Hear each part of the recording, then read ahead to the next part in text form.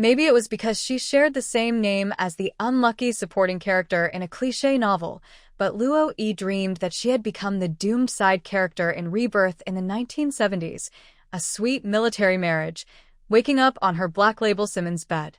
In the story, the supporting character traveled from the 21st century to the 1970s, becoming the disliked daughter of a wealthy capitalist family, also named Luo Yi. Even though she had a magical spring and a personal space, she still ended up as a minor character who met an early end. Of course, the reason she disappeared so soon was because the foolish author wanted to make room for the heroine.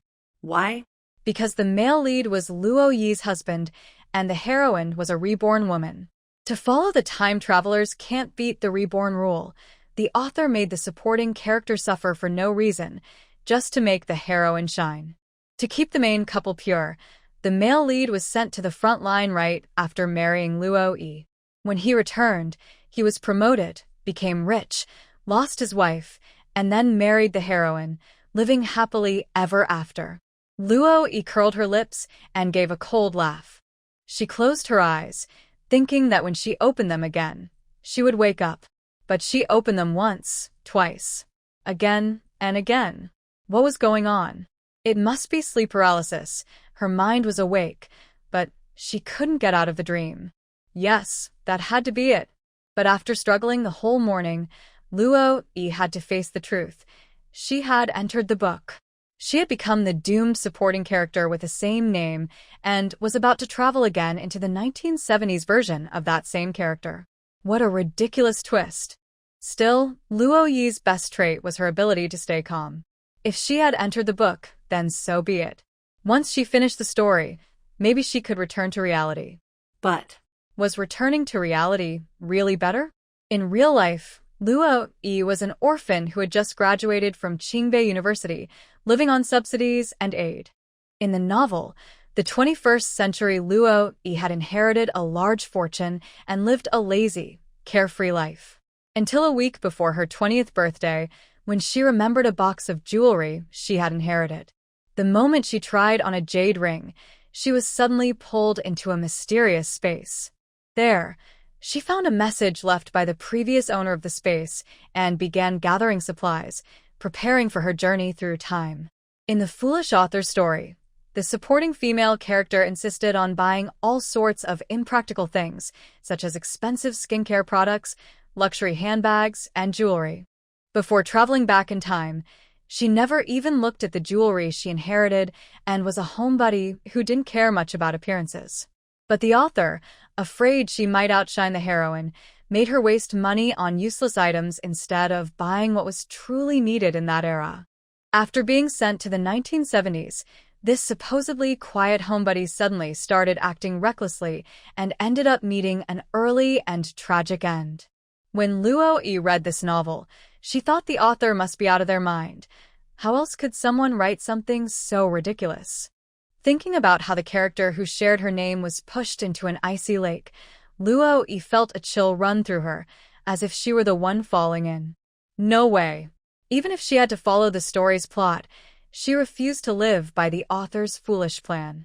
This time, she was determined to enjoy herself in the novel. Of course, the first rule was to stay far away from the main couple.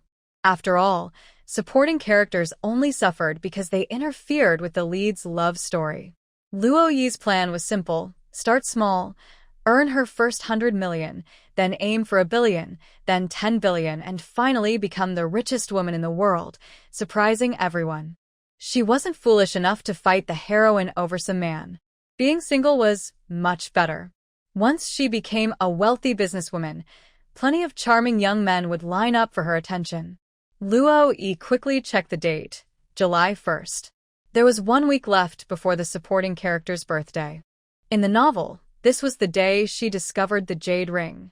She immediately went to the storage room and found the jewelry box. See? How could someone who kept her jewelry in a dusty storage room be the type to hoard luxury bags? Sure enough, in the corner of the room, Luo Yi found the box covered in dust. She opened it and put on the jade ring. In the next moment, she found herself standing in a traditional courtyard, exactly as described in the book, a classic Chinese-style house with 6 rooms, including a study, bedroom, and kitchen. The interior was a perfect blend of Eastern and Western styles. A carved pearwood desk stood beside modern items like a computer. The study was filled with books covering a wide range of topics: medicine, farming, beauty, and more, from ancient to modern times. After leaving the yard, she saw mountains, pastures, and orchards in the distance. Nearby were a spiritual spring, herb fields, a pond, farmland, and a warehouse.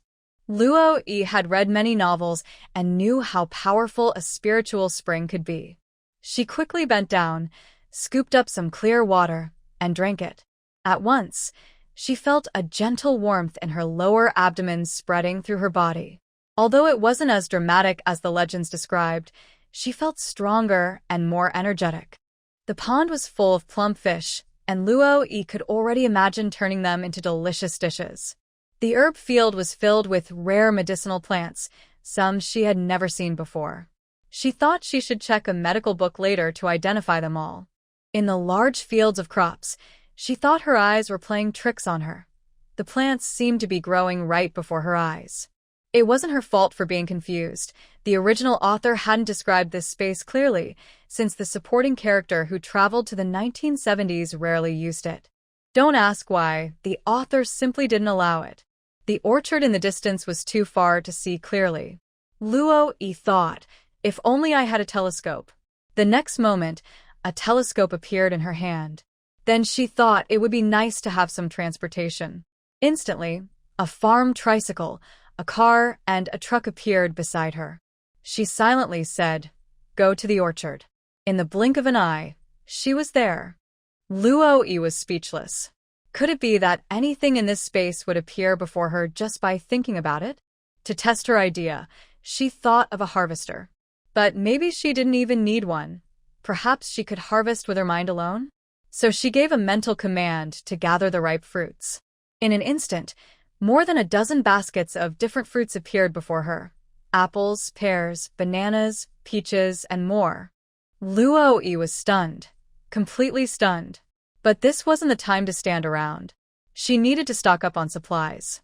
There would be plenty of time later to study this space.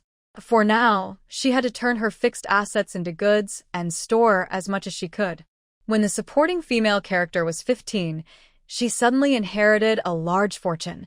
A villa in the city, another in the suburbs, 3.7 million in cash, and a box of jewelry. She soon sold the city villa for 23 million and kept the suburban one to live in. Now, after spending quite a bit, she still had 1.28 million in savings, an old sports car, and that box of jewelry. Luo Yi quickly contacted a real estate agent, offering an extra 10% commission if they could sell the suburban villa within 3 days.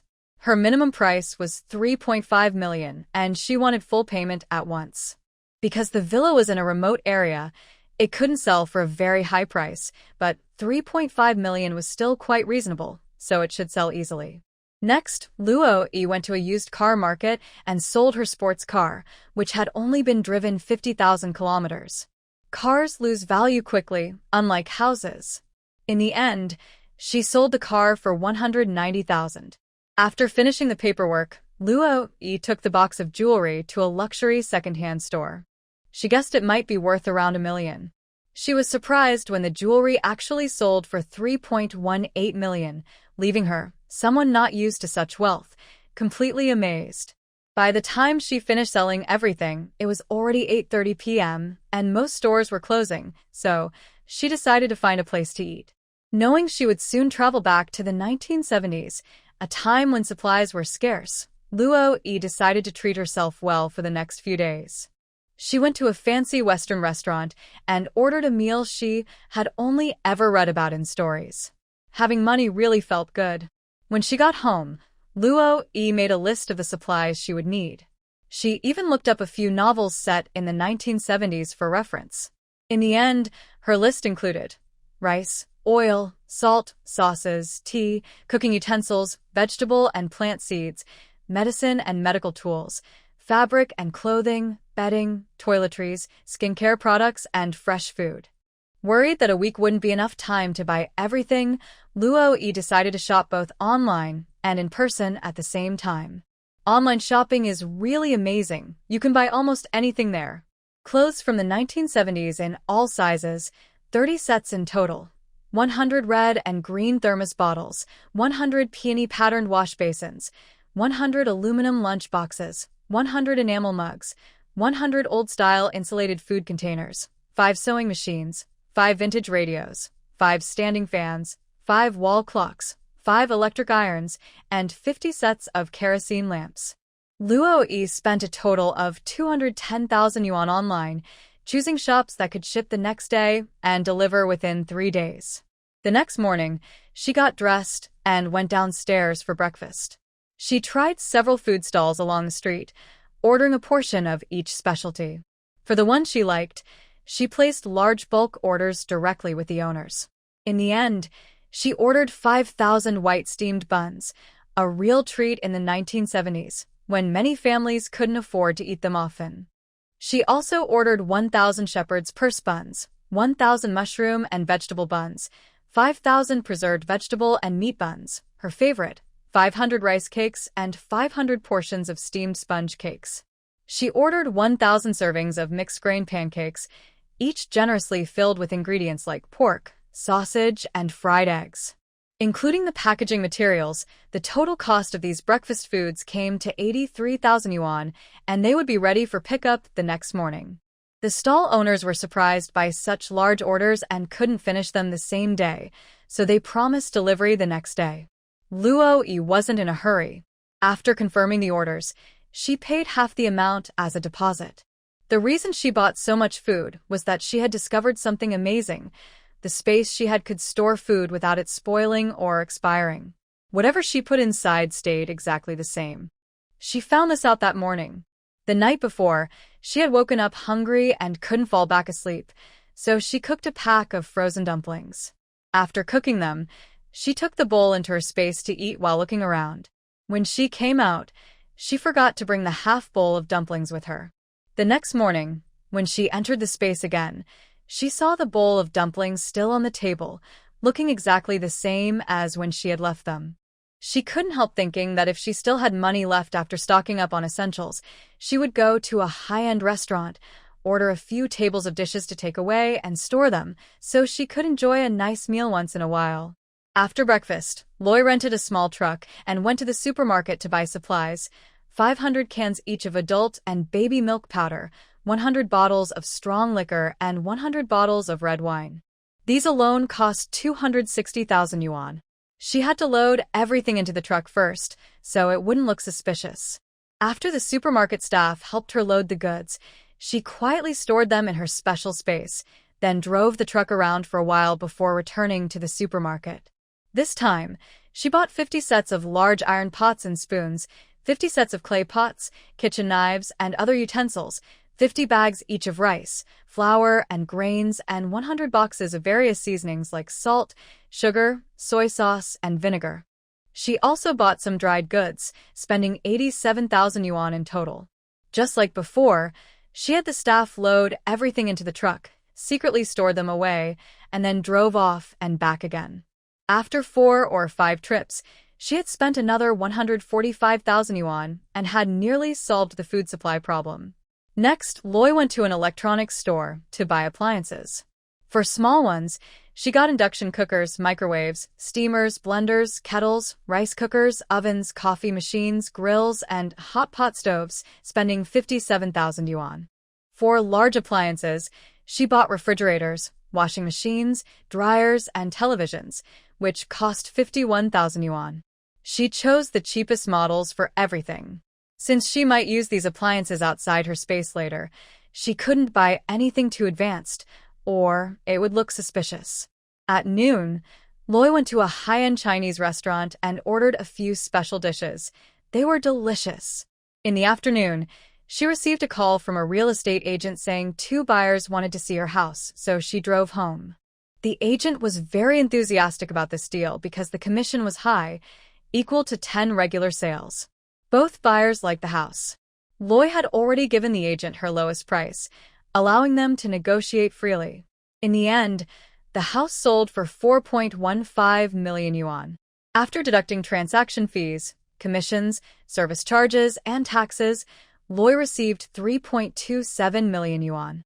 She was very satisfied with the price. That evening, she placed another large online order for supplies, spending 290,000 yuan. By the end of the day, including what she bought yesterday, she had spent just over 1 million yuan in total. Luo Yi finally understood how those wealthy heirs on TV felt when they returned home, but didn't know how to spend money. That was exactly how she felt now. Before going to bed, Luo Yi checked her storage space and found that all the supplies were neatly arranged in the warehouse. Yesterday, the farmland had only seedlings, but now the crops had grown to her knees. In a few more days, they would be ready to harvest. Luo Yi once again marveled at how powerful the space was. The supporting female character in the story had such an amazing ability, yet still ended up as a minor, unlucky character. Luo Yi couldn't tell whether it was the character or the author who made poor choices. Early the next morning, Luo Yi drove her small truck to buy breakfast. After storing everything in her space, she sat down and ate a little to fill her stomach. Before sleeping last night, she had already made a shopping plan for the day. She needed to go to a factory in a town on the outskirts to buy fabric. The trip would take about 3 hours by car. Before leaving, Luo Yi contacted the dyeing factory in the town. When she arrived, someone came to meet her, and she followed the manager to check the goods. There were all kinds of fabrics, but they looked too modern and didn't fit the time period she was preparing for. Luo Yi planned to start a small business quietly after traveling back in time, so everything she bought had to match that era. High-end silk products wouldn't sell for another 10 or 20 years, so if she stocked up on them now, she'd have to wait a long time before she could sell them. Seeing her hesitation, the factory manager asked, "Miss Luo, we can always discuss the price if you order a large quantity." "It's not about the price," Luo Yi said with a smile. "Do you have any old-fashioned cotton fabric?" The manager's eyes lit up immediately.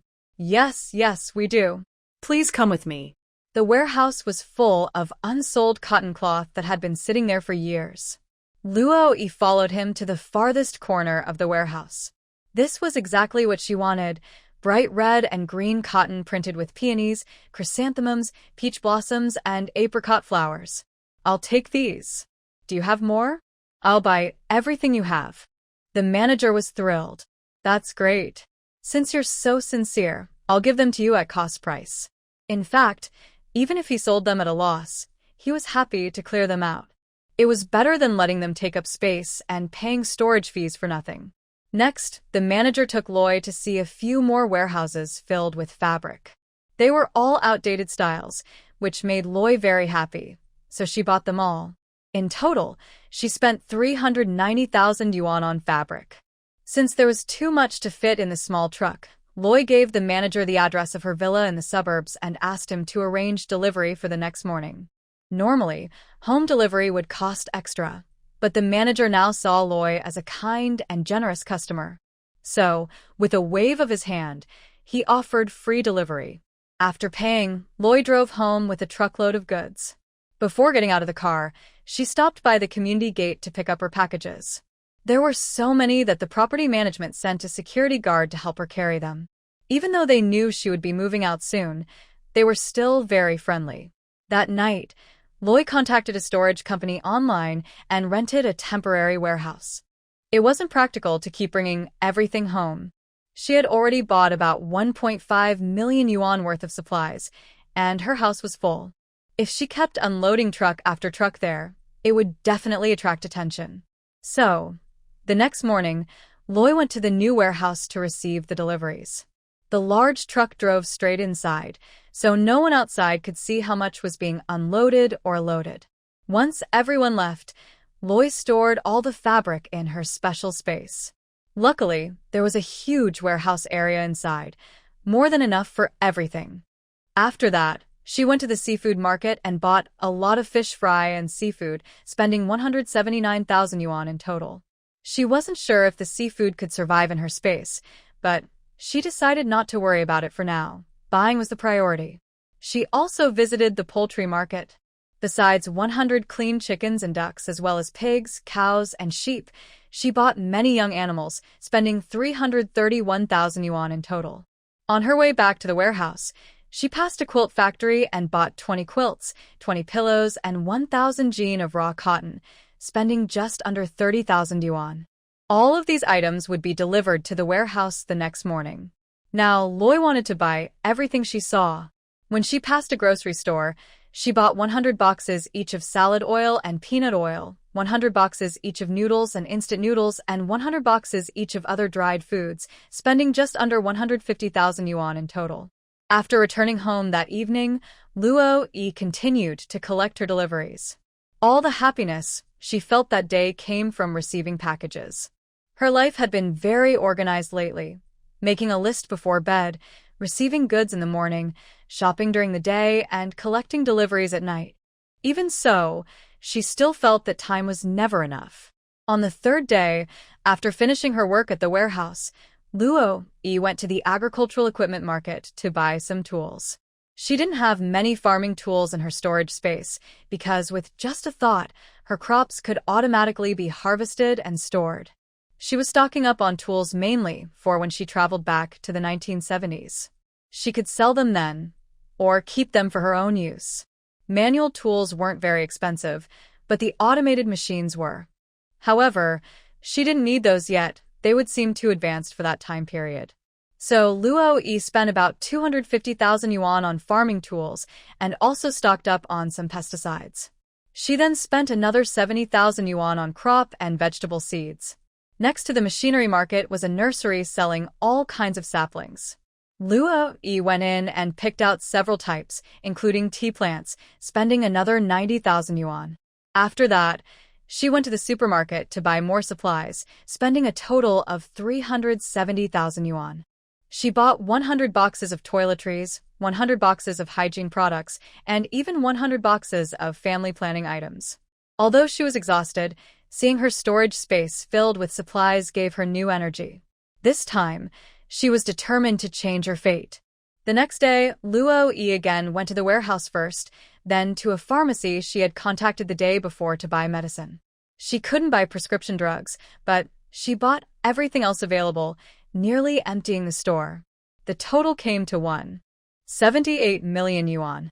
It was the most expensive purchase so far, as she bought not only medicine but also some medical equipment that could be sold later. After paying, she asked the owner to pack everything carefully and deliver it to the warehouse the next morning. That evening, Luo Yi went online and bought over 200 sets of adult and children's underwear. Since she still had plenty of money left, she also bought 20 sets of regular skincare and makeup products, plus 10 sets of high-end ones, spending about 360,000 yuan in total. That can't be real. In the next few days, Luo Yi spent another 210,000 on milk, drinks, and snacks, 230,000 on baby products, and 150,000 on bedding. When she checked her card balance, there were still more than 2 million left. She had already bought everything she could think of.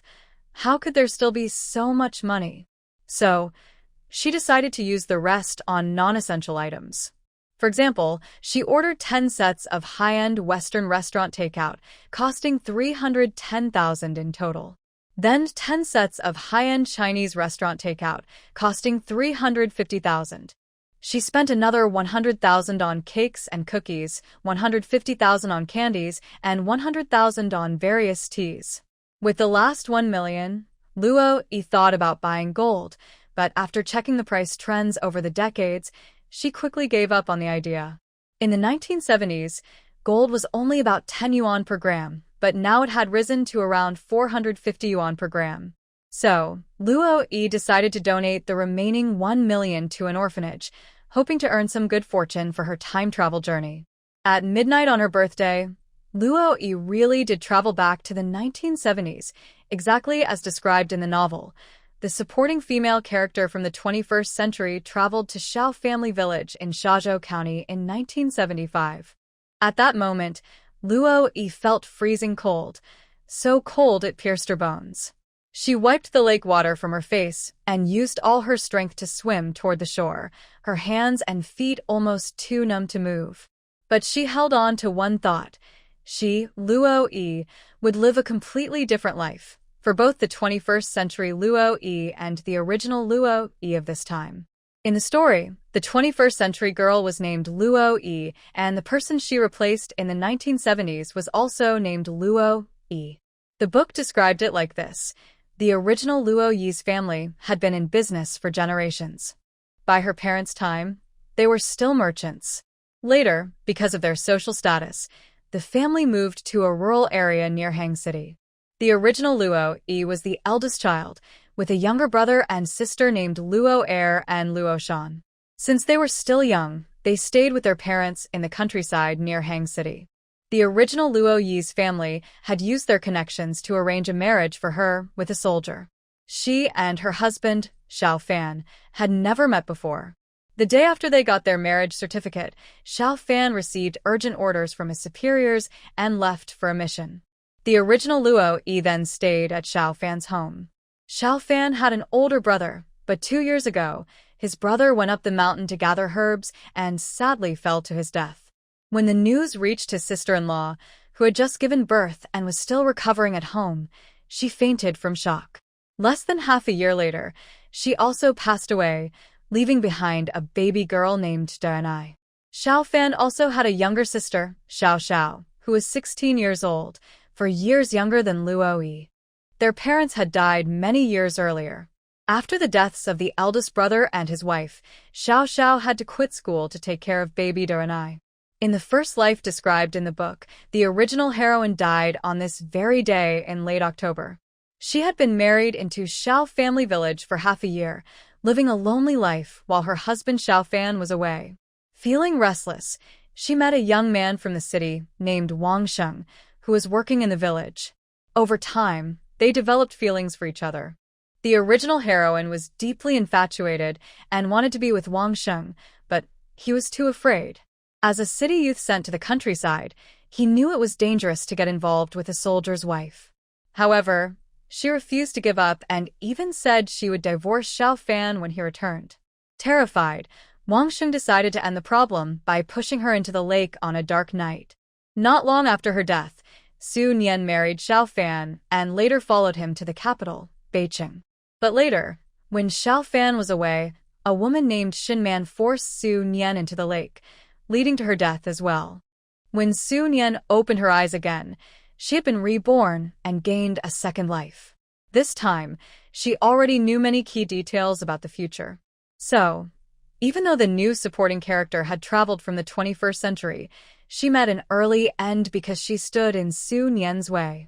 In the end, Su Nian defeated Xin Man and lived a long, happy life with Xiao Fan. Strictly speaking, Luo-yi's arrival in the story marked the third life, but for Su Nian, it was her second.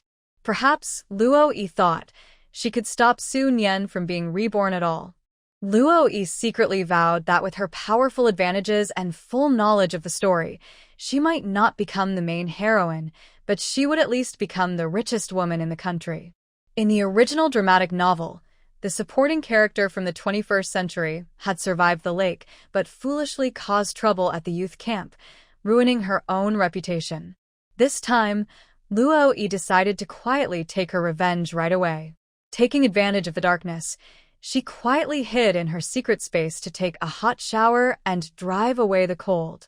Then she found a set of black clothes from the storage area, put them on, and added a wig. Now, no one would recognize her. The youth camp was easy to find. The book had described it many times. Luo-yi quickly located it and then found Wang Sheng's room. That man had done such terrible things, yet he could still sleep soundly. Luo-yi took out the sleeping drug she had prepared, made him lose consciousness, and placed him into her space, ready to take him somewhere special. She planned to bring Wang Sheng to Xiao Keizi's house, which was just behind the camp. Xiao Keizi was known as one of the most honest men in Xiao village. Years ago, while helping a family build a house, he was injured by a falling beam and had since been unable to live a normal married life. His wife, feeling lonely, secretly spent time with several men in the village when he was away. Xiao Keizi was the last to find out. He had tried to catch her several times but never succeeded until tonight, when he finally caught her with a man from the neighboring village. He couldn't bring himself to hurt his wife, so he vented his anger on the man instead, beating him badly. In the end, the village head and secretary only gave him a stern lecture, since he was also a victim. When Luo Yi arrived at Xiao Keizi's house, there was a loud commotion inside.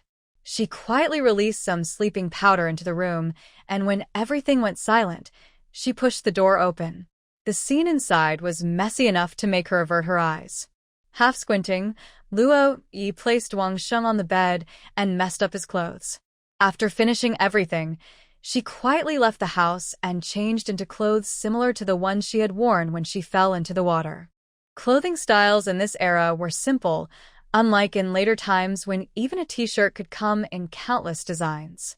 Xiao Fan's house was easy to find. It was the blue brick one at the entrance of the village, very noticeable.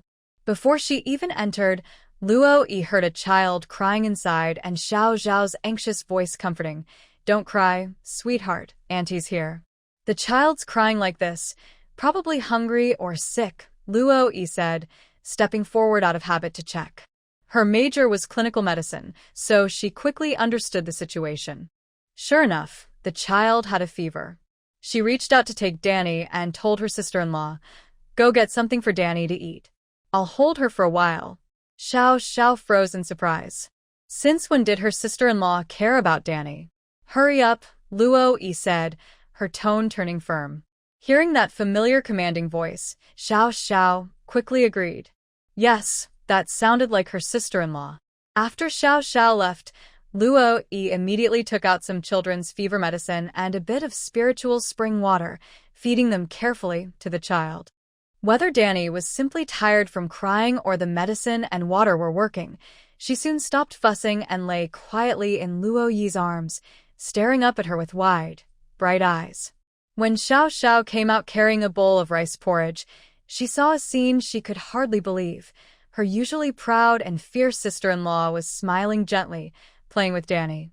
It looked warm and peaceful, yet somehow strange. "Sister-in-law." Xiao stepped closer.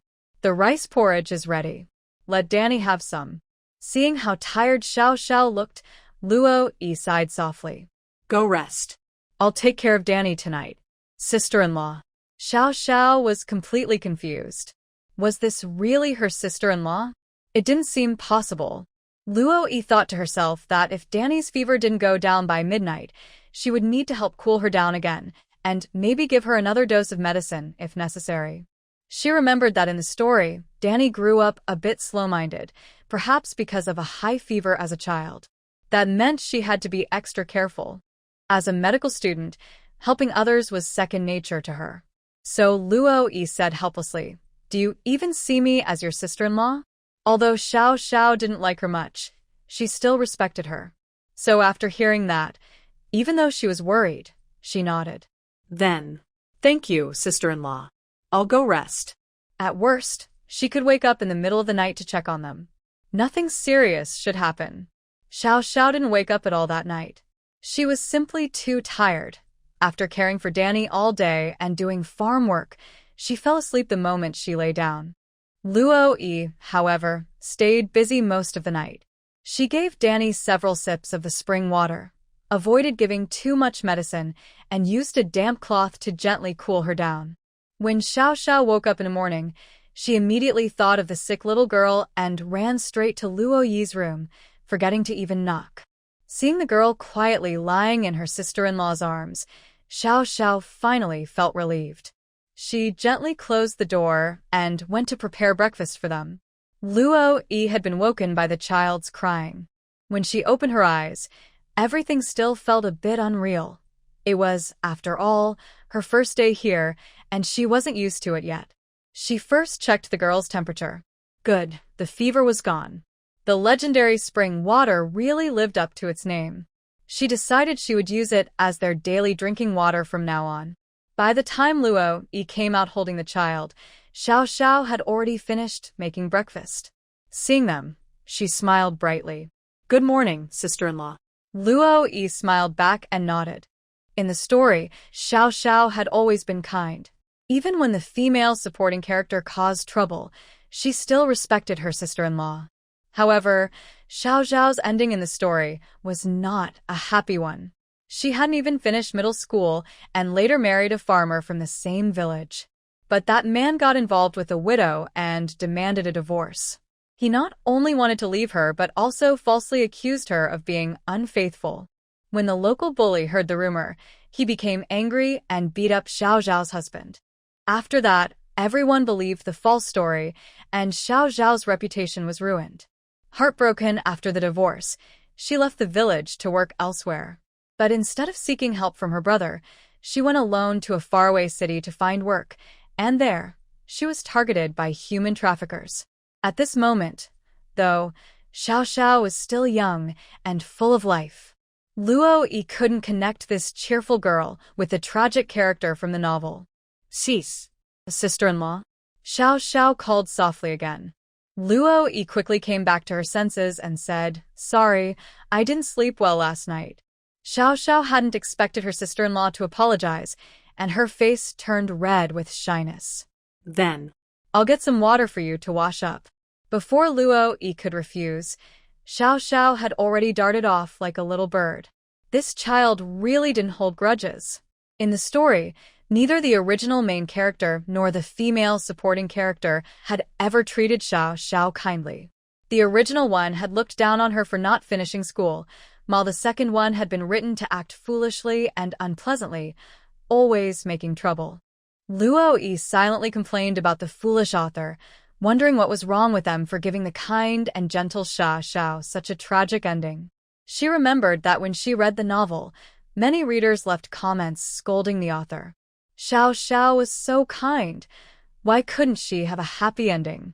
But the stubborn author insisted on making the story sad just for the sake of it, even claiming it was the most emotional story among cheerful ones and the most uplifting among sad ones. Luo Yi just wanted to roll her eyes. Still, readers could be strange. Knowing the author was unreasonable, yet they kept following their work and even asked every day, "Will there be an update today?" Soon, Xiao Xiao brought over a basin of warm water. "Sister-in-law, wash your face," she said naturally, then gently picked up Dianai. Luo Yi didn't stand on ceremony. After washing up, she started breakfast. The family had millet porridge, which was better than what most people ate. Xiao Fan had joined the army at 18. Now 26, he had served for 8 years and risen to the rank of deputy battalion commander. He treated his family very well, sending almost all his salary home every month. At first, he sent it to his older brother, then to Xiao Xiao, and after getting married, to his wife. However, both his wife and the supporting female character in her second life had a bad habit of spending money carelessly, always wanting the best of everything. Xiao Xiao had a gentle temper and always gave in to her sister-in-law. As long as she didn't go too far, Xiao Xiao never said anything. After breakfast, Xiao Xiao went out to gather firewood. Danai kept sleeping and Luo Yi carefully looked around the house. The Xiao family's yard was simple, surrounded by a fence made of straw, about as tall as a person. The yard was spacious, with a main room, 2 bedrooms, a small bathroom, a simple toilet, a small kitchen, and a storage room. There was an old locust tree in the yard, a well nearby, and a row of clotheslines with a few dried corn cobs hanging on them. In the village, the Xiao family's house was considered quite good, made of blue bricks like the village chief's, while most others still lived in mud houses. With such living conditions, Xiao Fan would have been very popular in the village, but since he was always away in the army, he rarely came home. The reason he married Luo Yi this time was partly because an old superior had approached him, saying he wanted to introduce him to a friend's daughter. At first, Xiao Fan refused, but after hearing the full story, he finally agreed.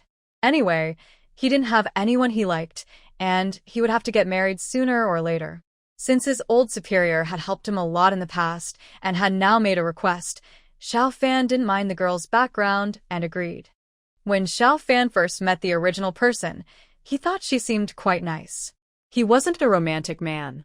In those days, when even having enough to eat was a problem, few people had the time or energy to think about romance. Most just lived their lives in a daze. After the sun came out, Luo Yi moved a chair outside to sit in the sunlight, thinking about her future plans. The man named Wang Sheng, who had pushed the original person into the lake yesterday, should soon bring some news. In the book, Wang Sheng was a terrible person. He not only deceived the kind but naive original girl, but also tricked another girl in the village. Later, the author made Su Nian teach Wang Sheng a lesson, earning the villagers' praise. Every time Luo Yi thought about that author, she couldn't help but roll her eyes. Sister-in-law, are your eyes hurting? Luo Yi was startled by the voice calling her sister-in-law. She turned her head and saw Xiao Xiao at the gate, carrying a bundle of firewood on her back. Feeling awkward, Luo Yi shook her head. My eyes are just a bit dry. I didn't sleep well last night. Xiao Xiao looked guilty. She was supposed to take care of Da and I, but instead, her sister-in-law had stayed up all night. Lowering her head, her cheeks slightly red, she said softly, Sister-in-law, maybe you should go rest a bit more. It's fine. I'll be okay soon. The body Luo Yi now inhabited was indeed weak. She would need to eat better and spend more time in the sun to recover. Xiao Xiao stacked the firewood by the wall, glanced toward the gate, and whispered, Sister-in-law, something happened at Xiao Keizi's house. Her tone carried no gloating, only pity. Luo Yi had already guessed something might happen and asked calmly what happened. Xiao Xiao shuffled closer and sat beside her, hesitating before saying, This morning, Xiao Keizi came home and found his wife with a man from the neighboring village and one of the young workers from the educated youth camp. She was still a young girl and couldn't bring herself to say more. Did he catch them together?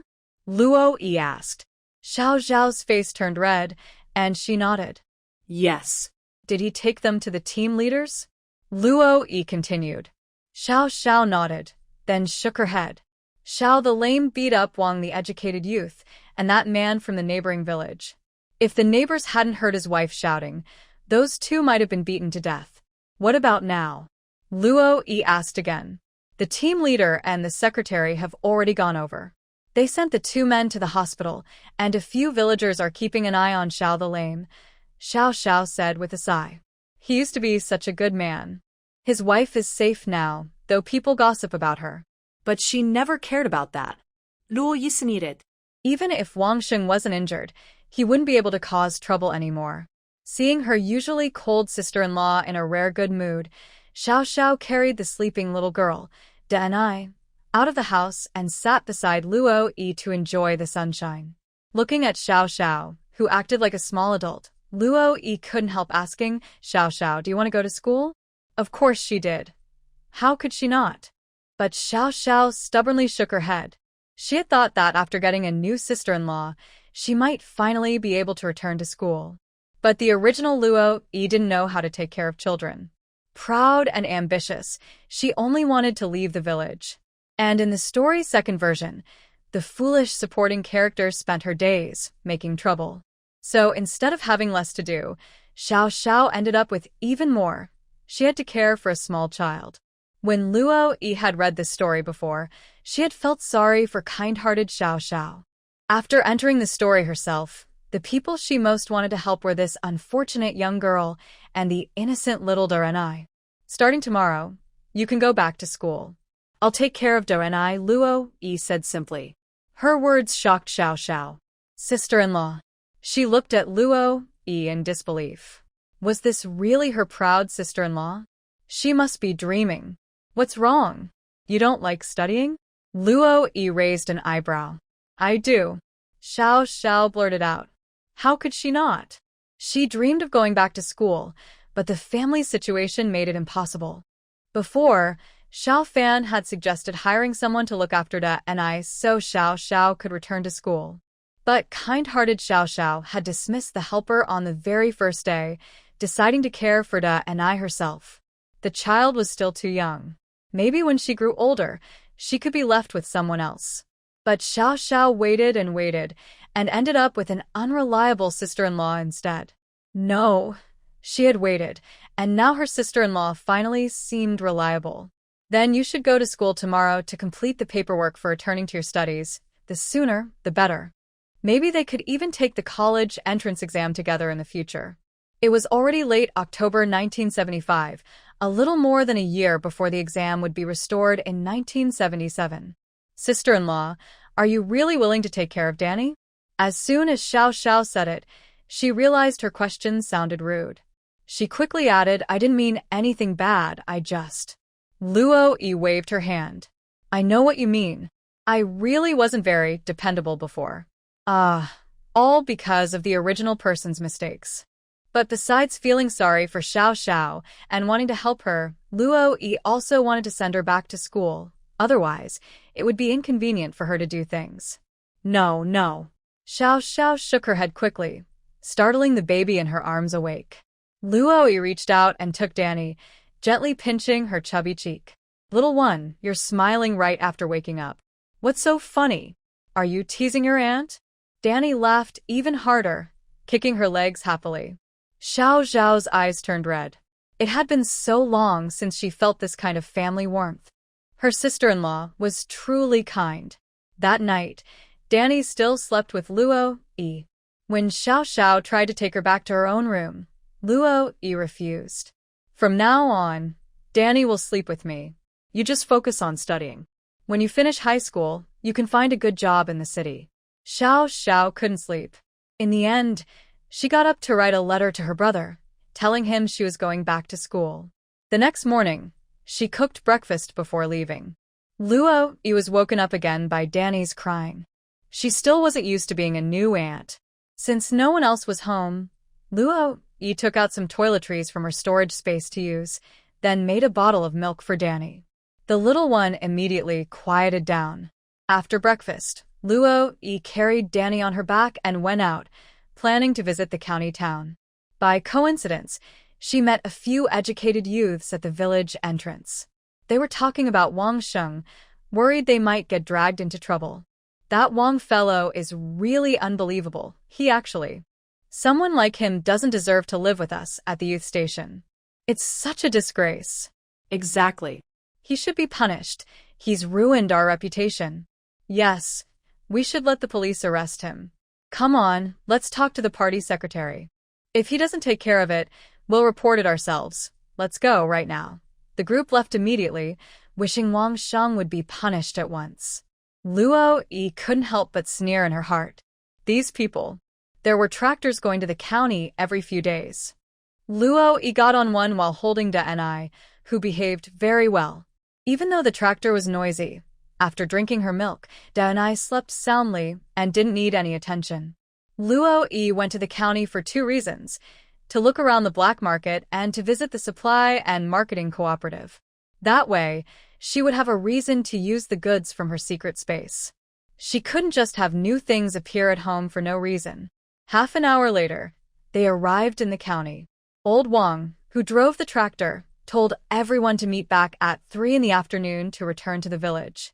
Then everyone went their own way. Luo Yi found a quiet corner, placed the sleeping Da-Ni in the bedroom of her space, and quickly used some makeup from there to disguise herself as an older woman. She then filled her basket with some goods and headed to the black market. The black market was full of all kinds of people, and with her good looks, she could easily attract attention. Besides, even if no one bothered her, a pretty face was easy to remember.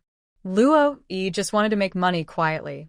The country hadn't yet opened up its economy, so doing business was still considered illegal trading. According to the book, the black market was in a back alley not far from the supply and marketing cooperative. 2 men stood at the entrance keeping watch, and anyone who went in to sell things had to pay a protection fee. Luo Yi remembered it was about 50 cents. She had checked last night. The original owner had over 80 yuan, which was quite a lot. In the countryside, some families couldn't earn that much in a whole year. Even in the city, an average worker only made about 50 yuan a month. Luo Yi had just sat down in a corner when an older woman quietly asked about prices. Luo Yi calmly lifted the cloth covering her basket. The woman's eyes widened. Young lady, how much are these? The white rabbit candies and red apricot candies are 2 yuan 50 a jean, 2 yuan with ration tickets. Eggs are 1 yuan a jean, 80 cents with tickets. Pork and mutton are 1 yuan a jean, 80 cents with tickets. Apples and pears are 80 cents a jean, 50 cents with tickets. The woman hesitated. Young lady, Your prices are a bit high. Luo Yi had expected this to happen, so she simply took a few things out of her basket and placed them by her feet. At once, several people gathered around her. These fruits are so fresh. They must have just arrived. These eggs are huge. The beef looks great, and the pork seems good too. There are even white rabbit candies. The supply store has been out of those for ages. The eggs came from the hens in her special space, which even collected and cleaned them automatically. Everything that came from that space was of the best quality. The eggs were larger and more nutritious than the ones sold outside. The fruits looked as if they had just been picked, fresh and perfect. Normally, fruits were transported from the provincial capital to the city, then to the county, taking many days. By the time people bought them, they were no longer fresh. People surrounded Luo Yi's goods, praising them non-stop. The first woman to ask about prices grew anxious, afraid she might miss out. I have ration tickets. Give me half a pound of white rabbit candies, 1 pound of eggs, 3 tails of pork, and 1 pound of pears. After Luo Yi weighed and handed over the goods, the woman happily paid with money and tickets. Her youngest son had been asking for those candies for weeks, and now she finally got them. Others hurried forward, afraid the good things would sell out. Young lady, I have tickets too. Give me 2 pounds of apricot candies, half a pound of white rabbit candies, 3 tails of pork, and 2 tails of lamb. Young lady, I don't have tickets. Can I get 1 pound of apples, 1 pound of pears, and half a pound of eggs? I don't have tickets either. Just give me half a pound of lamb. Worried she might run out, Luo Yi quietly took out more goods from her space. In the end, she earned 41 yuan and 50 cents, plus more than 10 ration tickets, 5 of them national ones. In just a short while, she had made as much as an average city worker earned in a month. As she packed up and prepared to leave, she thought about whether she needed to buy anything, but her space already had everything she could want. When she passed the entrance of the black market, she said to the 2 lookouts, "Where's your boss? I have some business to discuss with him." Even if she said nothing, the 2 lookouts would still stop her. Their boss had noticed Luo Yi earlier while patrolling and told them to bring her to him once the others left. "Miss, please come with me," one of the lookouts said, leading the way. After several turns, they arrived at a small room. When the black market boss saw Luo Yi's calm and confident manner, he couldn't help but show approval. "My name is Lin Wu, but everyone calls me Brother Wu. How should I address you, miss?" "My surname is Xiao," Luo Yi lied smoothly. "So it's Miss Xiao. Please have a seat." Lin Wu politely poured her a cup of tea and pushed it toward her. Luo Yi took a small sip. The tea was a bit bitter, not as good as the kind she had stored herself. Seeing her frown, Lin Wu asked, "What's wrong?" "Not to your taste, Miss Xiao?" Luo Yi didn't hide her thoughts. She reached into the bottom of her basket, actually taking something from her hidden space, and pulled out a tea brick. "Brother Wu, why don't you try this tea? I wasn't sure if it would sell, so I didn't bring it out earlier." Lin Wu poured out the old tea leaves, broke off a small piece of the tea brick, rinsed it once, then brewed it again. "So, what do you think? Does this tea have a market?" Luo Yi asked, watching his surprised expression. Lin Wu awkwardly set down his cup. It was delicious. The pu'er tea had a rich, smooth flavor and a lasting fragrance, truly a rare find. "How much for this tea brick?" he asked, trying to sound calm. Luo Yi smiled slightly, as if she already knew what he was thinking. 20 yuan. That was quite expensive. In this time, only the wealthy could afford such fine tea. Lin Wu opened a small drawer beside him, ready to pay immediately. "Brother Wu, this tea brick is my gift to you. I hope we can work well together in the future." Seeing how sensible Luo Yi was, Lin Wu didn't waste words. "Besides what you brought today, what other goods can you supply?" Luo Yi answered directly with her prices. Refined rice, 100 jin at 0.4 yuan per jin. Fine flour, 100 jin at 0.4 yuan per jin. Pure cotton white cloth, 100 zhong at 9 yuan per zhong. Pork and mutton, 100 jin each at 0.9 yuan per jin. Apples, pears, and oranges, 100 jin each at 0.7 yuan per jin. She didn't dare offer too much at once. She wasn't sure how much Lin Wu could handle. In the end, she added, "All the goods and food are of better quality than what you find on the market. The price is fixed, no bargaining. I've already given you a 10% discount." Lin Wu was so shocked by the amount she quoted that he couldn't speak for a while. After a long pause, he finally asked, "When can you deliver?" Luo Yi thought for a moment before replying, "The afternoon after tomorrow. Prepare a quiet warehouse for me. I'll have the goods delivered there in the morning, and you can send your people to collect them in the afternoon." It took Lin Wu quite some time to recover. As the black market boss of Shazhou County, he was completely stunned. "Sister Xiao, do you really have that much stock? What's wrong? Can't you handle it alone?" Luo Yi asked in return. Of course I can. "The more goods, the better," Lin Wu said quickly. He wasn't running the black market business alone. There were people above him too. "That's good," Luo Yi said with satisfaction, nodding confidently. They finalized the deal. Before Luo Yi left, Lin Wu gave her the address and key to one of his most secluded warehouses. "Sister Xiao, don't worry. I know how this business works. No questions about where the goods came from, no asking about the supplier's background. Anyone who could provide such a large amount of goods clearly wasn't ordinary." Lin Wu only wanted to make money. He had no intention of risking his life. Luo Yi nodded. If this cooperation went well, she would supply only to Lin Wu in the future and wouldn't need to set up a stall at the black market anymore. After leaving the black market, Luo Yi found a quiet corner to remove her disguise, then took the still sleeping Da and I out of her space. It was still early, so Luo Yi decided to take Da and I to the state-run restaurant for lunch. As soon as they stepped out, the wind blew, and Da and I woke up, murmuring softly while snuggling in Luo Yi's arms. Thinking about how the child might have some developmental issues, Luo Yi decided to take her to the county hospital in a few days for a checkup. If there was a problem, it was best to find out early and treat it. The state-run restaurant wasn't very big, about the size of a small eatery in later years. There weren't many customers at noon. After all, few people could afford to eat out in those days. Luo Yi ordered a bowl of small wontons and asked the waiter for a cup of hot water. Then she made a bottle of milk for Da and I. The wontons were delicious, surprisingly even better than the ones Luo Yi had eaten in modern times. Danny was drinking happily. The milk powder tasted much better than rice paste. After finishing, she kept licking the bottles, making Luo Yi laugh. "You little foodie, I'll make you another bottle tonight." After lunch, Luo Yi carried Danny on her back and wandered around, buying a lot of woven bags to use for packing goods in 2 days. She walked until after 2 in the afternoon before heading to the meeting point where she had gotten off the tractor that morning. Before arriving, she secretly took out a pound of pork and some fruit from her storage space. Even though she covered them with cloth, everyone could tell she had bought something. When everyone gathered, Old Wang started the tractor and drove back to the village. Luo Yi wasn't familiar with the others, and since they knew she was from a wealthy family, they didn't bother talking to her.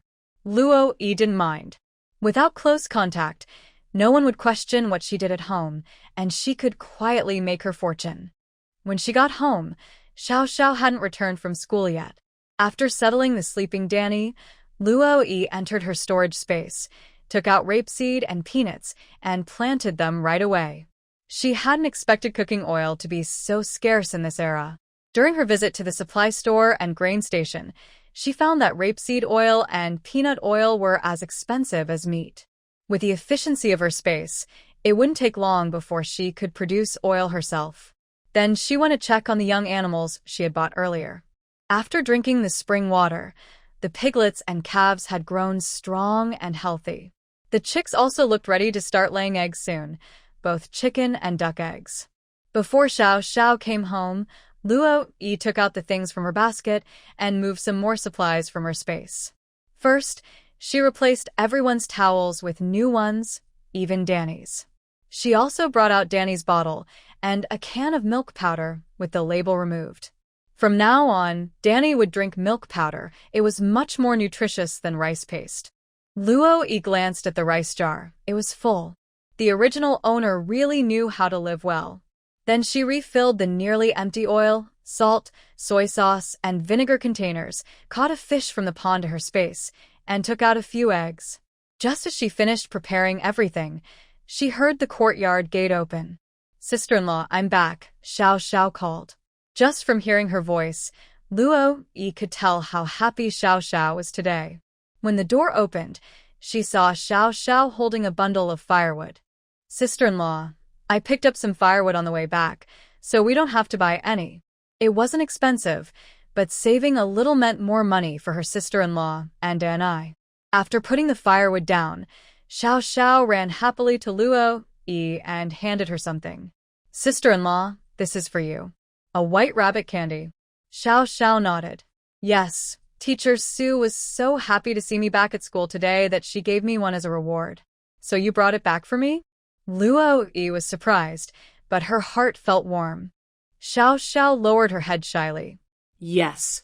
Maybe her sister-in-law didn't like it? After all, she used to be from a wealthy family and had eaten all kinds of good things. Luo Yi sighed softly in her heart. What a sweet, silly girl. Then she reached into her pocket and secretly took out a handful of white rabbit and apricot candies. "I bought these for you in town today." Xiao Xiao looked at her in disbelief, deeply touched. But then she suddenly thought, these must have cost a lot. Luo Yi pushed the candies into her hands and popped the one Xiao Xiao had given her into her mouth. With her words muffled by the candy, she said, "Don't worry, your sister-in-law has money. Remember, I used to be the daughter of a landowner." Before she could finish, Xiao Xiao quickly covered her mouth and nervously glanced outside. "Sister-in-law, you can't say that. You're a farmer's daughter-in-law now, and your husband is a soldier." Her voice rose in panic, but as soon as she finished, she deflated a little and said softly, "Sister-in-law, I didn't mean to." "I know," Luo Yi said gently. "Go wash your hands and check if Da and I is awake. I'll cook dinner tonight." Luo Yi had been an orphan since childhood. People said poor children grew up fast. Orphans even faster. "Sister-in-law, You can cook?" Xiao Xiao asked. She had never seen Luo Yi cook before. She was usually the one who handled all the meals. Luo Yi said. Then she pretended to be upset. "What, you don't think I can?" Xiao Xiao quickly gave in. No. Thank you, sister-in-law. I'll go see if Da and I is awake." Luo Yi could cook, and her food was delicious. When she was in college, she worked part-time in the kitchen of a restaurant near Qingbei University, where she learned many special homemade dishes. With the help of the spring water and the food from her space, her cooking was almost as good as a master chef's. When Xiao Xiao held Dianai and looked at the table full of dishes, braised pork with potatoes, pan-fried yellow croaker, and scrambled eggs with chives, she was completely stunned. Her sister-in-law was so extravagant, but it was fine. She could eat a little less so her sister-in-law could enjoy more. Thinking this way, Xiao Xiao stopped worrying and happily sat down to eat. Before dinner, Luo Yi made a bottle of milk powder for Darenai and told her sister-in-law, Xiao Xiao, from now on, Darenai should drink milk powder. It's more nutritious than rice cereal. She's growing, so we can't save on this. Xiao Xiao lowered her head, her eyes turning red. Her sister-in-law was so kind to her and Darenai. Extravagant or not, it didn't matter anymore. "Why aren't you eating meat? You're still growing too.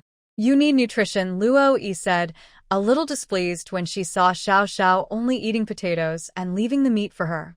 "Didn't I tell you? Your sister-in-law has money." Xiao Xiao quickly picked up a piece of meat and interrupted nervously, "Sister-in-law, I'm eating. Please don't say any more." Luo Yi smiled slyly. She knew this trick always worked.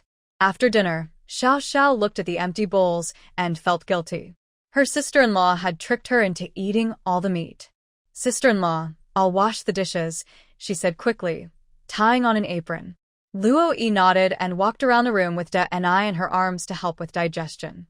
The next day, Luo Yi stayed home to draw plans for a cradle.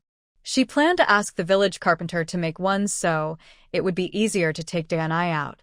While Da and I was napping, Luo Yi checked the supplies in her space. She was meeting Lin Wu the next day, not only to deliver goods but also to tell him what she could provide next time.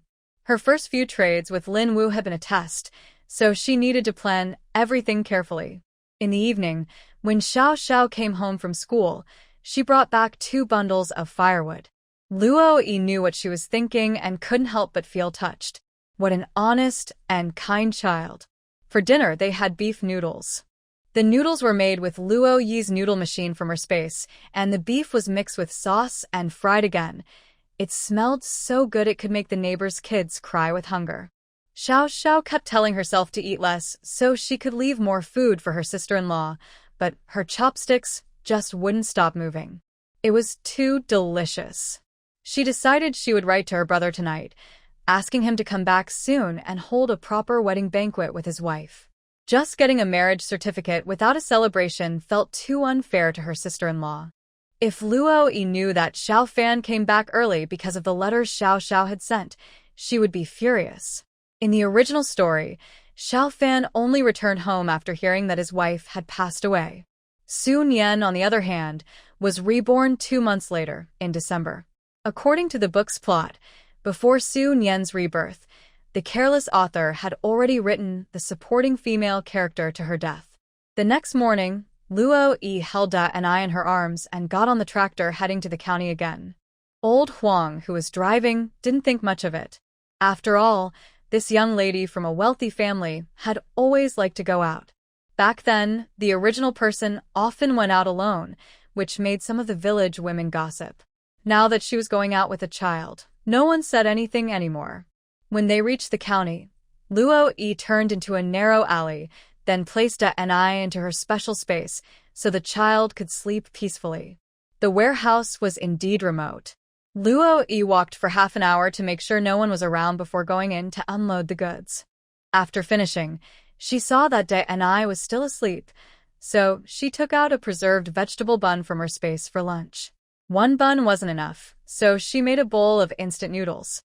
Just as she was about to finish eating, Da and I woke up. The child had only been with her for 3 days, but was already very attached, babbling softly. "Say, Auntie," Luo Yi said, holding up the milk bottle to guide her. Da and I waved her little hands and feet, stammering, "Own." Seeing how adorable she was, Luo Yi couldn't bear to tease her anymore. She quickly put the bottle to her mouth. "Here, drink up. I won't tease you." After finishing her milk, Da and I played with Luo Yi for a while before getting sleepy again. Once the child was asleep, Luo Yi placed her in the bedroom inside the space and began putting on her disguise as an older woman. Soon, Lin Wu arrived with his men to collect the goods. When he saw the warehouse filled to the brim, he couldn't stop smiling. After checking everything, he became even more excited. "Will there be more goods like this in the future?" "Of course," Luo Yi replied with a smile. "As long as you can handle the supply, I can keep providing it." "Excellent." Lin Wu started counting the money while instructing his men to move the goods. "Here's the payment, Miss Xiao. Please count it." "No need to count. I trust you," Luo Yi said. She still had some faith in him. "You're a straightforward person, Sister Xiao," Lin Wu said with a grin that nearly closed his eyes. "Brother Wu, the next batch of goods will be ready in a week," Luo Yi said. That morning, when she checked the crops in her space, she found that the rapeseed had already sprouted. By her estimate, in a week there would be rapeseed oil and peanut oil ready. The efficiency of her space was amazing. Just selling farm products could make her rich. "All right, no problem," Lin Wu replied, surprised that Luo Yi could supply goods so quickly. He agreed right away. "So, what's in the next batch?" "Rapeseed oil and peanut oil, 100 jin each, 0.9 yuan per jin. Carp, 100 jin, 0.3 yuan per jin. Noodles, 100 jin, 0.5 yuan per jin. Millet, 100 jin, 0.1 yuan per jin. Cucumbers, 100 jin, 0.4 yuan per jin. Duck eggs, 200 jin, 0.8 yuan per jin. Chicken eggs, 200 jin, 0.8 yuan per jin. White sugar, 100 jin, 0.9 yuan per jin. So much. Lin Wu looked genuinely surprised. Too much? Luo Yi frowned slightly. "No, not at all. I'm just happy." In Shazhou County, there's no batch of goods I can't handle, Lin Wu said proudly. He couldn't help but admire Sister Xiao. Her supply volume was incredible. He had to report this to his superiors and prepare more money. Otherwise, he wouldn't be able to take all her goods. If she turned to sell to someone else, that would be a disaster. Lin Wu didn't dare think further. He needed to go back and gather funds right away. Even if he had to spend everything, he would make sure to buy all of Sister Zhao's goods himself. 루오인 어땠 갈mli? That's good. Then she suddenly remembered something. Brother Wu, do you have any industrial coupons? Could you sell me a few? Sister Xiao, what are you saying? Lin Wu quickly pulled a few coupons from his pocket and pretended to be upset. Don't talk about selling. Take them, they're yours. After all, the woman in front of him was like a lucky charm. A few coupons were nothing to him. He was in this business and had plenty. Luo Yi accepted the stack of national coupons. Then I won't be polite. Thank you, Brother Wu. No need to thank me. If you ever need anything, just find me at the black market, Lin Wu said. After a moment's thought, he added, how about this? You keep the key to the warehouse. If you get goods early, you can store them here. Luo Yi thought for a moment and agreed. This way, it would be easier and more flexible for her to deliver the goods. All right, it's settled then. If the goods arrive early, I'll find you at the black market. Lin Wu nodded excitedly, wishing this Miss Xiao could supply goods every day. After all, his boss had said that as long as there was stock, they would take it all. Many places outside were short on supply. After leaving the warehouse, Luo Yi carried Dai and wandered around the county town to better understand the prices and market situation. When it was time to shop, she filled her basket with a piece of floral cloth, a pound of lamb, 2 pounds of eggs, some vegetables, and fruit. It was Friday, and Xiao Xiao had finished school early. On her way home, she ran into a few children from the same village. Xiao Xiao, now that you're back in school, what about Danai? Asked her cousin, Xiao Zhaodi, who was a few months older. Both of them were in the second year of middle school. Xiao Xiao had fallen behind in her studies because she needed to take care of Danai. Normally, she should have been in high school by now. As for Xiao Zhaodi, her schooling had been delayed because her family valued boys over girls. They had postponed her education, and once she finished middle school, her family planned to marry her off, so they could use the dowry money to save for her younger brother's future marriage. Xiao Xiao slowed her pace to walk with them. Danai is being taken care of by my sister-in-law now. Your sister-in-law? Xiao Zhaodi's tone carried a hint of disdain. That rich young lady? She knows how to take care of a child? Hearing her sister-in-law being doubted, Xiao Xiao immediately defended her. Yes, my sister-in-law. She takes very good care of Danai. Really? I thought she only knew how to dress up and spend money, Xiao Zhaodi said sarcastically. Xiao Xiao was angry and wanted to argue, but she held back. Her uncle's family was not easy to deal with. So she replied in the same mocking tone. Well, what can I say? My brother earns a good salary and sends all his money home to my sister-in-law. She doesn't have to work, so she spends her time at home. Of course, she likes to dress up a bit and spend some money. She even buys meat every few days. Xiao Zhaodi was speechless. Cousin, Xiao Xiao continued cheerfully, my sister-in-law not only spends money, but also wastes food. She doesn't eat properly, and it makes me so worried that I have to help her finish everything, meat, fruit, you name it. I'm almost too full every day. She kept talking with a bright smile, pretending not to notice how red with anger Xiao Zhaodi's face had become. Xiao Xiao, I'm heading home first. I just remembered something I need to do. You take your time, okay? Without waiting for Xiao Zhao's reply, she left angrily, leaving Xiao Xiao and a few other children from the same village behind. Xiao Xiao smiled slyly. She could easily guess what Xiao Zhaodi was thinking. Even back when her sister-in-law wasn't very reliable, she never allowed anyone to speak badly of her. Now that her sister-in-law treated her and Danny so well, she would protect her even more. When Luo Yi came home carrying Danny, Xiao Xiao was already busy cleaning the house. Xiao Xiao, I bought you some fabric. You can make yourself a new dress, Luo Yi said, taking out a piece of floral cloth from her basket. Xiao Zhao's clothes were full of patches and had clearly been worn for years. Now that she was back in school, she didn't need to dress fancy, but having a proper outfit was necessary. Sister-in-law, I don't know how to make clothes. Luo Yi posted. She wished she had just taken a ready-made outfit from her storage space. Now it was awkward. If the fabric was left unused, Xiao Xiao would definitely feel bad. I see. Then, do you know anyone in the village who can make clothes? We can pay someone to sew it for you. Xiao Xiao quickly said, Sister Su Nian knows how to sew. She's really good at it. Luo Yi fell silent. How about this? I'll learn to make clothes myself. Then I can make one for your brother too, Luo Yi said, not wanting to get involved with Su Nian for now. That's great. Xiao Xiao jumped up happily. She couldn't wait to tell her brother that her sister-in-law was learning to make him clothes. Luo Yi never expected that her casual excuse would one day lead to her husband constantly asking her for clothes.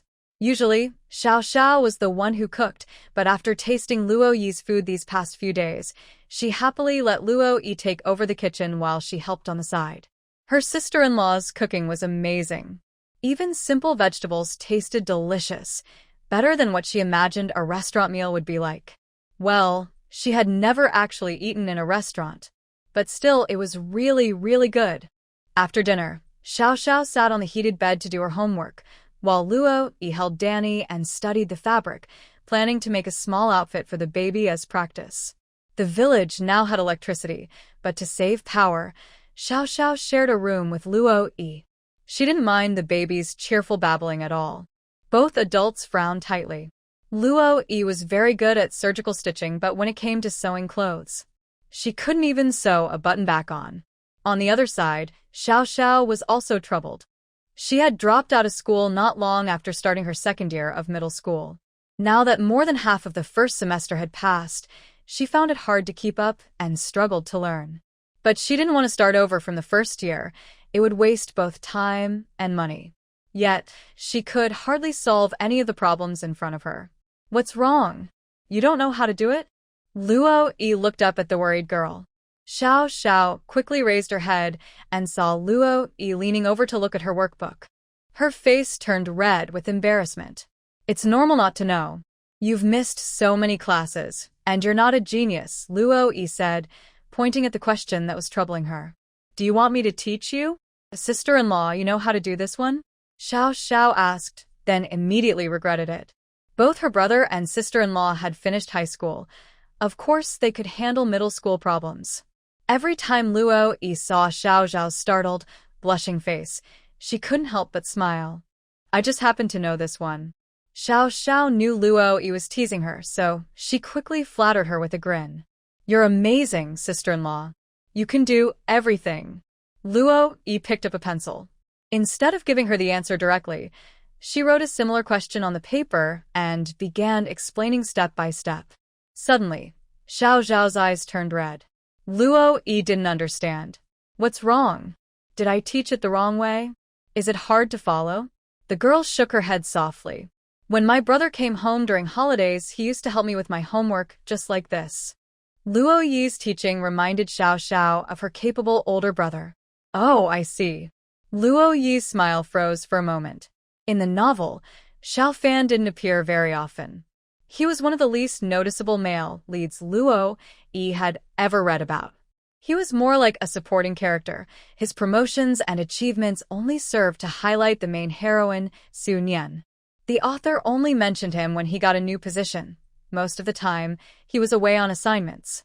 From the moment Luo Yi entered the story, she had decided to stay away from Xiao Fan.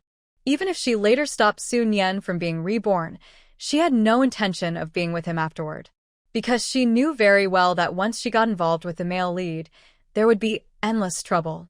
Roy disliked dealing with problems and wished she could just relax and become rich without worries. However, hearing Xiao Xiao mention Xiao Fan, her nominal husband, made Roy feel a bit strange.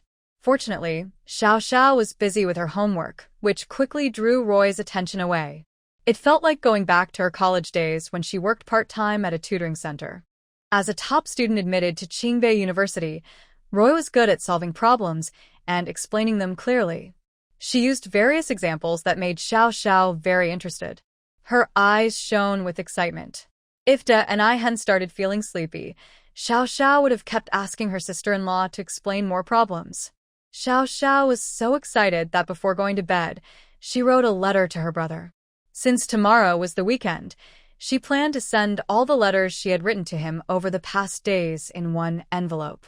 The day before, Xiao Xiao had been talking about how she had never eaten at a state-run restaurant. The next day, Roy took her there. "Sister-in-law, why are we going to the county town again today?" "Roy, to buy a bicycle. Then you won't need to take the tractor to the county anymore. You can ride your bike. When the cradle is ready, it will be attached to the back seat, and Da and I can lie inside." "Yes, yes. When Da and I grows a few more years, we can change to a small seat and attach it to the front bar," Xiao Xiao happily agreed, not thinking about saving money at all. Roy was momentarily lost in thought. Her future didn't include Da and I, Xiao Xiao, or Xiao Fan. She hadn't planned for these people. After all, the female lead's aura was too strong. Roy didn't want to risk her life, just for a man.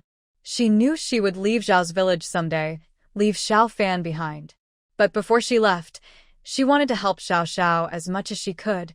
This girl who had made her cry so hard, the girl she always felt sad for whenever she thought of her. Xiao Xiao had only been to the county town a few times. She was very happy on the way, chatting cheerfully with the uncles and aunts on the tractor. But when she saw Roy holding Da and I and sitting in the corner, she immediately stopped chatting and moved closer to her sister-in-law to keep her company. Xiao Xiao shook her head and moved closer to Roy. "I'm not going anymore," Roy chuckled, still a child at heart.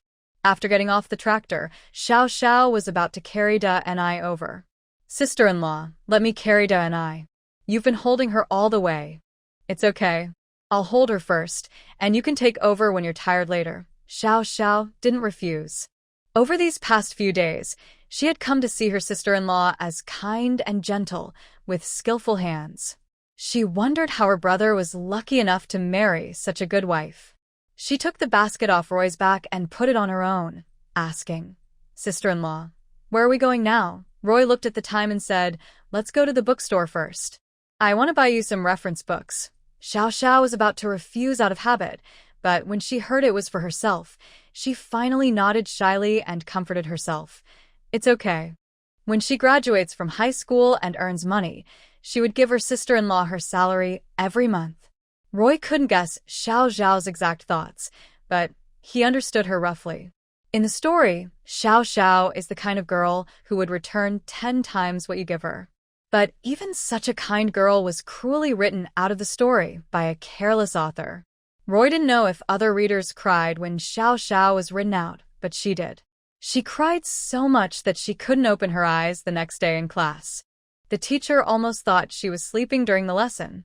Based on her own experience, Roy helped Xiao Xiao pick out a few reference books and let her choose some books she liked. After buying the books, the two of them and the child headed straight to the supply and marketing cooperative to buy a bicycle. In the 1970s, bicycles were rare. Only the village chief's family had one. They were not only expensive but also required industrial coupons and bicycle coupons. Money was easier to save over time. Maybe a few years of saving could be enough, but coupons were not easy to get for everyone. So, in this era, even if you had money, a bicycle was still a luxury item that not everyone could buy. When the two adults and a child arrived at the bicycle corner of the supply and marketing cooperative, a girl about Roy's age was dusting with a feather duster. Seeing someone interested in buying, she immediately greeted warmly. "Comrade, we want to look at the bicycles," Roy said. The girl was very enthusiastic and asked right away, "Are you going to ride it yourself?" "We have two models now, one 28 inches and one 26 inches. If it's for a girl, you can buy the 26-inch one." Roy pointed to a few bicycles in front of her and asked, "Xiao Xiao, which one do you like?" Xiao Xiao was surprised. "Let you choose. Older sister-in-law, I don't understand this." "You pick," she said, waving her hands and even stepping back instinctively. In Roy's eyes, the bicycles in front of her looked the same, all similar. So, she let Xiao Xiao choose the style she liked to buy. Today was the first day the girl from the supply and marketing cooperative started work, and she was especially eager and friendly. We currently have two models, Yongjeo brand and Phoenix brand. Many city students prefer Yongjeo, while factory workers like Phoenix. Roy, is that really how they describe it? But Xiao Xiao was quickly convinced. She pointed to the Yongjeo bicycle and said, "Older sister-in-law, this one looks good." As she spoke, she reached out to touch the seat. "Don't touch it randomly." Suddenly, someone sharply slapped her hand away, startling her. Roy was also startled by the sudden voice. "Sister Wang, they're here to look at bicycles," the girl from the supply and marketing cooperative explained to the visitor. "Just look, don't touch. If you damage it, can you pay for it?" Sister Wang looked Xiao Xiao up and down with disdain in her eyes. Xiao Xiao immediately lost confidence. Her clothes were patched, and she carried a basket on her back, obvious signs of coming from the countryside. She blushed and awkwardly stepped back beside Roy. The girl from the cooperative also felt embarrassed. It was her first day at work, and being spoken to like that by Sister Wang left her stunned. "So, you can't touch it if you haven't paid?" Roy didn't want to waste time arguing with Sister Wang. She simply said to the girl, "My younger sister-in-law likes Yongjeo. I like Phoenix. Since that's the case, let's buy one bicycle of each brand, both 26 inches. Her tone was calm, without any emotion. "Xiao Xiao. Sister-in-law is too impatient, but she doesn't dare stop her, afraid that she might say in front of everyone that she is a wealthy young lady with lots of money. Never mind, as long as sister-in-law is happy." Meanwhile, Sister Wang and the young girl across from them were both stunned. The young girl, on her first day at work, sold 2 bicycles. Although there was no commission at this moment, she still felt a sense of achievement. Sister Wang only paused for a second before quickly regaining her proud attitude. 2 bicycles cost a total of 310 yuan, plus 6 industrial coupons and 2 bicycle coupons. Loy took Danny and placed her in Xiao Xiao's still blank stare, then pulled out a stack of vouchers and money from her pocket, making Sister Wang look stunned. "Count it," Loy said, handing over 310 yuan and 8 coupons.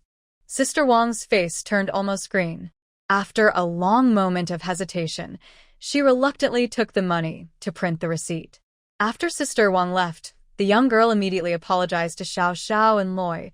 "Sorry, it's not your fault. No need to apologize." Loy shook her head. Every era has its own snobs who look down on others. She herself wouldn't look down on people, and she would teach Xiao Xiao and Danny not to do so either. But if they encounter someone who looks down on others, they can only directly confront them with their money. If someone is shameless, give them a face full of cash. "Sister-in-law, I actually don't need the bicycle. You don't have to buy it for me." Xiao Xiao mustered her courage and whispered, "You need it. You have to walk an hour and a half to school every day. You're still a transfer student. Don't you want to spend more time studying?" Loy wasn't buying the bicycle just to show off. She was thinking about Xiao Xiao's convenience going to school. And for herself, she might ride around on a bicycle in the future to explore business opportunities. The family really needs 2 bicycles. "Your sister-in-law is really good to you," the young girl said enviously. Xiao Xiao immediately started praising her sister-in-law. "My sister-in-law is so nice. She's not only beautiful and kind-hearted, but she also cooks really well. Really every time." All right, stop. If you keep praising her, she might get stolen away," Loy awkwardly joked, almost pulling out a supply and marketing cooperative. Xiao Xiao. There really might be such a possibility. She grinned at Loy, but when she saw Sister Wang approaching from afar, the young girl from the supply and marketing cooperative immediately straightened her face and stood very upright. Sister Wang was just humiliated and couldn't stand up for herself now. She believed that if she dared to argue again, the woman in front of her would buy all the bicycles in the warehouse. After getting the bicycles, the 2 of them pushed the bikes to get the registration done. And I could only be temporarily placed in the basket. Loy poked her chubby cheek and said, "Little one, just stay inside for a little while." I thought they were playing a game and happily bounced her little feet, drooling as she babbled. Xiao Xiao couldn't ride a bike, so Loy had to walk with her, pushing the bike. Xiao Xiao thought again and felt sad because the bike was too expensive. But Forget it, since they already bought it, and her brother sent money home every month anyway. Xiao Fan didn't spend much of his own money. The army took care of his food and clothes, and he didn't have any hobbies like smoking or drinking. So, he usually kept about 10 yuan on him each month, and the rest was sent home. His regular salary was about 100 yuan a month, plus allowances and various task bonuses. In total, he could send about 150 yuan home each month. Now, these two bikes cost as much as Xiao Fan's 2-month salary. Xiao Xiao definitely felt heartbroken, but since her sister-in-law said to buy them, she decided to go along. Anyway, her brother earned money to spend on his wife, and in the future, she would earn money to spend on her too. Xiao Xiao knew very well that the money used to buy the bikes today was definitely her sister-in-law's private savings. After the original owner married Xiao Fan, Xiao Xiao gave her all the money she had saved before. Even though Xiao Fan still sent money home each month, they were basically living paycheck to paycheck. So, the money and coupons used to buy the bikes today were all her sister-in-law's private savings. By the way, Loi suddenly stopped and took out 2 big notes from her pocket. Here, take this. Sister-in-law, I don't need it. You should keep it yourself. Xiao Xiao, who was new to riding a bike, tightly held the handlebars and didn't dare to let go. She could only refuse with her whole body. Loi directly put the money into her pocket. If you don't need it, keep it. It's good to have some on hand in case of emergencies. Xiao Xiao couldn't reach her hands to refuse now, so she understood Loi's good intentions. In the next moment, her eyes couldn't help but turn red. Sister-in-law, stop it. Don't get emotional. When we get home, I'll teach you how to ride a bike. If you start crying now, it won't be good. Loi clearly remembers that when she was a child in the orphanage, the director mother taught her how to ride a bike, even though her limbs were very uncoordinated. well, Forget it, I don't want to think about it anymore. Whenever the topic of learning to drive came up, Xiao Xiao immediately got excited and waved her arms and legs. Great. Thank you, sister-in-law. Let's go eat first, then we can visit other places in the afternoon, Loi said, pointing to a state-run restaurant nearby. Sister-in-law, I'm not hungry. You and I go ahead and eat, Xiao Xiao said. She just wanted to save money for Loi, so she would pay as little as possible. Loi didn't argue and nodded. Okay, I'll eat with and I. They parked their bike at the restaurant entrance and locked it. Xiao Xiao was a bit worried. If it weren't for being afraid of making Loi angry, she would have stayed at the door to watch the bike herself, just in case someone stole it. But nowadays, thieves aren't so obvious. If they stole a bike in broad daylight and got caught, they might get 3 or 5 years in prison. Thieves today are bold, but not brave. After sitting down, Loi ordered 3 dishes and a soup: osmanthus-sweetened lotus root, salted duck, braised chicken pieces, and silver fish soup. When the dishes arrived, Loi served a bowl of soup to Da and set it aside to cool. Still not eating, she asked Xiao Xiao, turning her head. The restaurant doesn't allow leftovers to be packed, so any uneaten food has to be thrown away. Xiao Xiao was anxious. She immediately picked up her chopsticks and bowl. I'll eat. Don't worry, sister-in-law. I definitely won't waste food. Loi smirked secretly. She thought, I can't be defeated so easily. Dai, who was quietly watching the 2 adults eat without crying or fussing, was the most obedient child Loi had ever seen. Next week, she definitely had to take Da to the hospital for a full checkup. Such a well-behaved child. Loi didn't want anything to happen to her. After only a few days together, Loi already regarded Da as her own daughter. She secretly wished she could take Da away when she left Xiao Fan. Before entering this story, Loi had interned at a big hospital in the capital. She had seen many independent women leave their children behind. Although Da wasn't her biological daughter, as long as she was living with Xiao Fan, Da was practically her own daughter. Then, wouldn't she be able to leave her own daughter behind? Stop. Loi suddenly hit her own head. What am I thinking? That's not right at all. Her current priority was to stop Su Nian from being reborn. As long as Su Nian does not reincarnate, the supporting characters connected to her won't mysteriously encounter trouble. Her own safety is the most important. Everything else is just a bonus. Halfway through eating, Xiao Xiao picked up Da and I and fed her some soup. This was probably the first time the child tasted such fresh soup. She frowned, pouting as she eagerly licked the broth. Luo Yi looked at the two most innocent, yet tragically fated characters in the story. One big, one small, and her heart felt like it was pierced. She was transported back to that late night of reading, tears streaming for these two. She reached out and gently patted Denise's small head. Du and I was startled for a moment, but then immediately giggled. Older sister, you should eat quickly. The food is getting cold. Don't get a stomach ache, Xiao Xiao said. She remembered that her older sister was very delicate. She liked hot water for washing her face, and she wouldn't eat cold food. Luo Yi replied softly, lowering her head to continue eating. But it was clear she left all the meat in her plate for Xiao Xiao. Xiao Xiao understood this well. When she was feeding Da and I, she secretly wiped away her tears from the corner of her eye. It was impossible for Da and I to only eat one bowl of fish soup. Luo Yi also asked the waiter for a cup of hot water and prepared half a cup of milk powder for Da and I. After the three of them finished eating and drinking their fill, they left the restaurant happily, especially Xiao Xiao, who felt proud to have dined at a state-run restaurant today. Older sister, it's really delicious because it's from a state-run restaurant, Xiao Xiao said with a smile.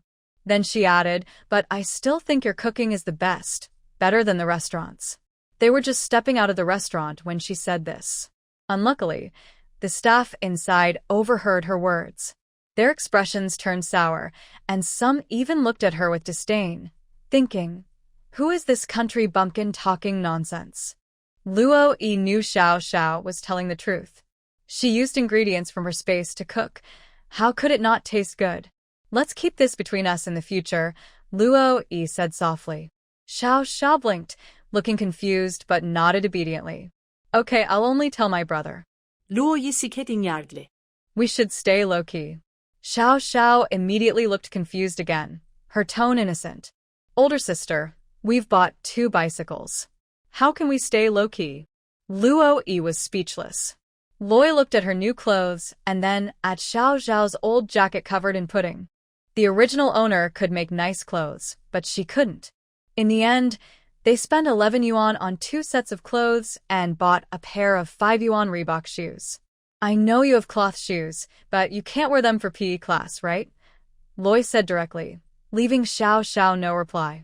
When she got home, her first task was to make a cradle for Denise's bicycle seat. Loi asked, Xiao Xiao, does anyone in the village know how to do some woven crafts? Our grandpa does, Xiao Xiao said, resting her chin on her hands, squatting in front of her bicycle.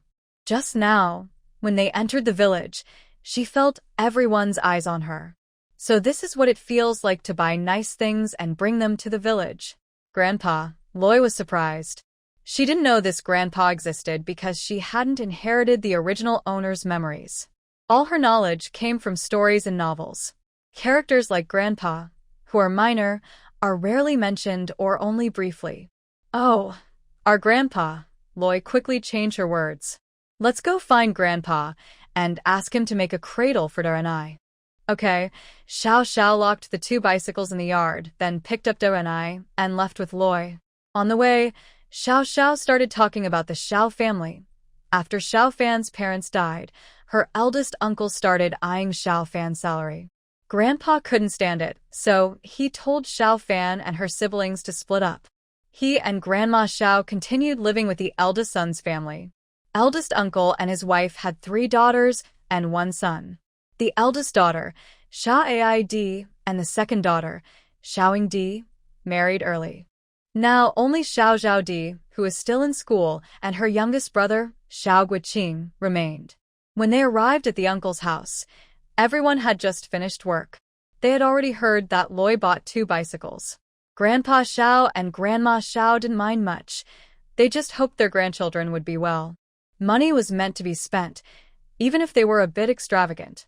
Eldest uncle and his wife felt uncomfortable. Xiao Fan's wife was too wasteful, spending over 300 yuan on 2 bikes. If that money were in their hands, they would save it for Guiqing's future. Loy carried a basket with her, holding some floral fabric she took from the space that day, and 2 eggs. Even when asking her grandfather for help, she felt shy to come empty-handed. She handed over some items and said, "Grandpa, Xiao Xiao and I came to see you. I also brought a piece of cloth for Grandma to make clothes and 2 eggs." Eggs were valuable in this time period. Ordinary families might not eat an egg in a whole week. "Just come to visit. It doesn't matter what you bring. We're all family," Grandma Xiao said, refusing to accept the gifts. "You can keep this floral cloth to make yourself a dress, and the eggs are for Dara and I to eat. We're old folks. Why do we need such nice clothes or fancy food?" Since Luo Yi had brought the items, there was no reason to take them back. She gave Xiao Xiao a quick signal, and Xiao Xiao immediately stepped forward to take the basket. She then ran inside to put the items in Grandpa and Grandma Zhao's room. The elderly couple couldn't refuse, so they accepted the gifts. Grandma Xiao was especially happy to see Luo Yi so generous and smiled broadly. However, Aunt Xiao looked displeased. Luo Yi chose to ignore her. "Although I returned to school last week, I can't keep up with the class progress. My sister-in-law wants me to have more time to study, so she is saving money to buy me a bicycle. If you want to criticize me, go ahead. It's my fault. I neglected too many lessons while taking care of Danny." Grandpa Xiao and Grandma Xiao are not demanding about Loy. As long as she lives peacefully, that's enough for them. Moreover, buying a bicycle for their granddaughter is for her own good. They would never scold her for that. The elderly are not rural people who favor boys over girls. They have 2 sons and a daughter, and all 3 have gone to school. Xiao Fan's younger aunt, Xiao Aiqin, studied until she finished middle school. Later, when she worked in the city, she met a factory worker, and they fell in love and married. Now she lives in the city and visits her grandparents during holidays. Xiao Aiqin was the first girl from the Xiao family to marry into the city, which made many people jealous, especially Aunt Xiaoda, who always wanted to get more benefits from her city sister-in-law. To avoid family conflicts, Xiao Aiqin knew her sister-in-law liked to take advantage, but she could only accept her luck. After Xiao Fan's older brother and his wife passed away, Grandma Xiao offered to help take care of her great-granddaughter, but Aunt Xiaoda refused, causing trouble at home. Grandma Xiao could sometimes work outside and earn some money, but staying at home to take care of children was impossible. Xiao Xiao is a strong-willed girl. She insisted on quitting school to stay home and take care of her child. Her older brother and his wife treated her well, and she couldn't bear to leave Danny without care. Even if she paid someone to help, it wouldn't be as caring as she was herself. Thinking about how Loy treats Danny like her own daughter makes Xiao Xiao feel touched enough to cry. So, anyone who dares to say anything bad about her sister-in-law, Xiao Xiao would be the first to disagree. Grandpa Xiao and Grandma Xiao are reasonable people. Besides, the money Xiao Fan earns is spent by his wife on herself and Xiao Xiao. The elders can't say anything, as it's not their family's money. But Aunt Xiaoda is jealous. If they don't split the family, the money should belong to their family. How could it be so cheap for these 2 young girls? She pretended to be caring and said, "I just feel sorry for Xiao Fan. He works hard in the army, but his wife spends money freely at home. She doesn't care about her husband at all." Xiao Xiao and Loy looked at each other. It was obvious. They just wanted to cause trouble. "Grandpa and Grandma, let me tell you the truth. This bicycle was bought for Xiao Fan." Roy pretended to sigh and said, "I told them we only need 1 bike at home, but he insisted that Xiao Xiao and I each have 1. Xiao Xiao echoed sarcastically, "Oh, brother really is something." Uncle and Aunt Xiao were speechless after being criticized, and finally, they angrily went inside to complain to Uncle Xiao. After everyone left, Grandpa Xiao said seriously, "You young people might not remember the famine years. In the future, you should spend money more carefully." Roy and Xiao Xiao quickly nodded. Even Da and I in their arms nodded blankly along. "You silly girl. What do you understand?" Grandma Xiao took her great-granddaughter and lovingly poked her little face. "It's only been a few days since I saw her, but Da and I has grown strong and is so white and tender." Looking at her daughter-in-law and granddaughter, they all looked fair and soft, like city girls. This was mainly thanks to the spiritual spring water. Now, the water at home was replaced with spring water by Roy. After drinking it, both adults and the little girl became fair and tender. Roy and Xiao Xiao chatted with the elderly couple for a while. Grandma Xiao rarely saw Roy being so obedient and charming, much more likable than before. The original owner used to look down on the villagers and didn't like to socialize, not even with relatives from the Xiao family. When they got home, since there was still time, Roy took Xiao Xiao to learn how to ride a bike at the field in front of the commune. And I was wrapped in cloth by Roy and carried on his back. As soon as they went out, she was more excited than anyone, humming happily. In front of the commune, there were many people sunbathing and chatting. When they saw Xiao Xiao pushing the old-fashioned bicycle over, everyone looked at her with envy. The village only had a two-wheeled cart owned by the village chief's family. Now, Xiao Fan's wife bought 2 bikes at once. That was quite a show. Xiao Guoqing was playing with stones near the commune with some friends. When he saw Xiao Xiao, he ran over excitedly and shouted, "Xiao Xiao, can I ride this bike too?" Xiao Xiao didn't like her cousin much. As a boy, he often tried to take things from her older sisters and never called her sister, always just using her name. She rolled her eyes impatiently, not wanting to pay attention to him. Xiao Guoqing was embarrassed and had just been bragging to his friends. His anger suddenly flared up as he stopped Xiao Xiao from leaving. Luo Yi didn't care and stepped forward loudly, asking, "What's going on? Is this your house? Is this your car? If not, just move aside." Such rude, spoiled kids annoyed her. If she got angry, she might even scold their parents too. Guoqing was stunned. He knew his sister-in-law was hard to get along with, but since he thought she came from a poor background, he felt a bit more confident. "You, a rich girl, why are you yelling at me? If you dare to curse me again, I will call the police and say you insulted a military wife. Do you understand?" Guoqing immediately felt scared. He's just a kid, and hearing police made him instinctively afraid. Being a military wife was quite powerful. Because of this, villagers only talked about Luo Yi behind her back, and no one dared to insult her face to face. She was determined not to be scared by a naughty kid today. Today, Guoqing not only lost face in front of his friends, but also got scolded by Luo Yi, the wealthy girl. He decided to run home and complain to his mother. His aunt was known to be difficult in the village. She usually bullied others, but now she and her son had been humiliated by Luo Yi. She couldn't swallow this anger. Xiao Xiao looked nervously at the villagers nearby, watching her learn to ride a bike, and looked at Luo Yi anxiously. Luo Yi said, "Just treat them like wooden dolls. Don't pay attention to them, okay?" Xiao Xiao nodded obediently. Whatever her sister-in-law said was right. Her sister-in-law was always right. "Let's start with gliding." Luo Yi moved Xiao Xiao to the side and demonstrated herself. "Like this, push the bike, then put your left foot on the pedal and push forward with your right foot. Keep pedaling until you find your balance, and the bike can move smoothly." Luo Yi practiced gliding a few times in the open space until Xiao Xiao nodded, indicating she understood, then let her try. Xiao Xiao was still nervous, her hands sweating as she held the handlebars. She wiped her palms on her pants and started to glide, copying Luo Yi's movements. Luo Yi watched closely, following behind her. If the bike lost balance, she held tightly onto the back seat to keep both Xiao Xiao and the bike steady. Xiao Xiao was naturally talented at sports. After just 2 laps, she could balance well on her own, without Luo Yi's help. "You learn faster than I did. I took a whole week to learn. It was still a 4-wheeled children's bike." Encouraged by the praise, Xiao Xiao felt more confident and happily asked Roy to teach her the next step. "The next step is to sit on the bike and keep your balance." Roy is quite tall, about 1.7 meters.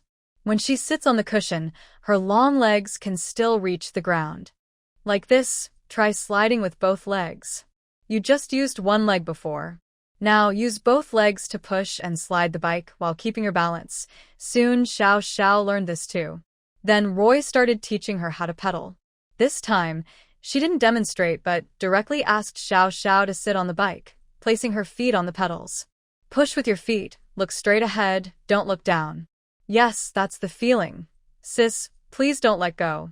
I'm scared, Xiao Xiao nervously shouted. Don't worry, I'm holding on. Actually, Roy had already let go, but she was still jogging behind the bike. Danny was giggling and drooling onto Roy's neck as the bike jolted. If you're nervous, we can stop first. You pull the handbrake, then put your feet on the ground, Roy shouted from behind. At that moment, Xiao Xiao realized her sister was no longer behind her. She suddenly screamed in fear. Sis, I don't know how to brake. I'm going to crash. What do I do, sis? Roy wanted to shout, be careful. But just as Xiao Xiao was about to rush into the river, a young man suddenly ran out from the crowd. He grabbed the handlebars and held the bike firmly in place. Xiao Xiao was so scared her legs went weak, and tears started to fall uncontrollably. It's just learning to ride. Why are you crying? The young man said impatiently. Just caring about her, and you're being so harsh, Roy said as she arrived, overhearing the young man's unkind comment. She couldn't help but respond. The young man's face turned red, and his neck thickened with anger. He wanted to argue, but couldn't find the words. He was indeed nervous about Xiao Xiao, but what he said. Without another word, he left, leaving Roy feeling proud and Xiao Xiao looking terrified. All right, it's okay now. Learning to ride is like that. Once you get the hang of it, riding a bike will be the easiest thing, Roy comforted her. Today, Xiao Xiao was frightened, so Roy decided to go home first and continue the lesson tomorrow morning. When they got home, Xiao Xiao was still overwhelmed and slumped sadly into a chair. By the way, about that young man earlier, Roy is now completely clueless. He doesn't recognize anyone. Sister-in-law, you mean the village chief's youngest son, Xiao Zhigua? Yes, that's Xiao Zhigua. Roy looked up, realizing it was him, the bully who secretly liked Xiao Xiao in the story. Sister-in-law, you've heard of him? Xiao Zhigua is famous for fighting in the village. Even the village chief can't control him, Xiao Xiao said with a sigh. Although Xiao Zhigua saved her today, she couldn't feel truly grateful. He usually liked to bully her, and she didn't understand why he suddenly helped her today. Roy found it a bit funny. Xiao Zhigua really is like in the story, secretly in love with Xiao Xiao but unable to express it. He spends all his time bullying girls to get their attention, but ends up hated by them. Xiao Zhigua is already an adult, yet he still acts like a little kid. He is 2 years older than Xiao Xiao, now 18. After the village chief forced him to finish high school, he spends his days idling around. Xiao Zhigua is the village chief's youngest son. His mother had difficulty having children before, and only when she was nearly 40 did she have him. Although some women in the village have children at 40, they had already had several children before, unlike the village chief's wife.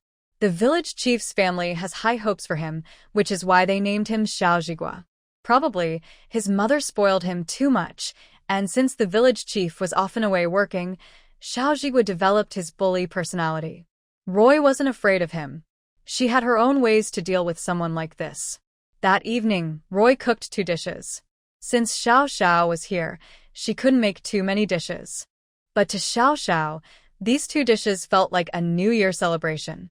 Mainly because her sister-in-law's cooking was so good, better than the state-run restaurants. If her sister-in-law opened a restaurant, it would definitely be very popular. Now Xiao Xiao could eat meat calmly, without Roy having to coax or trick her. Who could refuse such delicious meat? Xiao Xiao was the first to refuse nothing. Da and I kept pointing at the sour and spicy potato strips, making little noises.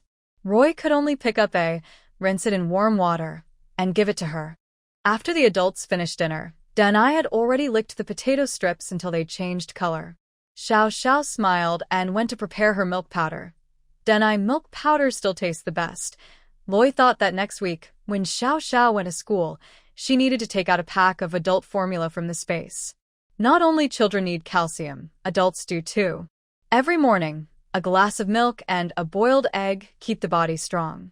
The next day, after breakfast, the 2 of them, big and small, went to the commune to learn how to drive. In the morning, everyone went to work, so no one was watching them. Xiao Xiao had practiced for a few hours yesterday, so she wasn't as nervous today. While they were learning to drive, someone came from behind the commune's house. He had been hiding in the corner, watching the person on the car intently. As long as she was in danger, he promised to rush out immediately to help her. Xiao Xiao learned very quickly. In just one morning, she could drive the car by herself. Feeling the wind blowing past her ears, Xiao Xiao felt like she was about to fly away for the first time. Back home, Loi still cooked, and Xiao Xiao took care of the child. At noon, Loi simply cooked 2 bowls of noodles, made earlier with the Space's noodle machine. There was a lot left over, stored in the Space's kitchen, and now it looked as fresh as just-made noodles. The topping was leftover lamb from last night, poured directly over the noodles, making anyone hungry just thinking about it. Xiao Xiao almost cried from hunger, and I was completely crying from craving. You can't eat meat yet, Denai. Be good. After the new year, you'll get to eat meat. Just wait a little longer, Loi said softly, holding a milk bottle and coaxing her. The little girl was so adorable it almost made Loi laugh. Who knew she was also a little glutton? After eating, Xiao Xiao washed the dishes. Loi held Da and I in the yard, thinking about what vegetables to plant. She could keep taking food out of the Space to eat, but Xiao Xiao didn't say anything, though she must feel very distressed inside. Even if the money wasn't Xiao Fan's, Xiao Xiao would still feel heartache. So Loi decided to plant some vegetables in the yard, using seeds and spiritual spring water from the Space. The growth shouldn't be much worse than in the Space, probably better than other families' crops in the village. Nowadays, each household's grain was allocated based on work points, and the amount was not much each year, just enough to eat. Many families grew some grains in their private plots, but not many grew vegetables there. Since most people couldn't even fill their stomachs with rice, they prioritized grain over vegetables. Older sister-in-law, what are you looking at? Xiao Xiao asked. I'm planning to plant some vegetables in the yard. Yesterday, Roy learned that Xiao Fan's family did not have a private plot of land. When they divided the family property, all the land was taken by Uncle Zhao's family, and they refused to split unless they got land. So, the only place to grow vegetables was a small patch in the yard. But that's okay because the seeds from the Space and the spiritual spring water will produce very high-yield vegetables. Besides, growing vegetables was mainly to make Xiao Xiao less suspicious. It didn't matter much how well they grew. When Xiao Xiao heard that his wife wanted to plant vegetables, he immediately volunteered. Sister-in-law, tell me how to do it, and I will handle it. You just watch from the side. All right, then first loosen this piece of land and divide it into rows. On Monday, I will go to the county town to buy some vegetable seeds. Roy didn't plan to tell Xiao Xiao that she was taking Danny for a health check. People in this era didn't usually think about health exams, and hearing about a hospital visit would make them nervous. So, Xiao Xiao found farming tools from the storage room and started loosening the soil as Roy asked. Since he hadn't done much farming before, he was exhausted after loosening just a small patch of land. Sister-in-law, I promise to study hard and work in a factory in the future. Farming really isn't suitable for me, Xiao Xiao said, wiping sweat and panting. Roy had understood this truth since childhood, so she studied very hard and finally got into the best university. After resting enough, Xiao Xiao continued working, awkwardly using A to divide the land. Roy looked at the uneven rows, sometimes thick, sometimes thin, and shook her head. I thought you would be better than me. Xiao Xiao awkwardly smiled and changed the subject. I don't know when Grandpa can finish Danny's cradle. Just as she finished speaking, voices came from outside. Danny's cradle is ready, full of joy. Xiao Xiao immediately ran to open the door and called out, Grandpa and Grandma, come in quickly. Roy also carried Danny over to greet them. When the elderly couple entered, they saw the freshly prepared land and asked, What are you planning to plant here? Xiao Xiao quickly replied, Sister-in-law plans to grow some vegetables. Good, good. Growing vegetables is a good idea, Grandma Xiao said happily, her smile growing wider. It seemed this daughter-in-law was finally learning how to live well. Look, see if this cradle is suitable for Danny, Grandpa Xiao said with a smile, handing the cradle to Roy. Thank you, Grandpa, Roy said, taking the cradle and setting it aside before going inside to bring out her bicycle. Grandpa Xiao was worried she might cut her hand. Let me do it. You just stand by and give instructions. Loi obediently stepped aside, directing Grandpa Xiao to secure the cradle to the back seat.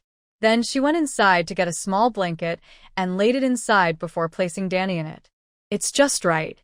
Look how happy Danny is," Grandma Xiao said happily herself. She was so pleased that her daughter-in-law treated her granddaughter as her own daughter. "Grandpa, what is this?" Loy asked, pointing at the woven object made from a few remaining pieces of bamboo. "That? It's used to block the wind," Grandpa Xiao replied. He then attached it directly to the front handlebar of the bicycle. "Later, you can tie 2 pieces of cloth on it.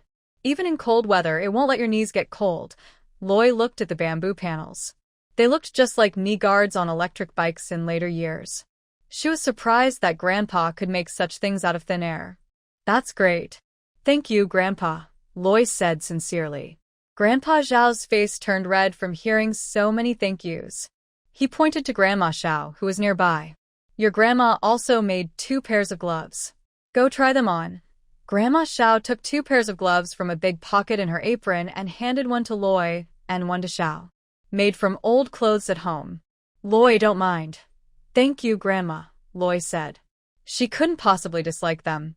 She had also experienced hard times when she was young. One spring festival, her mother used leftover yarn from an old sweater to knit her a pair of gloves. She was so happy she even had trouble sleeping. That pair of gloves she kept treasured for years. Even after she grew up and couldn't wear them anymore, she still kept them. "Try them on quickly," Grandma Xiao said, seeing Loy didn't mind. Loy put on the gloves and smiled. They fit perfectly. "Thank you, Grandma." The elderly couple couldn't stop smiling. To them, Loy was like a prodigal returning home, more valuable than gold. It was getting late, and dinner time was near.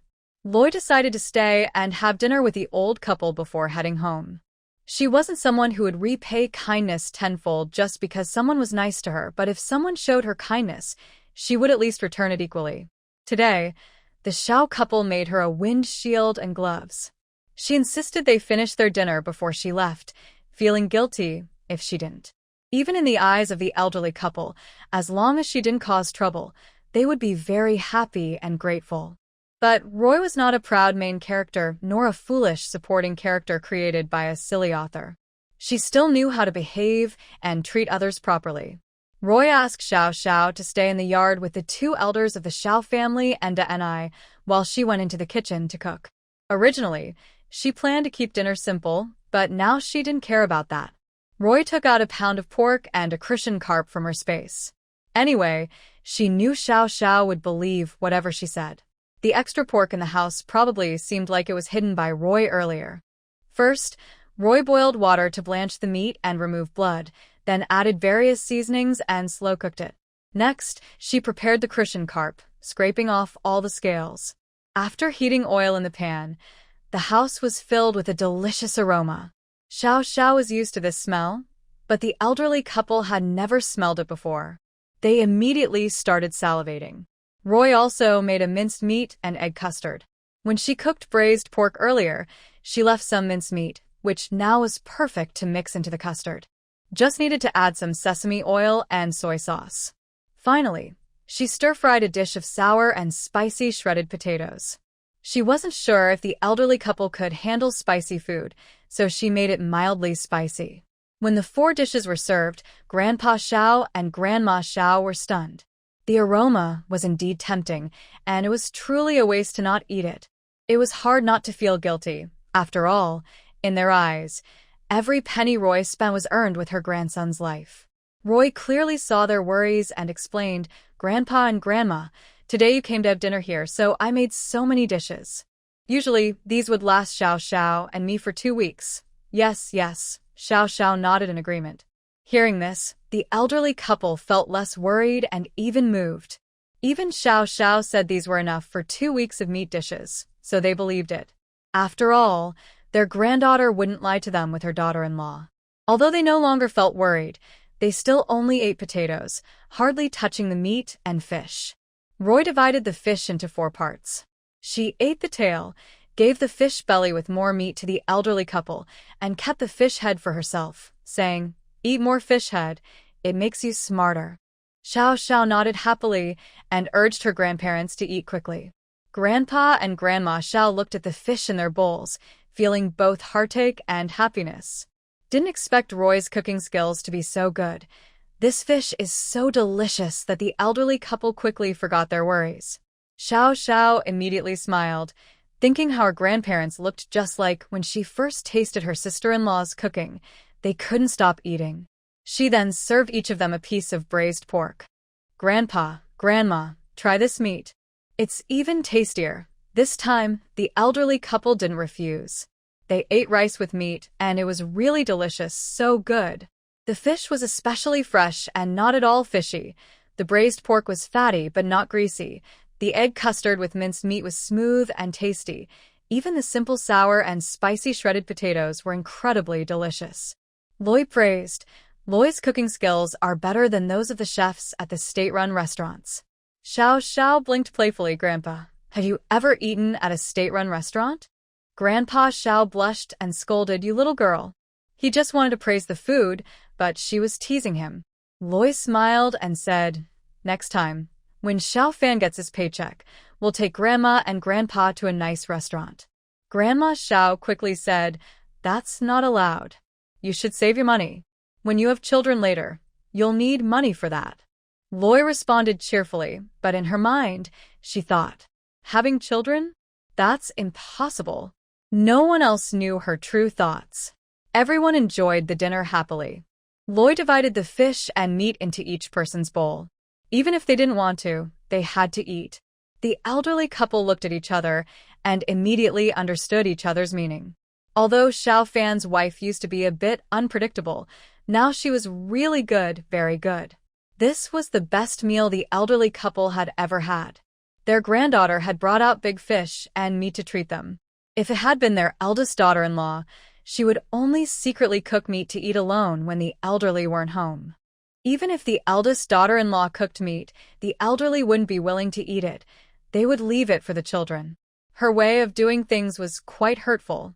The elderly couple lowered their heads, eating quietly, afraid that their red eyes would be seen by their granddaughter-in-law and granddaughter. After dinner, Grandpa Xiao and Grandma Xiao returned home, just as the eldest son's family was starting to eat. Granddaughter Xiao Zhaodi called out, "Grandpa, Grandma, come and eat." "We've already eaten," they replied. "Already eaten? Where?" Xiao Zhaodi asked. "At your sister-in-law's house," they answered. "What is that smell? It smells so good. Did someone cook meat at home today?" Xiao Guoqing just came back from outside and excitedly shouted as he entered the door. "You only care about eating meat. Do you even know what's going on at home? And you're still eating meat." Xiao Zhaodi muttered softly. She was most annoyed with her younger brother at home. "Where does that meat smell come from?" Xiao Guoqing sniffed around and immediately caught the scent near the grandparents. "Grandpa and Grandma, you're secretly eating good food and not sharing with Guoqing." Grandpa Xiao awkwardly said, "I just had dinner at your sister-in-law's house. She made braised pork. Whenever there was something good at home, he always left some for the children. Unfortunately, he didn't have enough courage to pack some meat to give his grandchildren a taste." "Braised pork?" A sharp voice suddenly came from behind. "That's Xiao Fan's wife. She doesn't earn money or work for credits, and she doesn't understand how hard it is to run a household."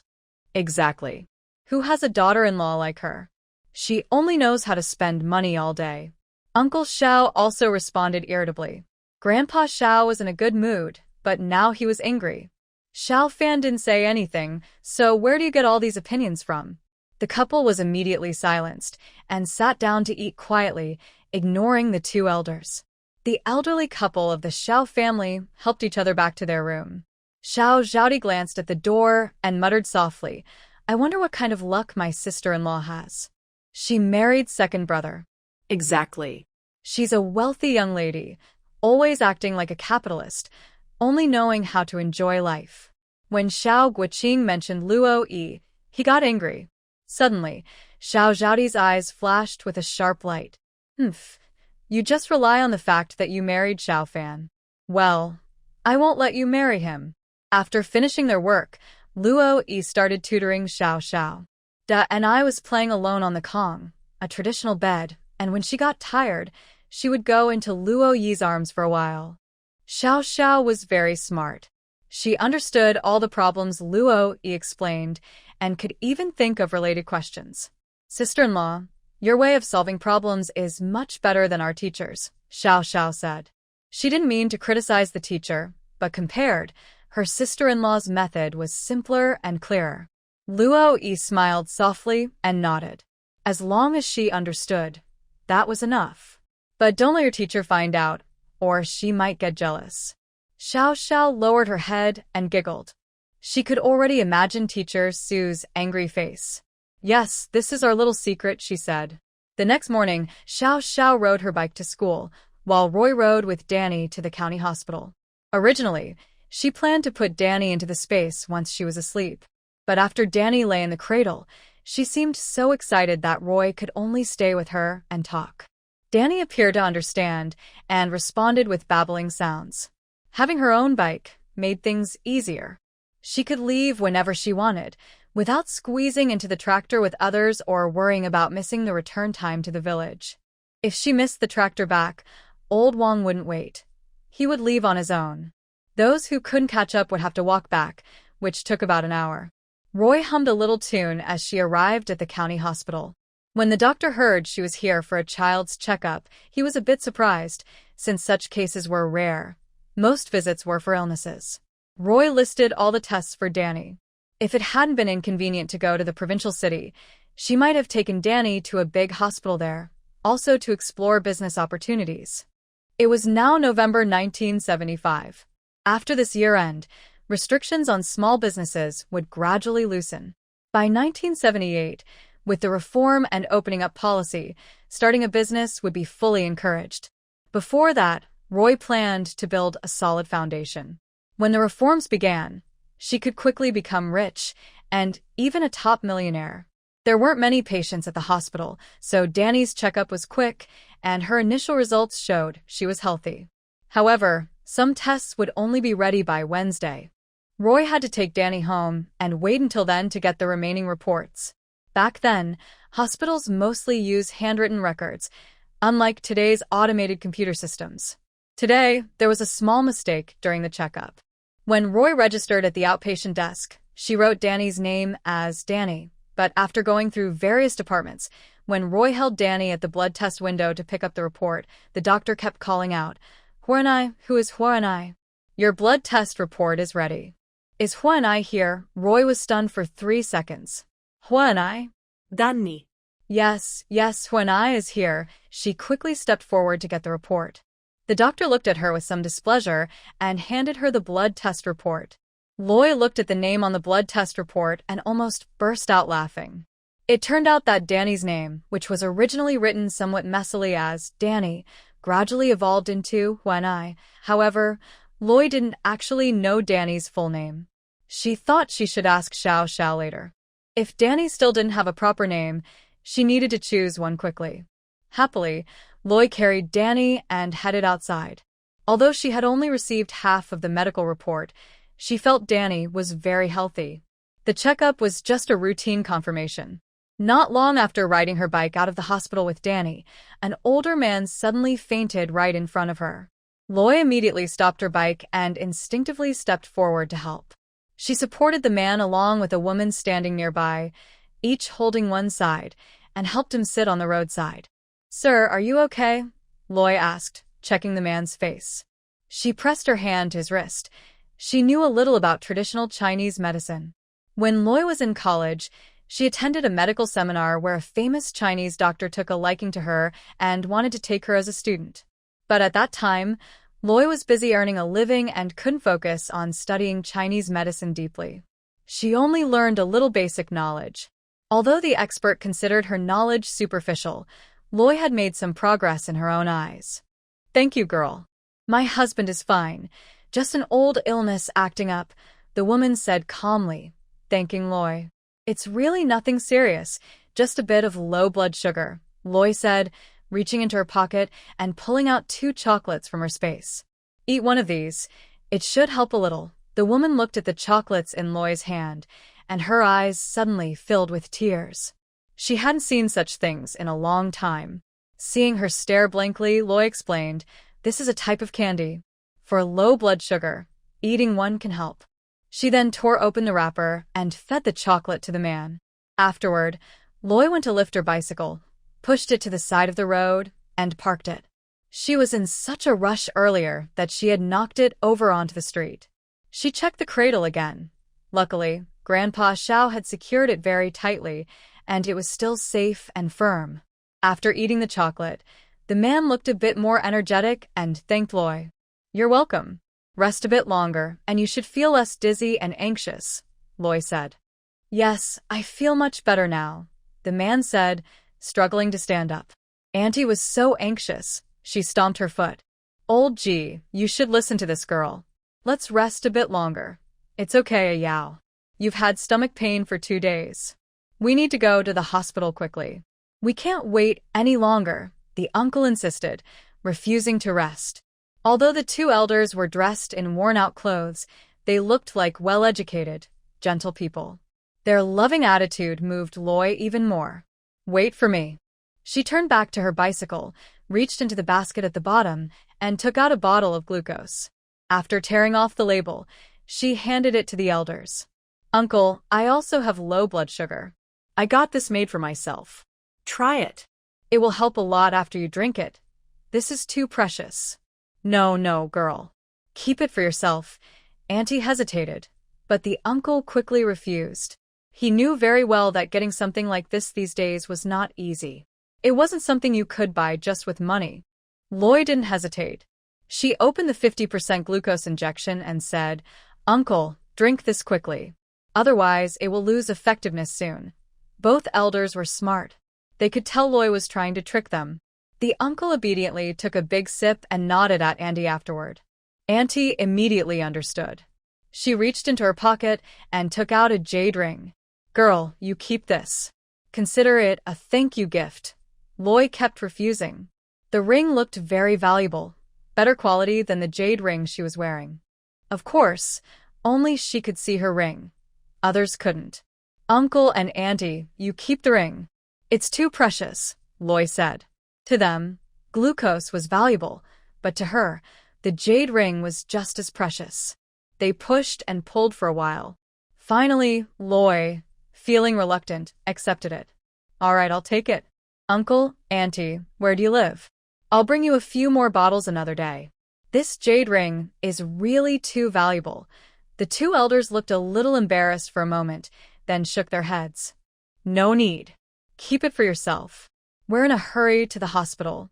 We're leaving now. Don't be polite. Keep it. Maybe we'll meet again someday," Auntie said, patting Loy's hand, then hurriedly helped Uncle leave. Loy felt helpless, but had no choice but to accept this valuable gift in return. She then rode away with Danny.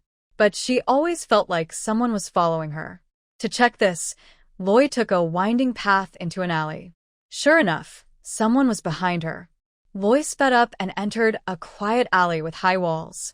She hid her bike and Danny in a small space, then took out pepper spray and waited at the alley entrance. When the person entered, Loy sprayed fiercely. Startled, the person covered their eyes and shouted, "Miss, it's me. It's me." Loy's heart sank. Miss? Could the person know the original owner? She paused her spray, hiding it behind her back. If the two men on the other side made a move, she would keep spraying or run into her hiding spot. Right now, their eyes were too blurry to see clearly. There was an old man and a young man, one fat and one short.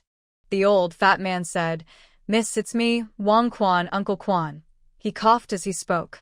The young man squinted and patted Wang Quan's back. "Uncle Quan, are you feeling better? Is it serious?" Wang Quan didn't answer. Instead, he raised his unfocused red eyes and looked at Loy. "Miss, it's me, Uncle Quan. I came especially to see you today." He took off his hat, thinking it was covering half his face and causing confusion. Blind as a bat, Loy pretended, "So it's Uncle Quan. Miss, you finally recognized me," Wang Quan sighed. Sorry, my hat was too big, so you didn't recognize me. I hope I didn't scare you. Uncle Quan, do you have something to tell me?" Loy had never seen Uncle Quan in the original story and didn't know their relationship. She dared not chat too much to avoid revealing herself. Wang Quan quickly took a letter and some money from his pocket, respectfully handing them to Loy. "Miss, this is a letter from the gentleman and 500 yuan. The gentleman? Could it be the original owner's father?" Loy was unsure and didn't ask further. She only said, "So much money." Wang Quan was stunned, and his eyes immediately turned red. The young lady had endured so much hardship to think 500 yuan was a lot. When she first learned to walk, she was already wearing imported leather shoes that cost 500 yuan, and now. This is what the gentleman instructed. "If the young lady needs more money, I can give you some, but he said that your status is special and spending too much might cause suspicion," Wang Quan explained. Okay, Luo replied. She wasn't sure if the gentleman was the original owner's father, so she quickly opened the letter to read it. Sure enough, the man Wang Quan mentioned was the original owner's wealthy father, Luo Hanlin. In the letter, he expressed his concern and longing for his daughter, urging her to live well and wait for the day when the family would be reunited. Luo was touched by the deep love in the old man's heart. For the first time, she felt the mountain-like fatherly love through the letter. As an orphan, she was unfamiliar with such love. "Young lady, don't worry. Mr. and Mrs. are still receiving secret support from someone, so there's nothing to worry about," Wang Quan quickly explained, thinking Luo was worried about her family. "Thank you." She nodded to Wang Quan, then asked, "Uncle Quan, is there anything else you came to see me about?" Wang Quan's eyes brightened a bit, and he smiled warmly at Luo. "Young lady, you are very clever," Luo thought. How thick must the filter be to praise like that? Wang Quan continued, "My health is getting worse every day. I'm afraid I might pass away suddenly and won't be able to help take care of the Luo family anymore." Suddenly, he pushed a young man next to him forward. "This is He Ma's son, called Hua Yishuan." The name was chosen by the gentleman back then. He Ma was the nanny of the Luo family. She had taken care of the 3 children since they were young. Luo was speechless. Luo Lao is really casual with his children's names. Others put a lot of thought into naming their kids, but he just picks whatever. The 3 children of the Luo family are named Luo, Luo Air, and Luo Shan, corresponding to Luo 1, Luo 2, and Luo 3. Is there a simpler or more straightforward way to name children? If I pass away someday, Yishuan will take care of the Luo family's business. Young lady, don't worry. Even though Yishuan is a year younger than you, he's much more sensible than you," Wang Quan said. Luo was silent. "Cough, cough, cough. Young lady, I didn't mean anything else." Wang Quan hurriedly coughed again, embarrassed. Loy wanted to pour him a cup of spiritual spring water slowly, but there was no cover now. She could only say, "Don't wander around. Wait here for me." She turned around and hid in the blind spot of their view, took the bicycle and Danny out of the space, then pushed the bike back to the 2 of them. Wang Quan finally remembered that the young lady was riding the bike earlier. When he looked again at the child in the cradle, he couldn't help but sigh. The young lady is still a child after all. She's not afraid of losing her husband's niece. Loy reached into the cradle, took out a thermos from the space, filled it with spiritual spring water, and handed it to Wang Quan. "Uncle Quan, drink this water to soothe your throat." Wang Quan didn't refuse her politely. The young lady was raised by him. Although she had a strong temper, she was very kind-hearted. After drinking a cup of water, a slight warmth appeared in his dantian, then slowly spread to his limbs and bones. His body seemed to gain strength. "Young lady, what kind of water is this?" Wang Quan was surprised. "It's wild ginseng I dug up in the mountains, brewed into ginseng tea," Loy explained quickly, knowing he might doubt her. "I only used 1 piece to make a big pot, so it doesn't taste strongly of ginseng, but it works well. Indeed, it's good stuff." Wang Quan suddenly thought of something and advised, "Young lady, don't let anyone know you found such good wild ginseng."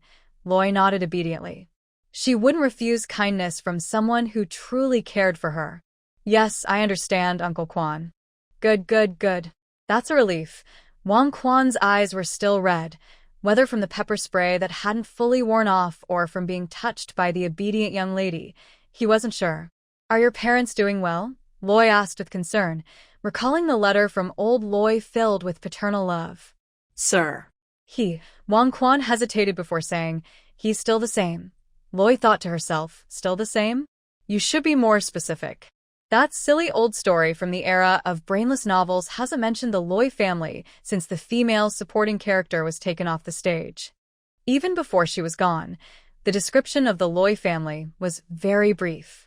Uncle Kwan, are you lying to me? Tell me the truth. How is my father really doing? Loy could only ask vaguely. Mr. He. Wang Quan sighed and said, his high blood pressure seems to be getting worse. I had someone find some special medicine, but it doesn't work very well. Mainly, it's because he's under too much stress and worry. He then comforted Roy, saying, Miss, don't worry. Even if something happens to me, it won't affect Mr. He. Wang Quan not only watched Roy grow up, but also looked after Roy's father. He is a few years older than Roy's father, the son of the old housekeeper, and grew up with Roy's father. They are closer than brothers. Roy lowered her head and thought. High blood pressure. In today's world, there aren't many powerful medicines for it. High blood pressure isn't as common as in later times, but she has special medicines stored in her space warehouse.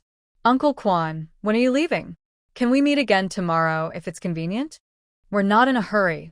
As Miss wishes, Uncle Kwan nodded, signaling her to continue. I know someone. Roy quickly stopped Wang Quan from speaking. Uncle Kwan, don't interrupt or ask too many questions. I just know someone very capable.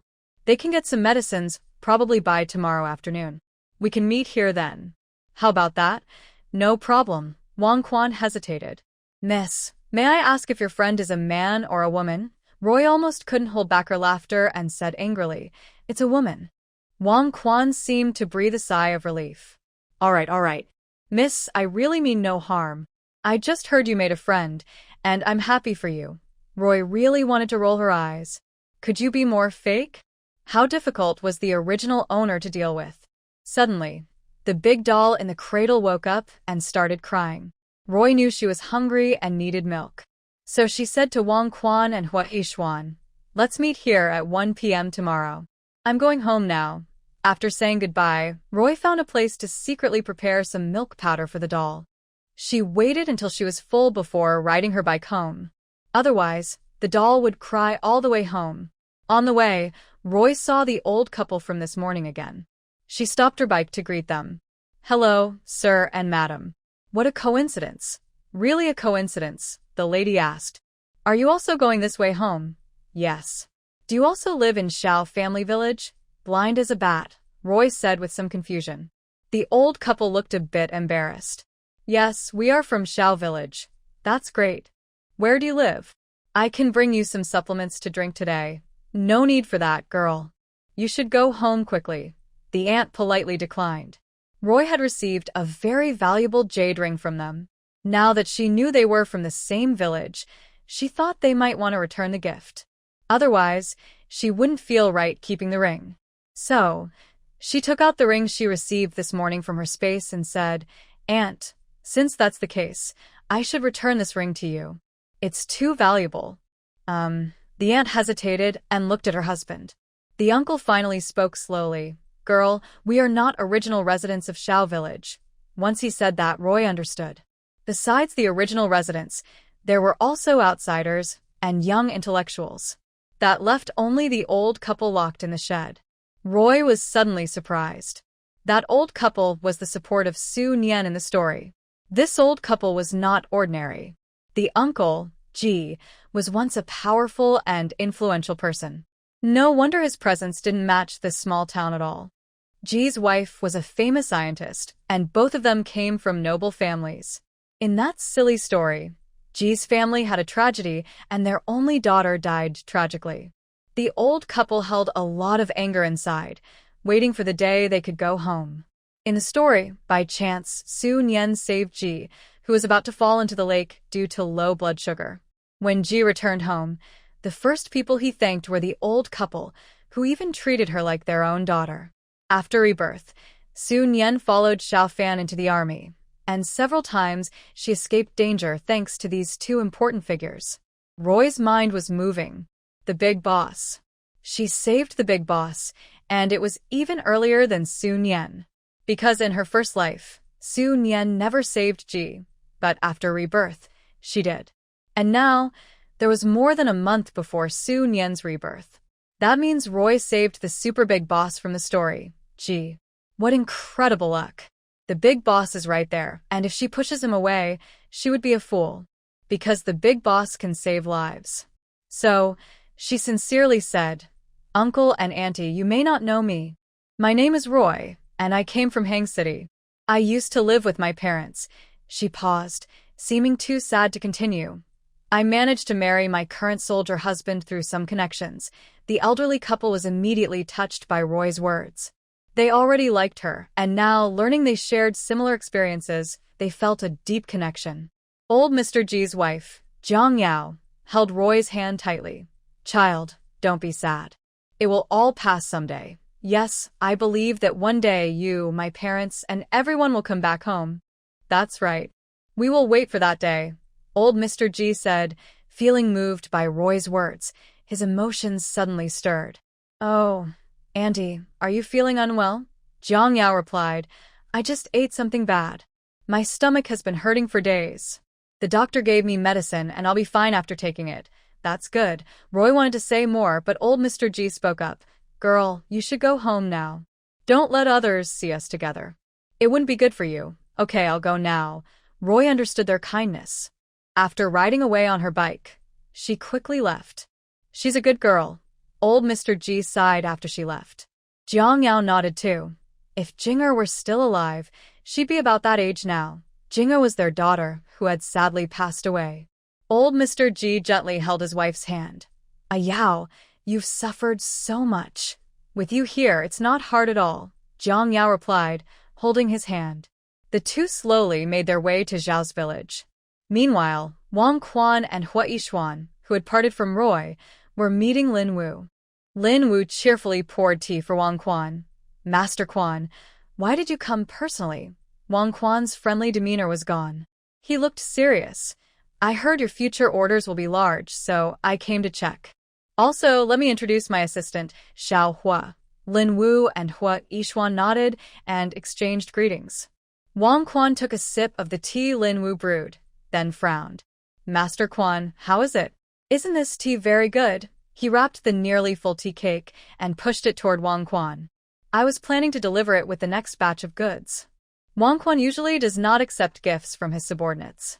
Lin Wu dared to say so because he could see that Mr. Quan genuinely liked the tea, so he offered to send it to him. Thank you. I'll accept it. Wang Quan nodded. The tea was indeed good. Later, someone would deliver it to the gentleman, who used to have a habit of drinking tea. Seeing Wang Quan accept the tea, Lin Wu's face lit up with a big smile. He didn't really expect this package of tea to do much. His simple wish was just for Mr. Quan to help him get rich together. Tell me about that supplier, Wang Quan said after accepting the tea, shifting to serious matters. She's a young girl, Lin Wu replied. Even though she wore makeup based on his experience, he could tell she was capable. She also gave him this tea. Were you able to find out where she's from? Wang Quan asked. Lin Wu shook his head. No, I didn't dare ask too much. She's cautious, and I'm afraid if I probe, she might stop supplying us. Wang Quan nodded in approval. He had already seen the goods. They were all excellent quality. Ordinary people couldn't get such items. The rice was better than anything on the market. The cotton cloth was so fine even foreign machines couldn't produce it.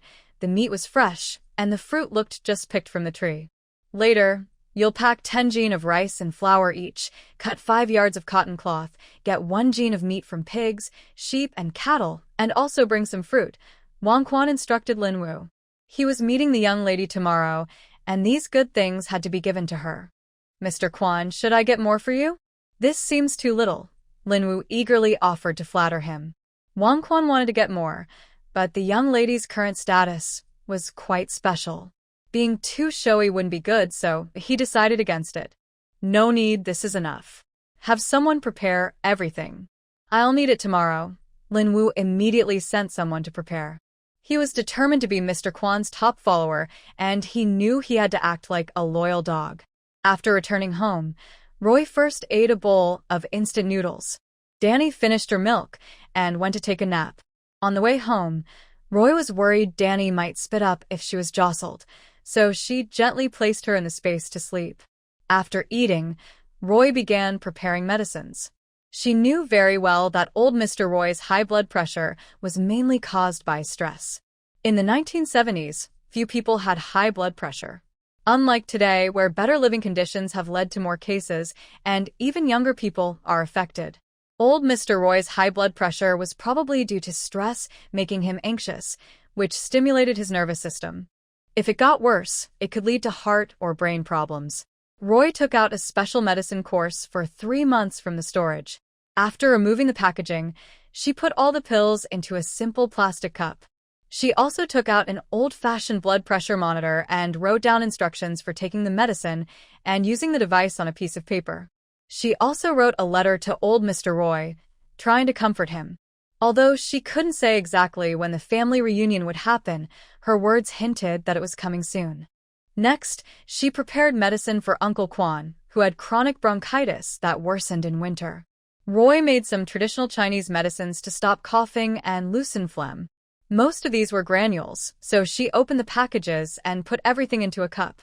She also found a spoon to measure and wrote instructions on how to take the medicine. Finally, she dug up 3 old ginseng roots from the herb garden. She gave one to old Mr. Roy and one to Uncle Quan. The remaining one she planned to secretly deliver to Grandpa G tonight. Grandpa G's blood sugar was too low, so Roy prepared a few bottles of glucose for him, just like she did for old Mr. Roy and Uncle Quan. She poured the glucose into a small kettle, enough for about a week's worth. She also prepared some chocolates and the remaining ginseng root. After finishing the medicines for the 3 elders, Roy started taking care of her own family. First, she built a small nest in the yard using firewood Xiao Xiao had collected. Then she took out an old hen from the space. Next, she retrieved a jar of adult milk powder with the packaging removed and a basket of buns. Since the weather was cold, the buns could be stored for a long time. This way, Xiao Xiao wouldn't need to cook porridge every morning. She could just heat a bun, boil an egg, and have a glass of milk. For lunch, I ate the leftovers from the night before. Roy suddenly remembered and quickly took out an old thermos from her space, so she could at least have hot food to eat. She wasn't sure how long the thermos would keep the food warm, so she poured half a cup of hot water inside, planning to check it again in the evening. Then she took out some ingredients and started cooking. Today, she made quite a lot because Roy planned to secretly give some to the big bosses she had recently befriended. She was lucky enough to get close to the most influential person in the story, so she had to hold on tight and not let go. When Xiao Xiao returned, she saw Roy carrying Da and I on her back, struggling to cook. She immediately stepped forward, took Da and I down, and carried her on her own back. "Sister-in-law, let me help you. Okay, go outside and see if the mother hen I just bought has laid any eggs," Roy said. She just wanted Xiao Xiao to know she bought an old hen. Sure enough, Xiao Xiao found 2 eggs in the henhouse. "Sister-in-law, there are eggs. They're so big, and there are 2 of them." Roy smiled silently and pointed to the sink, indicating she should wash the eggs. While washing the eggs, Xiao Xiao saw a basket full of buns hanging in the kitchen, a jar of milk powder she saw when she entered, and several dishes waiting to be served. It seemed her sister-in-law was in a good mood today, humming a little tune as she shopped. When it was time to eat, Roy divided some dishes into 2 portions, a large one and a small one. "Sister-in-law, what are you making?" Xiao Xiao looked at the 2 thermos containers on the table, confused. "This one is for your lunch tomorrow. It mostly has vegetarian dishes. That's how it will be from now on. We'll secretly eat meat at home, but only vegetables outside," Roy explained. Xiao Xiao nodded, agreeing. Today was her first day riding her bike to school, and she received many envious and jealous looks. "And this one?" Roy pointed to the container with both vegetables and meat. "I plan to give it to 2 elderly people in the village, the same situation as my parents, sister-in-law." Xiao Xiao's first thought was that she didn't agree. "Don't worry. If anything happens, I'll take responsibility myself. It won't affect you, or Dan I." Roy could have kept this to herself, but she knew Xiao Xiao well. Moreover, she was afraid that her frequent outings at night to deliver food might worry Xiao Xiao, so she decided to be honest. Sometimes, People who treat you well may unintentionally cause trouble. Sister-in-law, you misunderstood me. I'm not scared. I'm just worried about you, Xiao Xiao quickly explained. She wasn't afraid of danger. I know. Don't worry, I'll be careful. As for why I'm doing this, you're still young, so you might not understand yet. Luo Yi knew that Xiao Xiao had been taught to believe that people like them were not good. Xiao Xiao was only worried about her sister-in-law, but after spending the past few days together, she realized that her sister-in-law was someone who always meant what she said. So, she quietly swallowed the words she wanted to say to persuade Luo Yi. If her sister-in-law was ever discovered, Xiao Xiao would take the blame herself. She would never let anything happen to her. After dinner, taking advantage of the darkness, Luo Yi quietly went out carrying a food container. In winter, once the sun set, the village became so dark that you couldn't see your hand in front of your face. Even though the village now had electricity, many families still used kerosene lamps. There were a few scattered lights, but the roads were pitch black. Even if someone passed by, as long as no one spoke, it was impossible to tell who it was. Besides, few people went out after dark. After dinner, most would lie down to rest or spend time with their families. The cowshed area was even quieter. Except for the elderly couple, Mr. and Mrs. G, hardly anyone came by during the day, let alone at night. When Jiang Yao heard a knock on the door, she was startled. Who would come at this hour? After all these years, everything that had happened made her always expect the worst. Why are you here? Jiang Yao almost cried out. Shu, Luo Yi glanced behind her and quickly slipped into the cowshed. Why are you here? Jiang Yao repeated, still in shock. You child. Old Mr. G was also stunned. If someone with bad intentions saw this, who knew what kind of rumors would spread? He and his wife were old, but this young girl was kind and innocent. Luo Yi, you should go back right now. Don't come again, Jiang Yao said, trying to push her out. Luo Yi slowly set the food container and the thermos on a small wooden stool. The bamboo basket on her arm had nowhere to go, so she turned to Jiang Yao and asked, Auntie, where should I put this? Jiang Yao was almost annoyed by her slow pace, but she felt touched inside. Still, she kept complaining, You little girl, what are you doing in the barn? I'm here to bring you some food, Luo Yi said as she opened the insulated container. The basket she carried finally had a place to rest. Click. When the container was opened, a delicious aroma quickly filled the air. Old G's stomach made a loud growl, and his face looked even worse. Luo Yi held back her laughter and said kindly, I made a lot of dishes today. We can't finish them at home, and they'll go bad by tomorrow. So I brought some for you to try. I hope you won't mind my cooking, Jiang Yao thought. There's no way they would dislike it. The smell alone could almost lift the roof of the barn. Old G also knew Luo Yi was just making an excuse, but he didn't move. Neither Jiang Yao nor he made a move. Don't worry, I was very careful on the way here. Besides, has anyone come to the barn at night over the years? After saying that, Luo Yi stretched the insulated container forward. Seeing that old G wasn't convinced, she turned to Jiang Yao and said, Auntie, these dishes are suitable for people with low blood sugar. Jiang Yao was immediately moved. She took the container and handed it to old G. Old G, this is a little gesture from the girl. Let's eat it while it's hot. Old G sighed. Just this once, no repeating. My family finally found a good home through some connections, and we can't let her be affected. Luo Yi nodded obbediente. Then she casually found 2 cups and poured hot water from a large red-bottom thermos. Originally, she wanted to bring a wild ginseng root for the 2 elders, but then she thought, since old G and the others were so close, it would be better to give them some spiritual spring water every day. So she sliced a piece of the wild ginseng she had dug up from the mountain, put it in the thermos, and filled it with boiling spiritual spring water.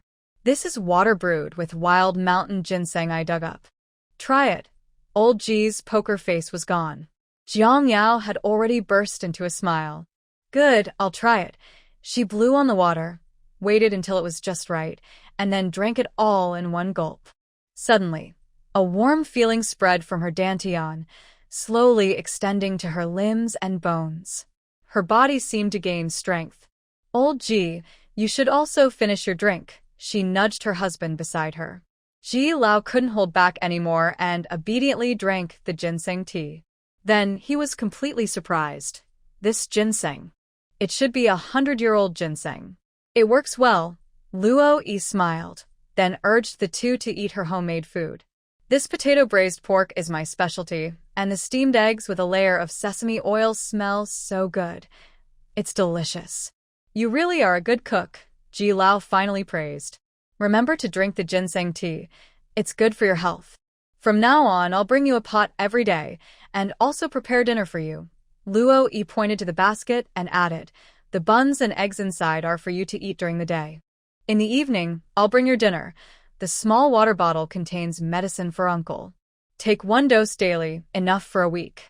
When it's finished, I'll refill it. Young girl, this is too precious." "We appreciate your kindness, but there's no need to waste it," Jiang Yao refused.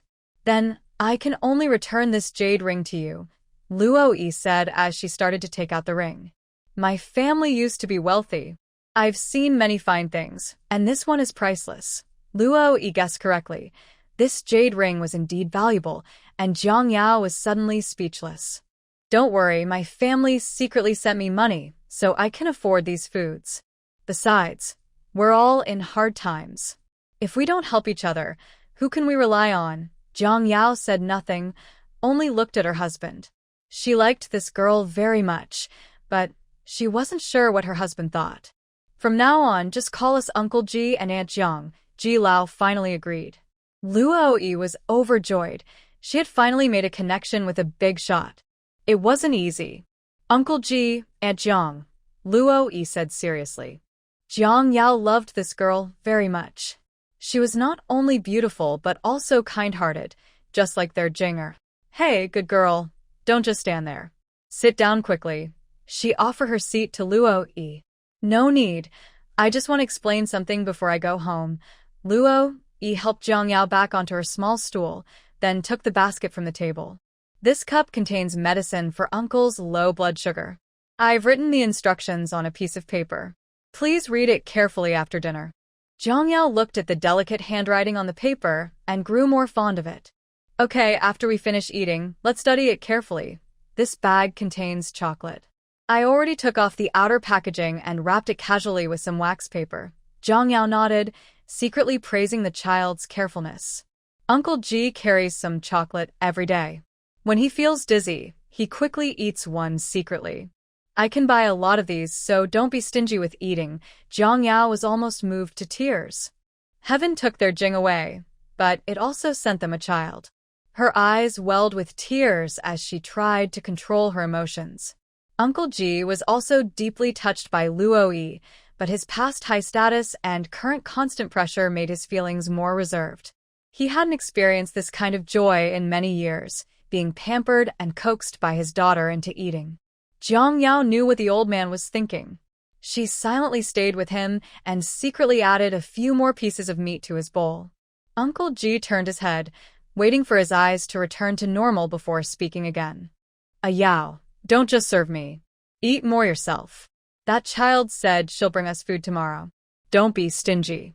If she eats too much, she might sell her jade or emerald jewelry secretly to get money." Jiang Yao burst out laughing and playfully scolded, "Don't be a bad omen. Don't scare the little girl. She liked her very much."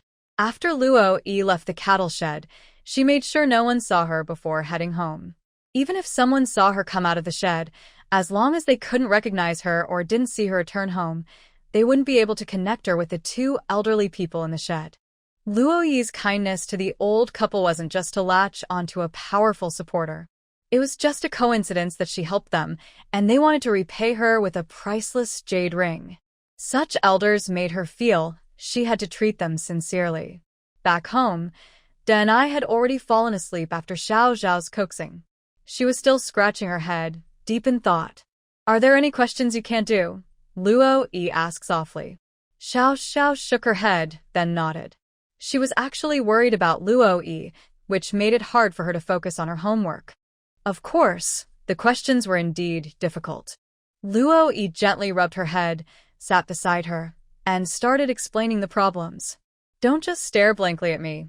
Look at the question. Roy nudged Xiao Xiao's head.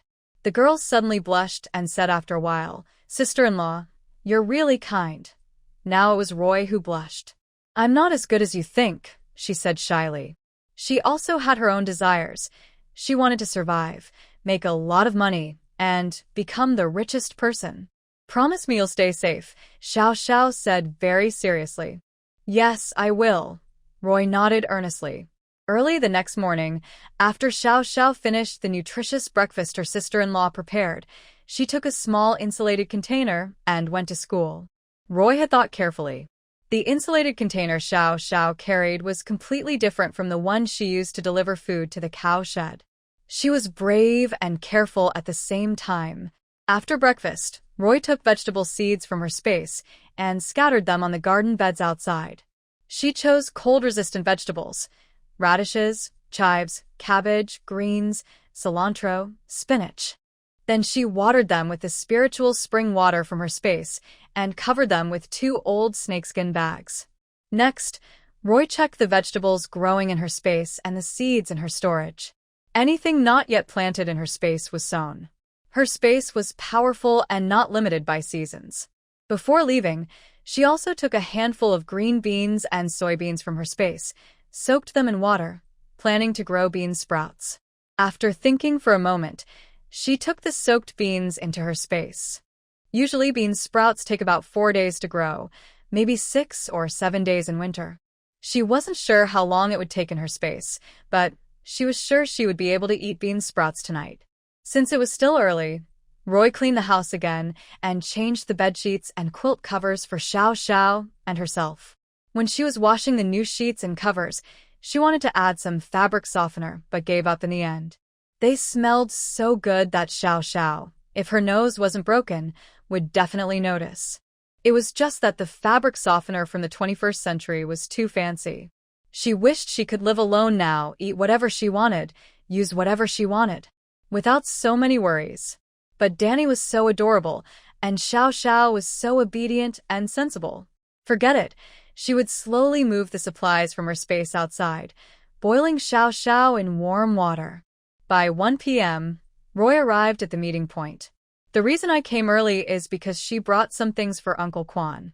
Wang Quan also brought some things for his young lady. When they saw each other's big bags and small packages, they both smiled happily. Young lady, what is this? Half is for you, and the other half you can take to your parents. Luo Yi pointed to the things in Wang Quan's hands. Uncle Quan, what about you? Young lady, these are all for you. I just don't know if you'll take them. Wang Quan felt a bit worried now. If he had known, he would have secretly delivered them to the young lady's house when it was dark. But he only hesitated for a second before opening the snakeskin bag like showing a treasure.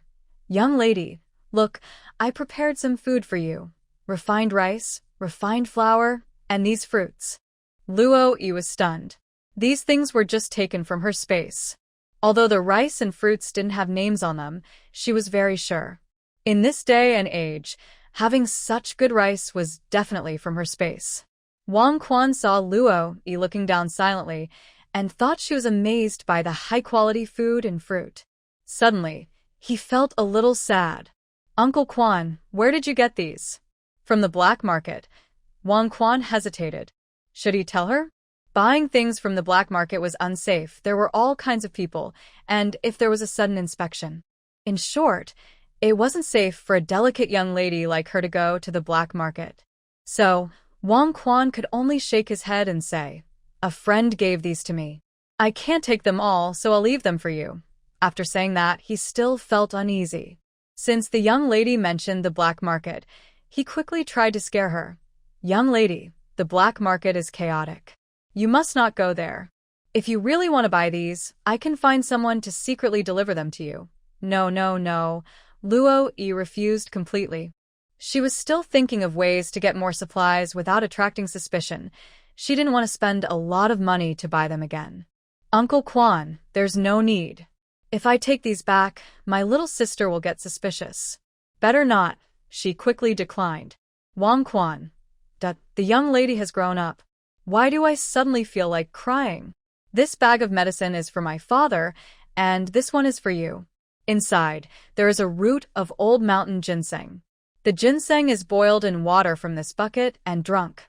Your mother and younger siblings should also drink it. If it works, come find me, and I will prepare more for you. Wang Quan held back his tears, but finally couldn't hold them in. He broke down and said, Miss, you even prepared medicine for me? Yes, Luo Yi nodded. Uncle Wang, you probably have chronic bronchitis. The medicine is for that. I wrote down the instructions on a piece of paper. I've prepared enough medicine for 3 months for you and your father. If it works, keep taking it. She pointed to the 2 buckets of spiritual spring water on the ground. You must drink this. My friend made it herself. Your mother, father, and everyone else should drink it. Okay, I understand. Wang Quan was both touched and embarrassed. His tears were uncontrollable. Despite feeling moved, Wang Quan knew the truth in his heart. He asked, Miss, is your friend really a girl? With such beauty, he was worried about being deceived. Luo Yi almost swore. She's really a girl. Want me to swear? She was indeed the friend she claimed to be, and she was definitely a girl. Wang Quan finally felt relieved, but still had some doubts.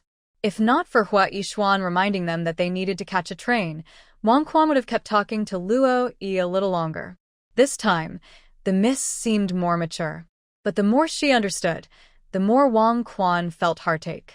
He wished she could stay forever as that innocent, proud young lady.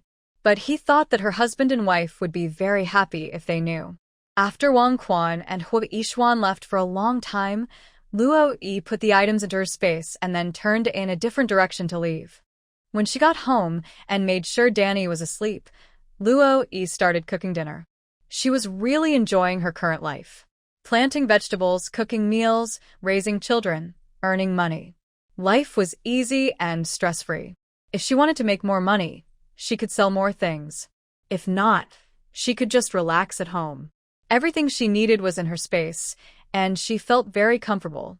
Tonight's dinner was 3 dishes and 1 soup. It's likely that every night would be the same from now on.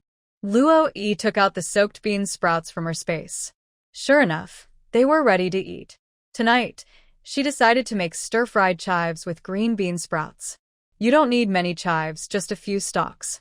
However, Roy still harvested a lot of chives from the space vegetable field, planning to make chive pockets tomorrow.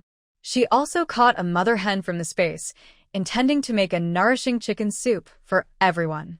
If she had known killing chickens was so troublesome, she would have used the frozen chicken stored in the warehouse. But frozen chicken definitely isn't as nutritious as free-range hens. Oh well, it's just a bit of trouble. To make eating easier, Roy didn't cook the whole chicken. Instead, she cut it into pieces and put it in the pot, adding a few lotus seeds, red dates, and a small piece of old ginseng. There are only 2 pots on the clay stove. One is used for the chicken soup, so only one remains. It seems she needs to buy a stove tomorrow to make things more convenient for herself. In the end, Roy had no choice but to cook rice first. After cooking, she kept the rice warm in a thermal container before starting to prepare other dishes. While Xiao Xiao hadn't come home yet, Roy quickly took out the ingredients for today's meals and also grabbed some fruit. Just as she was preparing the second dish, and I woke up. Roy had to carry her on her back, thinking she needed to quickly draw a children's walker tonight so Grandpa Xiao could make it. Later, if she had to work again, she could just put Da and I in the walker. When Xiao Xiao entered, she saw the vegetable garden covered with snakeskin bags in the yard. The soil was still moist, probably because her sister-in-law had planted vegetables today. She was very happy and ran happily into the kitchen. She saw 2 large thermal containers on the table, with her sister-in-law showing off her skills at the stove. Xiao Xiao, quickly take Da and I away. The kitchen is too. Carry her back to the room to play, Roy said, her face covered in steam. Da and I was very happy and reached out to grab the steam. Xiao Xiao immediately went to carry her down, worried she might get scalded. But Da and I refused to leave and even cried loudly in protest. Xiao Xiao had no choice but to hold her and squat in front of the clay stove, lighting a fire. Her little face turned red from the smoke, looking like a shiny apple. Finally, Roy cooked lamb with radish, homemade tofu, stir-fried chives with mung bean sprouts, and chicken ginseng soup. Just like yesterday, Xiao Xiao packed her small thermal container with vegetables and rice, and the large one held 3 dishes and a soup. Xiao Xiao, eat more meat. You can only eat meat at night now, Roy said, placing a big chicken leg into her bowl. Xiao Xiao. It sounds like she's so pitiful, as if others rarely get to eat meat, but she gets to eat meat every day. After dinner, Roy checked the time and decided it was about right. He carried a thermos and a basket and went out. Old Ji and Jiang Yao, having understood the situation, patiently waited for Roy to bring the food. Before entering, Roy took out a hot water bottle from his space, filled with ginseng tea made from spiritual spring water. Let me do it. You're carrying so much, Jiang Yao said when she saw him at the door, feeling a bit worried. She quickly took the hot water bottle. Roy chuckled and handed the bottle over without hesitation. What's for dinner today? Old Ji's attitude changed a lot. He asked eagerly. Roy opened the large thermos and took out dishes one by one, like a restaurant waiter, naming each. Stir-fried chives with mung bean sprouts, lamb stew with radish, homemade tofu, ginseng chicken soup. Old Ji licked his lips happily. These were all his favorite dishes. Jiang Yao scooped out the rice from the bottom of the container, and the two started eating.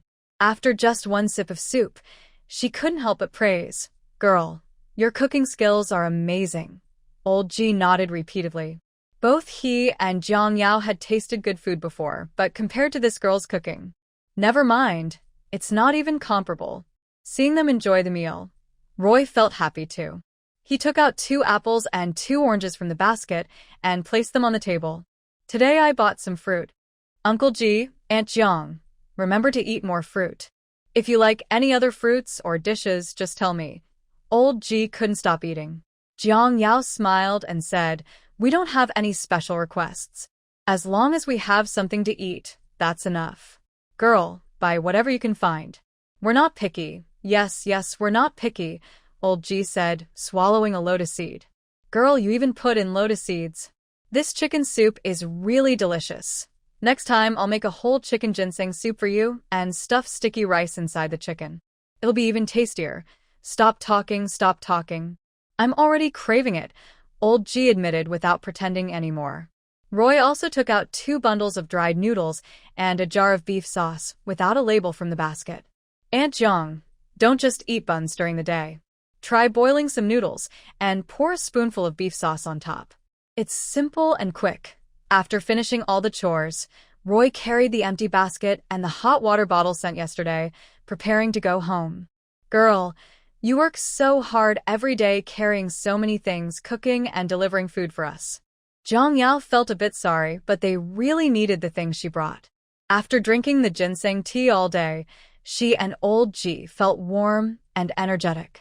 Usually, they did the most tiring and dirty work, and by noon, their limbs would feel weak. But today, they felt strong all over. She initially thought it was just her imagination, but it turned out Old Ji felt the same way. Girl, I and Uncle Ji, Aunt Jiang, no, please don't get emotional. I need to go home and help the kids with their homework. She gently hugged Jiang Yao and quickly left.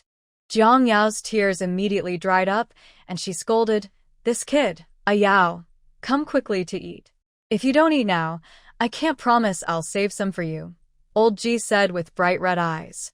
The lamb stew had no strong smell, the chicken soup was rich but not greasy, and the green bean sprouts were very crunchy. It was delicious. She couldn't get enough. Once she could go home again, she definitely wanted to bring this girl back to her own house. If Roy knew what the boss was thinking, she would surely be moved to tears. Her life depended on the boss. Back home, Roy continued tutoring Xiao Xiao with her homework. Danai was still awake at the age of babbling, light fish. Danai is skipping the simple stuff like eating and sleeping and jumping straight into middle school math. Xiao Xiao joked with a smile. You better study hard so you don't fall behind your little niece, Roy teased back. This made her little sister-in-law very anxious. Sister-in-law, what are you drawing? Xiao Xiao asked curiously as Roy was scribbling on paper. Denise's walking frame. We'll go see Grandpa about it tomorrow. She's getting stronger every day. When I carry her while cooking, I feel like my back is going to break, Roy said, poking Denise's little face. Don't you think so? Da and I giggled and kept shouting. Car, car. The next morning, Xiao Xiao obediently finished the nutritious breakfast Roy prepared and went to school. After they finished their own healthy breakfast, Roy and Da and I tidied up and prepared to leave. Roy first took Da and I to the hospital for a checkup. Thank goodness, everything was normal. She finally felt at ease. Otherwise, Danny, who is slow to speak and walk, might make people doubt if she had a problem with her mind.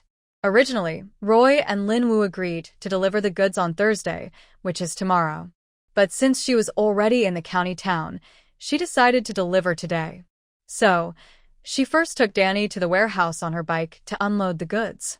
After unloading, she talked with Danny for a while and then prepared a bottle of milk powder for her. When everyone was asleep, Roy put Danny into the space and then went to the black market to find Lin Wu. In a quiet alley, Roy also put her bike into the space. Since the bike was fitted with a unique cradle, it was too easy to remember. To avoid suspicion, she carefully hid the bike and put on makeup before going to see Lin Wu. Lin Wu had been waiting eagerly for Roy.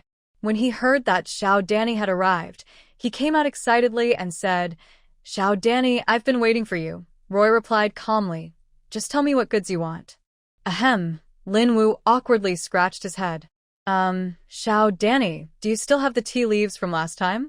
Can you get me some more? Yesterday, Gung Quan's reaction seemed to be very pleased with the tea, so he needed to get more to present to Gung Quan. Yes, how much do you want? Roy nodded happily. Lin Wu carefully held up his hand and gestured a number. 10 packs. 50 packs for you, Roy said without hesitation. Lin Wu was surprised. 50 packs, Roy thought. Anyway, the tea trees in the space were almost mature. She could sell half of her tea stock first. Lin Wu was very excited. 50 packs, Roy thought. This black market boss was so jumpy, not at all reserved, lacking the aura of a big boss. That's great, Lin Wu said, feeling that his rise to wealth was just around the corner. When he learned that Roy had already unloaded the goods at the warehouse, Lin Wu took his men to collect the goods directly. Roy also got into their small truck and went along. 100 gene of rapeseed oil and peanut oil, 100 gene of large yellow croaker, 100 gene of dried noodles, 100 gene of millet, 100 gene of cucumbers, 100 gene of sea jellies, 200 gene of eggs, 100 gene of white sugar. Everything is here. Good, very good, Lin Wu said, only glancing over the items and knowing they were high-quality goods. Xiao Danny, count the payment. Okay. Roy simply accepted the money without counting. Roy knew what Lin Wu was going to ask and said directly, by next Wednesday, I expect to have 50 packs of tea cakes, 20 yuan each, 500 gene of refined rice and flour at 41 cents per gene, 500 gene of eggs and duck eggs at 80 cents per gene. The most common items in the space are these, and the small chickens and ducks she previously raised are now laying eggs. Next time they can supply a batch of goods. 100 gene of rapeseed oil and peanut oil each at 90 cents per gene, apples, pears, oranges, and bananas, each 200 gene at 70 cents per gene. Lloyd didn't expect the production of rapeseed and peanut oil in the space to be so high. She initially estimated only 1,000 gene, but it turned out to be over 10,000 gene. The same goes for the fruit. As long as she uses her mind to pick fruit once, a new batch will ripen in the orchard in a few days. So now, Lloyd goes to the space every day to pick fruit. 100 gene of watermelon, at 45 cents per gene, 100 gene of green onions, at 41 cents per gene, 100 gene of celery, at 41 cents per gene, 200 gene of brown sugar, at 80 cents per gene. These are all planted with seed she stored in the warehouse, and she isn't sure how much she can harvest. For now, she reports a minimum supply amount. For off-season fruits like watermelon, she doesn't dare sell large quantities. Lin Wu kept watching Loi eagerly, waiting for her to continue, but Loi simply said, "That's enough for now." Lin Wu, oh no, Grandma Wealth God, I know you probably have many more good things. Suddenly, Loi changed the subject. Brother Wu, I want to raise a dog. Can you help me get a German Shepherd? She knew very well that Lin Wu definitely had a way. Yes, of course. The German Shepherd in the northern warehouse just had a litter. I'll have someone bring you one right now. As soon as she finished speaking, Lin Wu was about to call his men. No, Brother Wu. Could you please find me a German Shepherd at least 1 year old? It was about 10 days until mid-November, and she needed to plan ahead. This is not difficult at all. Lin Wu immediately sent someone to handle it. Xiao Damei wants to raise a German Shepherd to watch the warehouse. Lin Wu's German Shepherds are used for guarding the warehouse. German Shepherds are gentle, loyal to their owners, and obedient. When it comes to raising dogs, Loi's first thought is always the German Shepherd. After Lin Wu's men left, the two continued discussing important matters. Loi, Brother Wu, do you have any channels to buy jade jewelry, paintings, or similar items? Little Sister Xiao, there's not much market for those right now. It's better to stock up on food. I only tell you this because I see you as a friend, Lin Wu said sincerely. It's okay. I just like those things. If you have a way to get them, please help me buy some, Loi said, acting like a naive person. Just joking, jade and antiques will start to rise in value in a few years. I need to catch the last train. Seeing her insist, Lin Wu agreed. All right, how much do you want to stock up on? About 10,000 worth. Okay, little Sister Xiao, don't worry. I'll make sure everything is good, Lin Wu replied. He liked doing business with honest people, no tricks involved. Thanks a lot, Brother Wu, Loi said again.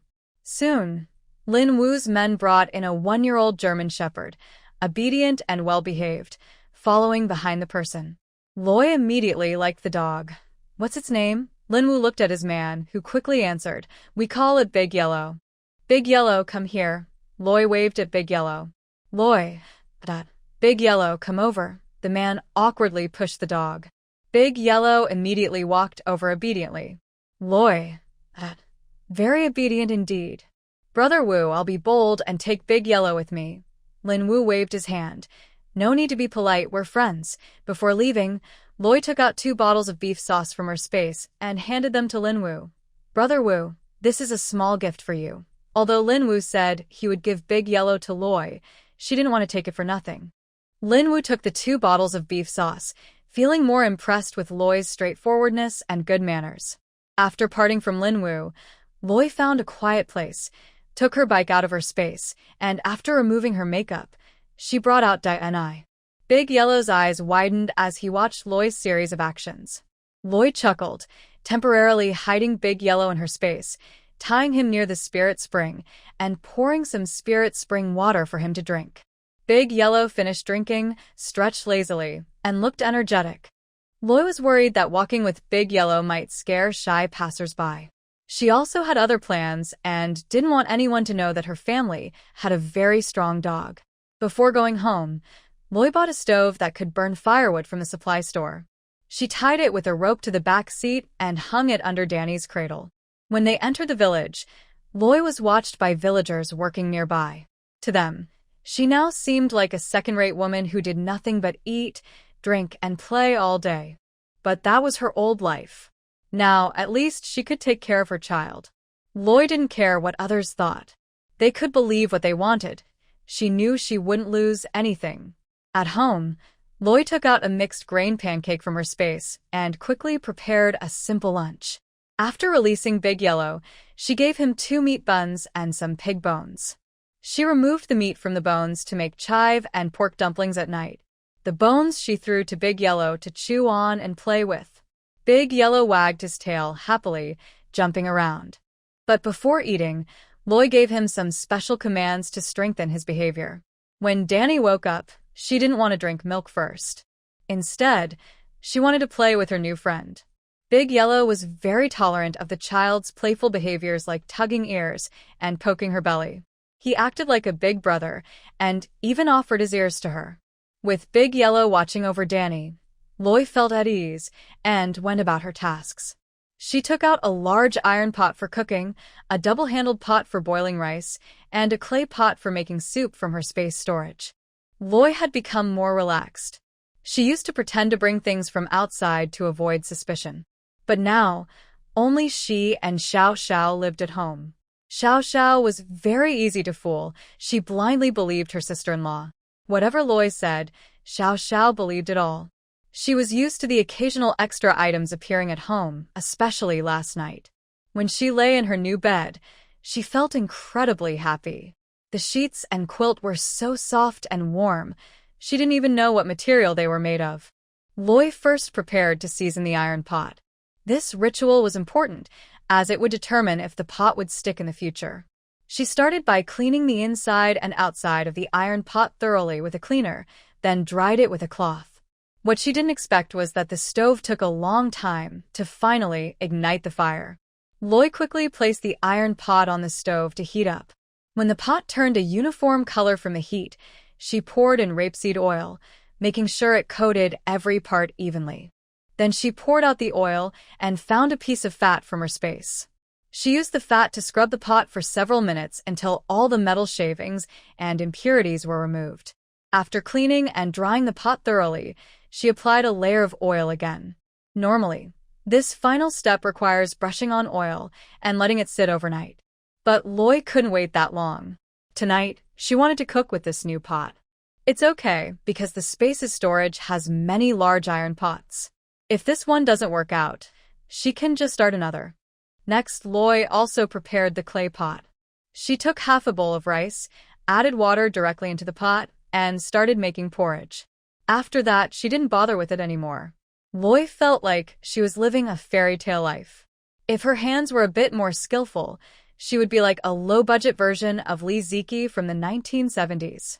Danny and Huang played until they were tired, then Danny lay on Huang's back and fell asleep. Huang didn't dare move, afraid of bumping the little owner.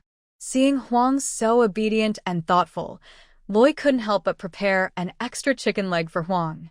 Before eating, she repeated her command to reinforce it. In this era, pet keeping wasn't as particular as in later times. Usually, pets ate whatever their owners ate. Of course, this was only in well-off families. If a family was average, the dog could only eat leftovers. But Shogo wouldn't mind being poor or rich. Whatever the owner fed them, they would eat. After tidying up the pots and pans, Loi started preparing tonight's dinner, chive pork dumplings and chive pockets. She washed the chives thoroughly and used a food processor to chop them into medium-sized pieces. The dumpling wrappers and pocket wrappers were also made with the processor. She chose medium-sized wrappers for the dumplings and the largest size for the pockets. For the chive pork dumplings, Loi only used 100 grams of pork because she planned to give some to the old couple from Zhao's family tonight. Xiao Xiao would also bring some for lunch tomorrow, so using less meat was more convenient. When Loi was a child in the orphanage, she looked forward to holidays and festivals. The director would always organize everyone to make dumplings. It wasn't a special dish, but Loi loved the warm, cheerful atmosphere of everyone gathering together to chat and laugh. The dumpling filling was easy to prepare, but the filling for the chive pockets was a bit more complicated. Loi first fried 4 eggs in a non-stick pan, and it worked perfectly this time. After the eggs cooled, she added chopped chives mixed with oil, then a little 5-spice powder, dried shrimp, minced and sesame oil. Once both fillings were ready, Loi took out 2 large stacks of dough from her storage space. The kitchen was small, so Loi decided to make the chive pockets first. They could wait until dinner to make the dumplings, so there would be space now. Xiao Xiao was startled when she came home and saw Da Huang in the yard. She shouted loudly at the gate, "Sister-in-law, help me, sister-in-law." Loi hurried outside and saw Xiao Xiao hanging at the gate and Da Huang squatting nearby, looking sad and tugging at the gate. She quickly went to rescue Xiao Xiao. "This is a new member I just brought home today, Da Huang. From now on, it will live with us." "Xiao Xiao. Can I refuse? I'm really scared." "Don't be afraid, it won't bite." Loi took Xiao Xiao's hand and gently patted Da Huang's head. Da Huang wagged its tail happily and cooperatively. Loi said, "From now on, Da Huang will be responsible for guarding the house. You focus on studying well, and you, sister-in-law, I will just be responsible for being beautiful, Xiao Xiao." Da Huang knew Xiao Xiao was afraid of it, so it kept its distance. When Da and I woke up, it went over to play with her.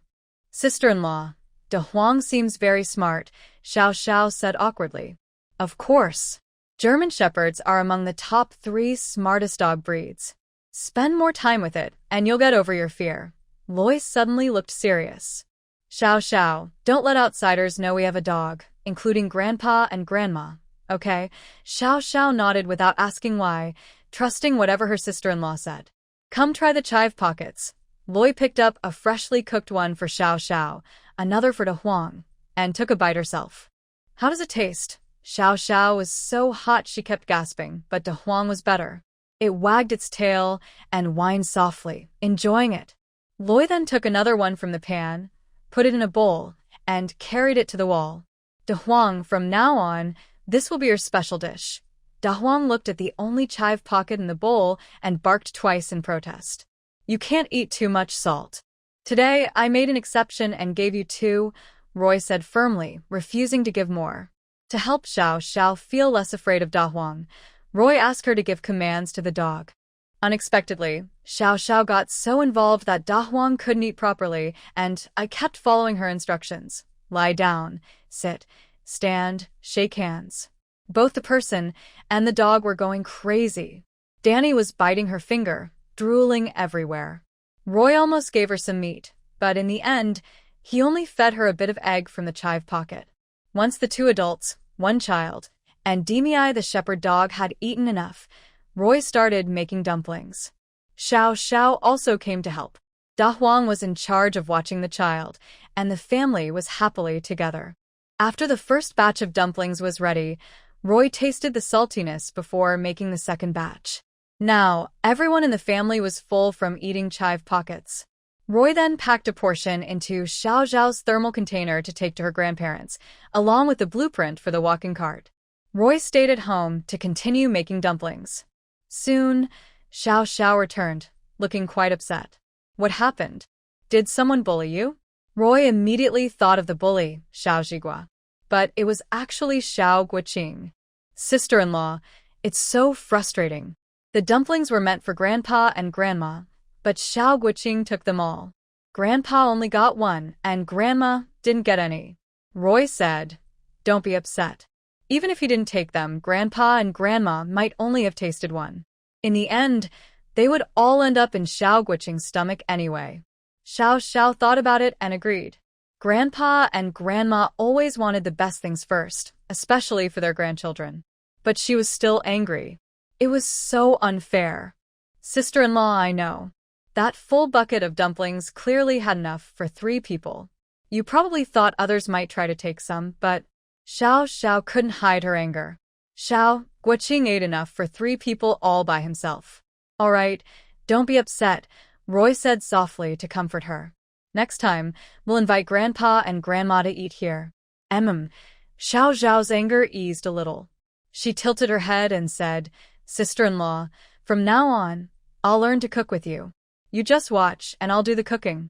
Okay. Loi smiled slightly, worried that the naive girl might become overly confident in her cooking skills from using ingredients in the space. After it got dark, Loi cooked a big pot of dumplings to send to Old Ji and Aunt Jiang. It was the first time the 2 elders had eaten dumplings since arriving in Xiao Village. They looked so touched that tears welled up in their eyes. Girl, don't misunderstand.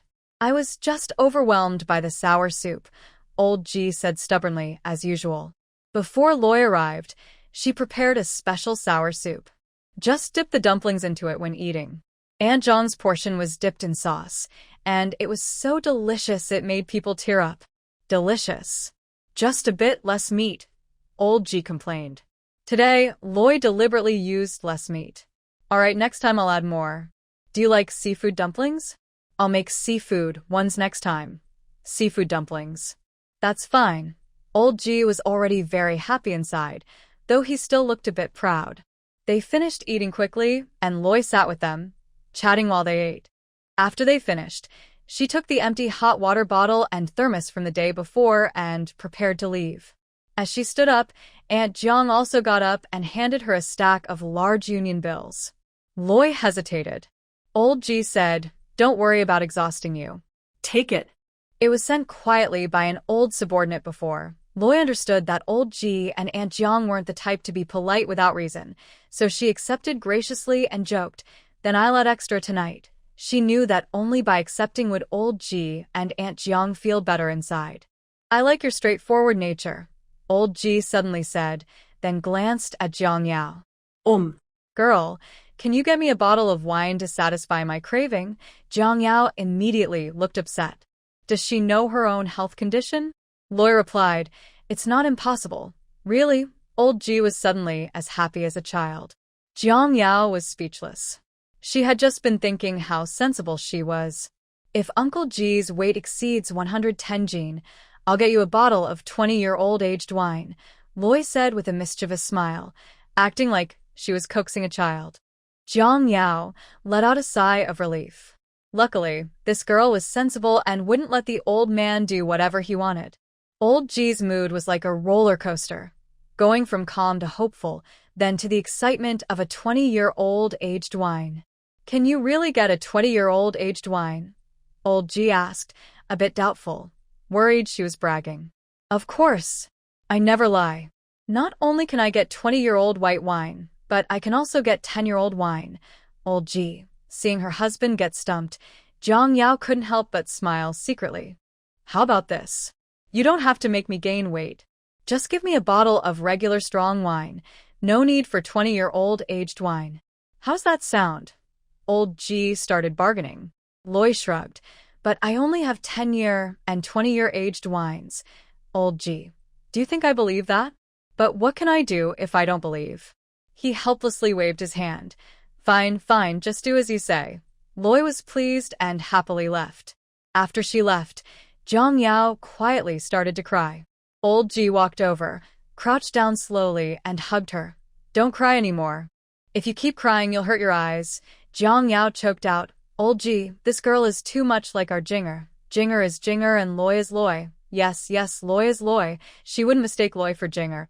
The next morning, after breakfast, Loi taught Da and I a few words, then began training Da Huang. To make training easier, she took Da Huang into the space, while Da and I was arranged to sleep in the bedroom inside the space. Loi trained Da Huang to bite and attack, rewarding him with chicken legs whenever he met the requirements.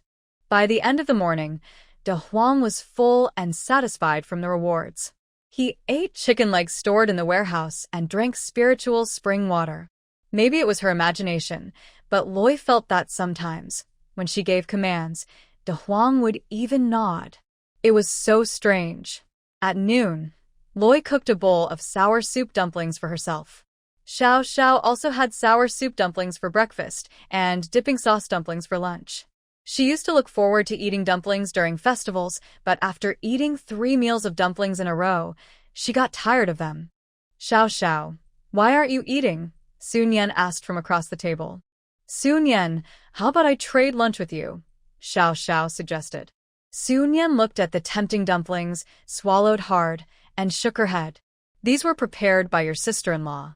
You should eat them yourself. How about we each take half? Xiao Xiao pushed the insulated container to the middle, signaling for both of them to share. In the end, Sun Yan couldn't resist the temptation of the chive and pork dumplings, eating one after another. Xiao Xiao, your sister-in-law's dumplings are really delicious. She's a great cook, of course, Xiao Xiao said proudly whenever someone praised her sister-in-law. She and Sun Yan weren't very close before, but recently they became good friends. Both of them are older students sharing similar backgrounds. They are both shy and easily bullied. After joining this class, both girls were teased by other girls for their age. Sun Yan was teased more because she is already 18 years old. Most families in Xiaojia village have the surname Xiao. Sun Yan's mother, Li Guifan, remarried from another village and moved here with her. She married Xiao Dahu, a local man. Xiao Dahu has a daughter named Xiao Lianhua from his previous marriage, who is 1 year younger than Sun Yan. After Li Guifan married Xiao Dahu, they had a son named Xiao Hu, who is 15 years old now. Xiao Dahu loves his family and treats Sun Yan very well, just like his own daughter. However, because he treats Sun Yan well, his daughter Xiao Lianhua becomes very jealous and secretly causes trouble. At first, Xiao Lianhua hid a frog in Sun Yan's bed. Later, while Sun Yan was cooking, Xiao Lianhua secretly poured boiling water on her, claiming it was an accident. The most outrageous incident happened a few years ago.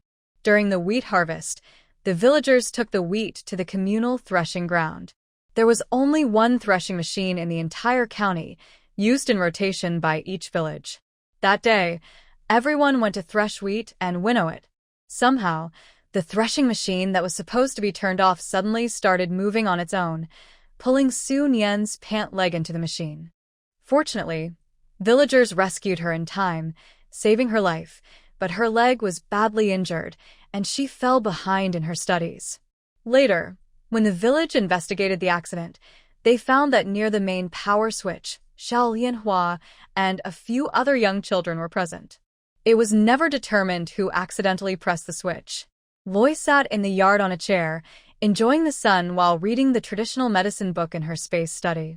The book had many recipes she had never heard of, along with some amazing herbs she also didn't know about.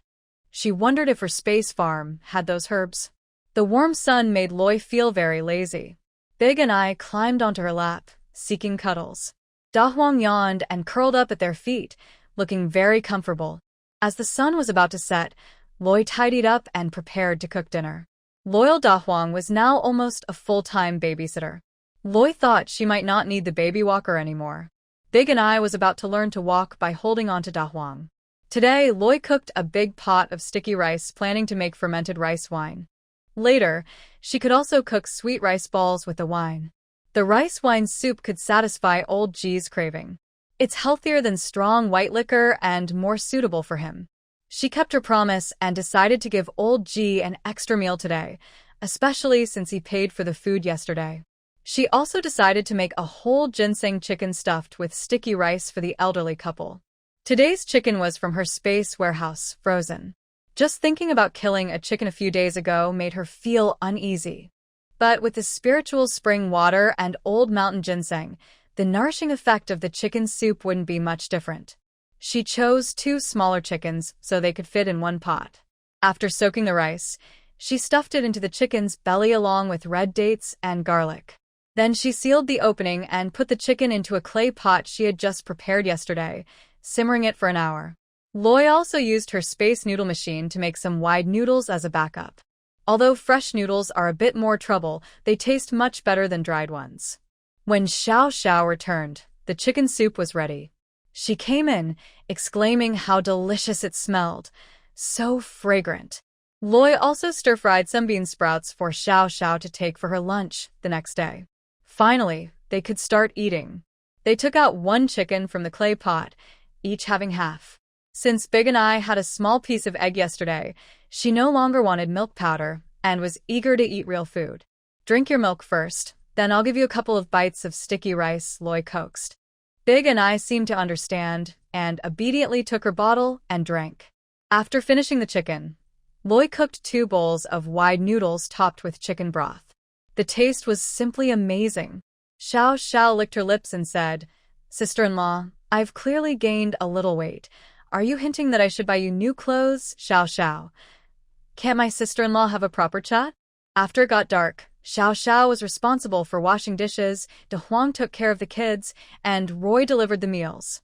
"Girl, your efficiency is amazing." Old G couldn't wait for Roy to help them unpack the chicken and took a big sip of the chicken soup. It was so fresh and tasty. Jiang Yao took the chopsticks. "Girl, sit for a while, I'll do it." Originally, there were only 2 small wooden stools at home, but today old G specially brought back another one from outside, so everyone had a seat. But then Roy put down her chopsticks and started cooking noodles again. Old G asked confusedly, "Girl, isn't there already noodles at home? Why did you bring more? This is the fresh wide noodles I made tonight. It's better than dried noodles." Good, good. Your attitude is great. Even in tough times, you manage to stay positive. That's good, that's good. Old G kept praising good several times. Some people, because they couldn't endure the hardships, ended their lives early. "Girl, this chicken broth wide noodles is really delicious." Jiang Yao thought it was the best noodles she had ever eaten. The chicken soup was fresh and light, and the noodles were smooth and chewy. "If Aunt Jiang likes it, I'll make ginseng chicken soup for you all next week." Being praised always makes people happy. "I thought you'd say you'd make chicken soup tomorrow." Old G pouted and complained. Ah, Roy looked troubled, but I wanted to make pickled vegetable blackfish fillet tomorrow. So, I'll just keep making chicken soup. Old G. Jiang Yao secretly chuckled, glancing at her old man with her eyes, just watching to see if he would react. Forget it. Let's stick to your original plan, Old G said calmly, waving his hand. Go home early and rest. Until Roy walked far away, Old G still seemed to hear her teasing laughter. That night, Xiao Fan just returned from outside to the temporary camp. Immediately, someone came to report that the battalion commander was looking for him. Xiao Fan was still out on a mission. Usually, the battalion commander was in the army and only occasionally came to listen to reports and summaries. He thought this time the battalion commander was here for a regular report. But instead, the battalion commander handed him 2 letters. They came from your home, dated just a day apart. You should check quickly to see if something urgent has happened. Xiao Fan felt a strange tightness in his chest. He quickly opened the frontmost envelope, which contained a thick stack of several sheets of paper. He quickly read through the contents, then opened another thinner letter. The battalion commander saw his strange expression and asked worriedly, "What does the letter say? Is something wrong at home?" Since he was sending letters to the army so often, it probably meant something was wrong at home. The battalion commander was very worried about his most trusted assistant. Xiao Fan awkwardly shook his head. No, everything's fine. Xiao Fan's superior said, if something's wrong, just tell me. Don't be shy. You can trust me, and with so many brothers in the battalion, we can help. Really, it's not necessary. The battalion commander got anxious. He snatched the letter from Xiao Fan's hand. After only looking at 2 pages, his face kept changing color, sometimes red, sometimes green. You're really lucky, marrying such a capable wife, the battalion commander said with envy. He was still single himself. Look at your sister. She praises your wife like she's a fairy. She's almost like heaven on earth. Xiao Fan felt even more embarrassed. His sister rarely wrote to him. She had written before, but never mentioned Luo Yi in her letters. What's going on this time? Not only did she praise Luo Yi as if she were a fairy, but she also urged him to hurry home and hold a wedding banquet. I say, kid, you've already registered your marriage. When will you hold the banquet? Your brother here wants to have a toast and share in the joy, the battalion commander said, patting Xiao Fan's shoulder with a big hand, his teeth clenched. Xiao Fan had planned to take a long leave next year to go home and hold the wedding banquet. But after reading the 2 letters from Xiao Xiao, he suddenly became curious about his wife. He and Luo Yi only met briefly on the day they registered their marriage. His impression of her was still that of a proud young lady. That day, they called each other. Deputy Battalion Commander Xiao, Comrade Luo. Luo Yi returned home first, helping Xiao Xiao with her homework. Then Xiao Xiao took care of putting Danny to sleep, while Luo Yi went to the kitchen to make fermented rice wine. The sticky rice was just the right temperature. She only needed to pour in cool boiled water and yeast, mix well, then put the mixture into 2 large porcelain cups. Finally, Luo Yi made a small hole in the middle of the fermented rice, then carried it into the bedroom. She placed it on the table beside the Kong, heated bed, covering it with a blanket to keep warm. Xiao Xiao had just put Danny to sleep. Curious, she lowered her voice and asked, Sister-in-law, how long does this fermented rice wine take to be ready? It all depends on whether the temperature is strong enough, probably in 3 or 4 days. Da Huang saw the 2 people whispering around the blanket and immediately wanted to go over and nudge them, but unexpectedly, Roy shot him a sharp look. The message was clear. If you dare to push, I'll break your leg. He let out a heavy sigh and went to the kitchen to curl up. No need to argue with women. The next afternoon, Grandpa Xiao finished his work and came to the house with Grandma Xiao, bringing a freshly made learning walker. Grandma Xiao was worried that the thorns on the bamboo might scratch Danny's hands, so she wrapped the walker with an old cloth from home, making it look completely different from the original material. Roy immediately placed Danny in the walker. She kicked her legs and started running in the yard, making the old couple from the Xiao family very happy. Roy was also very happy. She quickly went inside and cooked 2 bowls of beef noodles for the old couple. They finished the soup happily, delicious. Seeing they liked it, Roy took a jar of beef sauce from her space, poured it into a porcelain cup, and said she made it herself.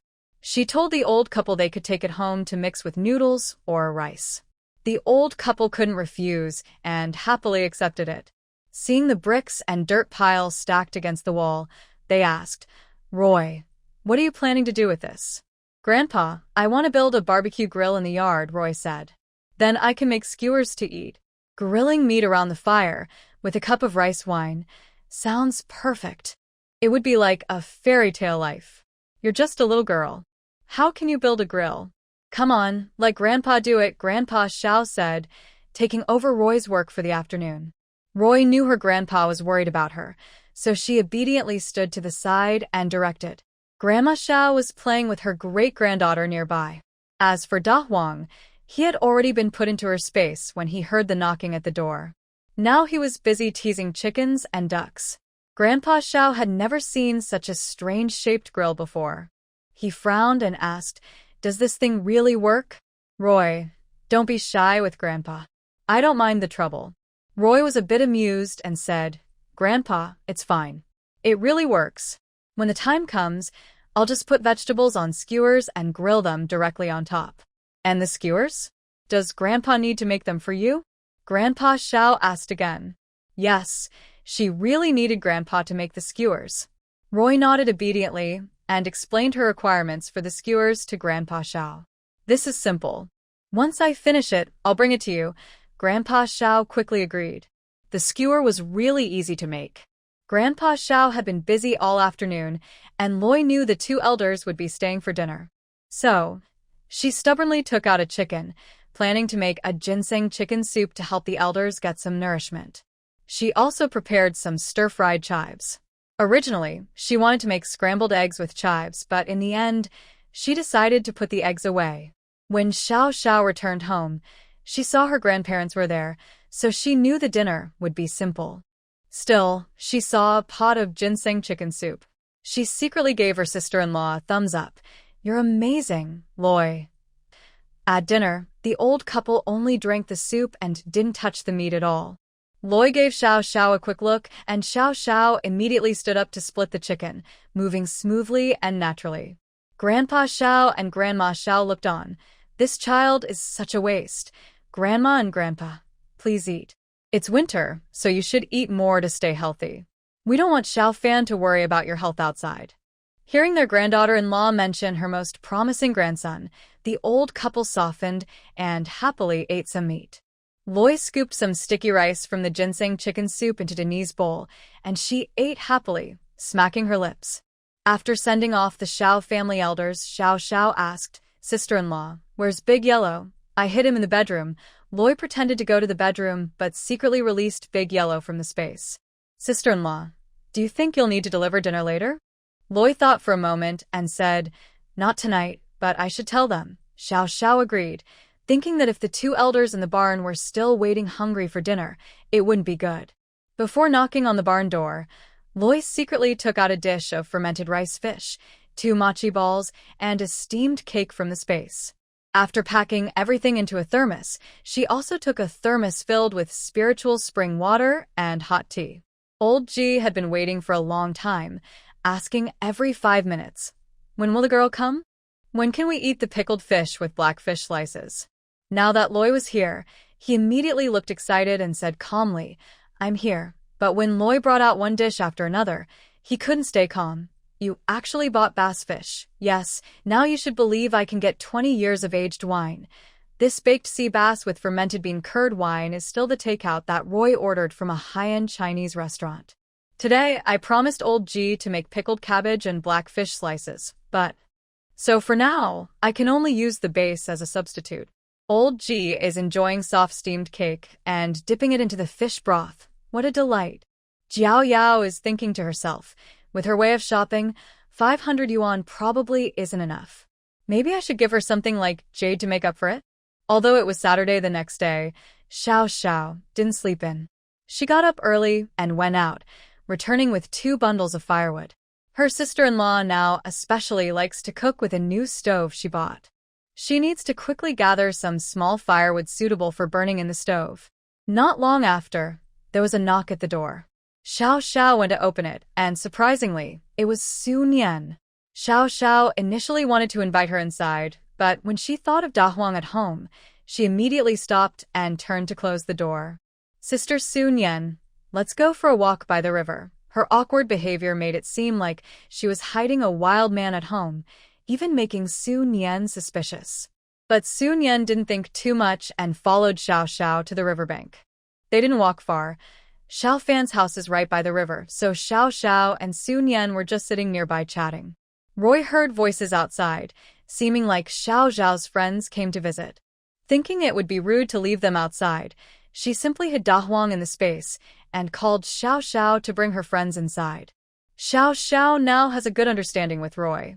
Since her sister-in-law called her like that, Da Huang was probably hidden away. Although she didn't understand why her sister-in-law didn't want others to know about Da Huang, she chose to listen unconditionally. After leading the guests inside, Xiao Xiao said to Roy, "Sister-in-law, Sister Sun Yan came to do homework with me." Roy was feeding Danny breakfast when she suddenly almost dropped her spoon, an instinctive reaction. But then she thought, wait, Sun Yan hasn't been reborn yet, hasn't turned dark, and isn't the notorious Sun Yan. What is she afraid of? So she greeted her generously. "Hello," Sun Yan shyly whispered. "Hello, Sister Roy. See?" At this moment, Sun Yan is still a timid, cautious girl, innocent and delicate, not to be feared. "Please sit anywhere, Xiao Xiao. Hurry and pour a cup of hot water for Sun Yan." Xiao Xiao immediately happily went to pour hot water for Sun Yan. Then the two sat side by side, foolishly watching Roy feed the child. Behind them sat Sun Yan, the main female character from a typical old-fashioned story. Roy felt a bit uncomfortable. He quickly finished feeding Xiao Yan's breakfast and went to wash the dishes in the kitchen. At this moment, Xiao Xiao came in, looking troubled. She said, "Sister-in-law, can I talk to you about something?" "Go ahead," Roy said, sensing it might not be good. Sun Yan. "Can she stay at her house tonight and sleep with me?" Xiao Xiao lowered her head after asking. She knew this request was a bit rude, and there were some family secrets that made it hard to tell outsiders. Roy didn't say anything. He was quite nervous about Sun Yan. After a long pause, he asked, "Why do you want her to stay at our house?" Roy knew Xiao Xiao's personality. She must have gone through something to ask this so nervously. Sun Yan's stepfather took her mom and brother back to their family home. Last night, it was just her and her stepsister at home. In the middle of the night, her stepsister grabbed her neck really hard, almost choking her to death. Xiao Xiao said, looking scared. "What?" Roy exclaimed loudly, surprised. "Sister-in-law, are you also scared?" Xiao Xiao asked. Of course Roy was scared. If Sun Yan had been reborn early, her main heroine aura wouldn't be enough to protect her. She might be in real danger. Let her stay, Roy decided quickly. His life was more important. Xiao Xiao didn't expect her sister-in-law to agree so easily. She thought she was kind-hearted. As soon as she heard about Sun Yan's experience, she immediately agreed.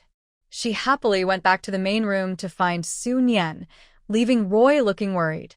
Sun Yan's stepsister was the same person who caused Sun Yan to be reborn in the story. She was also the first evil woman Sun Yan had to deal with after her rebirth. When Roy returned to the main room, Sun Yan immediately stood up gratefully. "Thank you, Sister Roy." Roy sighed, sat beside her, and gently picked Xiao Yan up into his arms. "Your stepsister treats you like that. Have you ever thought about talking to the elders in the family about this?" Sun Yan lowered her head, trying not to cry out loud. "My mom finally married such a good man like Uncle Xiao, and she even had a younger brother. If my actions make them lose trust in each other, Luo understood." At this moment, Sun Yan didn't want to cause trouble. She just hoped the family could live peacefully together. She had also been hurt repeatedly by Xiao Lianhua. It was only after rebirth that she completely turned dark and decided to deal with this vicious woman. Right now, Xiao Lianhua was a huge, unstable threat. Luo suddenly felt stuck. To stop Sun Yan from rebirth, she had to prevent Xiao Lianhua from doing harm. That meant the responsibility of protecting Sun Yan and dealing with Xiao Lianhua fell on Luo. But Xiao Lianhua was truly malicious. She repeatedly tried to harm Sun Yan.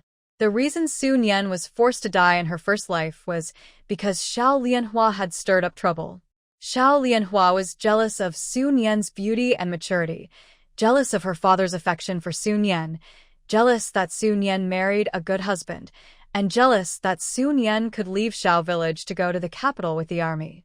Luo Yi didn't know exactly what evil deeds Xiao Lianhua had done in her first life. The novel she read back then described Su Nian's first life quite simply.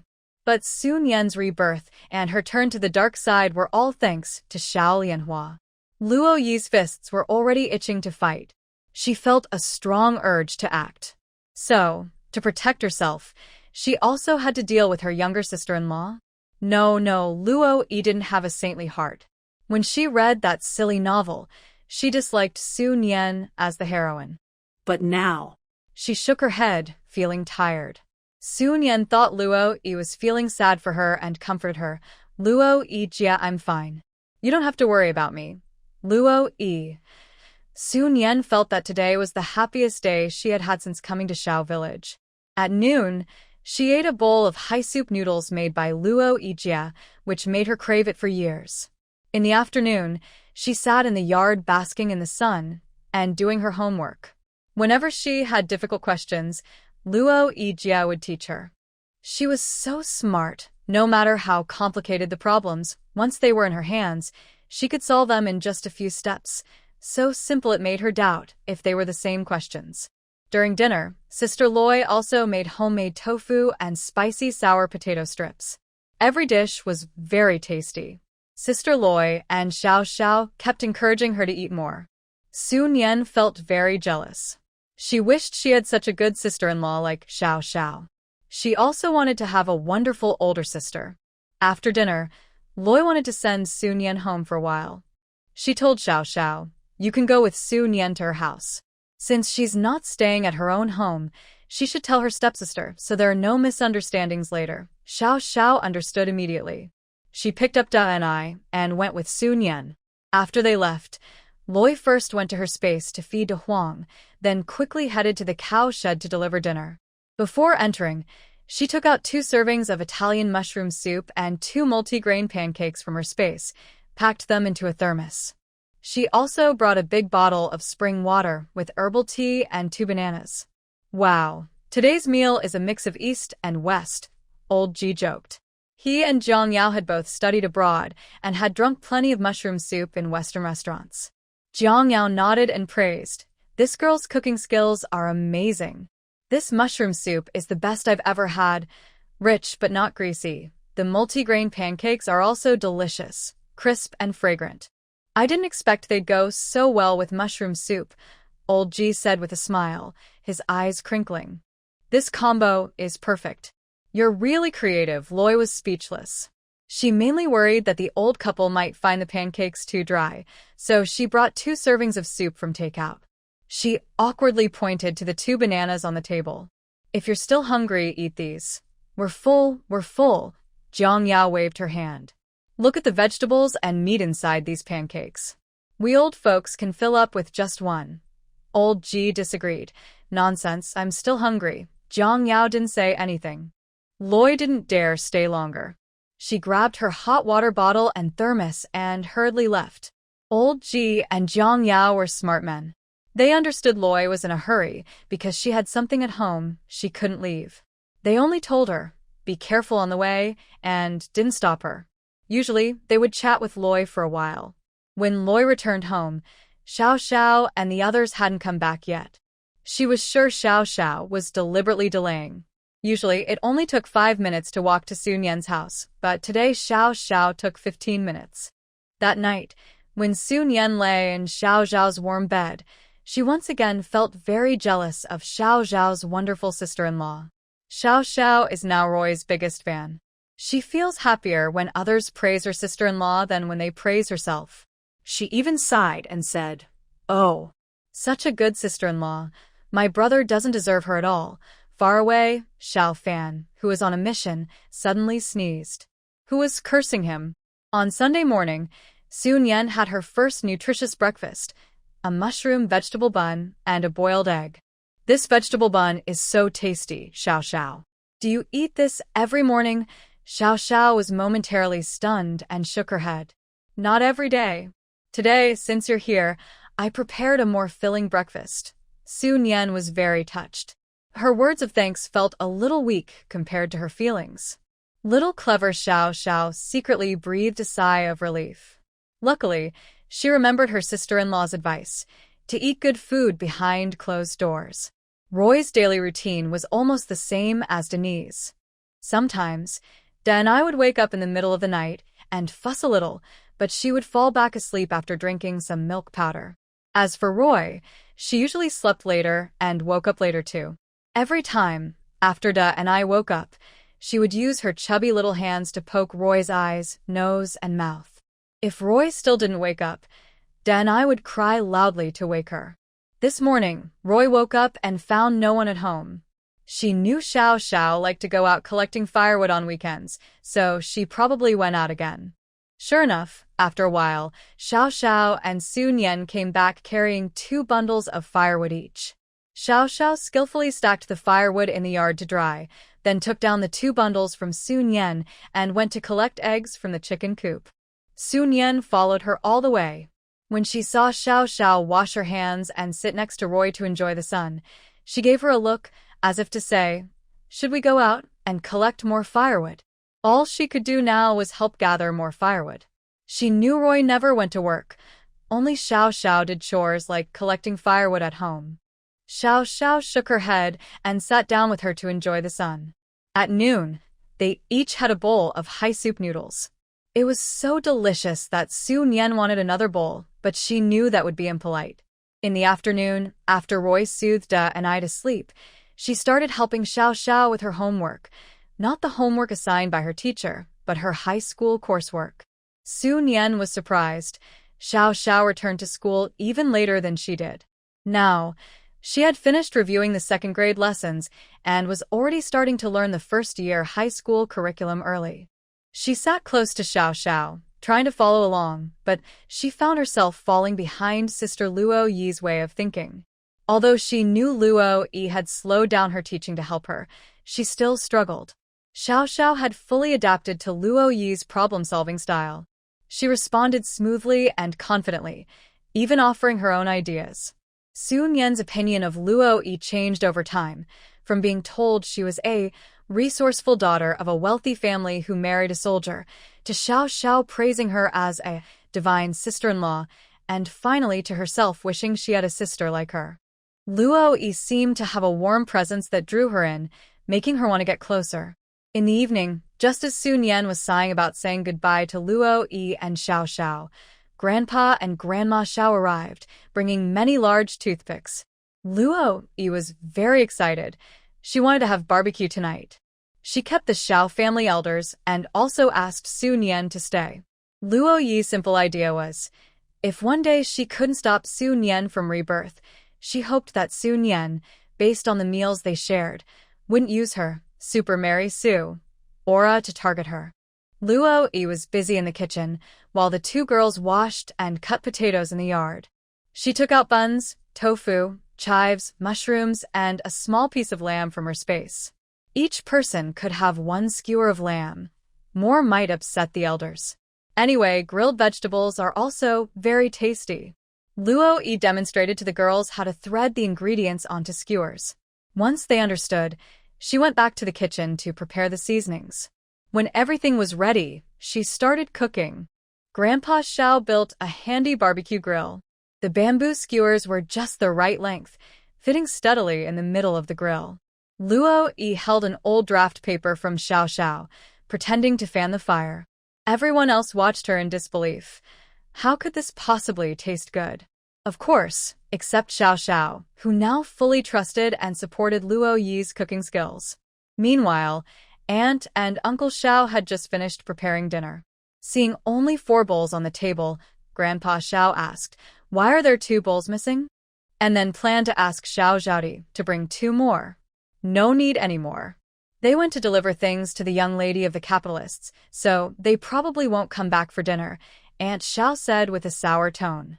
Every time those 2 old men went to deliver things to that little troublemaker, they only returned after eating. They always smelled of fish and meat, and the little troublemaker never invited them to eat together. She showed no respect for elders. Well, without any grown-ups at home to teach manners, she's just a selfish little troublemaker. Suddenly, Aunt Zhao's eyes sparkled. Humph, let her enjoy her pride for a few more days. She'll see what happens then. Uncle Xiao also felt a bit annoyed. He knew his parents went to his niece-in-law's house to enjoy good food. Thinking about the last time they had leek and pork dumplings, he started to drool. He only ate one, but just thinking about that taste made him want more. Loi first grilled a skewer of lamb for everyone. Grandpa Xiao and Grandma Xiao didn't want to eat it, insisting it was for Loi and Xiao. In the end, they couldn't refuse their granddaughter and reluctantly ate a little. "Is this lamb?" Grandpa Xiao asked. "Yes, I and Sister Su Nian made these skewers. I promise, it's definitely lamb," Xiao replied seriously, frowning. "I thought it was Tang monk's meat," Grandpa Xiao joked. "Loi, Grandpa, that's a bit cold." Everyone else burst into laughter at Grandpa Xiao's joke. The lamb skewers were really delicious, but unfortunately, each person only had one. Next, Loi grilled slices of bread and potatoes. Although bread wasn't cheap, it was definitely cheaper than meat. The elderly couple from the Xiao family didn't hold back anymore. They didn't need Loi to invite them. Once everything was ready, they took some to eat themselves. The bread was so tasty, crispy and fragrant, sprinkled with cumin. Su Nian ate a piece of grilled bread sprinkled with chili powder. It was spicy enough to make her tears flow, but she couldn't stop eating. The spicier, the more she wanted.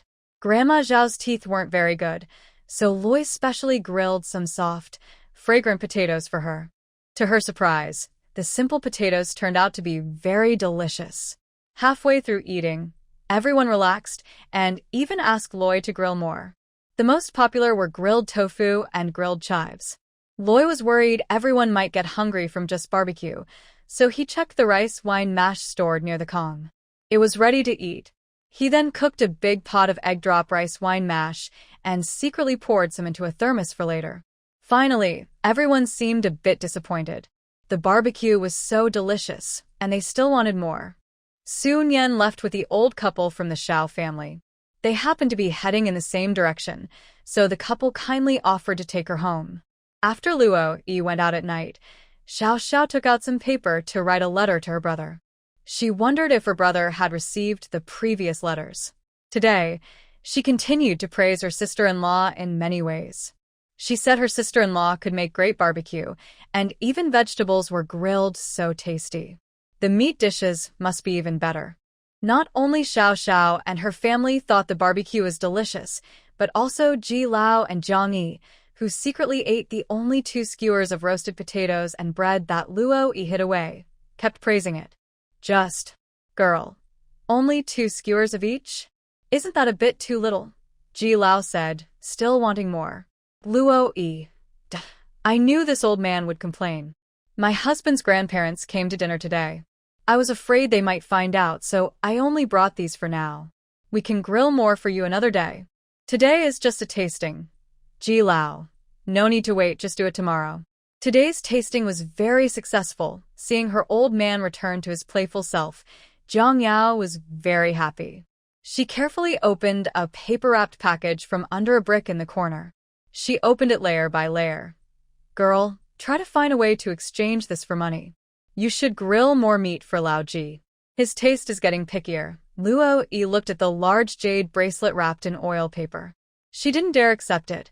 She wasn't here to scam the big boss's jade. She was here to latch onto a powerful backer.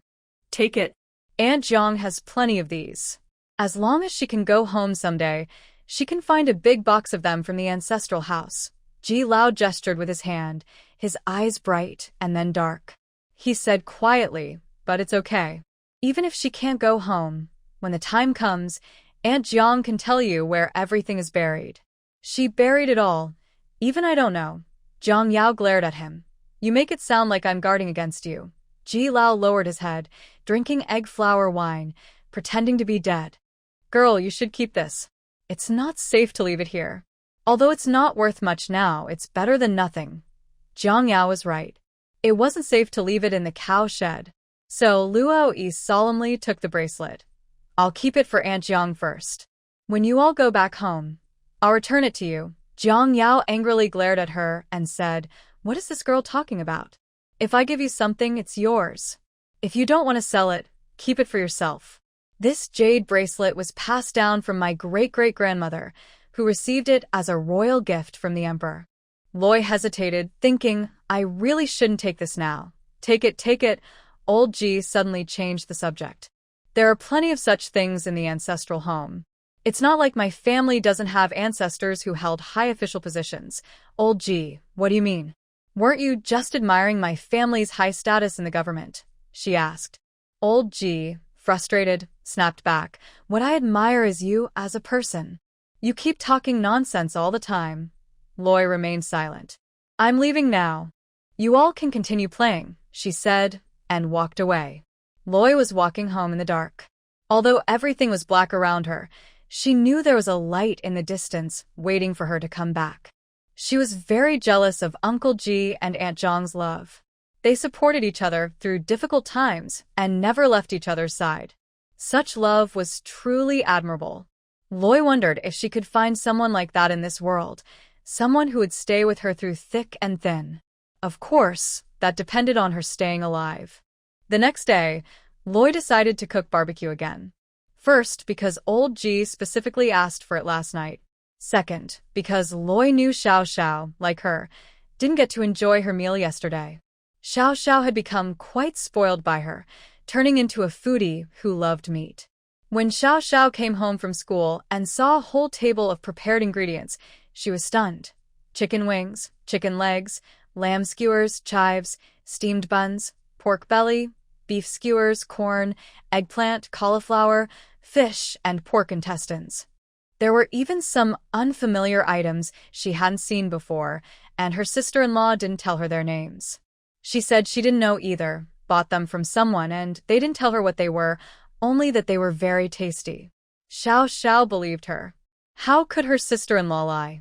Even if she did, it was a kind lie. The unfamiliar items she couldn't name were actually fish cakes, crab sticks, and clams. They carried the table into the yard so they wouldn't have to run back and forth to get things later. Da Huang kept circling around the table, but didn't dare move without Loi's instructions. Sister-in-law, where have you hidden Big Yellow these past few days? I let Big Yellow go out to play by itself for a couple of days, Loi replied calmly, without blushing or feeling guilty. Actually, she had hidden Big Yellow in her space. Really? Xiao Xiao wasn't doubting her sister-in-law's words, but she couldn't believe Big Yellow could go out alone and then come back on its own. Yes, really, Loi nodded. Big Yellow beside her also nodded. The most surprising thing was that Da and I also nodded along. Xiao Xiao. Today's barbecue had more varieties than yesterday, and the way it was cooked was different too. Loi placed tofu and fish into aluminum lunchboxes, sprinkled seasonings inside, and directly put them on the grill. Soon, they started sizzling, filling the air with a tempting aroma. Seeing Xiao Xiao eager to try, Loi said, if your hands are itchy, you can try roasting a potato. Even if you ruin it, it's no big deal. Xiao Xiao immediately picked up a skewer of potatoes and started roasting. She was so excited, and after finishing, she tasted it delicious. She also gave the remaining half of the potato to Big Yellow, who sniffed it and then proudly returned to Loi's feet. Xiao Xiao. Da and I was quite supportive, but unfortunately, Loi didn't let her eat the barbecue. Today, Ji Lao finally ate enough. He wiped the oil from the corner of his mouth, took a sip of the rice wine Loi had prepared for him. This barbecue was really satisfying today. Because of the wine, Jiang Yao bluntly exposed him. Ji Lao smiled but said nothing. Loi said, barbecue should be eaten while cooking. When you go home later, we'll all sit around the grill and eat together. Okay, cook and eat at the same time. Ji Lao and Jiang Yao now spoke about going home quite calmly. Naturally, going home was the best. Even if they couldn't go home, having this girl with them seemed pretty good too. Loi took out next week's glucose supplements for Ji Lao from the basket and then left the cow shed. Tomorrow, she planned to deliver goods to Lin Wu, so today she needed to go home early, coax Da and I to sleep, and then organize the goods in her space. The rice and wheat in her space kept growing in successive waves. As long as Loy didn't harvest them, they would stay on the stalks. She later realized that if the crops weren't ripe, she couldn't harvest them with her mind unless she did it manually. So, Roy has developed a habit of using her mind to harvest in the space whenever she can. After harvesting, she clears the land to plant the next batch of grains and vegetables. She has already harvested several times but hasn't counted everything yet. Each time, she only sorts the goods before delivery and estimates what she can deliver next. When she interned at the hospital, she got used to checking the medicines daily, and she still keeps that good habit. The next day, Roy rides her bike to the county town to deliver goods. She doesn't trust leaving Big Yellow at home, so she puts him directly into her space. Big and I doesn't want to stay quietly in her cradle anymore. Roy considers that maybe on weekends, when Xiao Xiao is home, she can leave Big and I at home and go to the town to deliver goods herself. This mischievous kid has already learned to protest in just a few days. She doesn't want to stay still and insists that Roy talk to her, babbling and saying the same word over and over. Finally, Roy manages to tire her out and quickly puts her into her space. After doing her makeup, she goes to the warehouse to unload the goods. General Lin Wu thinks Roy will deliver early, so he has already prepared a box of jade jewelry, waiting to be called by the wealth goddess. Sure enough, before lunch, the wealth goddess arrives. After checking the goods together in the warehouse, Lin Wu hands over the box of jade and gemstones to Roy. Roy, holding the recent payment and some savings from her pocket, hands everything to Lin Wu. Brother Wu, thank you. Next time, please help me collect more jade and gemstones. Old antiques and paintings are fine too. Lin Wu thinks she's honest, so he can't help but speak his mind. Young Sister Xiao, I tell you honestly, hoarding these isn't better than hoarding food. Roy laughs at his stubbornness and says, Brother Wu, I also want to tell you honestly, if you have jade and gemstones, you'd better hoard some. Lin Wu. There's nothing he can do. He tried his best. This clever young Sister Xiao seems smart, but she's so stubborn. Roy knows Lin Wu's good intentions, so she puts away her smile and seriously advises him. Brother Wu, I'm not joking. These will have a market in a few years. Seeing her persistence, Lin Wu can only nod, indicating he understands. He quickly shifts the topic. Young Sister Xiao, what goods do you have next time? Refined rice and refined flour, each 800 jin at 4 mao 1 jin. Eggs and duck eggs, each weighing 800 jin, cost 8 mao per jin. Apples, pears, tangerines, and bananas, each 500 jin, cost 7 mao per jin. Since Roy discovered that plants in the space mature and need her mind to harvest, she's been harvesting very often these days. All the ripe ones are collected, and the yield has increased a lot. Watermelons, 100 jin, cost 450 per jin. Green onions, 100 jin, cost 4.1 per jin. Celery, 100 jin, cost 4.1 per jin. Brown sugar, 500 jin, cost 8 mao per jin. These are seeds Roy planted later. Because she wasn't sure about the yield, she initially estimated a small amount for delivery. But actually, each crop produces a surprising amount, so next time, she can deliver in large quantities. New tea, 100 jin, costs 20 yuan per jin. Pomegranates, 100 jin, costs 7 mao per jin. Carp, 100 jin, costs 2 mao per jin. Crucian carp, 100 jin, costs 2 mao per jin. Blackfish, 100 jin, cost 3 mao per jin. These have recently ripened. The fish fry kept in the pond have grown into fat fish. She needs to clear some out quickly to make space, or they will become crowded and fish will be squeezed together. Cotton, 1,000 jin, costs 3 mao per jin.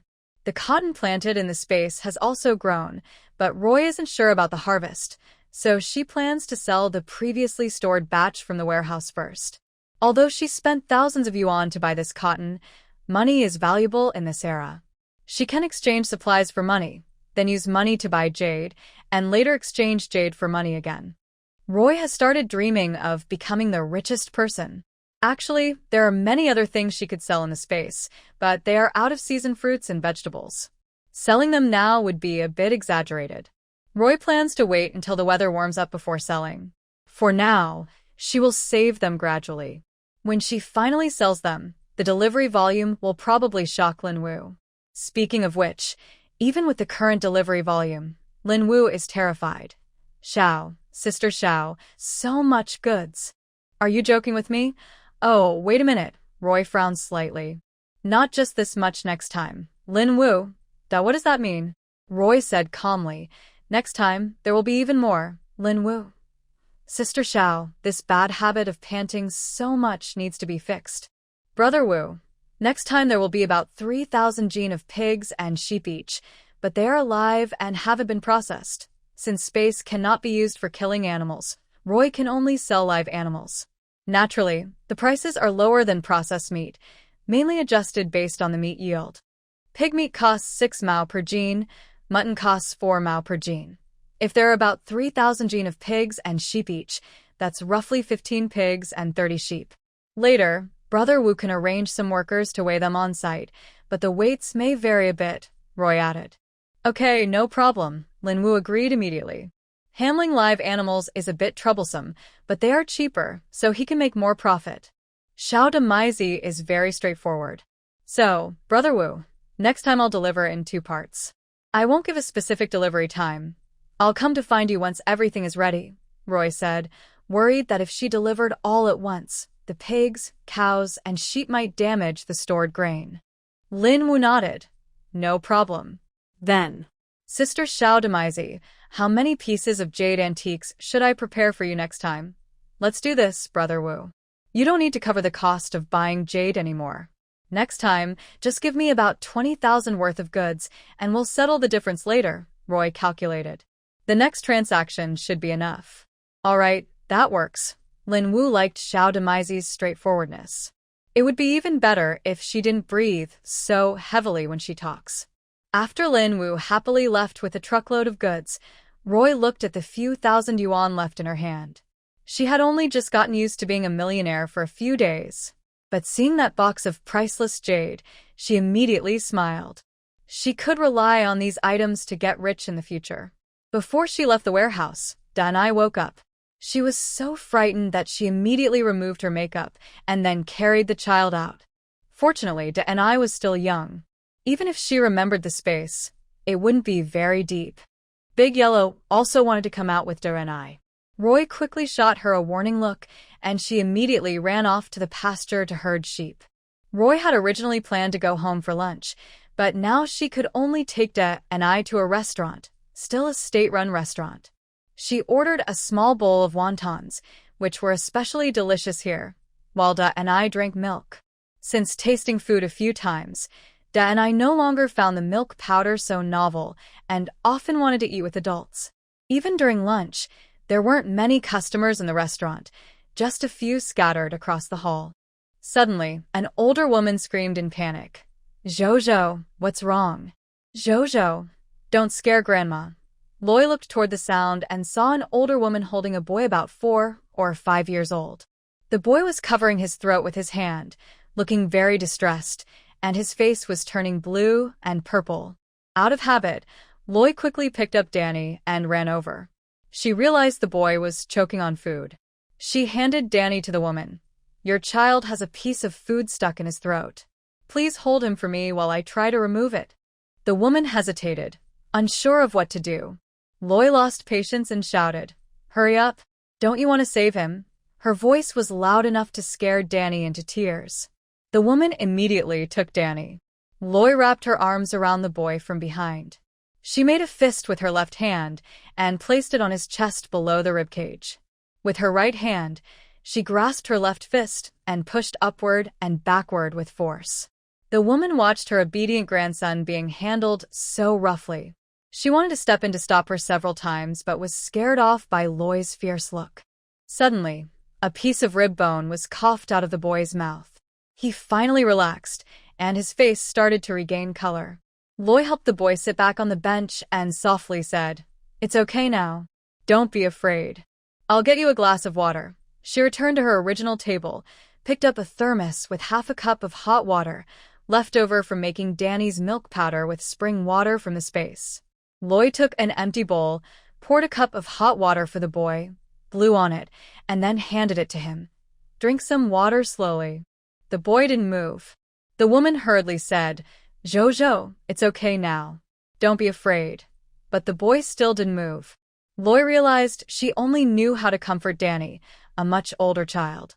The boy in front of her, only 4 or 5 years old, was beyond her ability to handle. At that moment, Danny's chubby little hand reached out and grabbed the boy's hand, shaking it back and forth. Finally, the boy, looking a bit helpless, picked up the bowl and finished the water inside. Loy was speechless. She asked, How do you feel? Better now. The boy nodded without saying a word. The woman finally relaxed and looked at Loy gratefully. Thank you, young lady. Sorry about that. My grandson doesn't like to talk much since he was little. Please don't mind. It's okay now. Loy once saw many different patients during her internship at the hospital. Being quiet and reserved was quite normal for her. Since the boy was fine, everyone else in the restaurant went back to their tables to continue eating. Loy picked up Da and I, ready to return to her own table. But she held her. Da and I, this little romantic, actually clung to the boy and wouldn't let go. Da and I, be good. Let go. Loy felt a bit embarrassed. The child was so young and already acting lovesick. It's okay. Come eat with us. The aunt warmly took Da and I back and moved closer to her grandson, making it easier for Da and I to hold his hand. Loy could only move her small bowl of wontons and anise bottle to this table. Here, Loy handed the bottle to Da and I, thinking she would let go of the little boy's hand. But surprisingly, she learned to hold the bottle with one hand while still clutching the handsome boy's hand with the other. The aunt was amused. Da and I also likes brother Jojo, huh? She has good taste. Loy. After saving the boy, the aunt was very grateful. She had ordered 2 dishes and a soup, but she added a few more dishes. Big sister, don't be polite. Thank you so much today. If it weren't for you, our Jojo. You're welcome. As a doctor, saving lives is in her bones. Sometimes her mind doesn't even have time to think. Her body instinctively makes choices. Moreover, Heimlich maneuver is a common first aid technique in later generations. Most people know it because airway obstructions are very common. A simple rescue method can save a life, even a family. Normal people would help if they saw someone in trouble. But the aunt didn't think so. She felt Loy was very sincere. She didn't seek credit and wanted to thank her properly, but Loy refused. Loy wasn't so saintly. If saving someone today used up supplies or took a lot of effort, she would ask for compensation even if the other person didn't offer. But an airway obstruction? Well, never mind. In the end, Da and I cried as she said a tearful goodbye to Jojo. This was the first time since Loy's body swap that she saw Da and I cry so fiercely. The Annie was very happy to see her grandson, so charming. She sighed regretfully. It's a pity we have to go home tomorrow. If not, Zuzu could play with Danny for a few more days. Loy smiled awkwardly. It's really okay. Truly no problem. The Annie looked serious and said, It's fine. If it's meant to be, we'll have a chance to meet again in the future. Zuzu remained completely indifferent, expressionless, just like a strict boss in a story from childhood. On the way back to the village, Loy met a man at the village entrance. His strange look made her feel a bit scared. But what could she do? Loy was blind and didn't recognize him or know who he was. But it didn't matter. No matter who wanted to harm her, she had prepared a big surprise for them. When she got home, Loy first found some clothes in her space storage that Danny could wear. She washed and dried them quickly and then helped her change. Danny instantly looked like a delicate doll. Clothes really do make the person. She didn't know if the boy named Zuzu was dressed like a noble young master today, but he had completely captivated Danny. After Xiao Xiao returned home, she saw Danny's new look and said, Sister-in-law, you must watch out in the future. Don't let Danny be taken away by bad people. Such a cute little baby could probably be sold for a good price. Loy, Danny, she was speechless not only because of Xiao Xiao but also because of De Huang, who was released from her space. Today, De Huang had been chasing a little piglet that was just born in the space. It almost made the piglet run out of breath. Loy was still planning to sell them for money. These piglets were born from the farm sows, with an average of 20 piglets per litter. To make Da Huang realize its mistake, Loi reduced its dinner tonight, giving it only half of the usual amount. Da Huang was so angry it almost knocked over the bowl. Meanwhile, they were eating boiled chicken, pickled vegetables with blackfish slices, spicy peppers with dried tofu, and a seaweed egg soup. Xiao Xiao could only eat the legendary blackfish during the village's fishing season every December, and only a small piece. More than that, and it was gone. Tonight's blackfish slices were filling. Loi prepared 2 big, fat blackfish. Eat more. If you like it, tomorrow I'll make boiled blackfish. Are there really so many ways to cook it? Yes, there are also dishes like scallion oil blackfish, sour soup blackfish, blackfish tofu soup, grilled blackfish on a hot plate, stir-fried blackfish, sweet and sour blackfish, braised blackfish, blackfish with fermented black beans, boiling blackfish, steamed blackfish, and chopped chili blackfish. Xiao Xiao was stunned. Not only she, but when old Ji heard Luo Yi listing all these dishes, he also froze. All right, no more talking. For the next 10 days, we will eat blackfish every day, just like the dishes you just mentioned. Tomorrow, we'll start with scallion oil blackfish. Luo Yi thought it was a good idea. Blackfish is very nutritious. The 2 kids at home are growing. Xiao Xiao likes meat, and I like soup. Old Ji and Aunt Jiang haven't had enough nutrition for a long time and also need to recover. While Luo Yi was busy planning meals 3 times a day, someone finally couldn't hold back anymore. Originally, it was Monday and Luo Yi planned to deliver goods to the county town. But after checking the old lunar calendar, he found it was November 15th, so he decided to postpone the delivery until tomorrow. Maybe today will bring some unexpected good news. In that silly old-fashioned novel, the female supporting character time-traveled to the 1970s. She was always causing trouble, which caught the attention of a local troublemaker. When Xiao Xiao and I weren't home, he came to her. Although he didn't succeed, a gossiping neighbor saw it and accused her of being unfaithful, using this to control her. From that moment, the already distressed female supporting character's mind started to decline, becoming more and more foolish, even to the point of extreme stupidity. Eventually, one night, she ran out of the house and fell into a cold lake. Luo Yi had read this part and left a long comment criticizing the foolish author. Why didn't the female character hide in her space? Oh, because the foolish author didn't allow her to hide. She wasn't successful in so why did she become so distressed? Just because of a few words from the gossiping neighbor? Oh, because the foolish author didn't want the main character Su Nian to be a third party, so she had to resolve this crossing character with a special ability early. Luo Yi understands these tropes. It's just about forcing trouble. She's already prepared. Having the script in hand is just wonderful. Soon after, she heard sounds at the base of the courtyard wall. Roy quickly hid the sleeping Danny in a secret space, hoping she would sleep longer. At this point, she didn't care about the details of how Danny might discover the secret. Doing the main task was more important. Big Yellow followed instructions and hid first, waiting for Roy to give the next command. The old troublemaker stepped over a small dirt mound in the backyard, climbed the wall in a few quick moves, and then jumped down.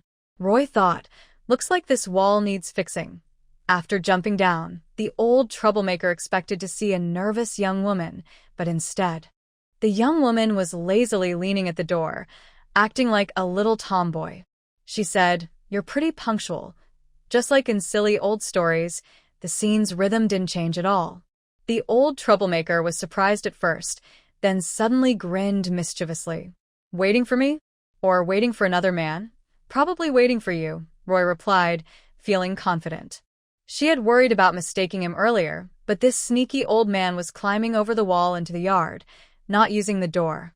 Even if she made a mistake later, it wouldn't be unfair to him.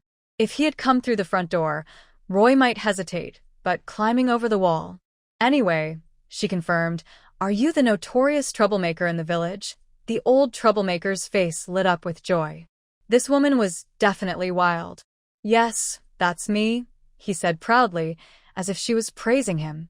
"All right, no mistake then." Roy nodded slightly and said calmly, "Big Yellow, it's time to act. Big Yellow had been waiting impatiently. It really disliked the smell of this dirty man.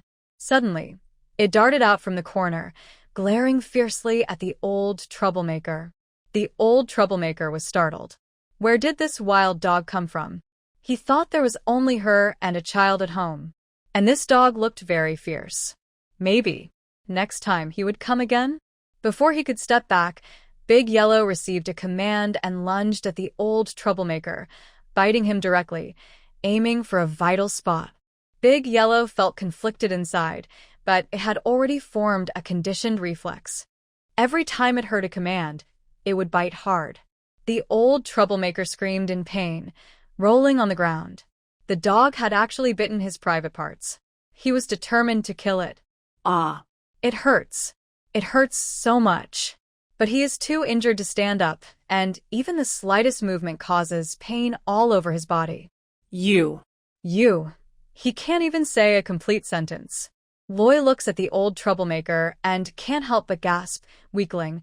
He then gives a thumbs up to Big Yellow, but when he sees its cold, indifferent face, he awkwardly tries to flatter it. I'll help you brush your teeth later, and there will be extra food tonight. Big Yellow. Thanks, but I don't care. Loy walks over to the old troublemaker, feeling a bit disgusted. Well, surprise, huh? The old troublemaker really didn't expect this. He wants to curse, but he's in so much pain he can't speak. At this moment, Aunt Xiaoda is hiding near Xiao Fan's house. When she sees the old troublemaker climbing over the wall, she guesses it's about time and gets ready to catch him in the act. She has a plan. If this little troublemaker listens and gives 2/3 of Xiao Fan's salary in the future, she won't tell anyone. But if she doesn't listen, she'll make sure everyone knows what she's doing. Unfortunately, her plan is about to fail. Aunt Xiaoda doesn't go straight inside, but listens at the wall. She hears sounds of muffled crying and feels happy. She thinks she's got him. But then she feels annoyed. That old pervert is having a good time today. His moans can be heard even outside the yard. She quickly walks to the gate and pushes it open forcefully, ready to go in and scold him. She had already prepared her words, but before she could speak, Loy is faster. He is holding Danny and starts crying loudly, as if clutching a lifeline. Auntie, thank goodness you're here. Come help Danny.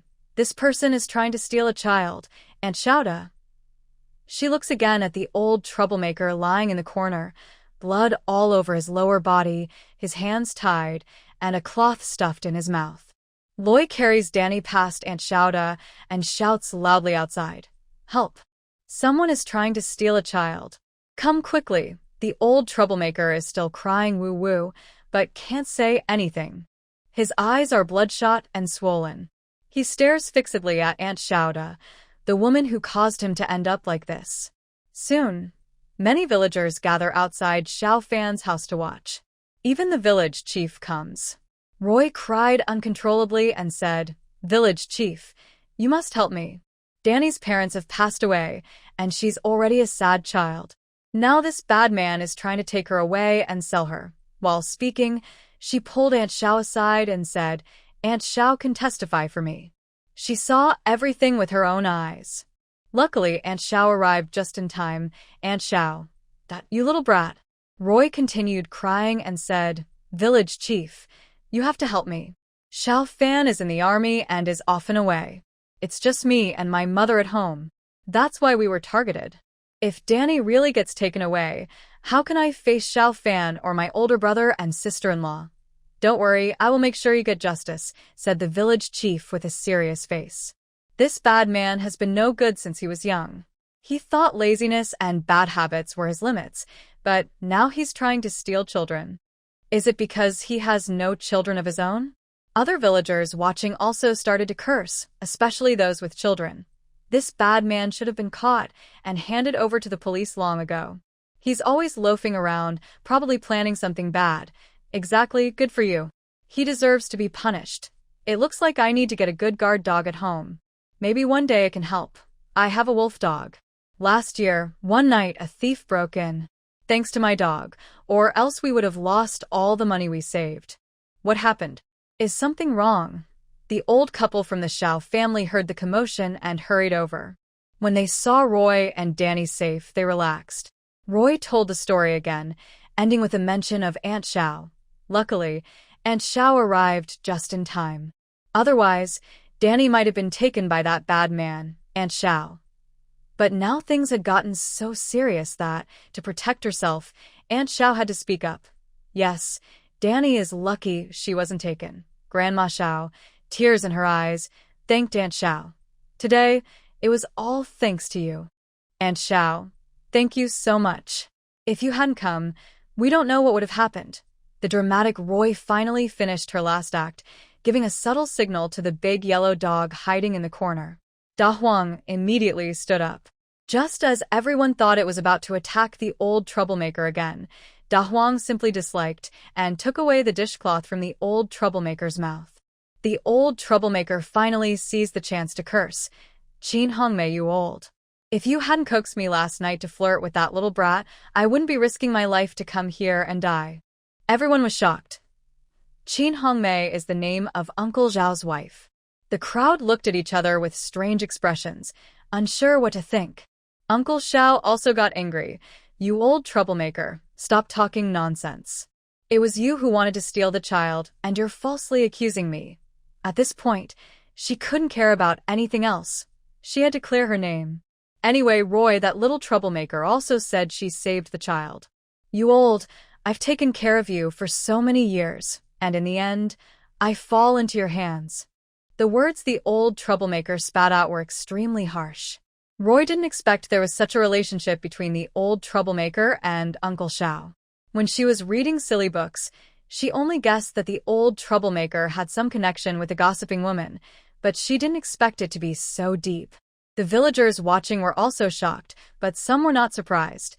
Could they really be involved? My husband always said he saw Hongmei talking alone with the old troublemaker. And my husband even saw them come out from the grass pile behind the mountain. No way, Hongmei and the old troublemaker? That's hard to believe. Well, what's impossible? The old troublemaker just said so himself. When Uncle Xiao pushed open the courtyard door, Roy roughly guessed what was happening. The old troublemaker was trying to her, and Uncle Xiao came to catch him in the act, using it to threaten her. Of course, Uncle Xiao refused to admit anything. She looked at Uncle Zhao's face, which was pale with anger, and argued. Old Xiao, the old troublemaker, is talking nonsense. He's just lying. Don't believe him. No matter what the old troublemaker said, Roy was convinced Uncle Xiao was a good person and kept defending her, shouting at the old troublemaker. Don't falsely accuse Auntie Xiao. She's a good person and wouldn't hurt me. Stop talking nonsense. The old troublemaker was furious. He had never seen such a foolish woman. Even when he was being sold out, she still didn't realize it. Fool. She just wants to cheat your money. The village chief didn't want to listen anymore. He quickly called some villagers to help and planned to tie up the old troublemaker and send him to the police. The situation was like a farce, coming quickly and passing just as fast. After the villagers left, only the Xiao family remained in the yard. Aunt Xiao felt guilty and dared not look at Uncle Xiao. The elderly couple hugged Danny tightly, still worried that if she was stolen and sold, they would be heartbroken. Loi, who just a moment ago was full of gratitude towards Aunt Xiao, now refused to even look at her, acting like an ungrateful wolf. Grandma and Grandpa, don't worry. Everything is fine now, Loi said softly as she helped Grandma Xiao into the house to sit down. The elderly couple looked at Da Huang, who was still curled up in the corner, with lingering fear. When did we get a dog? Luckily, we have him. Without him, the consequences could have been terrible, Loi replied. I found him a few days ago. Da Huang. Are you polite? Aunt Xiao. Even though she hated it inside, she didn't dare to speak up now because Uncle Xiao was suspiciously watching her, making her nervous and afraid to meet his eyes. Normally, Aunt Xiao would have chattered away, but today she was unusually calm. Even the old couple noticed her unusual behavior, but they said nothing, knowing that their main task was to comfort Loi and Danny. Danny only woke up after the troublemaker was by Loi. Now she was obediently leaning in Grandma Zhao's arms, blinking her bright eyes happily. Grandpa Xiao was still worried and even planned to have Grandma stay overnight. Loy refused, saying, "No need, Grandpa. Danny and I are fine. With Dahwang here, no one can hurt us. They would only suffer the consequences." After saying this, she subtly glanced at Aunt Xiao. Although she didn't ask Grandma Xiao to stay, Loy did invite the elderly couple to dinner. Unfortunately, Uncle Xiao was not pleased. He coldly said, "Since everyone is safe, I'll go home now." After that, he turned to leave, giving Aunt Xiao a sharp look before walking away. "Then I'll go home too." Aunt Xiao quickly followed. As soon as she stepped outside, she hurried to catch up with Uncle Xiao, nervously testing the waters. "Old Xiao, you've always praised Xiao Fan's wife for her cooking. Why not stay and have dinner with us?" Uncle Xiao ignored her and continued walking silently ahead. Aunt Xiao didn't dare to speak either.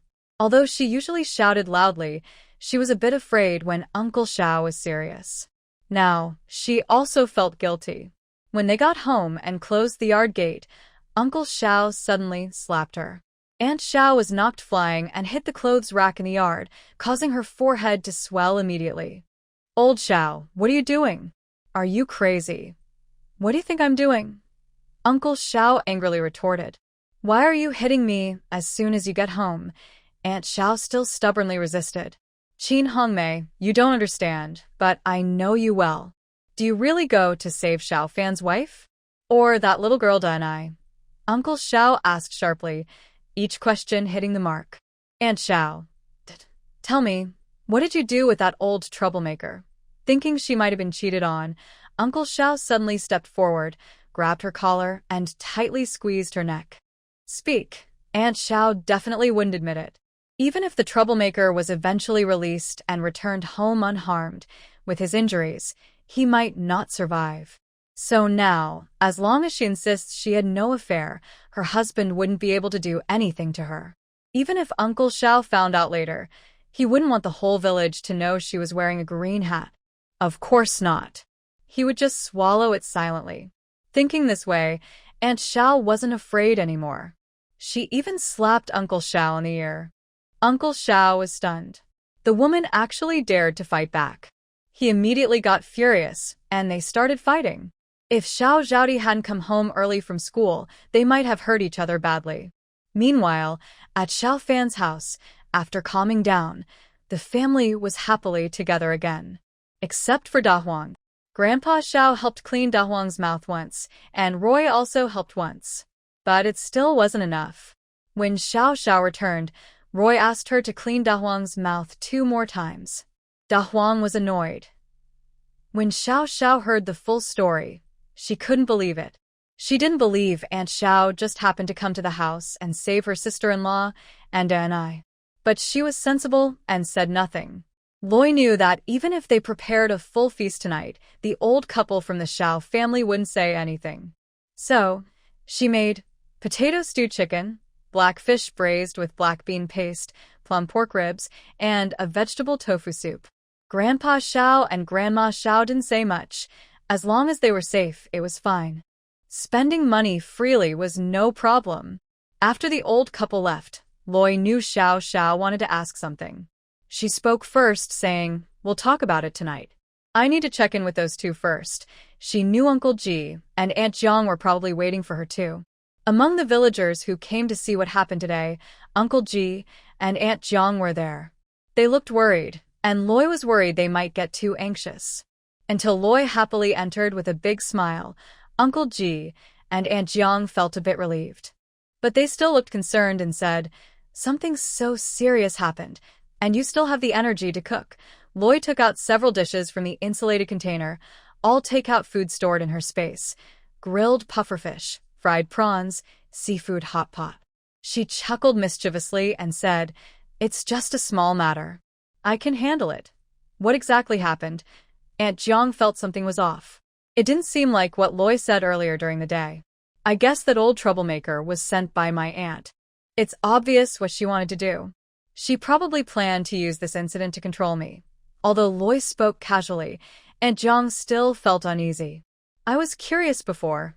How did that troublemaker decide to target me? Turns out they have a secret affair. Was it just pillow talk?" Cough cough. Uncle Ji looked a bit embarrassed and said, "Girls should watch what they say. Don't be so shameless. Loy made a playful face and said, "It was probably my good aunt who sent her old flame to do the job. But I trained Dahu early, just waiting for them to fall into the trap." She proudly shook her head and said, "Oh well.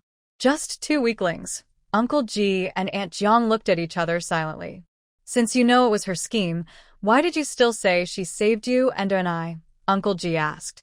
"I have a few considerations, but the most important one is that the chance of successfully dealing with the old troublemaker first is definitely higher than trying to handle both her and the troublemaker at the same time.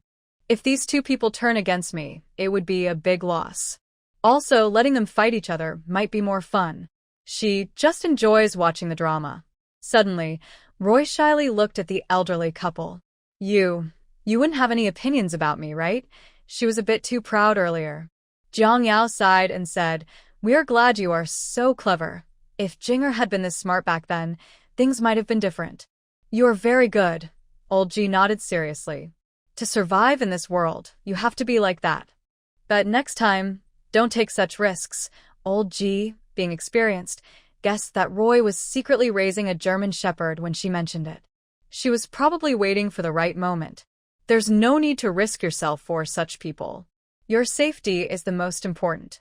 When Roy got home, Xiao Xiao had already put Danny to sleep and was holding Da Huang, waiting for her.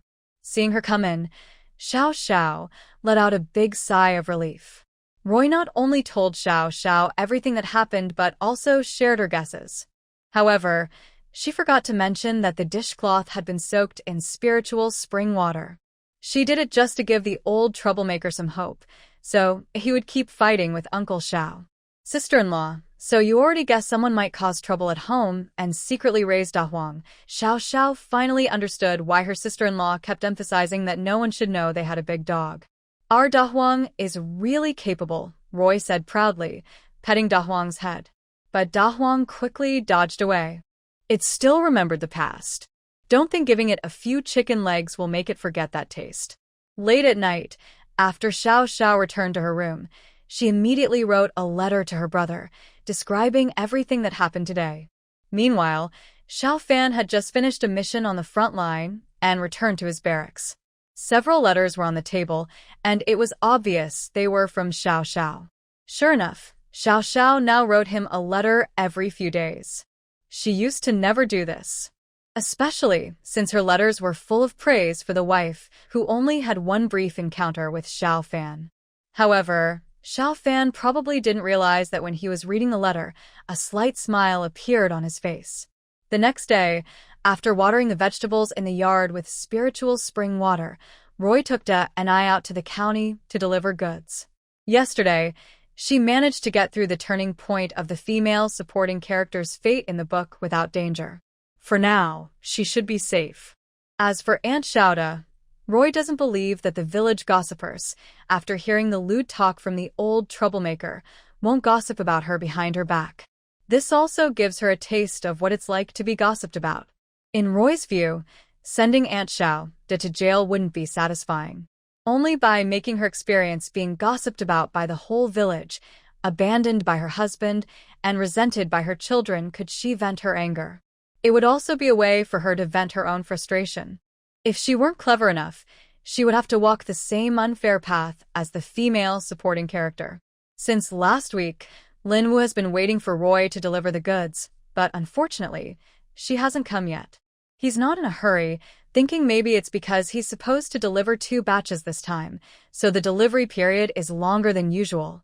But until yesterday, Roy showed no intention of delivering, and Linwu started to worry. He didn't sleep well all night and became anxious. Today, when he saw Roy, he was so excited he almost knelt down. "God of wealth, Grandma, don't worry. Since we agreed early in the morning, the delivery will definitely happen," she reassured Linwu. "Brother Wu, you can take your people to the warehouse to pick up the goods." Linwu, "What's wrong now?" "At 2 p.m., go to pick up the goods again. In the morning, it's grains and vegetables. In the afternoon, it's poultry. I'll wait for you at the warehouse to settle the accounts." Linwu, "Can you speak without panting?" Okay, no problem." No matter how much he wanted to complain inside, Linwu remained polite on the surface, not daring to show any resentment. During this free time, Roy took Da and I to the zoo.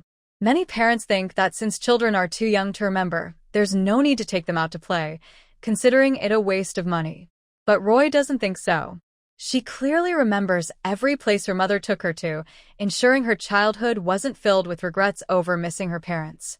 So, she plans to take Da and I to the zoo, the park, ride the little train, and even fly in an airplane. Until Da and I is tired from playing, Roy will put her in the bedroom in her space to sleep, then go to the warehouse to deliver the goods. At exactly 2 o'clock, Lin Wu arrived with several assistants, carrying a very thick scale. In this era, weighing a sow involves using a particularly thick scale, with several people lifting and supporting it to get an accurate weight. The process took quite some time and was quite tiring. Leroy specially brought 10 jars of mushroom sauce, already unpacked, and handed them to Lin Wu. Brother Wu, everyone worked hard today. Please accept this as a token of appreciation. Oh, you really shouldn't, Lin Wu said modestly, but he didn't hesitate to accept the gift. He was worried Leroy might change her mind if he delayed, so he quickly took it. Thanks on behalf of my brothers. He had already finished the 2 jars of beef sauce from last time, which were very delicious. He believed the mushroom sauce must be just as tasty. Leroy didn't plan to sell these sauces. She mainly kept them for herself, only giving some to friends if needed.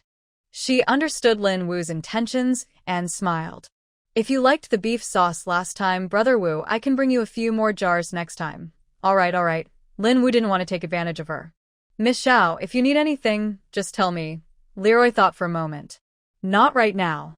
If I do, I won't be polite about asking. Finally, all the poultry was weighed. Pigs 3,520 jin, sheep 3,300 jin. Miss Xiao, here is the jade you wanted. Lin Wu handed over a box of jewelry. Leroy nodded and accepted it.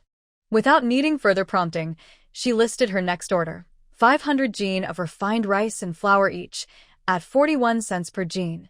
500 jin of eggs and duck eggs each, at 80 cents per jin. 800 jin of rapeseed oil and peanut oil each, at 90 cents per jin. 200 jin of apples, pears, oranges, and bananas each, at 71 cents per jin. 500 jin of brown sugar, at 80 cents per jin. Okay, Lin Wu naturally hoped for more goods. Brother Wu, do you buy medicinal herbs? Leroy took out a 100-year-old mountain ginseng from her pocket. Is this? Lin Wu, who had been in business for many years, recognized the value. Yes, this is a 100-year-old mountain ginseng. 2,000 yuan each. Are you interested in buying? Of course I will buy it. Someone will pay 3,000 yuan for each when reselling. Leroy smiled calmly. Next time, I'll add 2 more 100-year-old mountain ginsengs. Lin Wu was speechless. Who exactly is this Miss Xiao? Forget it, I shouldn't ask about that. I must not inquire. She must have a very important background. Lin Wu only cares about money and isn't very curious. Next time, Brother Wu, please help me prepare some antique calligraphy and paintings. Thanks a lot. There's no need to be so formal, Sister Xiao, Lin Wu said. If he weren't trying to keep up his tough guy image as the black market boss, he would probably call her Mississippi. All right, it's a deal then. Delivery in about a week. Loy decided to deliver the goods next weekend. She planned to leave Da and I with Xiao Xiao and come out to deliver, so Da and I wouldn't discover the secret of the space. Ever since that little girl drank the spiritual spring water, she's been so lively every day. Whenever Loy was in a good mood, she liked to think about tasty food. When she got home, she immediately took out 2 frozen ducks from her space warehouse.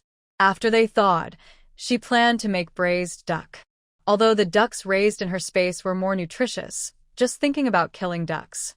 Forget it, if they're not nutritious, so be it. Eating them is just a way to lose weight.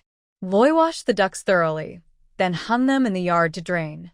The greedy yellow was circling underneath. Finally, Loy couldn't stand it anymore. Feeling guilty about what happened yesterday, she cut off 2 duck legs for Yellow to eat. This made Da and I very upset. She pointed at the duck legs and cried loudly, Da and I wants. Yellow suddenly ran away quickly. Angrily, Da and I wailed and cried. Loy comforted her for a while until she finally calmed down and snuggled into Loy's arms. You little troublemaker. Loy scolded with a smile. Danai knew that if Loy was smiling while saying that, she was probably being praised. So she kept snuggling, getting closer and closer. When Xiao Xiao returned home, she saw the two ducks hanging and was very happy. More delicious food was coming. You just came back, hurry, and take Do and I away.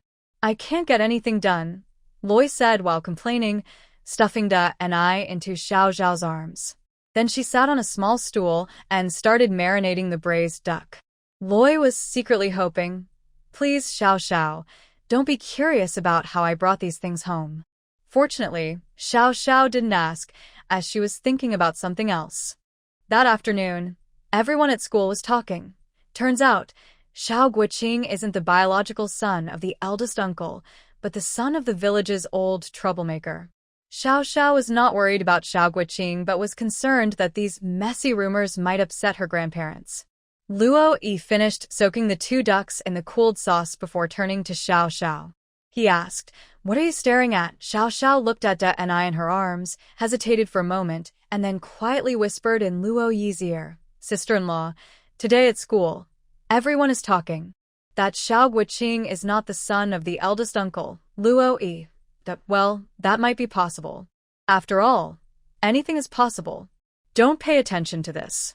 Just focus on studying," Luo Yi said, not wanting Xiao Xiao to get involved in these upsetting matters. "Okay, I understand," Xiao Xiao nodded softly. Then she looked a bit worried and said, "I wonder if Grandpa and Grandma will worry when they hear these rumors."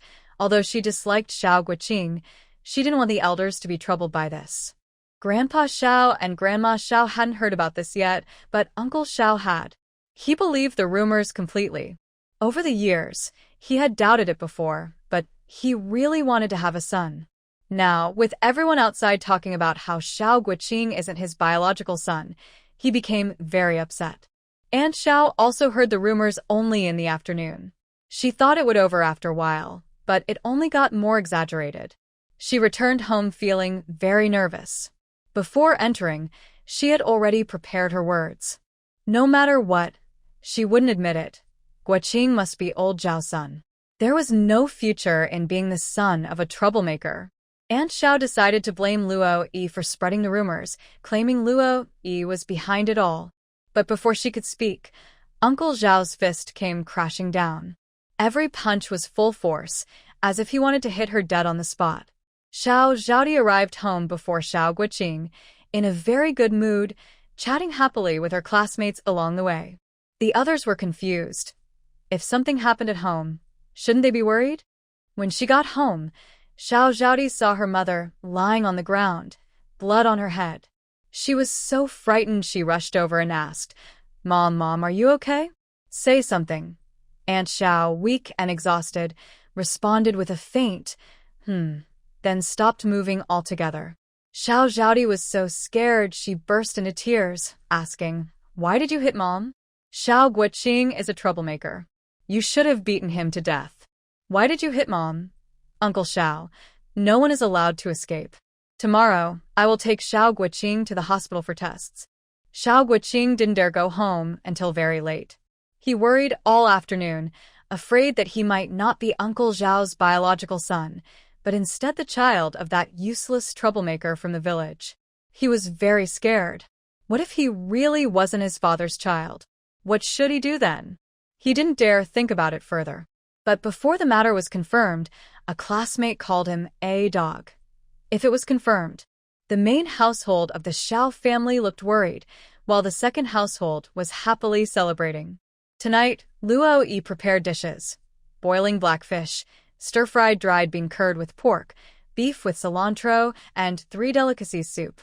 Xiao Xiao skillfully packed her lunch for tomorrow, putting dried bean curd and cilantro into a thermos, along with a portion of rice.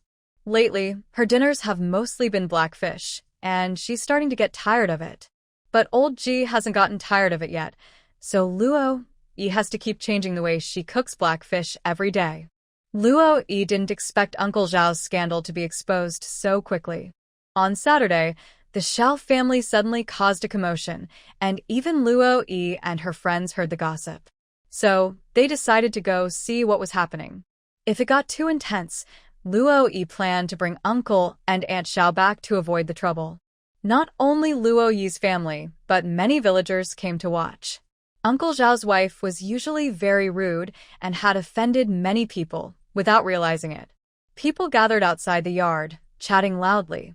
I said that day, Qin Hongmei must have been involved with that troublemaker. You didn't believe me, and now her son is here. TSK. Qin Hongmei, with that troublemaker. TSK. What does Qin Hongmei see in that troublemaker? Old Xiao isn't bad either, so why? Now I see it more clearly. Guoqing looks more and more like that troublemaker. Does that troublemaker even know he has a son? At this point, Uncle Xiao had already gotten the blood test results comparing his and Xiao Guoqing's blood types. The result was clear. No biological relationship. Uncle Xiao went home and started arguing about divorcing Aunt Xiao. These days, divorce isn't common. Many couples, even if they don't get along, just stick together because divorce is considered shameful. Both of Zhao's married sisters had returned to their parents' home. Although they hated their mother for her affairs and having a child out of wedlock, now that it had happened, they just hoped Uncle Xiao could settle things peacefully. Spreading this news would be bad for everyone, not just for Xiao Guoqing, but also for his daughter's reputations. Uncle Xiao agreed not to make a big fuss, but he definitely planned to divorce. Aunt Xiao, of course, disagreed. She even gave up and said bluntly that none of the 4 children were Uncle Xiao's. This made Uncle Xiao very angry. He decided he had to divorce, no matter what. His daughters were so upset they couldn't speak. They hated Aunt Xiao and Xiao Guoqing, the illegitimate child, very much. Grandma Xiao hid in her room crying, while Grandpa Xiao tried to comfort her. When Luo Yi and the others went in, they saw Grandma Zhao's eyes were swollen from crying. The kind old lady had been good all her life, but now her family was facing such a sad situation. Grandma, why don't you come stay with us for a few days? Luo Yi looked at Uncle and Aunt Xiao, who were arguing loudly outside, and sighed. Uncle and Aunt Xiao had brought this trouble on themselves, but they still made the old couple unhappy. Luo Yi, we're fine. You should go home and enjoy your peaceful life, Grandma Xiao said. She couldn't leave now. Grandma, Xiao was worried and almost cried. She held Grandma Zhao's hand tightly. Come stay with us for a few days. We'll wait until Uncle's family sorts everything out. The old couple couldn't leave now. They were worried about Uncle Xiao and their grandchildren. Even though the truth was clear, they couldn't just forget it. Xiao Guoqing was their son, whom they had raised with love since he was young. Kind people are like that. They can't be cruel or heartless. In the end, Luo Yi and Xiao tried to persuade them, but they couldn't change their minds. Instead, they told Luo Yi and Xiao to go home early. So Luo Yi and Xiao could only take Da and I back home. The yard was still noisy with Uncle Zhao's curses and Aunt Zhao's crying. Their 2 older daughters had probably been so angry they left early, returning to their own families. The villagers watching also left. Only Xiao Guoqing, curled up in the corner, and Xiao Zhaodi, who looked like an outsider, remained. When Luo Yi and the others came out of the yard, Xiao Zhaodi suddenly followed them, grabbing Luo Yi's sleeve with a sad face and pleading, "Sister-in-law, can I stay with you for a few days? Are you afraid?" Luo Yi raised an eyebrow. Xiao Zhaodi thought Roy was caring about her, so she immediately acted scared. "Yes, sister-in-law, I am so afraid." Roy wanted to roll her eyes and coldly said, "Isn't it true that Xiao Guoqing is not Xiao Uncle's biological son? You were the first to spread that rumor. Now you're acting scared." Xiao was stunned at first, then quickly pretended to be wronged. "Sister-in-law, what do you mean?" Roy looked at her as if she had seen through her and said coldly, "Oh, I wasn't sure before, but now I am sure." Xiao Zhaodi was not a kind person. Suddenly, she changed her attitude. If you don't want me to live in your house, just say so. Why are you changing the subject?" "Oh, I might as well tell you directly. I don't want you to live here," Roy said confidently, not afraid to stand her ground. Xiao Zhaodi was speechless. Xiao was stunned. What had she just heard? She couldn't hold back and asked directly, "Xiao Guoqing is your brother. Why are you doing this?" Xiao Zhaodi looked at Xiao Xiao as if she was a fool, and Roy looked at her the same way. Xiao Xiao was confused. She really didn't understand. Before she could ask more, Xiao Guoqing rushed over. He and Xiao Zhaodi clearly came from the same family, both thinking the same thing, seeking refuge at Roy's house. Both of her married older sisters had already left, so the family couldn't stay peaceful tonight. They both thought of Roy's house at the same time. But Xiao Guoqing was a little slower than Xiao Zhaodi. It was that delay that let him overhear the previous conversation. Although Xiao Zhaodi didn't admit it, he believed it was definitely her. Absolutely her. He grabbed her hair tightly and said fiercely, "Why? Why did you do this?" he shouted over and over. Roy, tired of watching their family fight, turned around calmly and said, "Let's go home." But Xiao Xiao was still confused. She forced herself to ask again, "Sister-in-law, why did Zhaodi do this?" Roy was so angry she almost laughed, but she still explained for her. "Because she's both stupid and mean, Roy." She sighed and continued, "I guess she didn't know that Xiao Guoqing is a troublemaker. The rumors were just meant to annoy Uncle, so he wouldn't be so biased." But it backfired. Roy spread her hands as if feeling sorry for Xiao Zhaodi. But Xiao Xiao frowned, still not understanding. Didn't she consider Aunt? Spreading such rumors isn't good for her either. That's why she's both stupid and mean. You should stay away from her. She's so shameless, willing to do anything for her own benefit, Roy warned. Oh, I see. Xiao Xiao nodded repeatedly, clearly frightened. It was really scary. She decided to keep her distance from Xiao Zhaodi in the future.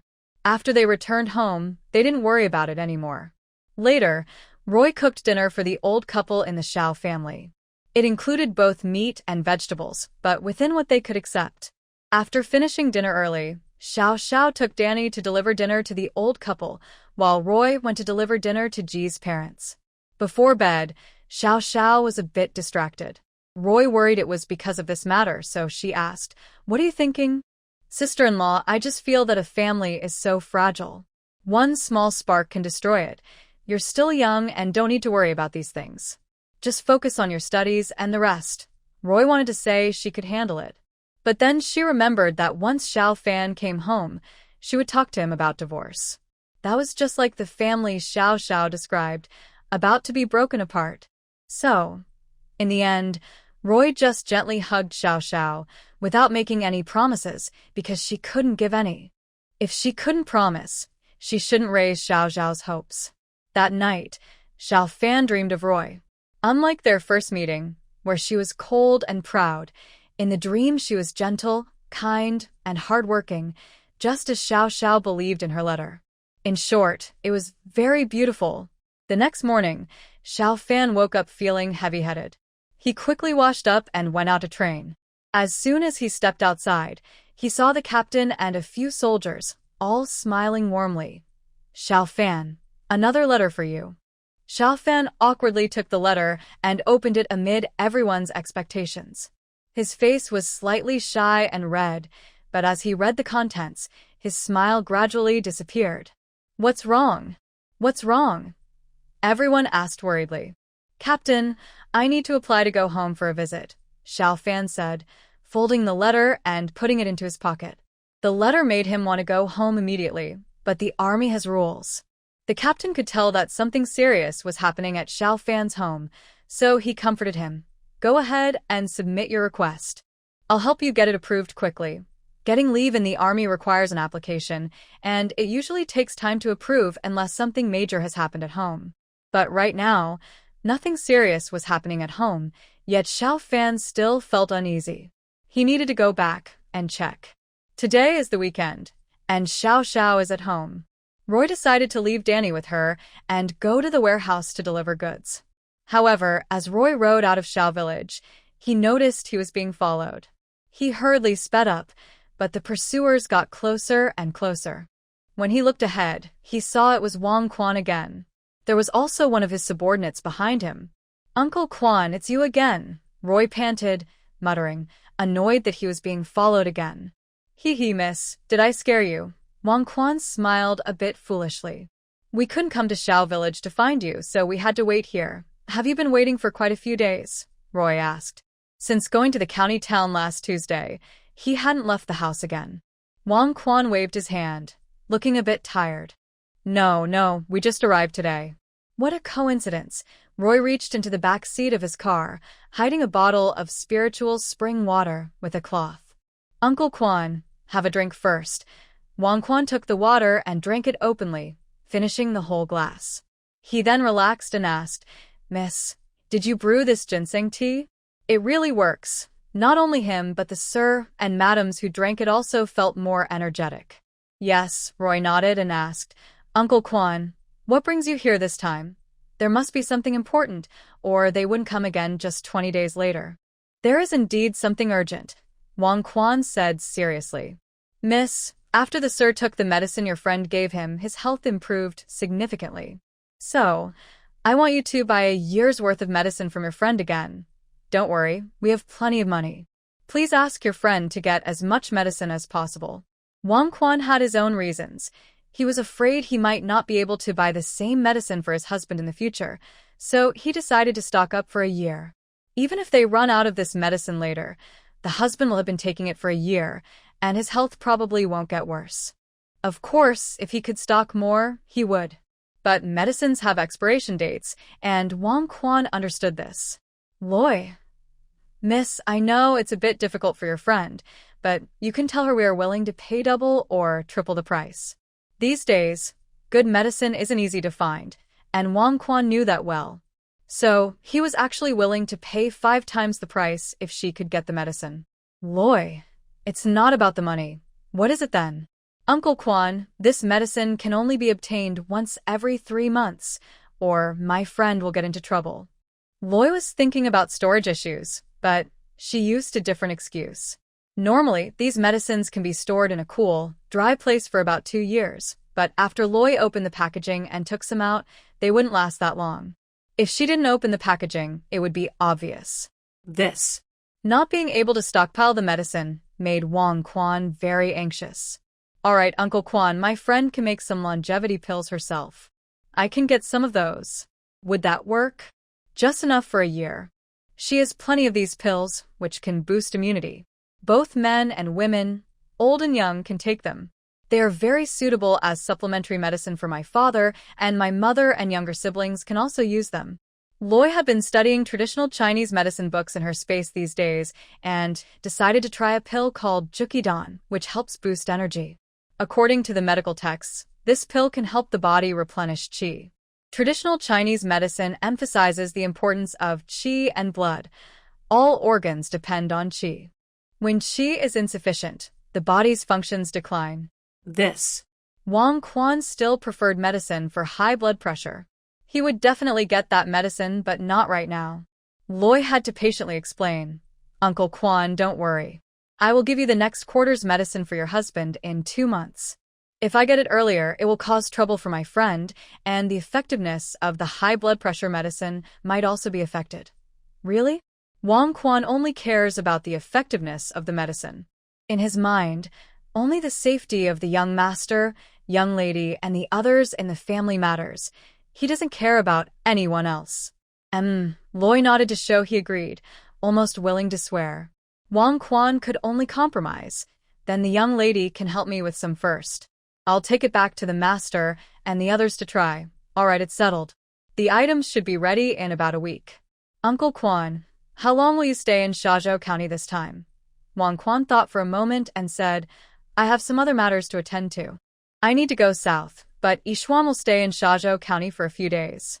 When you get the medicine, just have him deliver it directly to the master. Loy thought this plan was good, so they agreed to meet again next Sunday at the same time, in the alley where they met last time. After finishing their serious talk, Wang Quan took a small bag from his pocket. Young lady, inside there are 5,000 yuan. The master asked me to give it to you. He and the lady saw your reply and think you are very sensible now, so they trust you. Wang Quan paused, his smile deepening. The master also asked me to give you 5,000 yuan for self-defense. But remember, you must hide this money well and never let anyone find out. Even if they do, don't admit it's yours. Loy suddenly felt warm inside. It was so nice to be cared for by family. She didn't refuse and smiled as she took the money openly. Please thank my father and mother for me, and also thank Uncle Quan for bringing this all the way. Wang Quan's eyes warmed up and he almost started crying. Why was he so emotional? Afraid he might really cry, he quickly changed the subject. Young lady, how much does your friend's medicine cost? Is 10,000 yuan enough? If not, I'll ask Yishuan to bring more money next time. That's enough, that's enough. Uncle Quan, I saved this friend once before. Actually, it doesn't need to cost anything, Loi said, feeling the money was a bit too much. Wang Quan waved his hand in disagreement. Young lady, you should ask your friend how much the medicine costs. We can't just take others' things for free. Let's make it 10,000. Loi quickly agreed, not wanting Wang Quan to keep nagging her. Wang Quan. He had a bad feeling. He was worried the young lady might be being tricked.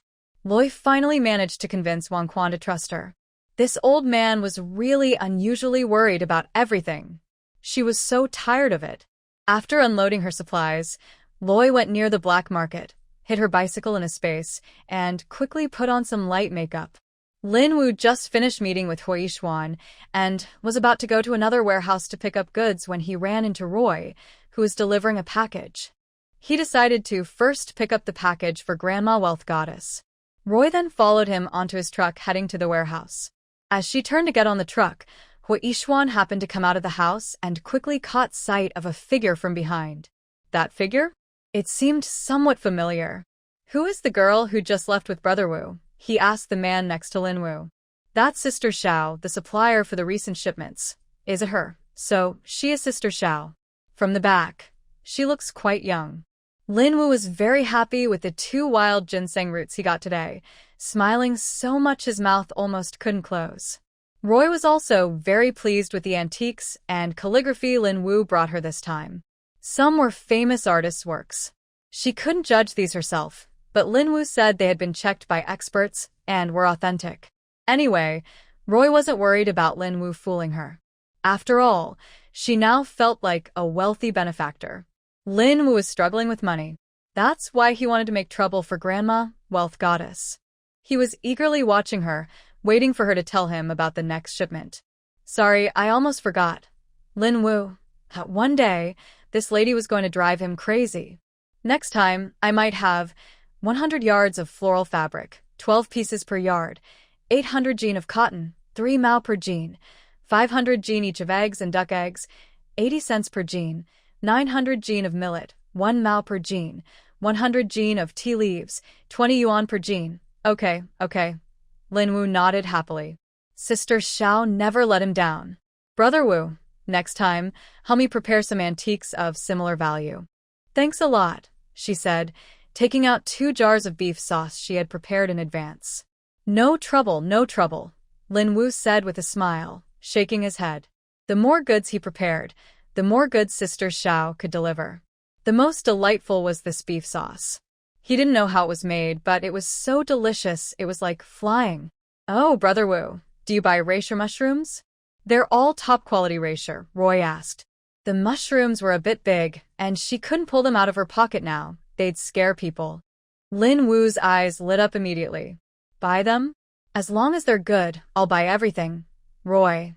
Next time, I'll bring some traditional herbs for you to see, and I'll also tell you the prices then. That would be perfect. Lin Wu was already excited, rubbing his fists in anticipation. Xiao Demaizi's products kept surprising him, each time exceeding his expectations. Loi's deliveries never disappointed him. They always went beyond what he expected. When Loi returned home, she found Sun Yan there, sitting in the yard doing homework with Xiao Xiao. Da and I and Da Huang were nearby causing trouble. Hello, Sister Loi. Sun Yan blushed and stood up to greet her. She knew something had happened to the Xiao family's main house, and she shouldn't have come to see Xiao Xiao now. But she loved the atmosphere there so much. She had wanted to come yesterday, but when she stepped outside, she heard about Uncle Zhao's situation, so she had to turn back home. Loi smiled and greeted her, then picked up Da and I and brought her inside. Today, she bought a few children's books, planning to tell Da and I a story to practice. But soon, 2 girls outside were drawn in by the story. Even Da Huang curled up in the corner of the bedroom, listening intently. Loi. When dinner time arrived, she stayed to eat with Sun Yan. Tonight's dinner was simple: celery with dried tofu, scrambled eggs with chives, and a vegetable tofu soup. Loi set aside a portion in a thermos. After eating, she sent Xiao Xiao and Da and I to deliver food to the elderly couple of the Xiao family. Sun Yan naturally left with Xiao Xiao, and Loi went to the cow shed to deliver dinner. The next week, Loi stayed at home taking care of the children, practicing pills, playing with Da Huang, and cooking. Especially on Thursday night, in that silly book, the female character mysteriously fell into the water that night. Loi felt quite nervous and uneasy, so she didn't go to the cow shed to deliver food that evening. Instead, she arranged with old Ji and Jiang Yao a day earlier, asking them to cook some noodles for themselves on Thursday night. Jiang Yao thought Loi had other things to do, but old Ji was a bit unaccustomed. Usually they had big meals with lots of fish and meat, so eating noodles was a bit strange for him. He felt like something was missing from his mouth. After dark, Loi didn't leave the yard at all, and even asked Xiao Xiao to come to her bedroom to squeeze together. So, the three women and a German shepherd shared the room. Meanwhile, Xiao Fan was finishing his night training and chatting around a campfire with his comrades. Everyone was joking, wanting to see a photo of his wife. Deputy Commander Xiao, no, I mean Commander Xiao. What does your wife look like? Do you have a photo? Xiao Fan completed his mission and returned. 2 days ago, he was promoted to captain. Actually, even if he hadn't gone on the temporary mission, he would have been promoted to captain soon. Everyone was still getting used to calling him that. Xiao Fan was not a petty person, so he didn't mind these superficial titles. Captain Xiao, don't be so quiet. Tell us what your wife looks like. She must be very beautiful. I heard Captain Xiao applied to go home to see his wife. The crowd chattered excitedly. Xiao Fan's mind had already flown back to Xiao Village. He wondered if they had already eaten. What were they doing? Oh, right. They probably had already eaten. In her letter, Xiao Xiao mentioned that they eat early every day. When Xiao Xiao finished her homework, Luo and Yi would check it. Yi. When the old leader introduced her, he kept calling her Yi. Captain Xiao, are you thinking about your wife again? Everyone burst into laughter. Captain Xiao has been so romantic lately. As soon as training is over, he starts thinking about his wife. Ha ha ha. When Captain Xiao goes home this time, he's probably planning to have a big, happy family. They kept joking more and more wildly. Xiao Fan reached for his coat nearby and playfully threatened, "Careful, there might be extra training tomorrow." Everyone chuckled and let him go. The next morning, Luo Yi was awakened by the noise of Xiao Xiao getting up. Xiao Xiao was very careful, but Da and I was sleeping so heavily that she was sprawled out all over, making it hard for Xiao Xiao to step without stepping on her. She nervously checked if she had hurt her sister-in-law. Luo Yi half closed her eyes and gently waved her hand, saying, "It's fine. Go to school now." Luo Yi felt like she had escaped a disaster. Her life as a minor character in that silly old story had been full of danger, but she had survived. In that ridiculous story, the female supporting character mysteriously fell into the lake last night, right where Luo Yi had just arrived. That lake was quite creepy. The original heroine drowned there, and the female supporting character also drowned in that lake. The main heroine, Sun Yan, was reborn after falling into that same lake. At this point, Xiao Fan should have already received the call that his wife had drowned, and he was granted leave to go home for her funeral. According to the original plot, he returned home on Sunday. But now Loi was not surprised. She was fine. So, she naturally thought that she wouldn't see Xiao Fan for a while. Not meeting meant she didn't have to think about their relationship for now, and could enjoy her peaceful life. Of course, this was only Loi's personal idea. Xiao Fan's report had already been approved, and going home was just a matter of time. But Loi had no idea that she was completely immersed in potion making. In her space, there was a cauldron. Loi followed the steps in the herbal guide, adding rare herbs from her herb field. She even went to the mountain in her space to pick snow lotus for the medicine. After several tries, Today, she finally succeeded. Before, every time she opened the cauldron, it was just a mess of muddy water. This time, it was different. Inside, there were round, black pills with a fresh, pleasant smell. It was very good. Da Huang kept rubbing against Loi's feet. She impatiently gave it a pill and started counting. 1, 2, 3, 80. Including the one Da Huang tricked her into taking, there were 81 pills in total, exactly as described in the herbal guide. One cauldron could produce 99 or 81 energy pills. If used to strengthen the body, one pill should be taken every 7 days. In a year, she would need 52 pills. Loi went to check on Da in the bedroom and saw she was sleeping soundly. She decided to make 2 more batches of energy pills in her pharmacy. Then, she packed 52 pills for Wang Quan, enough for a year. She couldn't help but smile, imagining Wang Quan receiving the medicine with tears and snot flying everywhere. Next, she prepared 100 pills for her father Loi. Since his health was poor, he would need to take them weekly. As for her mother, she heard she was going through menopause and also taking care of 2 children, which caused hormonal imbalance. Loi and Shan had weaker resistance, but they only needed to take the pills every 2 weeks or even occasionally. 100 pills should be enough for a year. Now, Wang Quan could finally relax and stop bothering her to buy medicine. Loi felt happy and started preparing delicious food. The previously made soy sauce duck should have dried in the sun enough. It was time to eat. She decided to make steamed duck with dried bamboo shoots tonight. Loi prepared a hot pot with beef, vermicelli, and lemon chicken wings. For the main dish, she made sweet rice wine balls. After Loi finished preparing all the side dishes, she started mixing the glutinous rice flour. Just then, Danny woke up from her nap and eagerly wanted to help. In the end, Loi had no choice but to pinch off a small piece of dough and tell her to go play with it. Xiao Xiao, who had just finished school, saw Danny coaxing Dahu to eat. Eat up and grow strong. She immediately put down her bike and checked Dahu's mouth because her sister-in-law had told her that Dahu shouldn't eat random things, as it could make him sick. Fortunately, Dahu was clever. Even if he was forced to eat something he shouldn't, he would spit it out when Danny wasn't paying attention. Even so, Xiao Xiao still needed to teach Danny not to do that. Danny probably listened carefully now, but she might do it again next time. Before Xiao Xiao could say much, Dahu started protecting Danny. Xiao Xiao thought, well, I guess I'm not really welcome here anymore. Recently, Xiao Xiao and Danny no longer needed to deliver meals to the elderly in the Xiao's family because most of the issues with Uncle Xiao had been settled. He took Xiao Zhadi to the hospital for testing, and after confirming she was his biological daughter, he allowed her to stay at home. Meanwhile, Aunt Xiao and Guiqing were sent back to their parents' house. Uncle Xiao even wanted to bring back his 2 older daughters for testing, but those daughters, now married, weren't easy to persuade.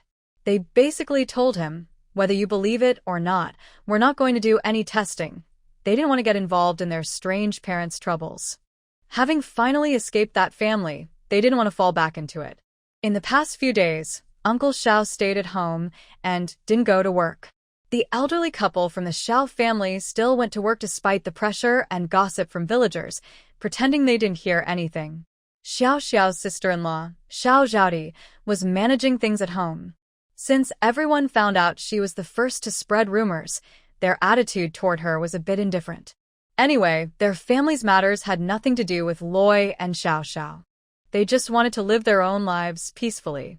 As for the elderly couple, Loi had already fulfilled her role as a nominal granddaughter-in-law. She didn't want to say more and felt she was being too self-righteous. Since the incident with the old troublemaker, every time Roy goes out, Xiao Xiao is very worried. She suggests, sister-in-law, maybe Da Huang can go with you to the barn. If you're accidentally seen, you can say you're out walking the dog. That's a good idea. Roy happily accepts Xiao Xiao's suggestion, mainly because she doesn't want her to worry. The young girl is still so young, and it's not good for her to always frown. That night, Ji Lao and Jiang Yao had their first close encounter with Da Huang. Da Huang looks so handsome. Ji Lao also really liked Da Huang, constantly petting its head, almost to the point of making it bald. Roy handed 2 energy pills to Ji Lao. Uncle Ji, these pills help strengthen the body. You and Aunt Jiang should each take one weekly. Ji Lao rarely asked questions and took one with water right away. Aunt Jiang also took a pill without hesitation. Roy thought, I prepared so many words to say. After everyone left, Ji Lao sighed. The girl is still too young. How can she just give out such good things so casually? Jiang Yao glared at him and replied, It's because of us that she gave out such good stuff. She wouldn't do that for others. Ji Lao suddenly smiled and said, That's true. The girl is clever. Roy became very interested in making medicines. She followed the herbal recipes in her space and brewed a few more medicines. However, the output was low and a lot of herbs were wasted. The main problem was the high failure rate. She felt heartbroken seeing the half-dug-up medicinal fields. She immediately stopped and cut her losses. Even if she could make all the pills listed in the herbal book, it wouldn't matter much now. They weren't useful at this stage and weren't as profitable as selling herbs. The medicinal fields needed rest, so she decided to give up on selling herbs for now. Not only that, but she also personally went to tend the fields. On Sunday, Roy still went alone to the black market to deliver goods to Lin Wu. After Roy left on her bike, Danny, seeing her go alone, was sad. She hugged Da Huang and hid in her room, crying. She could now say many words. Annie doesn't like Danny. Annie went out to play. Annie went to buy delicious food for Danny. She'll be back soon. Xiao Xiao comforted her, holding Danny. Even Da Huang brought a bag of nuts from the main hall table and forced it into Danny's arms. Eat the big yellow, Danai said as she gave it to him, then shook her head and pointed at the big yellow. The big yellow barked twice and then pushed itself into Danny's arms. Alright, Danny, ik eat. Danny pretended to be polite. She finally opened the bag, first fed Xiao Xiao a piece, then gave a piece to the big yellow, and finally ate one herself. Xiao Xiao was almost stunned. Usually, she only had free time in the evening to spend with Da and I. When did this little girl become so advanced? But thinking about it, it must be because her sister-in-law is a good teacher at home. She herself, under her sister-in-law's guidance, is almost finished with her high school textbooks. Her sister-in-law even suggested she skip a grade to start high school early. Loy saw that it was still early, so he decided to go deliver some goods to Lin Wu first. Lin Wu was eagerly waiting for Loy to show him the herbs, but Loy said, Sorry, Brother Wu, the herbs will need some more time. It's okay, Lin Wu said, but inside, he felt it was a big deal. He had been bragging to Mr. Hua before leaving. Loy also saw Lin Wu's disappointment, so he decided to bring him something different next time. 50 large red bottom and 50 large green bottom thermos bottles, 5 yuan each. 50 insulated buckets, 5 yuan each. 50 peony pattern basins, 3 yuan each. 50 aluminum lunch boxes, 3 yuan per set. 50 porcelain cups, 2 yuan each. Plus the most produced grains and fruits in the space. Refined rice and flour, 500 jin each. 0.41 yuan per jin. 500 jin each of eggs and duck eggs. 0.80 yuan per jin, 800 jin each of rapeseed oil and peanut oil, 0.90 yuan per jin, apples, pears, oranges, and bananas, 200 jin each, 0.71 yuan per jin. After confirming the next batch of goods with Lin Wu, Loy went to the alley where he had met Hua Yixian before. Hua Yixian arrived very early, worried about making the young lady wait too long. Loy took out the items and explained each one. This small package is for Uncle Quan. The larger package is for your father. I've written the usage instructions inside. Hua Yixian accepted them and then took out 10,000 yuan, repeatedly reminding her to be careful and not to show off wealth. Loy. Now she finally understood why Uncle Quan thought Hua Yixian was more sensible than her. His concern must have come mostly from what he learned from Uncle Quan. Before returning home, Roy first went to the bookstore to buy a few storybooks for Danny. She hadn't fully learned to speak yet, but she had already finished reading the 2 storybooks she bought last time. Now, she had developed the habit of listening to stories before bed to fall asleep. This time, Roy bought several more books. It's good that children love reading. In this era, kids have very few ways to entertain themselves. Since Danny enjoys stories, she should be happy. Roy rode her bike leisurely toward her house. Just as she was about to arrive, she saw a tall, upright man standing in front of the yard. He radiated a strong sense of righteousness from inside out. Is that Xiao Fan? Roy slowed down her bike immediately. Her mind went blank. In that silly old story, Xiao Fan was the one returning home after a funeral today. But she was still alive. Why would Xiao Fan come home? Could it be that even if she managed to avoid a disaster, she still couldn't escape the predetermined silly plot? Roy got off her bike and slowly walked forward. The man on the other side kept a serious face. When she got closer, he finally spoke. Comrade Luo, why yes. Although the man was handsome and strong, Roy still couldn't accept the fact that he was her husband. Fortunately, she had already made up her mind to fight against the silly plot. She steadied herself. No fear. When she went inside, she would talk to him about divorce. I've been waiting for you a long time, the man said calmly. Roy, maybe we should go inside and talk, she suggested. The man nodded and let Roy walk ahead. He followed behind her. Roy parked her bike in the yard. Just then, Xiao Xiao was carrying Danny and came out of the main room. She suddenly smiled and said, Officer Ding, so you're in the yard. I'll help you finish the tea, and then I won't be able to find you. Roy. Officer Ding. Who is Officer Ding? The man finally remembered to introduce himself. Sorry, Comrade Luo. I forgot to introduce myself. My surname is Ding. I work at the county police station, investigating Xiao Wankai from your village. Xiao Wankai is the name of the troublemaker. When Roy heard this name, she was confused. Oh. Roy was still overwhelmed by the man in front of her, not the survivor of Xiao Fan's ordeal. Luckily, she was safe and everything was fine. I told you so. I didn't hang up, so Xiao Fan couldn't have gone home. Sure enough, fear can be deadly. It seems I can still enjoy a peaceful life for a long time. Roy asked Officer Ding to sit in the main hall, while Xiao Xiao carried Da and I back to the bedroom. Officer Ding spoke first, looking serious. Comrade Roy, can you tell me again what happened that day? So Roy recounted everything clearly. Before the incident, I felt like I was being watched. Later, I found a dog and started taking care of it to guard the house. I never thought I would really meet bad people that day. After hearing Roy's story, Officer Ding asked, So, do you think Qin Hongmei came to save you? Roy nodded confidently, appearing innocent. My aunt definitely came to help us. She's Denis's great-grandmother, so she wouldn't have any bad intentions. But, Officer Ding frowned. Xiao Wang's statement says he was instructed by Qin Hongmei. He also said it wasn't about stealing the child, but about planning to harm you. Roy was shocked and shook her head repeatedly. No, that can't be. My aunt wouldn't do such a thing to me. Officer Ding sighed. Hearing this statement, he was also very surprised. How much hatred and resentment would it take to be so cruel to one's own family? The old troublemaker had been unconscious for a long time after being taken away. When he woke up, the police finally had a chance to question him. After the first interrogation, they came knocking today.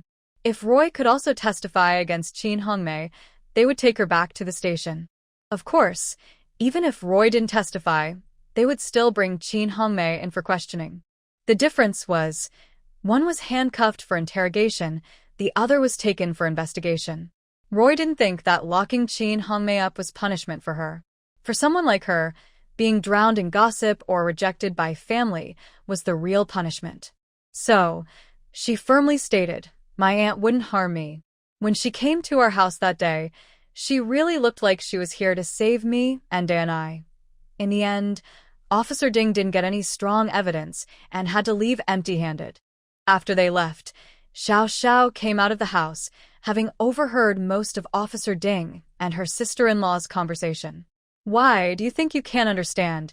She couldn't understand why she was defending Aunt Xiao. Xiao Xiao nodded. She truly couldn't figure it out. Even if you send her to the police station, what difference does it make? She's still working, eating at the right times. Maybe life outside is even better, just lacking freedom, but outside isn't the same. Her in-laws won't take her back, her own family doesn't welcome her, and her 2 married daughters don't want anything to do with her. How much kindness can her younger son and daughter show her? Xiao Xiao thought about it and realized Aunt Xiao probably wouldn't have a good life anywhere. She'd be looked down upon everywhere and disliked by her own children. For her, this punishment was probably less harsh than prison. Sister-in-law, you're so clever. Xiao Xiao immediately started praising her sister-in-law once she understood. Loi raised an eyebrow. I thought you were afraid of me. Xiao Xiao was momentarily stunned but quickly clung to her sister-in-law, hugging her arm and acting sweet. In my heart, you're the best sister-in-law. You're just using your own way to teach her a lesson. She secretly looked at Loi and saw she had no expression, so she tried even harder. Sister-in-law is the kindest, hardest working, most beautiful, and most gentle person I've ever seen. Loi finally showed some change in expression and pushed her away. You little flatterer, stay away from me. Xiao Xiao knew her sister-in-law was joking. She didn't let go. Instead, she held on even tighter. Loi didn't expect that the vegetables planted in the yard would be ready so soon, less than a month. Normally, these vegetables take at least 30 days to grow. But now, cilantro was already ready a few days ago, and spinach, greens, and cabbage were almost ripe too. The radishes should be ready by next week, and other vegetables that take 2 or 3 months to grow might be ready in less than a month. Today, we're making spicy cabbage, Loi decided. We'll prepare a jar of spicy cabbage, and then we can plant some other seeds in the empty land. Sounds good? Good. Xiao Xiao always supported whatever her sister-in-law said. Whatever she said was right. Whatever she did was right. Meanwhile, at Uncle Zhao's house, Officer Ding was preparing to take Aunt Xiao away. Originally, Uncle Xiao had taken Xiao Guoqing back to his family home, but within 2 days, his sister-in-law drove them out. She could only bring Xiao Guoqing back to Uncle Zhao's house. She said she couldn't be forced out because they weren't divorced yet. Anyway, she just refused to leave. Now, she was cursing loudly, saying, "Did that little brat Loi say something? It must be her. It's definitely her." Officer Ding felt a bit speechless. She hadn't said anything bad. In fact, she even spoke kindly for her. Yet, she was still complaining. Uncle Xiao didn't want to get involved. He wished she would be locked up forever so she wouldn't come out and cause trouble, making it impossible to chase her away. Xiao Zhaodi and Xiao Guoqing stood quietly to the side, not planning to help. In fact, Xiao Guoqing even stopped the older couple from going to ask Officer Ding questions. He was raised by Uncle Xiao from a young age and was a bit more shrewd than others his age. He knew the older couple didn't want to force her out, so now they were stuck with her. Since Xiao Zhaodi proved she was Uncle Zhao's biological daughter, she wasn't afraid anymore and even challenged Xiao Guoqing. The conflicts in the main Xiao family didn't affect the second branch. Loi ordered Xiao Xiao to the fields to harvest 10 cabbages, then took a large wooden basin from the kitchen, cut the cabbages in half, and salted them to make water. Da and I played with Da Huang nearby, splashing and stepping in water. They only stopped when Loi was about to scold them. Loi made some spicy fresh cabbage from one of the cabbages, while planning to preserve the rest for a long time.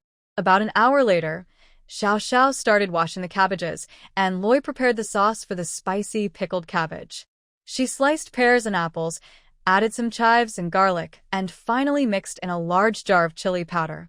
After stirring everything well, she handed it to Xiao Xiao. After teaching Xiao Xiao how to make the spicy pickled cabbage, Loi handed over the main task to her and prepared the spicy cabbage for tonight's meal. Tonight's dinner included fresh spicy cabbage, cilantro beef, mushroom greens, and spinach with shrimp steamed eggs. Girl, this spicy cabbage is really delicious. Maybe I should make some again tomorrow? Old G was still savoring it. The girl's cooking skills were amazing. He even thought that staying in the cow shed wasn't so bad.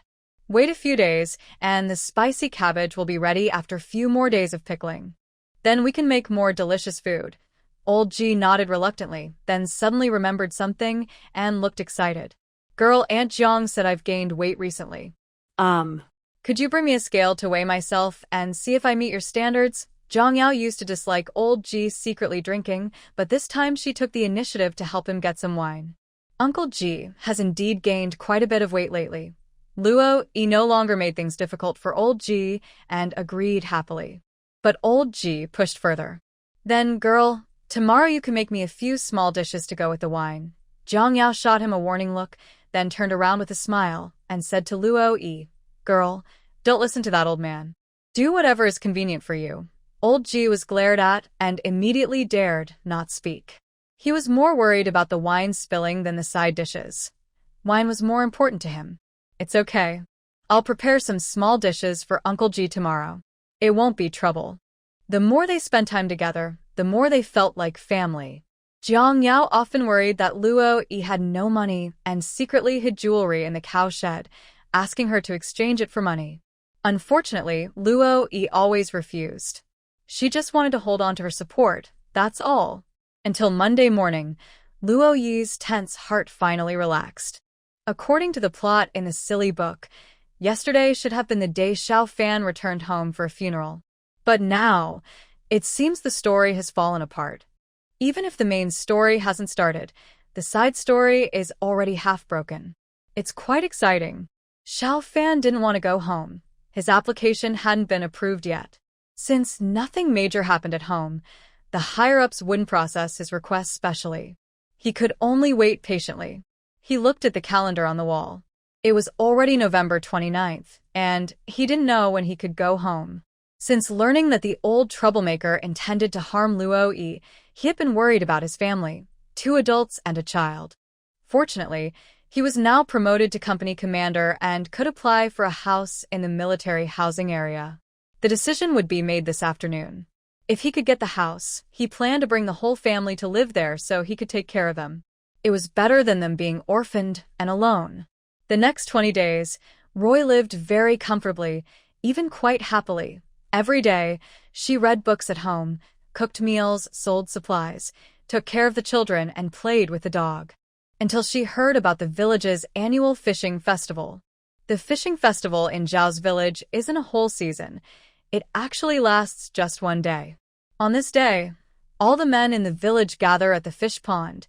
Some pump water, some set nets, some fish for fish. Roy wasn't interested in fishing. She had enough fish in her space pond to last a long time. But the foolish heroine in her favorite book, Su Nian, was reborn on this very day. Originally, every weekend, Su Nian would come to her house to do homework with Xiao Xiao and sometimes stay for dinner. But this weekend, Su Nian didn't come. Roy casually asked, "Why didn't Su Nian come today? Are you two having a fight?" She thought maybe the 2 girls had a disagreement. No wonder she thought so. At that age, friendships can easily fall apart. "Not at all," Xiao Xiao quickly denied. "Sister Su Nian is so kind. She always treats me kindly." Roy knew Su Nian's good temper well. Even she herself liked the Su Nian who hadn't yet been reborn. Xiao Xiao explained, Sister Su Nian went to deliver lunch to her stepfather. Today, he's fishing at the pond all day. What? Roy's heart skipped a beat in shock. She looked at the old-fashioned clock on the wall.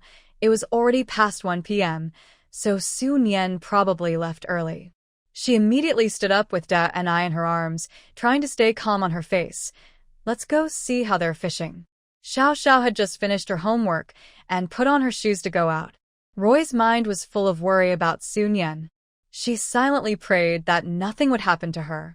Xiao Xiao didn't understand why her sister-in-law was walking so fast and quietly reminded her, "Sister-in-law, we don't have work points, so we won't get any fish." That was also why she didn't join the crowd. Roy's thoughts were all on Su Nian. She nodded casually but said nothing. If Su Nian was reborn, then Roy would be the first to mysteriously disappear as a. After crossing into this world, she had done so much, clinging to powerful allies, quietly supporting the heroine, just to become the richest person. Fortunately, Roy arrived not too late, and Su Nian had not fallen into the water yet. Big Tiger Xiao had just finished eating, and Su Nian was tidying up the dishes. She looked up and saw Roy in the distance, happily greeting her. "Sister Roy, Xiao Xiao, you're here to see the fishing too?" Roy finally relaxed and slowed down her steps. "I heard that the fishing season each year is very lively. I also brought Dao and I to see." Su Nian said, "Yes, everyone only gets to eat fish once a year during the fishing season. We all look forward to it. If they catch a lot of fish, each family gets more. Su Nian's stepfather knew she was close to Roy, so after nodding to greet her, he went back to fishing. "Are you alone?" Roy asked, pretending to be surprised. "My mom and little brother are working at home," Su Nian pointed across the river. "My sister is over there." Roy just wanted to know where Xiao Lianhua was. She had traveled to Zhao's village a long time ago but hadn't had a chance to see Xiao Lianhua, so she didn't know what she looked like. From afar, Roy's gaze met Xiao Lianhua's. She thought, she does look a bit like a tea lady. She quickly looked away without showing it and asked Su Nian, "What are you going to do next?" Su Nian was a bit confused why Roy asked this, but since she did, she honestly answered, "My mom asked me to bring a whole bottle of hot water. If Uncle Xiao is thirsty, I'll give him some." Roy originally wanted to take Su Nian back to her home, but it seemed she couldn't do that for now. So, she decided to stay with her. If there was any danger, Roy could act immediately. She looked at the fish pond and pointed to a nearby river, sighing. "So this is how they fish? I've never seen it before." Roy wasn't lying. It was truly her first time seeing this kind of fishing. All the water from the fish pond had been drained into the nearby lake. Many villagers, dressed in fishing clothes and tall rain boots, were wading into the pond, catching fish by hand or using nets. The lake beside it had a high water level, almost level with the land. Roy stood behind Su Nian to prevent her from falling into the water. In that silly old story, Su Nian was pushed into the lake by Xiao Lianhua during the fishing season and was reborn after falling into the water. Roy couldn't help but wonder, what kind of place is this lake really? The main character and the female supporting character both drowned and died. The heroine, Su Nian, was drowned and reborn. Loi was really curious. She wondered what would happen if she fell into this lake. Sometimes, she really wished she could open her mind and stop imagining things. Maybe, just maybe, her good thoughts would work and the bad ones wouldn't. Loi paid close attention not only to Su Nian's actions, but also to Xiao Lianhua's movements. When she saw Xiao Lianhua coming from across the fish pond toward them, she immediately handed Da and I to Xiao. "I'm tired of holding her. You hold her for a bit. Maybe I can hold Da and I." Su Nian reached out casually, ready to take the little girl. Loi was quite scared but kept a calm face and refused. "Let Xiao hold her first. When she's tired, then you can." Su Nian nodded, thinking Loi made sense. Denai had grown a lot recently, and Loi couldn't hold her much longer. One reason was that she was afraid holding Da and I might affect her ability to save someone later. Xiao Lianhua was really serious about following the story plot, secretly planning to push Su Nian into the water, slowly moving toward them. Loi was already getting ready to act, even thinking, maybe later, I can just push Xiao Lianhua into the lake? Loi's plan was good, but unfortunately, she couldn't escape the author's arrangement.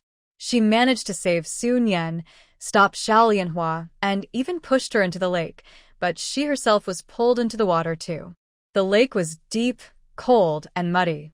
Loi could even imagine how she looked now, covered in mud. She used all her strength to swim toward the shore, but the once clear water was now like a muddy swamp, making it hard to move. She was slowly sinking. Nearby, Xiao Lianhua wasn't doing much better, but her father, Xiao Dahu, had already jumped in to save her. When Xiao saw Loi fall into the lake, she was terrified. But she only hesitated for a second before handing Da and I to Su Nian and jumping in to rescue her. Most of the men were fishing in the pond. Xiao Lianhua was lucky. She fell into the water just as Xiao Dahu was about to come ashore for a drink. Unfortunately, Loi was not so lucky, but at least she still had Xiao. Sadly, just as Xiao was about to jump into the lake, someone grabbed her and stopped her. She shouted loudly without caring about anything, "Xiao Zhigua, let me go. I don't have time to argue with you now." Xiao Zhigua refused to let go and said coldly, "I'll go down."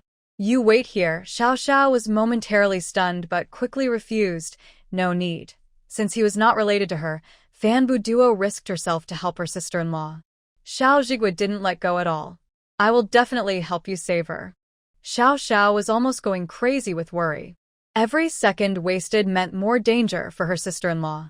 She lowered her head and tried to bite Xiao Zhigua's hand to make him let go. But Xiao Zhigua suddenly pushed her into the crowd. Just as he was about to turn and jump into the lake himself, he saw someone else had already jumped in to save her. However, he didn't hesitate. Since he promised to save her sister-in-law, he would keep his word. He grabbed a long bamboo pole from the shore and jumped into the lake too.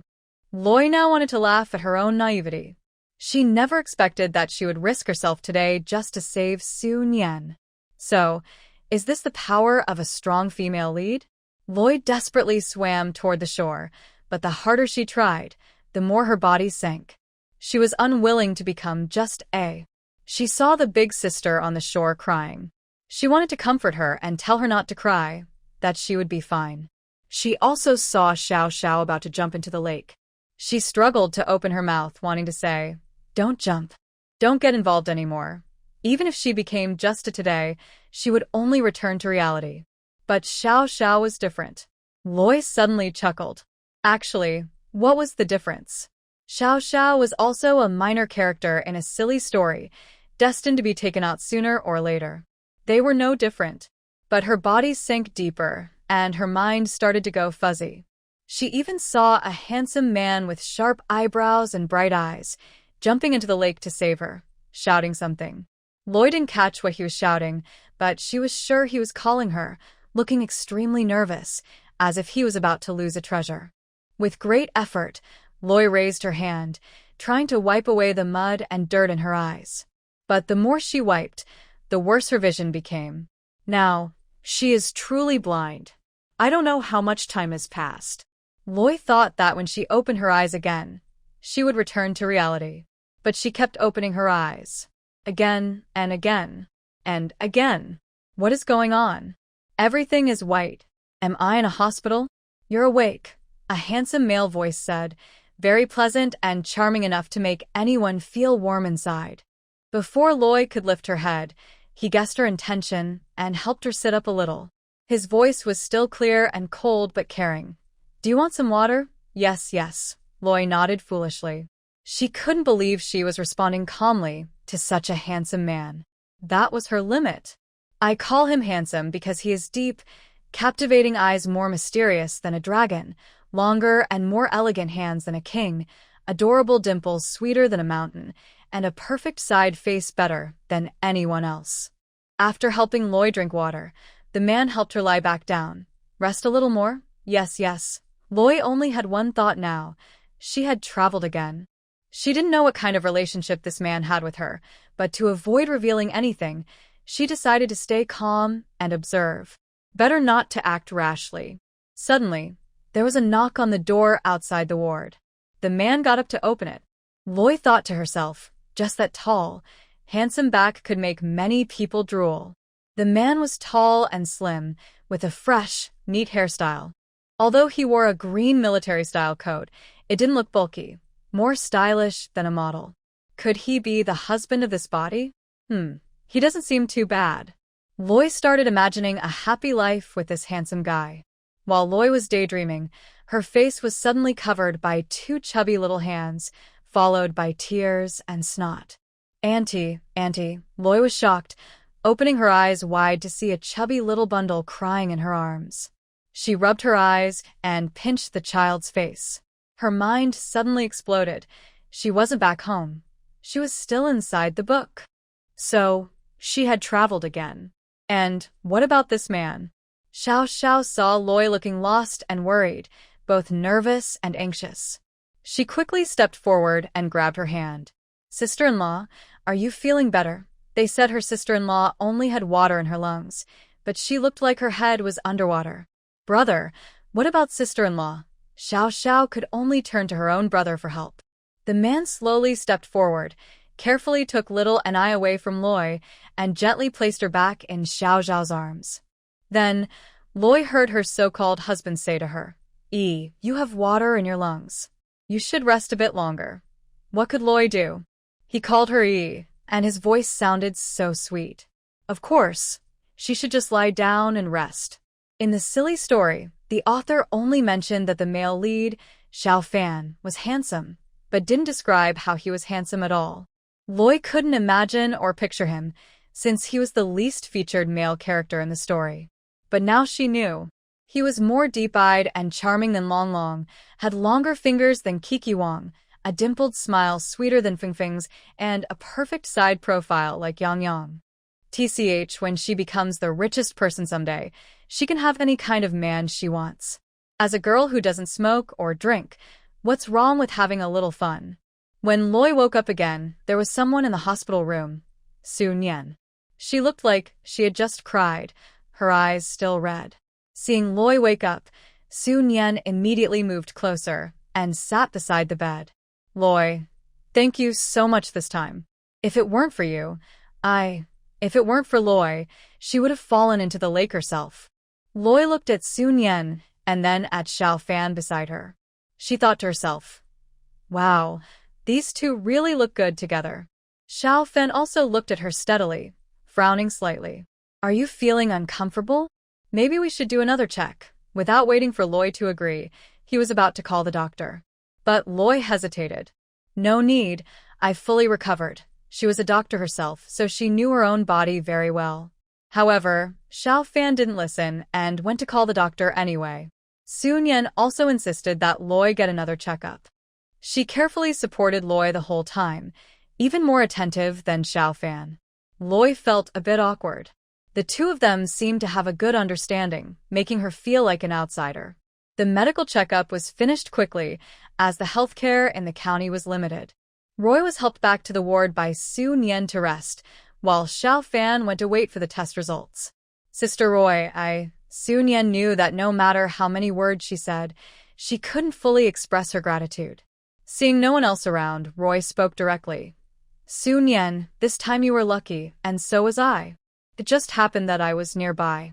But have you ever thought about what would have happened if I wasn't there? If you didn't have such good luck and weren't rescued in time, Su Nian lowered her head without speaking. After a long while, Roy, feeling disappointed, said, it's time for you to have a good talk with your parents.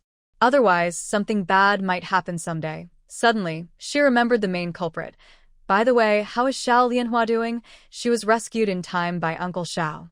Her lungs didn't get waterlogged, but she caught a cold and is lying in bed at home. Su Nian had missed some details. After Xiao Lianhua was rescued, she falsely claimed that Roy pushed her into the water. In the end, Su Nian proved that Xiao Lianhua had accidentally fallen in and also caused trouble for Roy. Everyone reluctantly believed her. Even though Roy almost got falsely accused successfully, it didn't boost Su Nian's fighting spirit. She still held on to a small hope, thinking Xiao Lianhua might change someday. Su Nian was filled with guilt towards Roy. Sister Roy, I am really sorry. Seeing her distressed look, Roy didn't bother to say more. If Su Nian ever truly got reborn because of Xiao Lianhua, she hoped she would remember their past friendship and not use her big heroine aura to deal with her. Moreover, since Xiao Fan had returned, the main storyline the author planned for him and Su Nian should be starting soon. As for Roy, the supporting character, she now needed to think about how to divorce quickly and how to make room for Su Nian.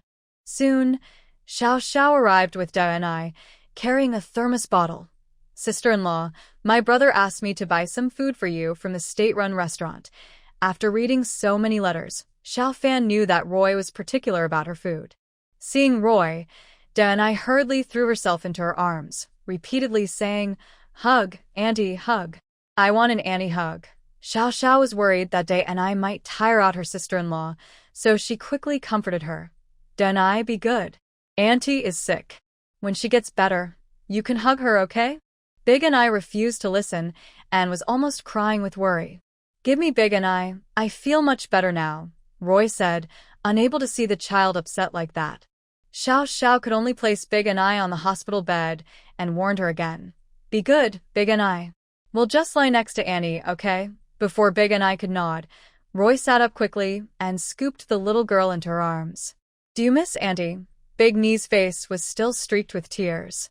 She pouted and nodded, then buried her face in Roy's embrace. Roy's heart melted instantly. She gently patted her back and softly comforted her.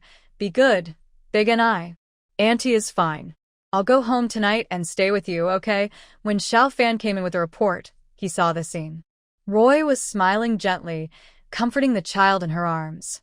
Although her voice was hoarse, It was very soothing and comforting, not only to the child but also to him. Before this, he had only met Roy once and hadn't looked closely at her face. But the letters she sent painted a clearer picture of her. Every smile and frown seemed to be deeply imprinted in his heart. Xiao Fan placed the test report on the table and happened to see the meal Xiao Xiao brought back. He opened the insulated container, but before he could take out the food, Xiao Xiao snatched it away. "Brother, let me do it." Su Nian also came over to help. She first helped Roy sit up, placing a pillow behind her to make her more comfortable.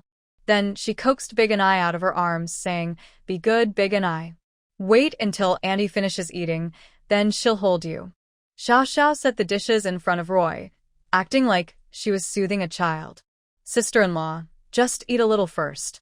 Once we're out of the hospital, we'll have a nice meal." Roy's mind was a mess. She felt lucky to have survived again, but worried she might not last much longer. She had no mood to eat, only taking a few bites before setting down her chopsticks.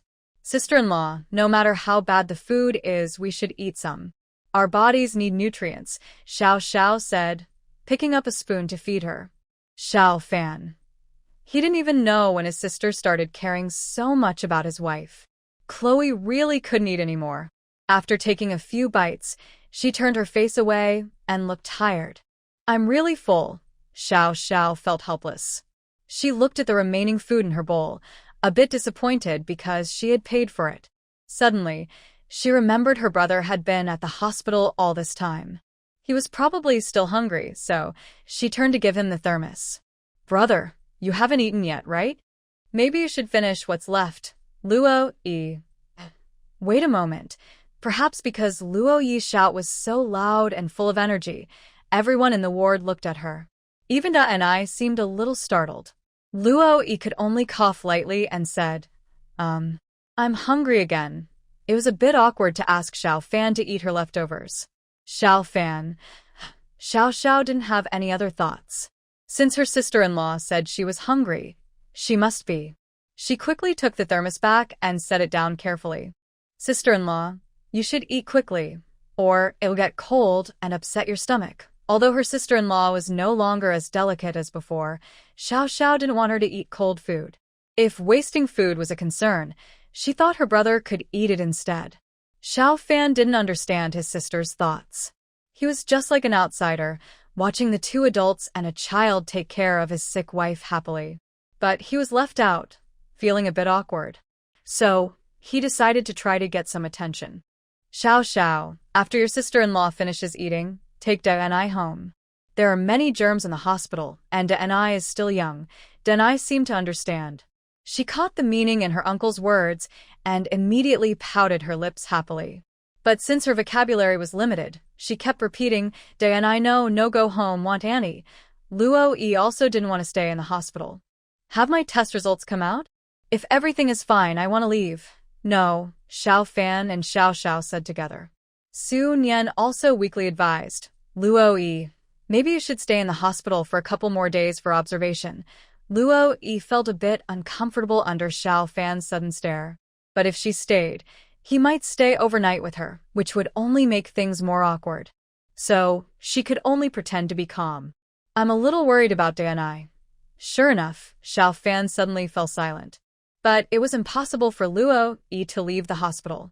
In the end, he could only agree to keep Da and I there. As long as she is not alone with Xiao Fan, Luo Yi can accept it. She hasn't fully sorted out her thoughts yet. The marriage will definitely end, but she still needs to think carefully about how to bring it up. Right now, she is worried about something else. So she says to Xiao Xiao, "Xiao Xiao, please go with me to the bathroom." At this hospital, there are no private bathrooms in the wards, at least not in this one. Although Xiao Xiao didn't immediately understand her sister-in-law's intention, after leaving the ward, she realized what was going on. She leaned in and whispered, "Sister-in-law, do you need to tell me something?" "Yes." Luo Yi nods, then specifically looks back to make sure no one is following her and says, "Xiao Xiao, tonight, can you help me with something?" Before she finishes, Xiao Xiao interrupts her immediately, "Sister-in-law, I went to the barn with De Huang last night. I guess the two elders would be worried, and I also guess that you wouldn't want to make them worry." Luo Yi is momentarily speechless. Sister-in-law, those two elders told you to rest well and not worry about them. They can take care of themselves. Xiao Xiao remembers seeing the old lady in the barn last night. Her eyes looked like she had been crying. When she heard Luo Yi only had water in her lungs and was fine, she was so excited, she kept thanking her. Xiao Xiao feels a bit embarrassed. Luo Yi is her sister-in-law after all. It's only right. Thank you, Xiao Xiao. But not only did the old lady thank her, now her sister-in-law also sincerely said thank you. Xiao Xiao's face immediately flushes red. Sister-in-law, do you have anything else you want me to tell those two elders? No need. Luo Yi definitely won't let Xiao Xiao take risks again. If something happens to her, she can hide in her space immediately, but Xiao Xiao can't. So, she won't let Xiao Xiao go into danger. After returning to the ward, Xiao Xiao left with Sun Yan. Luo Yi watched Sun Yan's back, feeling a little dazed. When she'd just returned from the bathroom, Sun Yan was talking to Xiao Fan. She didn't catch exactly what they were saying, only heard her calling him Xiao Fan go. Luo Yi isn't jealous, but she feels a bit uncomfortable listening to it. Danny was very happy holding Roy now. She didn't want to let go for a moment. She just wanted to stay close and hug her tightly, wishing she could grow on her. Xiao Fan, maybe you should find a place to have dinner, Roy suggested. She wanted to send Xiao Fan away, so she could prepare some milk for Danny in the space. Xiao Fan wasn't stupid. He could see clearly that Roy was still nice to him when she first woke up. But then, she became cold and distant. Now, she wanted to send him away again. But what could he do? He could only go along with her wishes. Once the others left, Roy quickly prepared dinner for Danny. The little girl cooperated well, finishing her milk quickly, then leaning on Roy's chest and sleeping soundly, looking like a little pig. Danny was really tired. Since Roy had the accident yesterday, she hadn't seen her. Even at night, she couldn't sleep because she kept thinking about Roy. Now, she was sleeping so peacefully, not only in a familiar embrace, but also smelling a familiar scent. When Xiao Fan returned to the ward, he saw Roy sleeping with Danny in her arms. He looked at the rice cereal he had bought with difficulty. After hesitating for a while, he decided not to wake the little girl. If she woke up hungry later, he would find a place to warm the cereal. So, Xiao Fan gently placed the rice cereal on the cabinet near the bed. It was originally a 3-person ward, but the other 2 beds were empty, making the room very quiet. Xiao Fan planned to spend the night sitting in a chair again. But before sleeping, he wanted to help Roy tuck the blanket around her. Just as Danny turned over, she slightly lifted Roy's blanket. It was late December now, and the weather was getting colder. It was easy to catch a cold, if not careful. He slowly walked to the bed, about to fix the blanket, but noticed Roy's eyelashes fluttering gently. It was very subtle, but he saw it. Was she not asleep at all? Xiao Fan didn't stop what he was doing. He still carefully tucked the blanket around her and wiped the drool from Danny's mouth. If he kept going like this, Roy's clothes on her chest might get wet. Actually, Roy wasn't really asleep. Her mind was a mess right now, so she couldn't sleep. Just now, when Xiao Fan touched her blanket, she almost broke down. Fortunately, he was just helping her tuck in the blanket. Then he sat back down on the chair to rest. That whole night, Roy didn't sleep well. She kept dreaming that Xiao Fan was calling her, in her ear, his voice very soothing and gentle.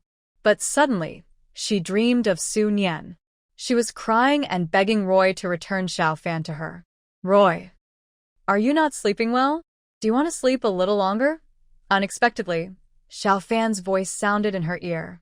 Roy immediately woke up. Everything in last night's dream felt very real.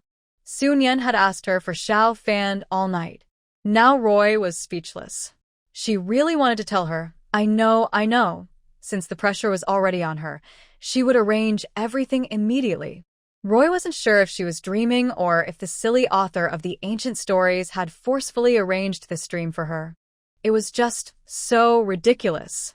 Xiao Fan looked at her helpless expression and couldn't help but want to reach out and gently pat her head. His worried face didn't suit her. In his dreams, she was always smiling. No matter what, Roy insisted on leaving the hospital today. Yesterday, while Xiao Fan was away, she secretly drank some spiritual spring water from the space and ate some of her own healing medicine. Now, she was almost fully recovered. Her injury wasn't serious to begin with, just a water inhalation. Probably because her nerves were too tense, she fainted and was unconscious for a whole day. Roy kept insisting on leaving the hospital, and Xiao Fan finally agreed. He wanted to bring Da and I over to help lighten Roy's burden, but unfortunately, Da and I was lying on Roy's shoulder the whole time and ignored everyone. Xiao Xiao looked at her brother's deep, serious face and felt a bit awkward. She quickly tried to smooth things over. "Brother, you don't come back often. Da and I is a very shy child, so it's normal she doesn't want you to hold her right now." Xiao Fan felt a little disappointed, but seeing Da and I so close to Roy made him happier. It showed that the child really liked her. Despite her young age, they all knew who treated them well. To avoid causing Roy more trouble after her discharge, Xiao Fan didn't know where to call a small truck. Although it was old and broken, it could block the biting cold wind completely. Inside the small truck, Xiao Xiao sat with Da and I on one side, while Xiao Fan and Roy sat on the other. Xiao Fan could sense Roy's slight resistance. Although he didn't quite understand why she felt this way, he was very polite and considerate of her feelings, keeping a respectful distance from her. She was his wife, and he believed he should be more patient with her. Moreover, he felt he owed her a lot. They had just registered their marriage, but he left quickly for the army without holding a wedding banquet. In this situation, she still managed to take good care of his family. If it had been someone else, perhaps they would have already betrayed him. Over the past 6 months, she probably felt very wronged. Even Xiao Xiao, who is often slow to notice and a bit careless, could see the strange tension between her brother and sister-in-law now. But she acted as if she saw nothing, still teasing Da and I, and not lifting her head. If she were the sister-in-law, she wouldn't give her brother a good look either. Did she think marriage was just about signing a paper? Is this really marriage?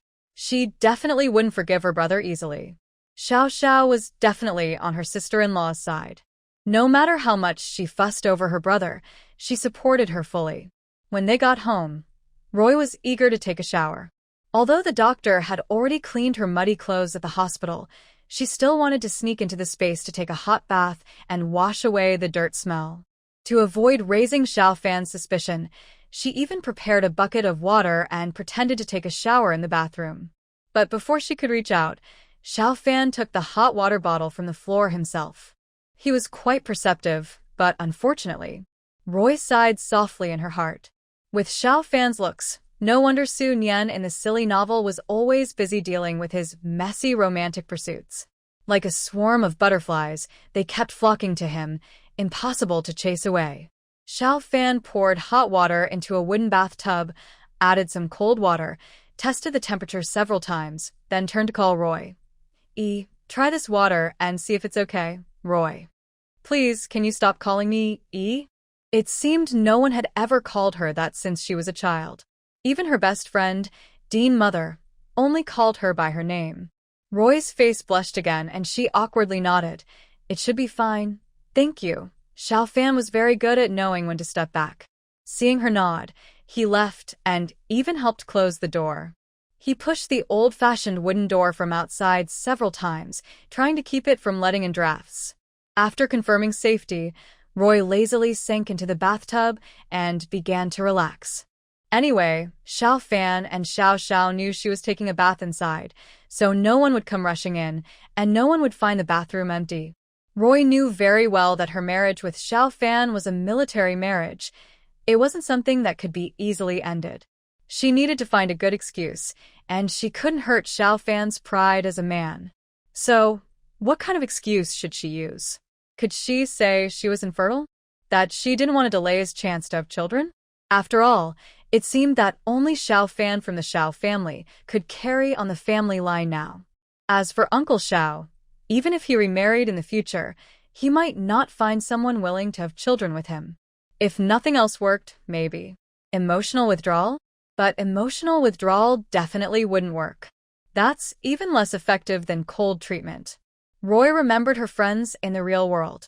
She once gave her a reckless piece of advice, using emotional withdrawal. What happened? The guy became even more unwilling to let go, loving her desperately. They got married within a year. Roy, the strategist, was terrible at handling relationships. Her friends thought she was a top student from Tsinghua or Peking University and could come up with clever tricks. In reality, she was just a love fool. For Roy, an orphan, basic needs like food and shelter were always the most important. Feelings were just a bonus. Moreover, over the years, she had grown used to being alone and enjoyed her freedom. But now it was no longer about food and shelter. Her life was at stake.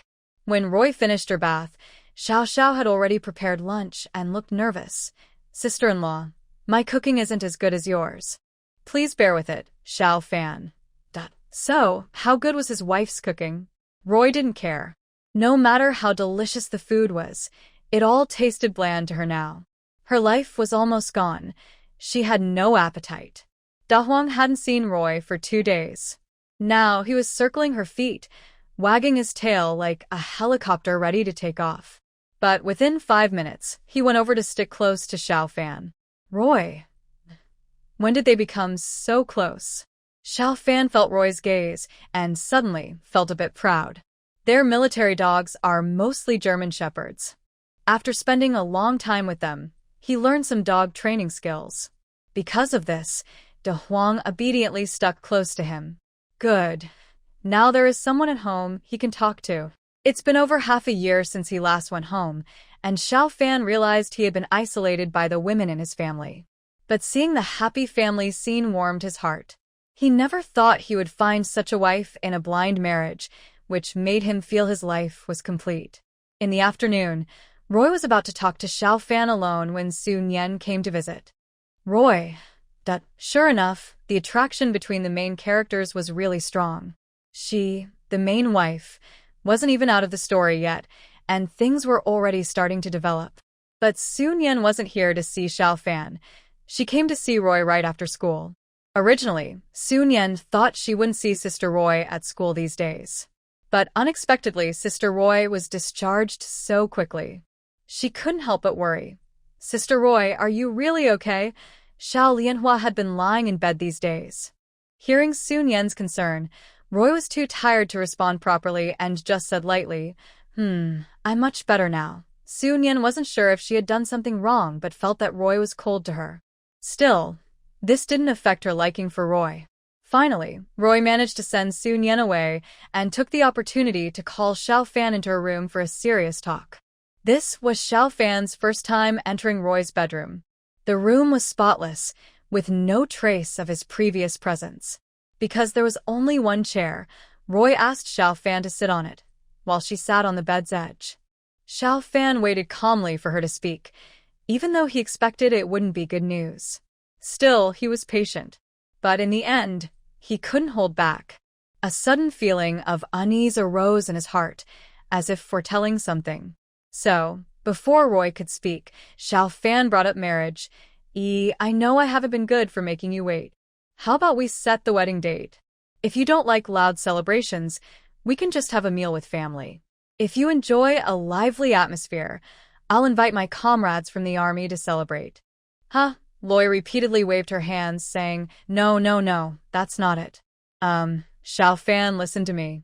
I wasn't waiting for you, and even if I was, it was only waiting for you to leave me, Xiao Fan." As expected, his inner unease was not unfounded. Next, Loy planned to persuade him with reason and emotion. "Xiao Fan, our marriage was indeed a bit rushed. I admit it was my fault that I caused you trouble. I know I was irresponsible, but if there's anything I can do to make it up to you, just tell me." After speaking, she looked at Xiao Fan with hope.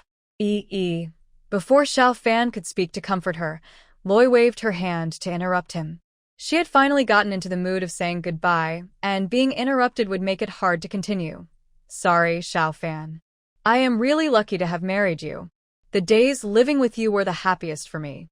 But maybe the timing isn't right. Anyway, you can find someone better." I disagree. The man's tone was firm, leaving no room for negotiation. Loi knew it wouldn't be that easy. Divorce wasn't like a breakup that could be done unilaterally. But at least she had expressed her thoughts. Her stance was clear. No more ambiguity, no dragging things out. Before, Loi had heard that the most respectful way to part was to openly express love and say goodbye honestly. But the problem was, what if the other person only heard the first half? If the goodbye just went in one ear and out the other, what then? Originally, Loi felt a bit guilty seeing Xiao Fan's deep gaze. But as soon as she thought about him sharing a life with Su Nian Shuang in the future, her guilt vanished. Instead, she felt disdain. Xiao Fan knew he owed his wife a lot, but he never expected her to ask for a divorce. After they registered their marriage, he returned to the army, causing her so much pain that she was angry enough to want to leave. He cleared his throat, worried about startling Loi, and tried to speak more gently. But to Loi, it didn't sound gentle. It was too magnetic, like two magnets stuck in his throat. Normally, Loi would think, wow, his voice is amazing. But now, she thought, I don't want to hear it, just go away. Xiao Fan had never spent time with Luo Yi before. All his knowledge about her came from the old leader's introduction and the letters Xiao Xiao sent.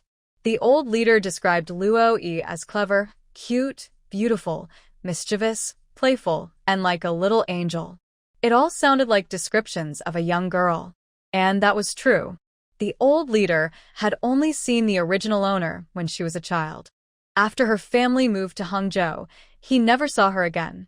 Until a year ago, Luo Lao's people brought a letter to the old leader, asking him to find a good husband for the original owner. The old leader immediately thought of Xiao Fan, as he believed he was the best young man. In Xiao Zhao's letters, Luo Yi was described as hardworking, kind, virtuous, like a fairy, and a cooking expert. But Xiao Fan saw Luo Yi as cold and distant. He didn't know how to make her feel better, but divorce was definitely not an option. Luo Yi understood that Xiao Fan wouldn't accept it right away. She would give him time. So, after saying what she needed to say, she went to the kitchen to prepare dinner. There was only a few marinated ducks left at home, so tonight's dinner would be steamed duck and vegetables from the yard.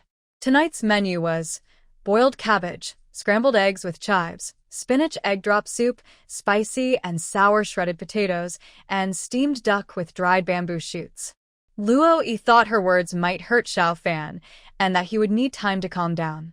But she didn't expect that after she went to the kitchen, Xiao Fan followed her in to help.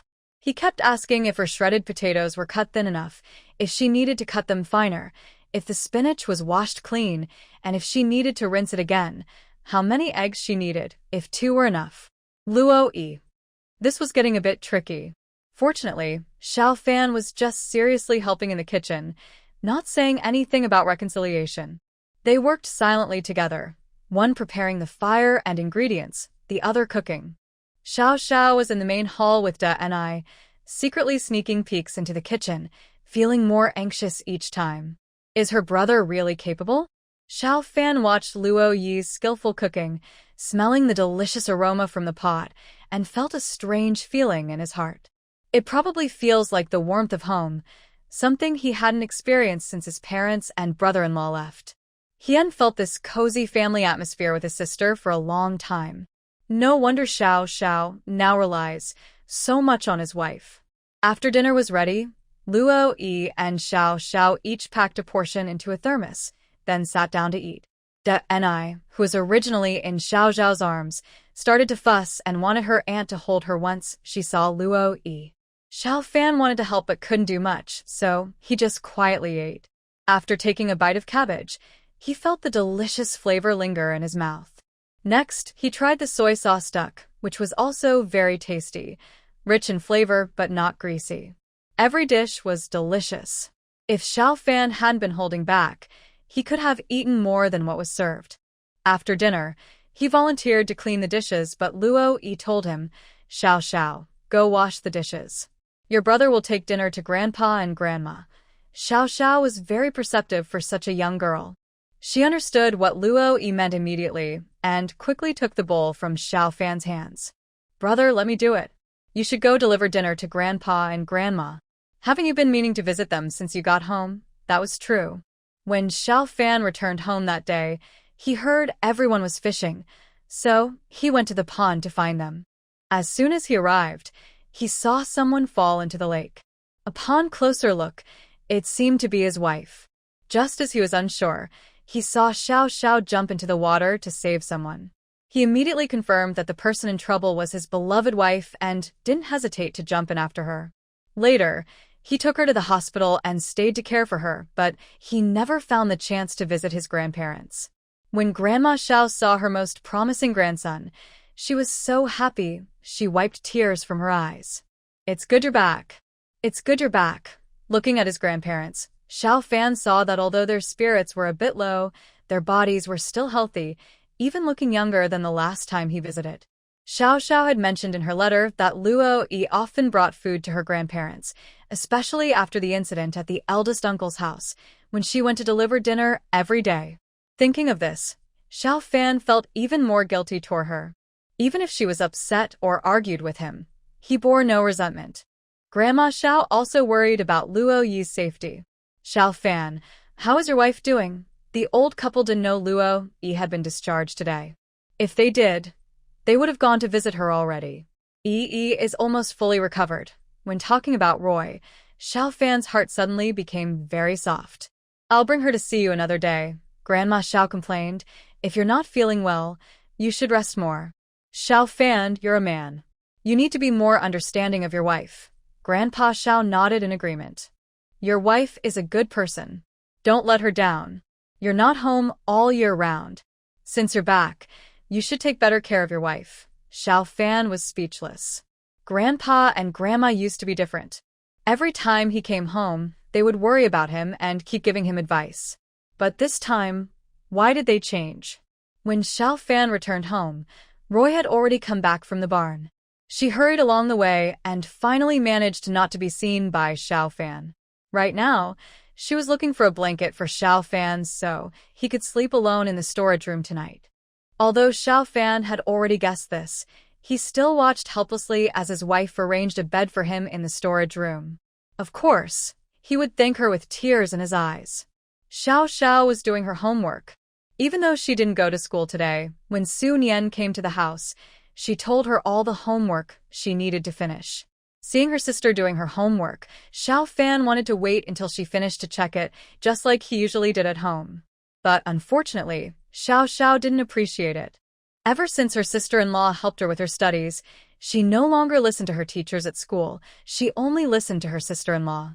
Xiao Fan was turned away and could only seek attention from Da and I. Sadly, Da and I had no memory of this uncle. In the end, Xiao Fan found a sense of presence with Da Huang. He was petting Da Huang's head, sighing inwardly. What had he missed? Da Huang. Please pet gently, thank you. Late at night, Xiao Fan lay on the simple bed in the storage room. He smelled a faint, fresh scent on the blanket. Was it laundry detergent? Or... Thinking that this smell was somewhat similar to Roy's scent, Xiao Fan blushed inexplicably. He quickly closed his eyes and tried to fall asleep. But no matter how much he forced himself to sleep, he couldn't hide this strange restlessness in his heart. His mind was filled with Roy's image, unreachable, yet lingering. The next morning, after Xiao Xiao finished her high-nutrition breakfast, she rode her bike to school. When Roy woke up holding Danny, Xiao Fan had already prepared breakfast, simple plain rice porridge with salty cucumber pickles. But Roy looked around and didn't see him anywhere. She didn't know where he had gone. Anyway, they didn't get along well, so it was fine. As long as they didn't interfere with each other before the divorce, and after the divorce, they could go their separate ways. Perfect. After breakfast, Danny pointed outside the yard, shouting to go out and play. Annie, go out to play. Want to go out to play? When Da Huang heard the words go out to play, his ears immediately perked up. So, Roy took Danny out of the yard, just walking a little way in front of the house with the dog. Danny was already able to walk slowly on her own, bouncing along, which looked a bit scary, like she might fall and get muddy. But with Da Huang there, whenever Danny seemed about to fall, he would rush over and act as a soft cushion. Roy sat on the curb watching. Coincidentally, Xiao Lianhua happened to pass by her house. She was alone, looking a bit tired, but her eyes showed a hint of challenge. Roy didn't bother to look at her or pay attention. Because of that, Xiao Lianhua was suddenly provoked. She looked at Roy as if she was looking at a dead person, even with a hint of disdain. Enjoy your last days, fool. Roy. Who was she insulting? Roy. What last days? Oh my gosh, could it be what I think it is? Roy felt terrible. The storyline was already falling apart beyond repair. So, is the main plot about to collapse completely? What is that lake? It's so strange that Xiao Lianhua was reborn, otherwise she wouldn't be able to say such things. Because, in Xiao Lianhua's view, Roy was definitely going to die. The reason she still called Roy a fool was probably because Roy saved Xiao Fan's second wife. Roy was speechless again, almost dying from frustration. What kind of soap opera plot is this? That day, after her brother rescued her sister-in-law from the lake, she was so focused on checking on her sister-in-law that she didn't pay attention to Xiao Zhigua. When she looked back to find him, Xiao Zhigua had already climbed out of the lake and gone home, leaving only a lonely figure behind. Xiao wanted to catch up and thank him, but her sister-in-law was about to be taken to the hospital, so she had to go with her. Anyway, she thought she would have a chance to thank Xiao Zhigua another time. Fortunately, today on the way home from school, she met him. Xiao Zhigua still looked very impatient. Every time Xiao saw his cold face, she couldn't help but want to step back. But this time, he risked his life to help her save her sister-in-law. She should say thank you to him. Xiao Zhigua, thank you for that day. Although a simple thank you might seem a little light, Xiao didn't know how else to thank him. Mainly because they weren't close, to be honest, their relationship was not very good. When facing Xiao Zhigua always looked annoyed. It's not like I was saving you. Who told you to say thank you? But he regretted saying it right after. He didn't understand why, but every time he spoke, his words sounded rude and hurtful. Xiao's face stiffened for a moment, but she still kept her manners and forced a smile. Anyway, no matter what, thank you. After saying that, she immediately got on her bike and sped off quickly. Xiao Zhigua watched her small figure getting smaller and smaller, clenched his fists in anger, but in the end, he didn't hit anything. He wasn't angry at Xiao, but at himself. Why was he like this every time? His words felt cursed, as if they were just waiting to be rude. Even he wanted to slap himself for saying such things. When Xiao got home, Xiao Fan had just arrived on his bike. He was carrying many things on the handlebars and the back seat was full too. Even the cradle for Da and I was being used. Xiao asked, "Brother, what are you doing? Going wholesale?" Xiao Fan replied, "I went to the city to buy some groceries. Today, he specifically bought some meat. Yesterday, he checked the pantry and found only soy sauce duck and some vegetables from the yard." It seemed that his wife and Xiao hadn't eaten much dinner yesterday. Maybe it was because there was no meat. From the letters, it looked like they were used to eating big meals with lots of meat and fish. Normally, when he goes home, he should make their lives better, not spend less. So, early today, Xiao Fan went to the city and bought all the delicious dishes Xiao mentioned in her letter. After eating, he planned to go back to the city to buy more, hoping to improve his family's life more and more. But isn't that too much? Xiao said, surprised. Her brother's spending ability was almost greater than her sister-in-law's. She had never seen her sister-in-law carry so many bags into the house before. Xiao Fan. He thought he would be praised. He awkwardly put down the things he carried. Some went to the kitchen, others back to the bedroom, so he could temporarily leave them in the main hall. Luo Yi was napping with Da and I in the bedroom. Da Huang was playing alone in the yard. When Xiao Fan returned, Da Huang wagged his tail happily and followed him everywhere. Even though Xiao Fan moved things quietly, Luo Yi was still awakened. She was a light sleeper and still shocked from the surprise of Xiao Lianhua's rebirth. This lake really is dangerous. After washing up, Luo Yi got up and saw a pile of things on the table in the main hall, mostly food and some children's toys. Under the toys, there was a big red scarf and a thick letter beside it. When Xiao Fan suddenly appeared, Luo Yi was startled. She couldn't help but think silently, how does he walk so quietly? Xiao Fan picked up the envelope on the table and forcefully handed it to Luo Yi. This is my allowance for my last mission. Keep it. Buy whatever you want. He would work harder to earn money. Even if he couldn't give her a princess-like life, he wanted to be richer than most families. Luo Yi didn't need to open it. Just feeling the thickness of the envelope, she knew it contained a lot of money. Of course, she refused to accept it and pushed it back into Xiao Fan's hand, avoiding his eager gaze. Xiao Fan, I wasn't joking yesterday. Those words were carefully thought out. You can keep this money. I definitely won't take it. Taking money from others was wrong, especially since it was Xiao Fan's hard-earned money. Moreover, she was now a wealthy person. What's the term? Maybe only a few people in Shazhou County were as wealthy as her. But Xiao Fan didn't care. He stubbornly pushed the envelope back into her hand. Then just think of it as living expenses for me, Xiao, and then I can't let you spend your money supporting the whole family. He made a good point, and Roy thought that if she didn't accept the money, it would really embarrass Xiao Fan. So she didn't refuse, but she didn't take all of it either. Instead, she took out about half, roughly 1,000 yuan.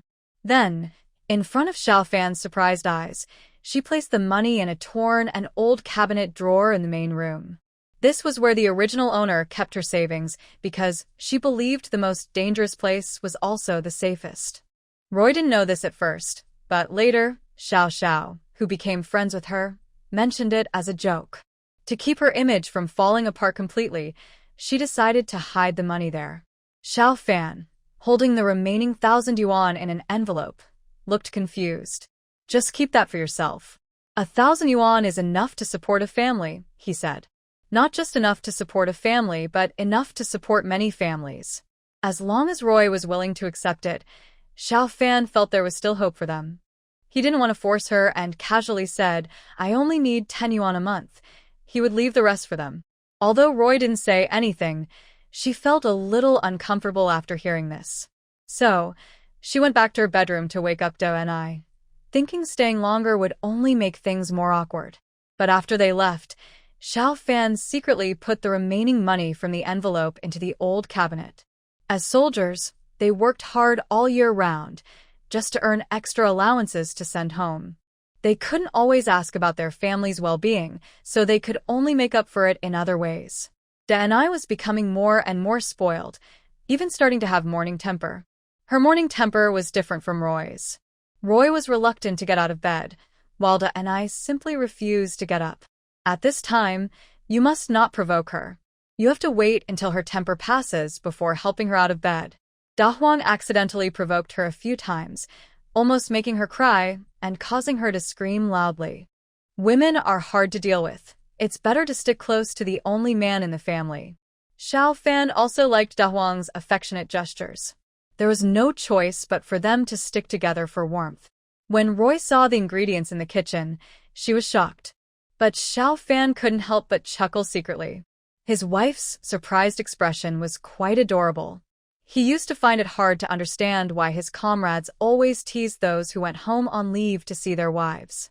Now he realizes it's like lemons on a lemon tree, you and me under the tree.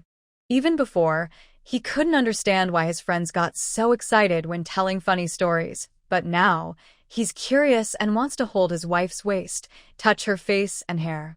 Xiao Fan has never had feelings for any girl or imagined his future partner, but now, she's standing right in front of him. He feels she might be the one he's been looking for. Some of these are to be sent to the village chief's house, Xiao Fan explained. That day when you fell into the water, Xiao Zhigua also jumped in to save you. Just thinking about Luo Yi almost drowning in the lake makes Xiao Fan feel uneasy, even more than hearing about her divorce. And that's true. Luo Yi has no memory of it. That day, she only noticed Xiao Fan jumping in to save her. Then she couldn't see anything clearly. Yes, you should thank him, Luo Yi said. She doesn't like owing favors. Especially since Xiao Zhigua risked himself to save her, because of Xiao. But no matter what, she's very grateful to Xiao Zhigua, this brave young man. So Luo Yi suggested they go together to the village chief's house. Xiao Fan happily agreed. He thought his wife might try to keep her distance, but he was excited and couldn't help showing it. Are you really willing to go with me, Luo? What kind of question is that? Someone saved her. Of course, she should thank him in person. Xiao Fan looked at his beautiful wife's face, never feeling enough of her. Sadly, he forced himself to look away. Even though his wife looks gentle and soft, he knows he must not provoke her. I bought 5 gene of pork and a chicken to take to the village chief's house. Do you think we need to add anything else? Xiao Fan had heard his comrades say more than once that they already owed his wife enough, and when they go home, they must listen to her. They even shared a rhyme. 3 obediences. When the wife goes out, she follows. When she gives commands, you obey. If she's wrong, you accept it.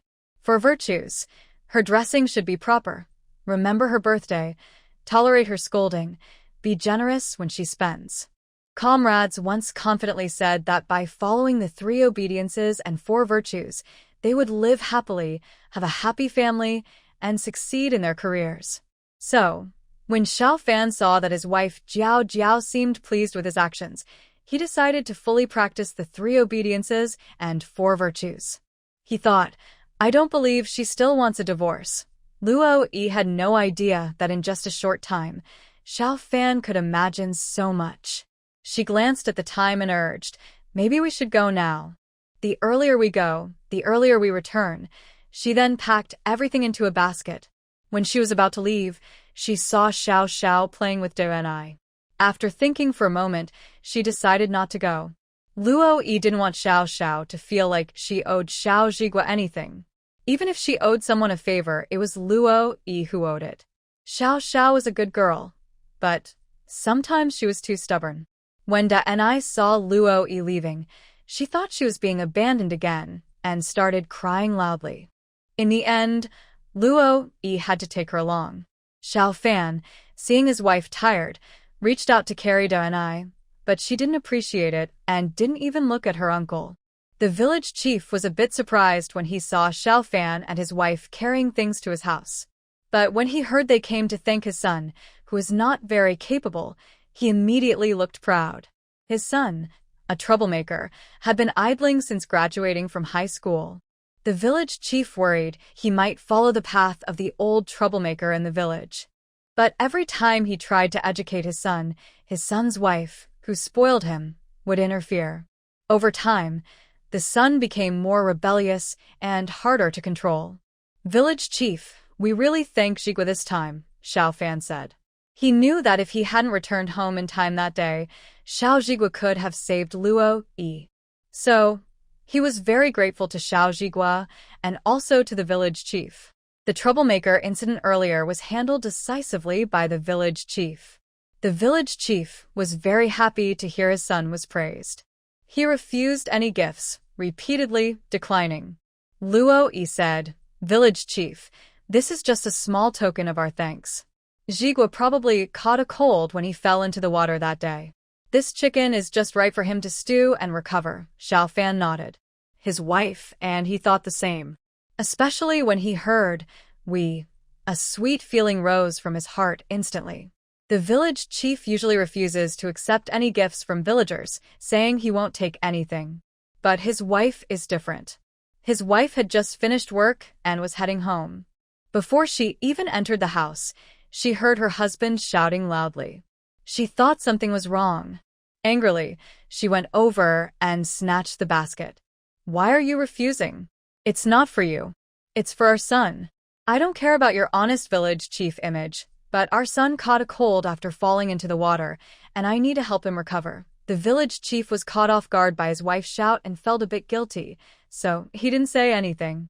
To avoid making the atmosphere awkward, Roy quickly agreed, Yes, that's right. It's to help our son get better. His wife immediately took the items into the kitchen, worried that the village chief might disagree if she delayed. Although the village chief looked a little embarrassed, he couldn't argue with his wife. He changed the subject. Xiao Fan, what do you think of our Zhigua? If he joins the army, maybe he can try, Xiao Fan replied. He had heard many bad things about Zhigua, but he had seen many new soldiers like him in the army. When they first joined, they acted fearless and tough, but within 3 months, they were often disciplined by the squad leader. By the time they finished their service, some of them looked so refreshed and confident that their families were amazed. The village chief's eyes lit up. Xiao Fan, do you really think Jigwa can go to the army? Yes, Xiao Fan said simply. There's no reason he can't. His wife, probably overhearing their conversation, suddenly became upset. She looked like the sky was falling and shouted, "Dream on! I will never let Jigwa suffer in that place." Jigwa was her hard-earned son. She couldn't bear to see him go. Even if he didn't succeed in the future, she would support him her whole life. She was willing to work hard herself. But she also felt her words lacked convincing power. She raised her voice. "If you dare send Jigwa to the army, I will leave you. No, I will divorce you." She didn't believe he could stop her. The village chief's face darkened. Xiao Fan thought to himself, so, women all like to talk about divorce. He looked at Roy in confusion. Roy, however, was completely on a different wavelength. She was thinking, if Xiao Xiao married Jigwa, her mother-in-law would be really difficult to deal with. The village chief's wife kept scolding loudly, showing no respect to the village chief. Xiao Fan and Roy couldn't stay any longer, especially since Da was also frightened and quickly slipped away. Back home, Roy started preparing dinner. Today, Xiao Fan bought a lot of meat dishes so they could enjoy a good meal tonight. Xiao Fan quietly helped out, but he had more questions than yesterday. After scraping the fish scales, should I make a few cuts on the back? Are 3 cuts enough? Do I need to cut the chicken into pieces? Should I dice or shred the mushrooms? Roy. She was overwhelmed. Before dinner, she packed 2 sets of food into thermos containers, one to deliver to the elderly couple in the Xiao family later, and the other for Xiao Zhao's lunch the next day. After dinner, Roy sent Xiao Fan to deliver the food while she secretly went to the cow shed. But as soon as she entered, she saw a strange man inside. Old Ji smiled warmly and waved at her. "Girl, come over and say hello.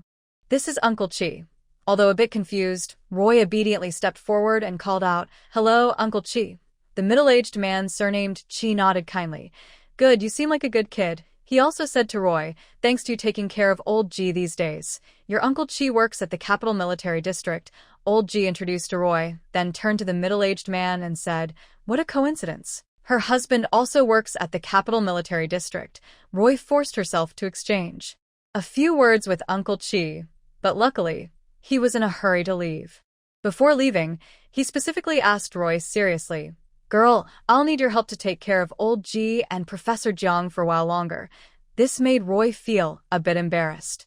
She originally wanted to rely on the big shot, but now she was being thanked repeatedly, which made her feel a little guilty. After giving Jiang Yao the food she had taken from her space before entering, she hurriedly left. Once everyone was gone, Jiang Yao teased, "Are you finally relieved now?" Old Ji, who was eating slowly, replied calmly, "Relieved? What do you mean?" Jiang Yao shot him a glance and bluntly exposed him. "You just pulled Xiao Qi aside to prevent him from leaving, all to introduce the girl to him, right? Don't think I don't know." Old Ji muttered softly, Fine, you know everything." Jiang Yao felt very proud. After so many years together, she could tell what her old man was thinking just from a glance or a frown. Loi left the barn quickly and hurried home. She had just finished chatting with Uncle Chi, but it took up quite a bit of time. In that old silly novel, Uncle Chi was probably just a minor character, an 18th line side role. After all, she didn't see this person in the book. But was this Uncle Chi here to secretly watch Uncle Ji and Aunt Jiang? Or was something big happening? Forget it, she would ask when she went to the barn tomorrow. But before she could go far, something suddenly darted out in front of her. Its speed was so fast it almost scared Loi to death. It was late at night, and it was quite a coincidence that it happened near the barn. When she saw Da Huang looking at her eagerly, even wagging his tail happily, Loi was furious. Does he know dogs can scare people and even cause harm? She suddenly looked to the side and saw someone following not far away. I didn't mean to secretly follow you. Xiao Fan said, his words halting but honest. He didn't seem like he was trying to hide anything or look guilty. I just got home and was at the gate, asking my mom a quick question. Da Huang then happily led me here. Loi. Thank you, but she doesn't have such a big brother. Xiao Fan was at a loss for words. When he discovered Loi's secret, he planned to leave immediately with Da Huang. But this rebellious kid got so excited when he saw his wife that he couldn't be stopped. What could he do? Xiao Fan was smart. Since his wife sneaked out, she must have had her reasons. He wouldn't interfere or want her to know. He was afraid that if she found out his secret, she would feel uncomfortable. But he couldn't help but worry because of his rebellious son at home. Seeing Loi keep her head down and say nothing, Xiao Fan felt nervous for no reason. He didn't want his wife to misunderstand him. Listen to me. I really didn't follow you or try to find out your secrets. There's no need to say more, Loi said, not even looking at him. She just raised her eyebrows at her rebellious son. Did you do this on purpose? Xiao Fan immediately stepped forward to mediate. Da Huang wouldn't have any bad intentions. He just wants to come and take you home. Do you know how to cook dog meat? You can steam it, boil it, or roast it. Roy's voice was not loud, but his words were clear and meaningful. This is a clear threat. Big Yellow's tail visibly drooped, and Xiao Fan felt uncomfortable. He stepped forward kindly and said, Don't scare Big Yellow. He understands what you're saying. I know he understands, that's why I'm patient and talking to him, Xiao Fan. Roy didn't want to bother with the person and the dog anymore. He stormed off angrily towards the house, slamming the gate loudly. But then he thought about scaring Darenai, so he quickly put his hand on the door frame. Be careful. Someone's action was faster than hers, steadying the gate so it wouldn't hurt his wife's hand. Roy was not grateful. She was furious inside and turned to go inside. Xiao Xiao also heard the noise outside. She ran out of the house and saw her sister-in-law with a sad face. She knew something had gone wrong and that her sister-in-law was probably scolded by her brother. She immediately stepped in front of Xiao Fan like a protector. Brother, let's talk nicely. Don't scold my sister-in-law. She's timid and might get scared. Xiao Fan. At this moment, Big Yellow dared not get close to Roy. He shrank back behind Xiao Fan, occasionally peeking around. Xiao Xiao was worried about her sister-in-law. She followed her into the bedroom and asked anxiously, Sister-in-law, what happened? Roy didn't want Xiao Xiao to know too much, so she tried to send her away. Tonight, Da and I will sleep with you. Just take her back to your room. Xiao Xiao hesitated but refused to leave. Xiao Fan came over, patted her shoulder from behind, and said gently, It's okay. Listen to your sister-in-law. Take Da and I to sleep. Xiao Xiao was still worried, but since her sister-in-law and brother asked her to leave, she didn't dare disobey. She could only obediently go away. Before leaving, she gave Roy a look, signaling, If anything happens, call me. Roy let Xiao Fan into the house and then locked the door, planning to have a serious talk with him. Big Yellow locked outside the door. So, is it safe now, or is it really safe? Loi looked straight at Xiao Fan with a fierce expression. Xiao Fan, since you saw everything just now, I'll be honest with you. I go to the barn every day to deliver food. She even seemed a little proud at the end. Xiao Fan looked confused. So what? Loi's face showed a bit of pride. She said confidently, You should divorce me quickly so I won't cause you trouble in the future. In her heart, she thought, I don't believe a soldier as upright and honest as him would stay close to me. Xiao Fan glanced at the door and chuckled softly. I won't stop you from doing anything except divorcing me. His tone was very gentle but also very firm, especially on those last few words. Loi wanted to refuse strongly, but Xiao Fan, who was leaning against the corner of the table, suddenly walked toward her. Loi was surprised, thinking he might try to use charm to persuade her. She cursed him silently for being bold, but quickly prepared her response. But Xiao Fan just calmly passed by her and suddenly pulled open the bedroom door. Xiao Xiao pressed against the door. Big Yellow, also by the door. Oh no, this time it's really over. However, Xiao Fan wasn't angry about being overheard. He just said lightly to his sister, "It's late. Go rest now, and take it away with you. Tie it up tighter." He pointed at the culprit of tonight's trouble. After sending the girl and the dog away, Xiao Fan closed the door and continued, I'm not afraid of you causing me trouble. If there really comes a day when I do, I'll tell everyone that I forced you to deliver food to the barn. It's nothing to do with you." His words were calm, but carried a tone that left no room for refusal. "It's late, Go to sleep now." Before Loi could refuse, he ended the conversation on his own. Loi. She wouldn't be fooled by his sweet words and forget everything just because of a few kind words. This young girl was very busy and had no time for romance.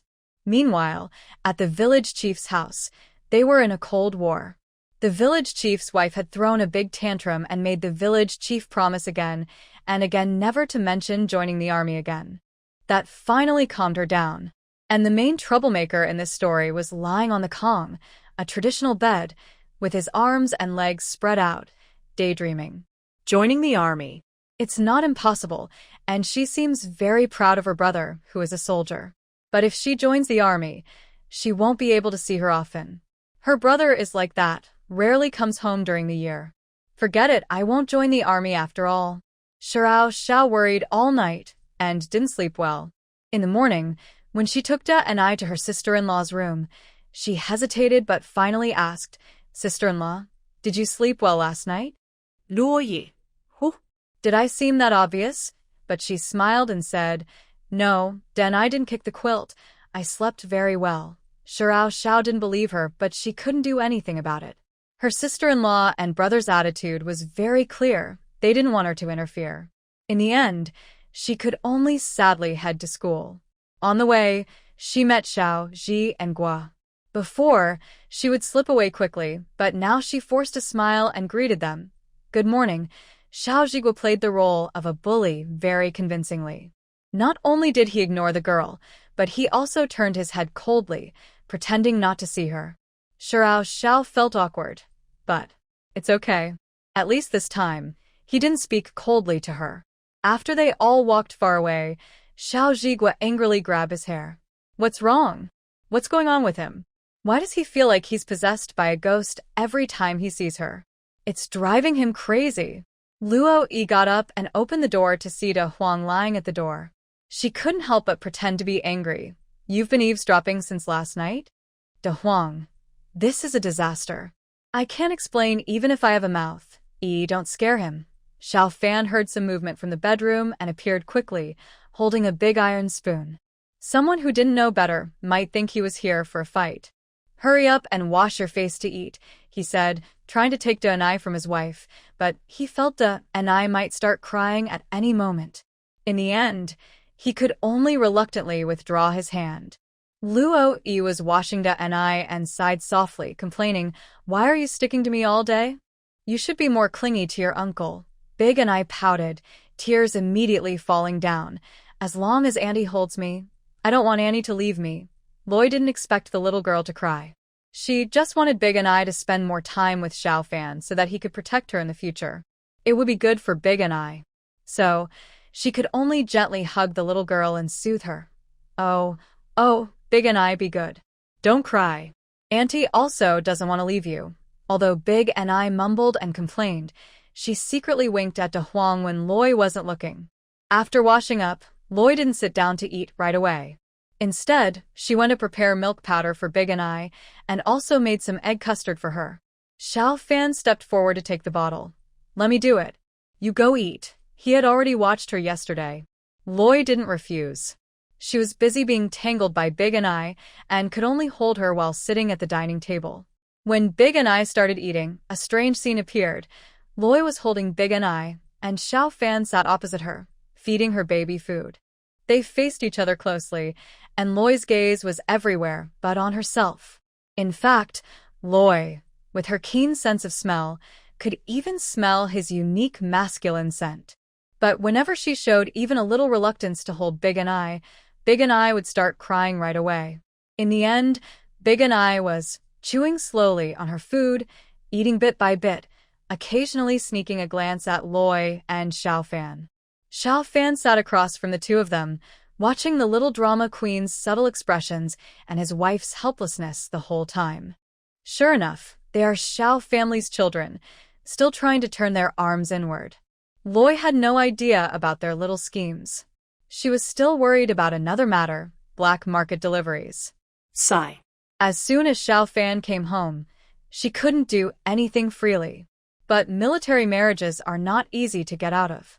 If he stubbornly refuses, she can't leave either. Seeing her sigh and look so distressed, Xiao Fan couldn't help but secretly smile. Xiao Fan, I plan to take Big and I to the county town alone in a couple of days. Loi emphasized the word alone. Xiao Fan clearly understood. His wife was just annoyed with him. But what could he do? He had already registered their marriage and then left his beloved wife behind. All he could do was agree. Okay, stay safe. Although he smiled with some helplessness, there was a deep, gentle affection behind it. Roy looked away, trying not to meet his gaze. She kept reminding herself to stay alert for any tricks the enemy might use, like a charm offensive. But she didn't expect Xiao Fan to be so good at it. Just having breakfast, he would occasionally give her a gentle look. Who could resist that?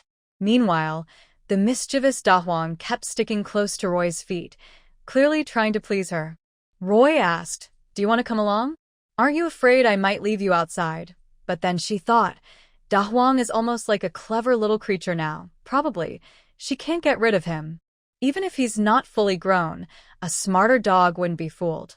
Roy remembered her best friend once had a small border collie, but her family disliked it and forced her to give the dog away. Then her friend took a long bus ride to a nearby university, hoping that if no one adopted the dog, a kind girl might feed it. But unexpectedly, when her friend got home, the dog had already arrived earlier. Later, her friend's parents, seeing that the dog was smarter than their own child, reluctantly agreed to keep it.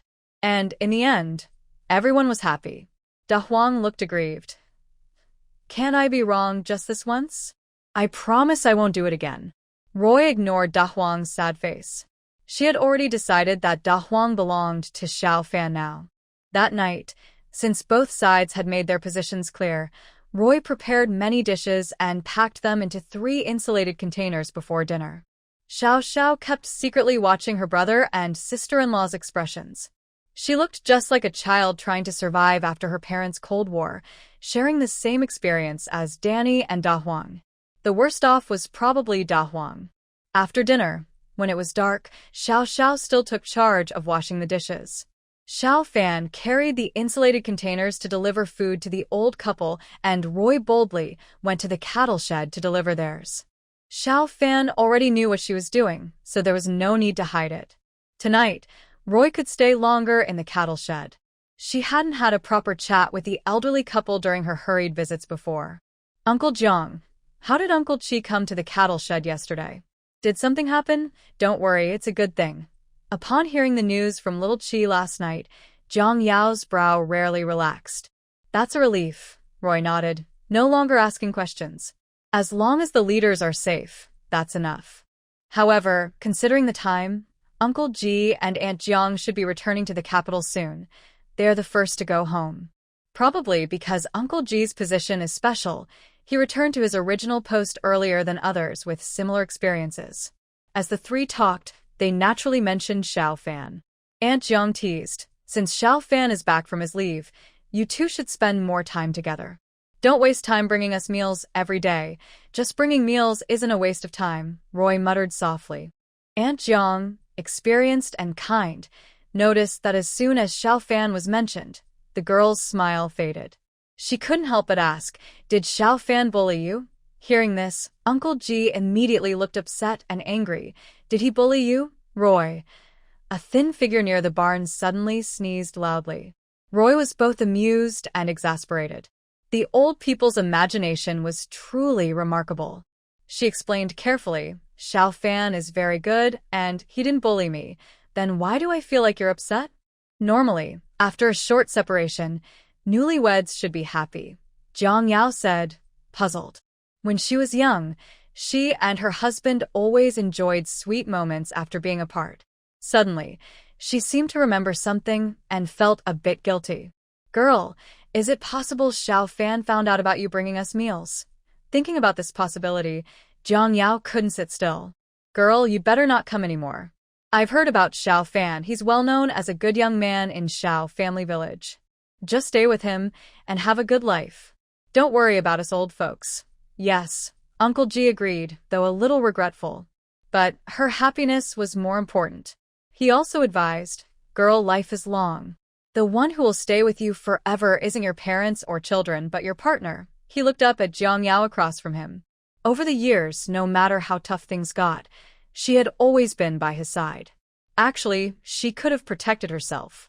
Jiang Yao said, I used to hear villagers talk about Xiao Fan. Every family with a daughter of the right age wanted to marry her to him. It seems he must be a good person. Luo Yi was stunned by their chatter, with no chance to speak. Only after they finished praising Xiao Fan did she get her turn to talk. At first, she wanted to deny everything, but now she was speechless. However, Luo Yi didn't hide her plans. Since she had decided to divorce, telling Grandpa Ji and Aunt Jiang was no problem. Moreover, if Xiao Fan kept refusing to divorce, maybe after the boss regains his position, he could help pressure Xiao Fan. So, Luo Yi openly shared her plan to divorce. Grandpa Ji and Jiang Yao looked at each other. Divorces were rare in this era. Their old friends were all very loving, and they had never seen anyone divorce. This made things very complicated. Girl, why do you want to divorce Xiao Fan? Is it just because you two didn't fall in love naturally? Jiang Yao, who knew Luo Yi from their free-spirited relationship, first thought Luo Yi was unhappy about arranged marriage. But you haven't even tried to get close to him. Why not try to understand him?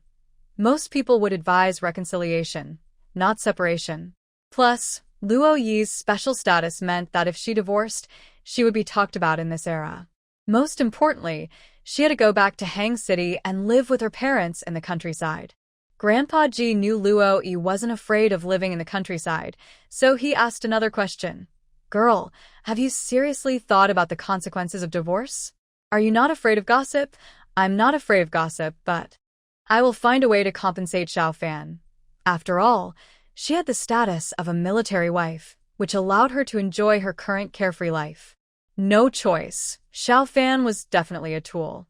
Luo Yi seemed determined, but Aunt Jiang, experienced in these matters, advised her more. Divorce isn't a small matter. You should be careful. Grandpa Ji, contrary to her, started to stir trouble. If she doesn't like him, then just divorce. Jiang Yao. Girl, don't be afraid. Your situation is special, but as long as you want to leave, Uncle can help you pressure Xiao Fan. He won't refuse. Old Ji looked very angry, as if he was upset about Xiao Fan abandoning Loi at the end. Jiang Yao interrupted her old man impatiently. Stop causing trouble. But old Ji argued confidently, if the girl doesn't want to be with Xiao Fan, then she should cut ties quickly. The sooner she leaves, the sooner she'll be free. Jiang Yao was speechless, feeling her fists start to itch. The couple almost argued in front of Loi, which gave Loi a headache. She quickly slipped away. After they left, Jiang Yao finally relaxed and started to tidy up her old man. Did you secretly drink some insecticide from the team? Did it mess up your mind? What were you just saying? Old Ji immediately lost his confidence and carefully apologized. Yao, weren't we just playing good cop and bad cop? Jiang Yao was surprised. She didn't realize that playing good cop and bad cop could be explained like that. After Loi left the cattle shed, she had only walked about 200 meters when she saw someone and a dog waiting in the shadows. Xiao Fan whispered as he stepped forward, holding a scarf. It's too late. I was worried about you being alone, so I came to get you. Ever since he found out that Loi brought dinner to the two elders in the cattle shed every night, Xiao Fan was very concerned about her safety. But she wanted to do it herself, and he wouldn't stop her. Instead, he tried to plan ahead and think about possible dangers. Big Yellow silently followed Xiao Fan, looking quite confident. Today it wasn't even Big Yellow's idea to come here, ha ha ha. Xiao Fan stepped closer, trying to help Loi put the scarf around her. But Loi didn't appreciate it and took a big step back. Since drinking spiritual spring water regularly, she was very resistant to the cold. She could even go out in the middle of winter without wearing thermal underwear. "I'm not cold at all, really," she said, worried that saying so might embarrass Xiao Fan. Then she suddenly added without thinking, "Maybe you should put the scarf on Big Yellow instead." Big Yellow. Xiao Fan. In the end, Big Yellow was wrapped in a warm, fluffy red scarf. But it didn't seem to like it much and kept shaking its head in annoyance. Xiao Fan. That day, he had also bought a red hat that matched the scarf, planning to buy the set together. He was worried that his attentiveness might scare his wife, so he only bought a scarf and planned to buy a hat next time he visited the county town. He wanted to take things slowly, like boiling a frog gently. But at this moment, he silently crossed out the hat on his shopping list. Forget it. He couldn't bear to see Da Huang wearing both a scarf and a hat, looking silly. Late at night, on a train heading from the capital to the south, a young man with a neat haircut and a fresh face was excitedly touching his clothes here and there. Next to him, another young man with a similar haircut looked impatient and said, "You're just going to a banquet. Don't make it seem like you're getting married." "Ah, Commander Chung, you don't understand. you can sneak into a banquet too," he quickly explained with a slight smile. "It's good luck." Commander Ching looked at Wei Ling as if he were a fool. His soldiers had all gotten married and held banquets, but he had attended almost all of them. Yet he was still single? Wei Ling was a new soldier who joined last year. He was younger than others, very impulsive, easily startled, and couldn't sit still. In short, he was very restless and couldn't settle down. He just didn't get along with the calm and steady Commander Chung. Commander Chung helplessly rubbed his forehead and said, "Didn't you count the red envelopes 2 hours ago? Why are you counting them again?" "Huh." Wei Ling was counting money happily when he was suddenly interrupted and forgot how much he had counted before. He pouted and muttered, "I did count them 2 hours ago, but an hour ago, I was dozing off." After saying that, he dove back into the pile of change. Commander Ching sighed. "Who are you bothering here?" He wished he hadn't brought Wei Ling out. He was a real troublemaker. Commander Ching joined the army around the same time as Xiao Fan. Except for not being as quick in wedding matters as Xiao Fan, he was faster than Xiao Fan in other areas. Although their abilities were similar, he became squad leader a few days earlier than Xiao Fan and platoon leader a month earlier, and so on. But it seemed true what they say. Success in work often means failure in love. He still had no girlfriend. This time, everyone knew Xiao Fan was going home for his wedding banquet, so they pulled together a big red envelope for him. He also assigned Commander Chung, Xiao Fan's good friend, and Wei Ling, a well-known supporter in the military, to handle the matter. Both of their families live in the capital. Usually, they only visit home occasionally to see their parents, unlike other comrades who save up their long holidays for family visits. So, in the end, these two, with everyone's good wishes, set out on their journey to the banquet. The author's comments always show as pending review, so I can only include them in the main text for now. On Friday, Loy finally could take Danny out alone. Suddenly, it felt like the air itself became very fresh. Mostly, it was because earning a little money made people happy. The scheduled transaction day had passed, and I wonder if Lin Wu has been eagerly waiting for it. Loy guessed right. Lin Wu started to get anxious the day after the planned delivery date. He didn't understand what Xiao's sister meant, as she hadn't come to deliver the goods. He had even prepared 70,000 yuan worth of jewelry and jade for her. Today is the 5th day after the scheduled transaction. It was supposed to happen last weekend, but Xiao's sister still hadn't appeared. No one knew what had happened to her. His subordinates watched as their boss, who was famous in the black market, suddenly looked worried, restless, and unable to sleep or focus. They really wanted to help Boss Wu. So, a few of his men gathered to discuss. What's going on with Boss Wu? Probably because of Xiao's sister. She hasn't shown up for a long time. Hey. Boss Wu's temper has gotten worse recently. Everyone should stay away from him. Spread the word. Boss Wu is very angry about Xiao's sister. Be careful in your work. Spread the word. Boss Wu and Xiao's sister had a fight. Be careful. Spread the word. Boss Wu is lovesick over Xiao's sister. Be careful. Spread the word. Boss Wu just broke up and is looking for a woman. Be careful. While Lin Wu was worried about his stalled business, his subordinates were already eager to find him a wife.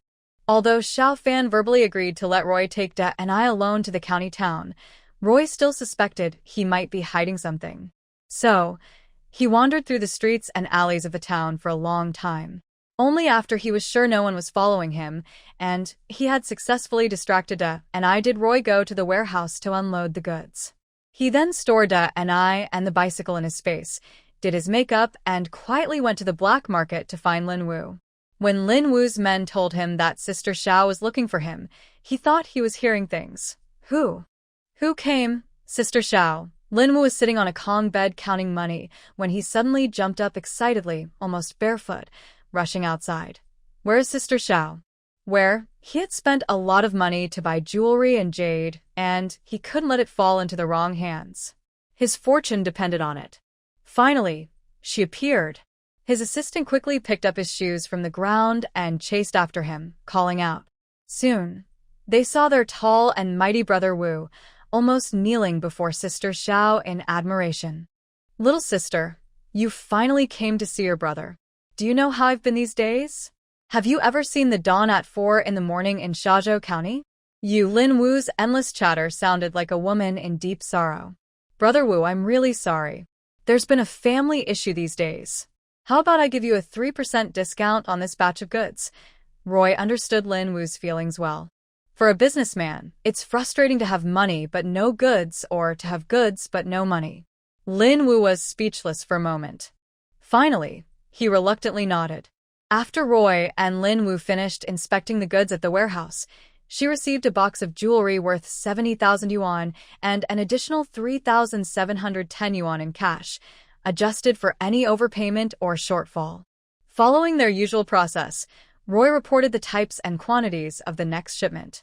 For the next delivery, she didn't ask Lin Wu to prepare antiques or jade artifacts. Since she had already mentioned divorce to Xiao Fan, she decided to stock some cash for future plans. Jewelry and antiques wouldn't fetch good prices in recent years. The jewelry she had stored would probably take at least 10 more years to start gaining value. If she divorced Xiao Fan, she would likely be sent back to her parents in Hangzhou. Roy knew her biological parents were wealthy, but she couldn't comfortably accept their large sums of money. Small amounts were fine, but she believed she should earn big money herself. Lin Wuting looked at Luo Yi with a shy smile and hesitated, saying, Girl, can you confirm the delivery date for next time? Please, dear goddess of fortune, no more accidents. He's really very scared. Fortunately, next time they will buy with cash, so he won't risk stockpiling antiques and paintings. Luo Yi really didn't dare set a delivery date with Lin Wuting. She felt like Xiao Fan was watching her every day. Although he didn't forbid her from going out, his soldier's alertness made her feel scared. In the end, Luo Yi could only promise Lin Wuting that she would definitely deliver within 10 days. Only then did Lin Wuting nod in slight satisfaction. After everyone had gone far away, Lin Wuting still hadn't taken his eyes off and was sighing deeply. His subordinates, while moving goods, winked at each other and said, Spread the word, get brother Wu a wife quickly. Some readers said that the female lead keeps traveling through different worlds, which is called multi-world crossing. I couldn't help but laugh out loud. Commander Chung and Wei Ling first took a train to Sioux City, then a bus to Shazhou County, and finally a tractor to Xiao Village. Commander Chung, have you been to Xiao Village before? Wei Ling asked, confused, because Chung seemed very familiar with the way to Zhao's house. Chung, never been, but I often hear old Xiao mention it. Commander Chung walked slower. I can't keep up. Oh, my good commander, Wei Ling, like a noisy little wife, jogged behind Chung. Let's go to old Zhao's house first. We have plenty of time to enjoy the scenery later. Since Chung stopped bringing new soldiers, he increasingly disliked this lively personality. Wei Ling didn't dare to push too close to Cheng's anger and quickly caught up, but it didn't stop him from looking around and observing everything. Suddenly, he pointed at a young girl riding a bicycle nearby and exclaimed, Who would have thought that in such a small Xiao village, There's such an extraordinary fairy sister. Chung is not a frivolous person. After all, he's about the same age as Xiao Fan, even a few days older. Unlike Wei Ling, who is young, curious about everything, and easily surprised, like a little kid who hasn't seen the world. Although Commander Ching didn't intentionally look at the fairy sister Wei Ling mentioned, the village has only one main road. When the girl rode past him on her bike, he caught a glimpse with his peripheral vision. She was very beautiful, not like an ordinary village girl, but he spoke calmly. Wipe your saliva, she's already married and has children. He pointed to the back seat of the bike in the distance, where a cradle was placed. Wei Ling only noticed the bamboo cradle on the back seat when the girl passed them. After she and the bike disappeared, he exaggerated, "Sure enough, people's eyes are sharp. Such a beautiful fairy is already taken." Commander Ching found it funny. Wei Ling was only 19, yet he was always thinking about women. Although Chung didn't have a wife yet, he never acted as flirtatiously as Wei Ling. Yes, flirtatiously. Commander Chung, look. That little girl, the pretty girl, she probably isn't married yet, right? Wei Ling was so excited he almost couldn't speak. What kind of magical village is this? Everyone is so fairy-like and beautiful. Chung was too lazy to pay attention to him, but Wei Ling kept grabbing his clothes and refused to let go, insisting they look together. Finally, Chung got a bit angry. Staring at a girl like that was rude. He scolded, "Wei Ling, can you stop being so infatuated? No matter how pretty she is, it's none of your business." Wow, he had seen pretty girls before, but the girl sitting on the back of the bike just now. She was stunning. She was exactly his type, like a fairy. The girl had very fair skin, but not the sickly pale kind. Her features were delicate, and her eyes were the most striking, shining like stars. Commander Ching couldn't help but stare in fascination. Commander Chung, Wei Ling pushed him hard, breaking his trance. "They've gone far. Let's hurry to Xiao Commander's house." Cough, cough. Chung cleared his throat to ease the awkwardness. Wei Ling nodded eagerly. "I understand. No matter how beautiful she is, it's none of my business. I'll remember that. Don't worry, Commander, I won't have any silly thoughts. I can recite everything you told me earlier." Chung was speechless.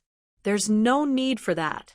Although the two girls had already walked far away, he still seemed to hear their laughter. Bright and cheerful like a songbird, refreshing like spring water, gentle and melodious like a nightingale. Behind him, Wei Ling couldn't help but remind him, "Captain Chung, are we not leaving now?" He actually wanted to say, "Why are you just standing here? Can't you move your legs?" But doesn't the captain care about face? Captain Chung responded in a deep voice, as if he had regained his calm and cool demeanor, but his eyes looked a little deep and thoughtful. Neither of them needed to ask for directions. They went straight to Xiao Fan's house. The gate was half open, and they could faintly hear voices inside, one-sided conversations like, "You must be tired from riding your bike. Do you want me to show you some stretches? Danny is too heavy. Let me carry her. Don't overexert yourself. Why did you buy so many vegetables? Next time, tell me what to buy, and I can go shopping. Heavy chores aren't suitable for girls. I made you a cup of warm milk. Drink it while it's hot." Standing outside the yard, Captain Chung and Wei Ling looked at each other, speechless. "You see me. I see you. This is Xiao Fan? He must be under some spell. Otherwise, how could he be so flirtatious?" The author has some notes. The review is still ongoing, so I can only add some filler words here. Sorry for affecting your reading experience. Whenever Xiao Fan is with his wife, his alertness drops significantly, and his eyes and mind are only focused on her. Until Captain Chung and Wei Ling entered the yard, Xiao Fan finally noticed them. He didn't show the usual enthusiasm of friends meeting. Instead, he looked a bit displeased, asking, "Why did you come, Wei Ling?" Wei Ling was quick-witted and responded fast. He stepped forward, grabbed Xiao Fan's hand, and excitedly said, "Captain Xiao, we are here to celebrate your wedding. Congratulations on your marriage.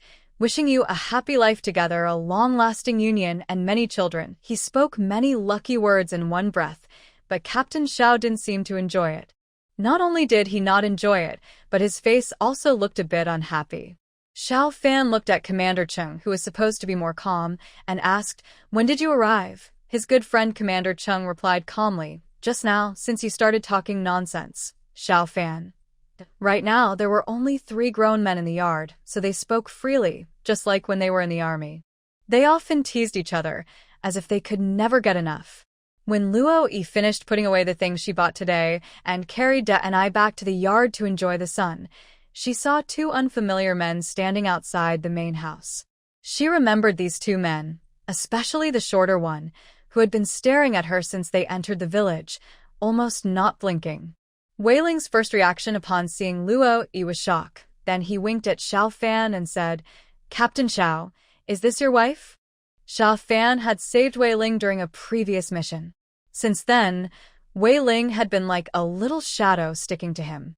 After spending more time together, Xiao Fan could understand Wei Ling's gaze clearly. In Wei Ling's eyes, it was obvious. Jealous. Commander Ching turned around and saw Luo Yi coming out of the house, along with the little bundle that seemed to have grown on her. Xiao Fan suddenly felt a bit awkward, blushing as he introduced both sides. These 2 are my comrades, Commander Chung and Wei Zi. Wei Ling. My good commander, can you please give me some face in front of my wife? Wei Zi is just Wei Zi, but he insists on adding the little to his name. Wei Ling was the type of person everyone liked to tease in the army, mainly because he often flirted with others, which made him famous in the capital military district as that little Wei Zi. Luo Yi greeted the 2 confidently without any shyness or nervousness. "Hello, Commander Chung." Commander Chung looked like a straightforward, tough man. He had a good-looking face, not inferior to Xiao Fan. Sure enough, good-looking people tend to be taken by the state. "Hello, sister-in-law. Sorry to bother you these days." Commander Chung didn't expect Loi to be Xiao Fan's wife.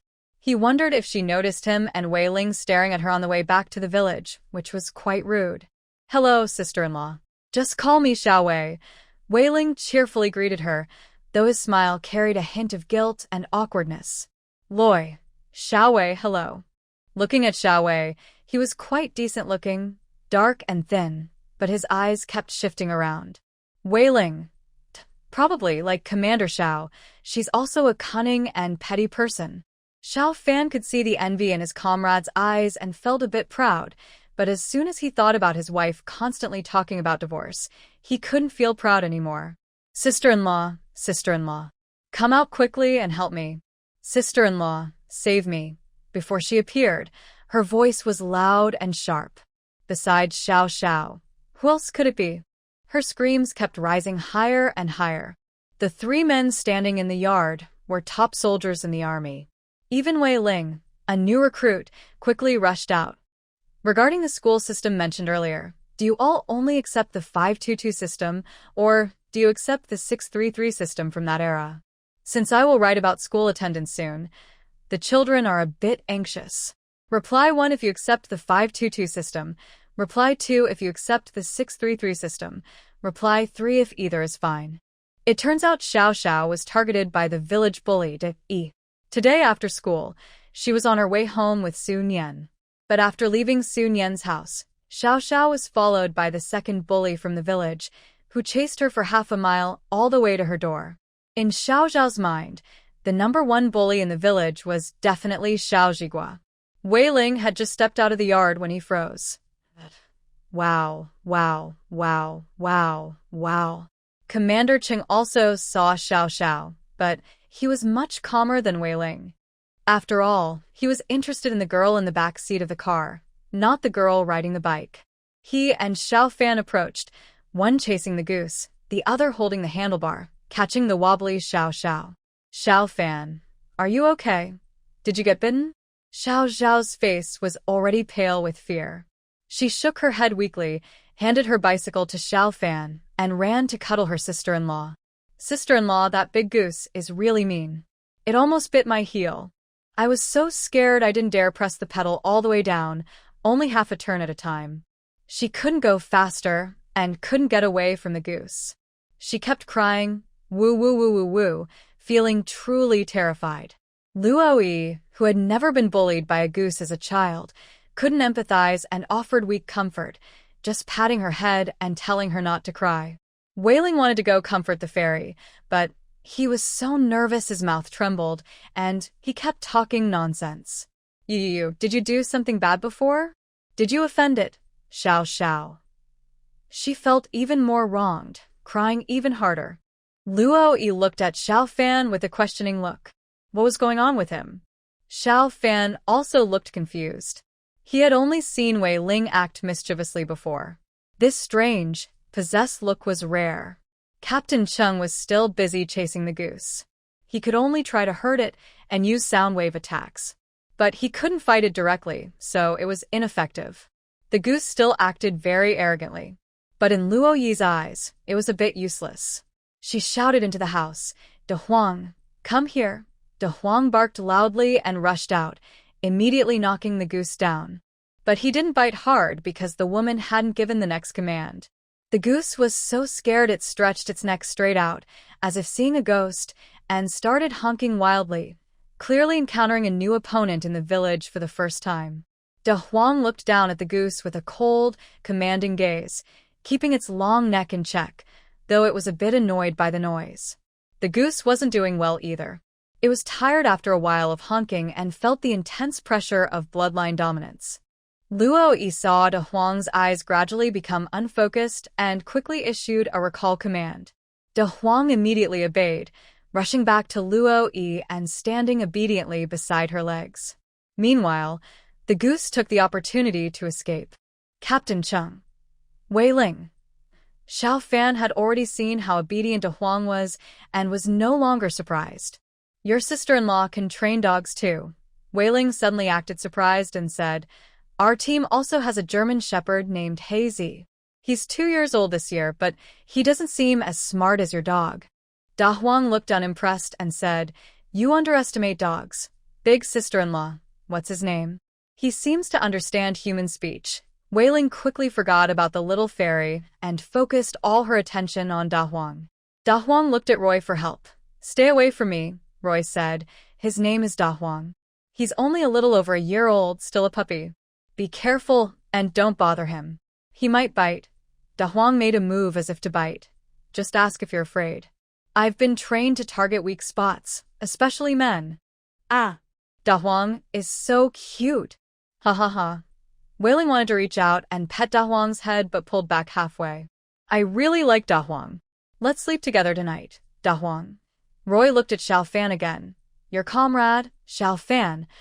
No, I don't know him. Xiao Fan invited Commander Chung and Wei Ling into the main room and poured each of them a glass of water. You must be tired from traveling. Have some water. Then he followed his wife into the kitchen.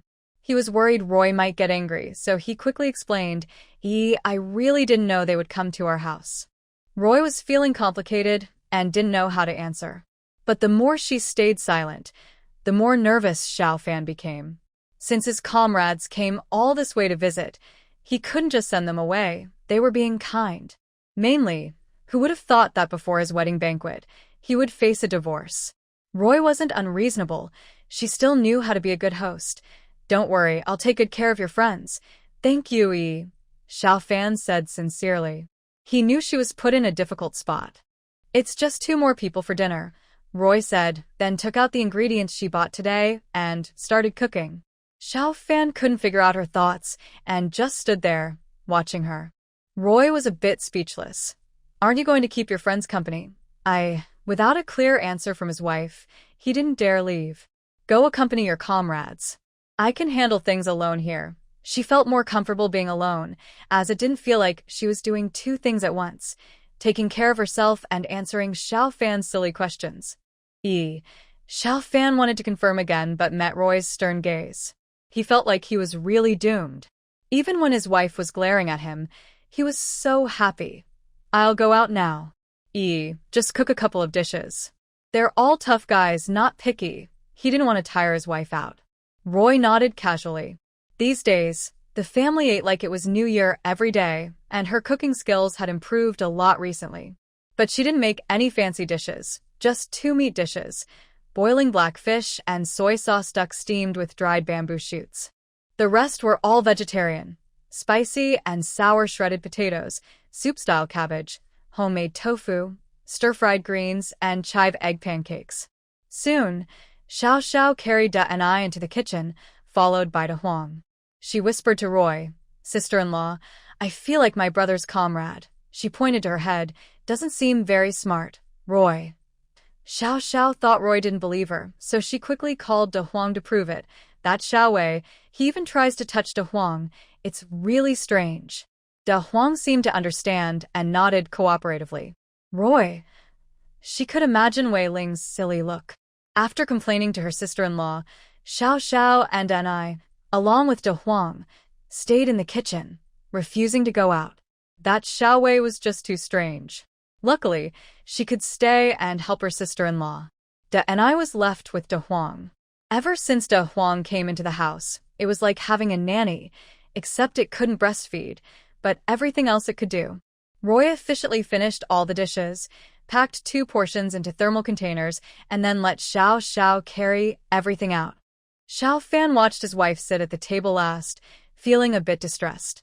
He wanted to reach out and hold her hand, but thought she might misunderstand him as being inappropriate, so he gave up helplessly. The aroma of food wafted from the table. Wei Ling was the first to pick up his chopsticks. "Commander's sister-in-law, little sister, I won't be polite anymore." He was the first to pick a piece of black fish, eating with great delight, which made Commander Chung curious. Captain Cheng's ancestors were all soldiers, and his family was much better off than most rural families, so he had enjoyed good food. He couldn't believe that Xiao Fan's wife could cook better than the top chefs in the capital. Wow. He took another bite of the black fish slices with bean sprouts underneath. Wow. Then he tried the radish slices under the fish. Wow. Although Captain Cheng didn't say anything openly, Xiao Fan knew him well enough to understand. He smiled proudly. "Old Cheng, how about it? My wife's cooking is pretty good, right?" "That's not what I'd call good." Wei Ling had already tasted all the dishes and complained dissatisfiedly. "I've never had such delicious food before." He was at a loss for words. "My sister-in-law's cooking is really the best, even better than the chefs at the big restaurants in the capital." Xiao Xiao quickly joined in praising her sister-in-law. Xiao Fan was already very happy inside. Hearing others praise his wife made him even happier than being praised himself. He couldn't help but secretly look at his wife. "Captain Chung, that TSK, old Xiao is really something when he flirts. He definitely shouldn't be like old Xiao in the future. It's just too embarrassing." After dinner, Wei Ling eagerly wanted to wash the dishes but was refused by Roy. "Let Xiao Xiao wash the dishes, Wei Ling." So he wanted to fight even harder to wash the dishes. Roy looked at Xiao Fan, his meaning clear without words. "Xiao Fan, go deliver some food to your grandparents, and maybe take Captain Chung and little Wei out for a walk. Well, Xiao Xiao, wait for me to come back and wash the dishes, okay?" "I'm really good at washing dishes. I used to be a cook soldier," Wei Ling said, not wanting to miss this good chance to show off. When they left the house, Xiao Fan seriously told Wei Ling, "Little Wei, my sister is only 16 years old. You're not allowed to have any ideas about her." Wei Ling was almost crying. "Captain Xiao, I don't mind Xiao Xiao being younger." Xiao Fan. Did he mean that? "Anyway, if you keep showing interest in her, I'll make sure you fist." Xiao Fan felt that his fist was starting to have its own ideas, eager to punch at any moment. Xiao Xiao is still a student in 8th grade. Captain Cheng spoke at the right time. Wei Ling pouted sadly. "I know, I will wait for her." Captain Cheng said, "You are 3 years apart. There is a gap." Wei Ling pouted again. "I know, I will wait for her." Captain Cheng said, "She doesn't like you." Wei Ling pouted again. "I know, I will wait for her." Captain Cheng paused, then looked at Xiao Fan, who was already getting annoyed. "That's all I can do to help you teach him a lesson." Xiao Fan appreciated his help with a glance. Old Chung is reliable, and that little Wei. The older couple from the Xiao family were overjoyed when they saw Xiao Fan bringing his friends to visit. They held on to the two of them for a long time and even took out the big white rabbit candies they had been saving, which Roy had brought earlier. The old couple hadn't eaten them. Xiao Zhaodi had been waiting for Xiao Fan these days. Whenever he left, she would run straight to the second old couple's room to get some snacks. Of course, the old couple wouldn't keep the treats to themselves. They would share with their granddaughter. Today, the room was lively, so Xiao Zhaodi secretly hid at the door, listening to the sounds inside. Soon, Xiao Fan came out with Captain Chung and Wei Ling. Just then, Xiao Zhaodi, waiting outside, saw them and they crossed paths. "Cousin, you came to see Grandpa and Grandma," Xiao Zhaodi suddenly stammered a little. Since learning that aunt wanted to harm her daughter-in-law, Xiao Fan and his family had grown to dislike the aunt's family. When visiting grandparents, they mostly just nodded politely, a simple greeting. "Yes," he replied, about to leave with his companions. But unexpectedly, Xiao Zhaodi introduced herself. "You're my cousin's friend, right?" "My name is Xiao Zhaodi." Captain Chung and Wei Ling politely greeted her. "Hello, cousin." Xiao Zhaodi's face turned red unexpectedly. She shyly looked down, acting a bit awkward. Xiao Fan was silent. "It's late. We should go back now," he said, eager to return home and check if his wife arrived safely. Although she left with Big Yellow, he was worried Big Yellow wasn't protected well enough. Xiao Zhaodi didn't have anything more to say, so she nodded and said goodbye. Until the person walked away, she finally looked away and quickly went back to her room. She searched through her clothes for something pretty, even forgetting about the delicious food she usually waited for every day. Earlier, she was with her cousin and 2 other men.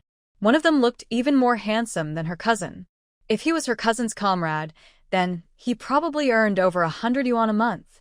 If she could get a monthly allowance of over 100 yuan, she could live comfortably like Roy's wife. She could eat whatever she wanted and buy whatever she liked. Moreover, her cousin's comrade looked young and handsome. When her grandmother asked him a moment ago, she overheard him say he didn't have a girlfriend. Grandpa had joked about introducing him to a girl from the village, and he had smiled and agreed. Now, there was already a perfect girl right here. Why let someone else take the chance? Xiao Zhaodi felt more and more excited. She even started imagining herself going to the capital with him, becoming a proud and impressive wife of a soldier. When Xiao Fan and his 2 comrades returned home, Roy was already there. He cheerfully went over and said, "I'm back." Roy replied, "I added another blanket in the storage room. Tonight, you'll have to squeeze together." The house only had 2 bedrooms. The storage room was originally a bedroom too, but since no one had lived there for years, it was used for storage. After tidying up, it looked like a guest room. On his first day moving into the storage room, Xiao Fan had cleaned it thoroughly. Now it looked neat and cozy. He couldn't help but laugh a little.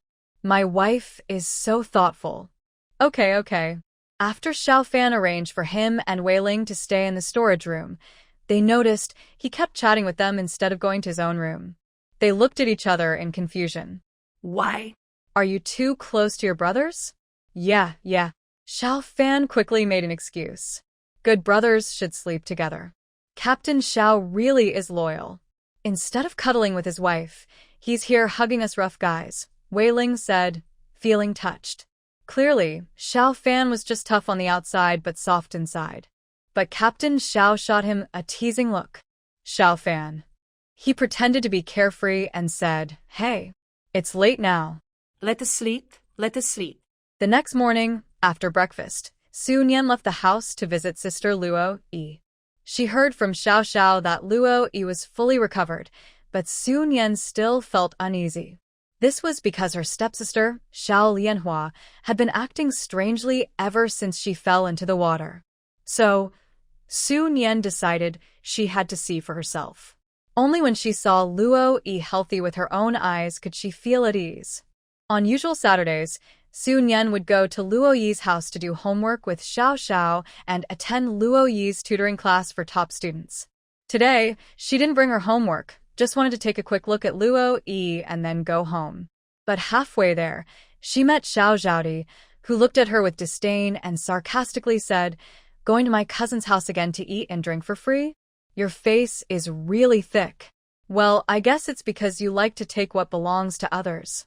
Xiao Zhaodi usually played well with Xiao Lianhua and often listened to her complain about her stepsister.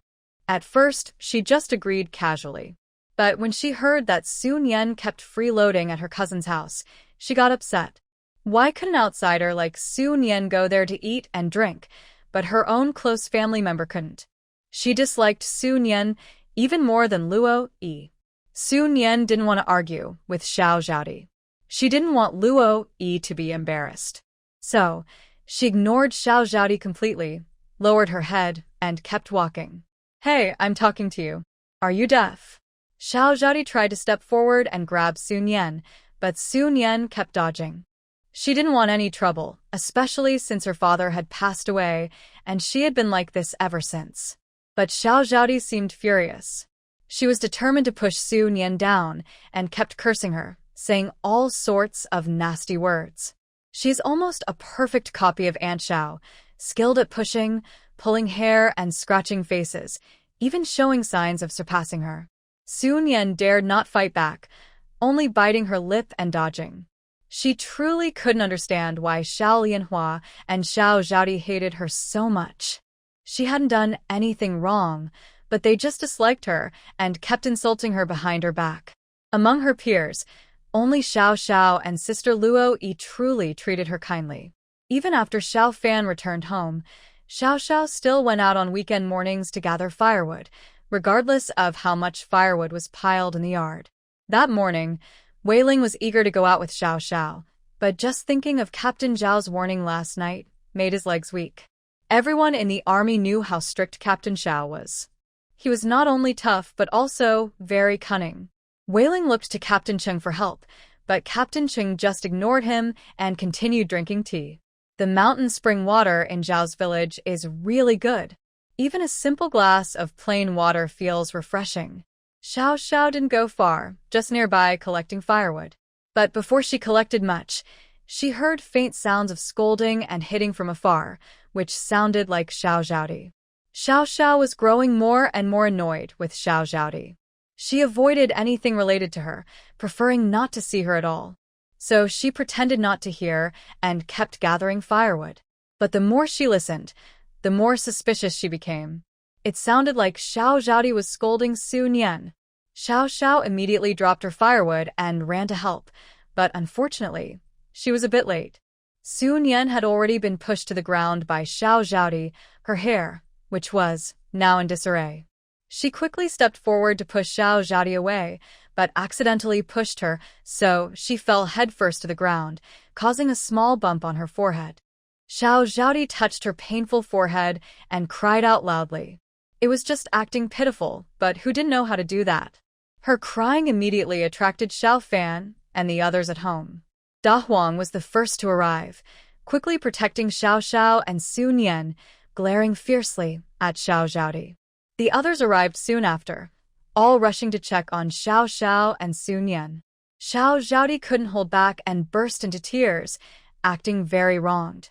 You're all bullying people. Loi rolled her eyes almost to the top of her head.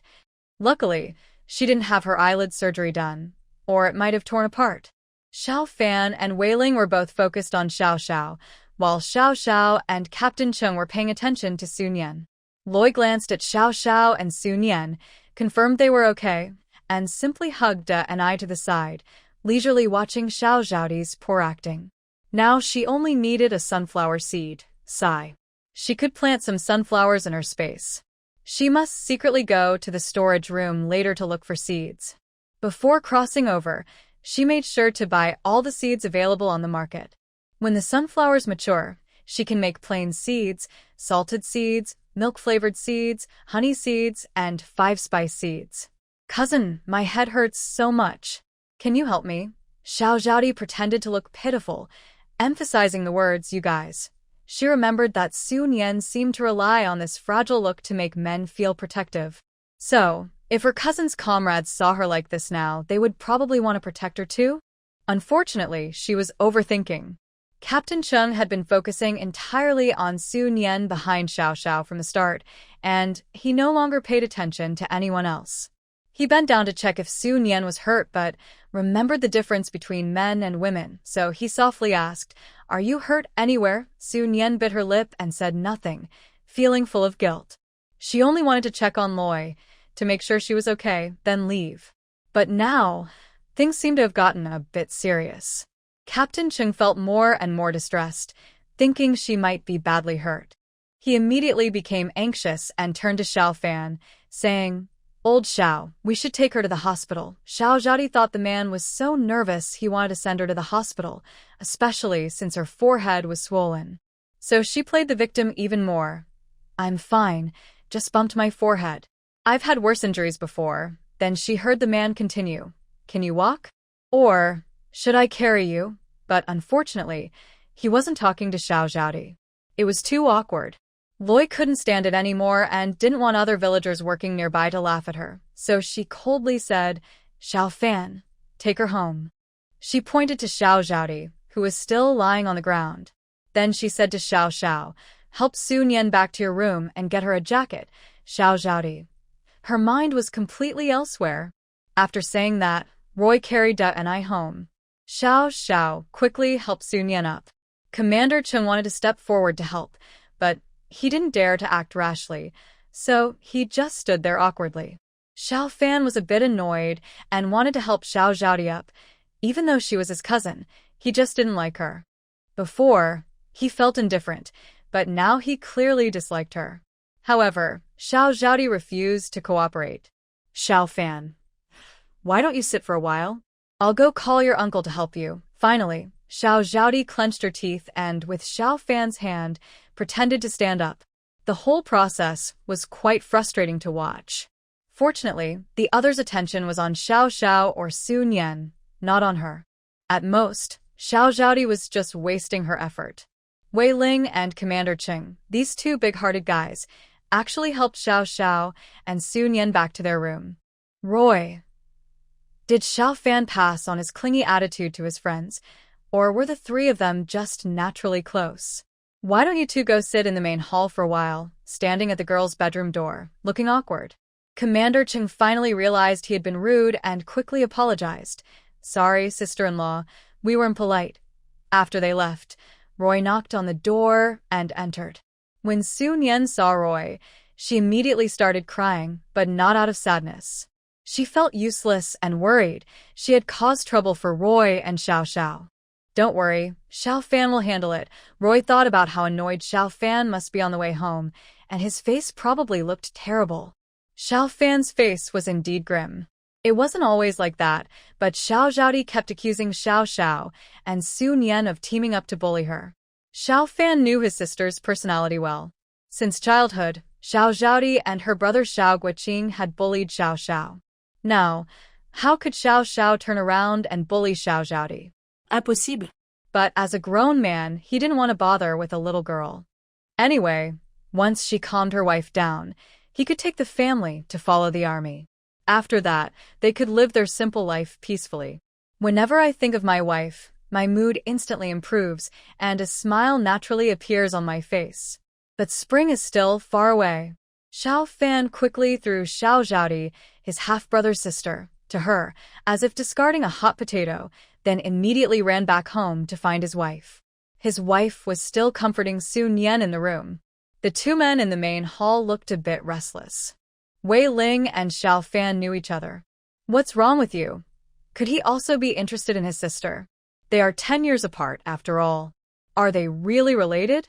I treat you like a brother, but you want to be my brother-in-law?" "No, I can't take it anymore. My fists are itching again." Commander Chung, however, asked without thinking, "Is her name Sun Yan?" Xiao Fan. Yes. And then? Commander Chung fell silent again. He used to think he was different from other men, not just a sensory animal. But now he admits he is still too young. He said that too early. Luo Yi comforted Sun Yan, then came out of the bedroom with two big girls and a little girl. The atmosphere in the main hall didn't seem much better than in the bedroom.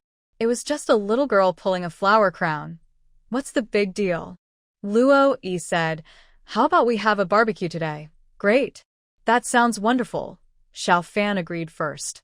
He had heard about it from Xiao Xiao in a letter and had been craving it for a long time but was too shy to ask his wife. "Yi, you're in charge of directing. The other three of us will handle the rest." Xiao Fan pointed to the three grown men. As everyone started working, All their worries seemed to disappear, and they greeted happiness happily. Xiao Fan was in charge of picking vegetables from the field. Commander Chung was washing the vegetables. Wei Ling was cutting them because he considered himself a former cook and wanted to control the second most important part of the barbecue.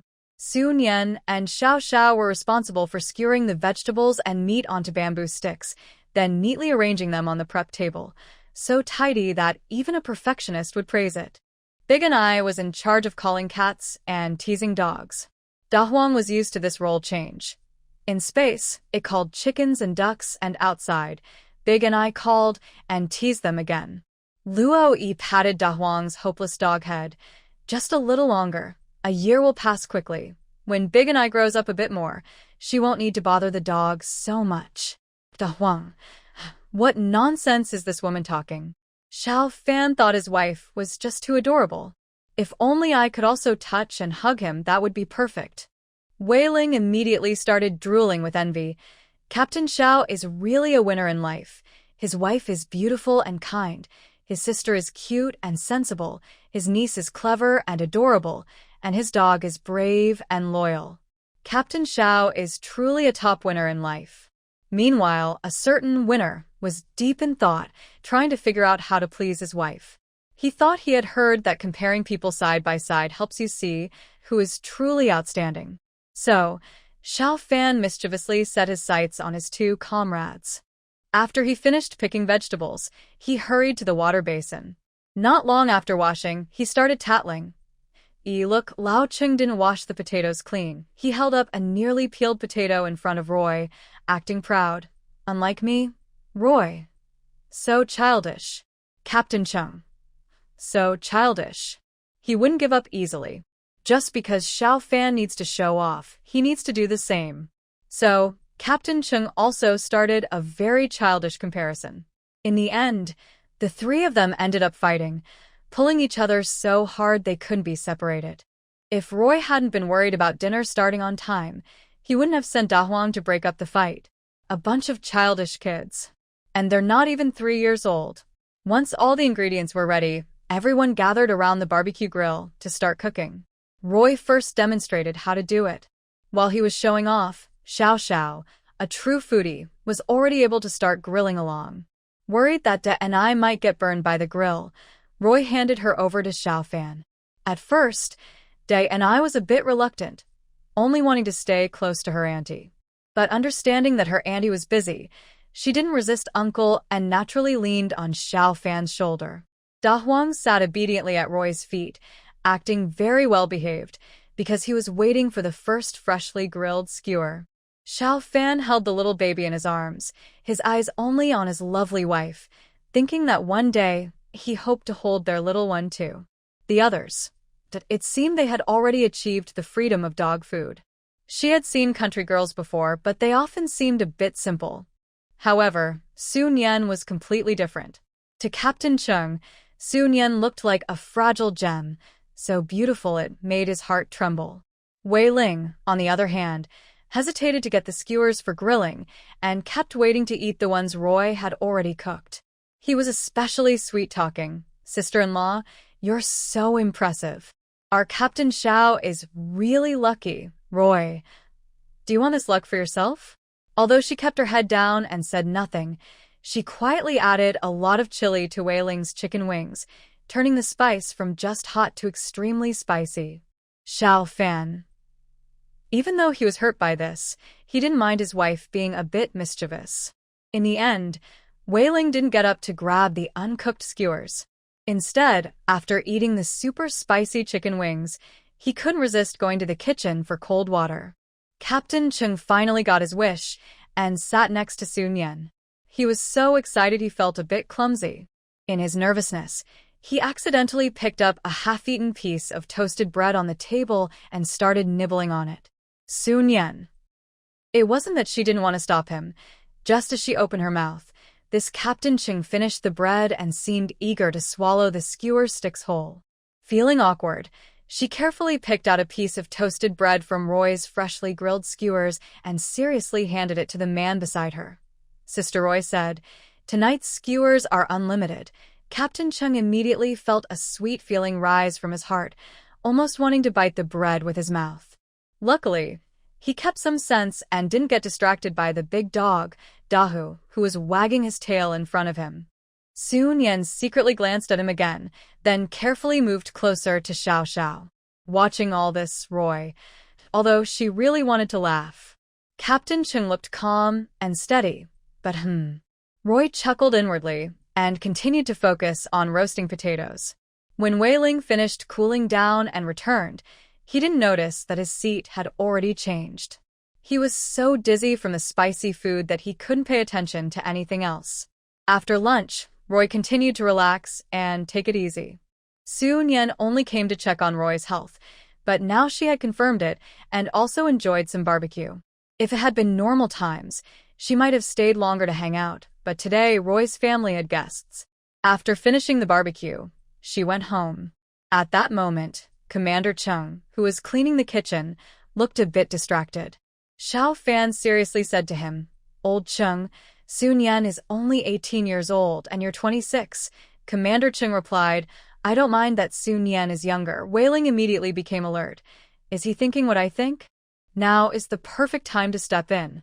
Commander Chung, you and Sun Yan are 8 years apart, which is about 2.67 generations of difference." Commander Chung helplessly rubbed his forehead and asked, "Who does heaven favor?" "I know, I will wait for her," he said. Xiao Fan continued, "But she doesn't like you." The pressure shifted to Wei Ling. Sun Yan is still a student, in her second year of middle school. Commander Chung froze. In the afternoon, Roy was holding Big and I and sunbathing in the yard. Xiao Xiao also brought a chair and a small stool, sitting next to Roy to do homework. Recently, her schoolwork has been heavy, with final exams coming up. Every day, she studies not only second-year middle school material but also first-year high school content.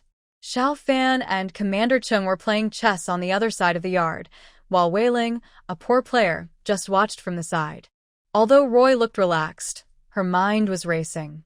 Just after Sun Yan changed her clothes and cried to Roy, she told her that Xiao Lianhua, together with Xiaoda, whose nephew, planned to marry Sun Yan.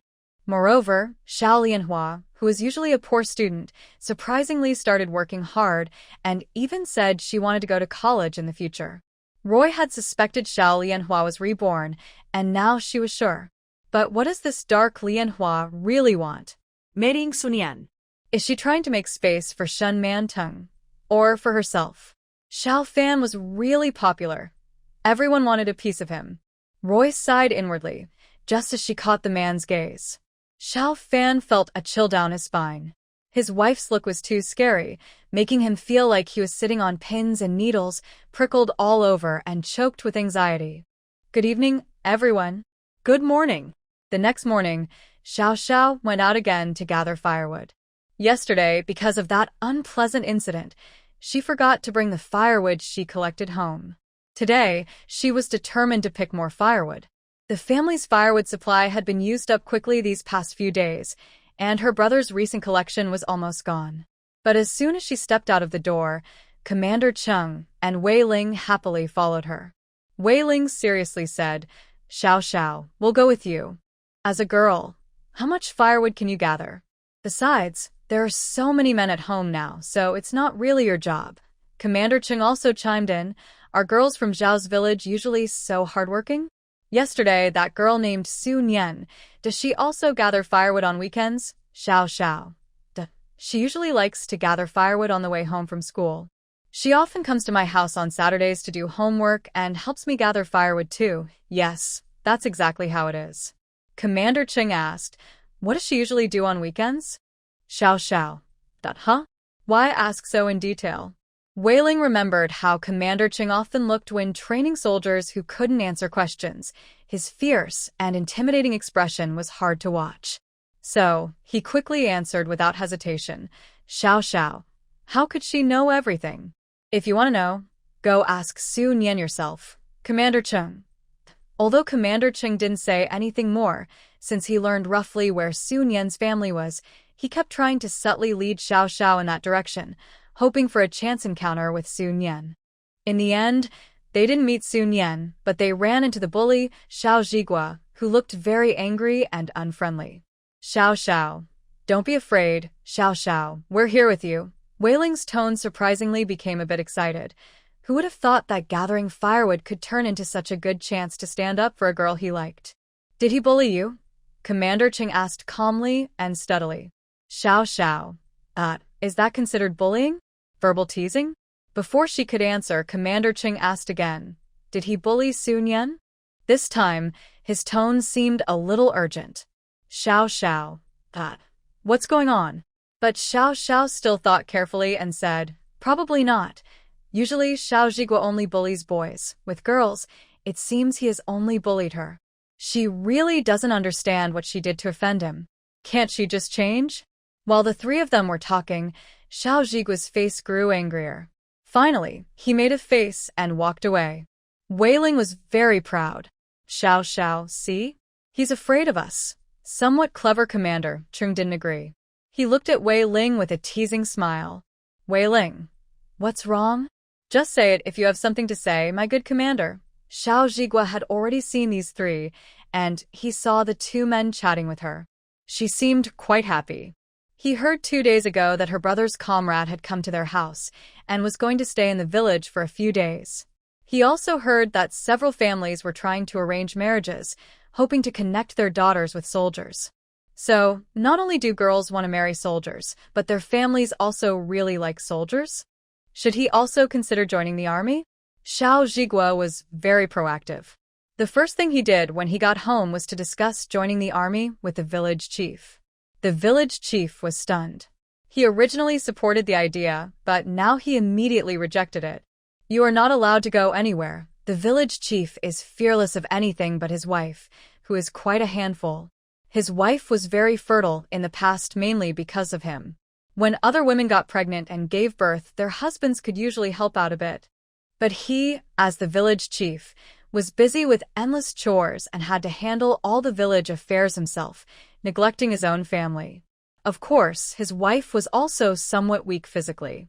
Because of the lack of proper care during pregnancy, several pregnancies failed, and she only had her last child when she was nearly 40. Actually, when her earlier pregnancies failed, the village chief didn't want his wife to suffer through pregnancy again. He was afraid it might cost her her life. But his wife couldn't get past her fears. Although her husband always said it was okay not to have more children, neighbors would judge her. She could already imagine what they would say, like a hen that can't lay eggs. Or, even worse, more unpleasant things. Finally, she refused to listen to the village chief's objections and insisted on having a child, even if it meant her health would suffer. She didn't care at all. The village chief felt he owed his wife a lot and decided to let her do as she pleased, as long as it wasn't a matter of principle. He didn't even dare to criticize his son, who was spoiled by his wife and had become the village bully. If he said anything, his wife would immediately pack her things and go back to her parents' house. Going back to her parents' house was the lighter punishment. Now she often threatened to divorce him. He was glad he was completely under her control. Why can't it work again? Didn't you say it was your idea before? Xiao Zhiguo couldn't understand. The old man was so changeable. How did he become the village chief? I said it can't work, so it can't. You should go out and play now. Your mom will be back soon. The village chief didn't dare to control his son directly. If he raised his voice even a little, his wife would scold him 10 or 100 times worse. The village chief finally understood and decided to relax. His son wasn't doing anything bad, so he thought he's basically a good kid. Xiao Zhiguo didn't know that his father had already given up on him. But he had already made up his mind.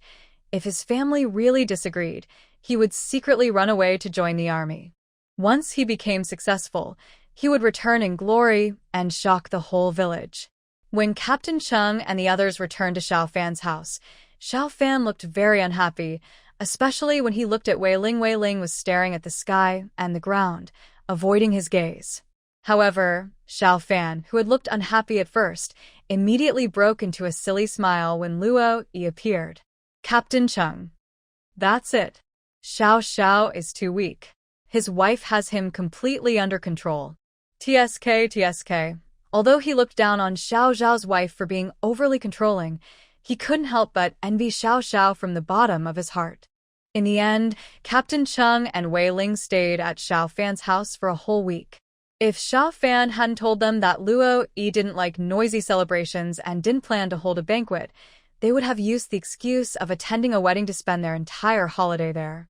Xiao Fan's wife was an amazing cook. Even the simplest stir-fried greens were incredibly delicious, absolutely addictive.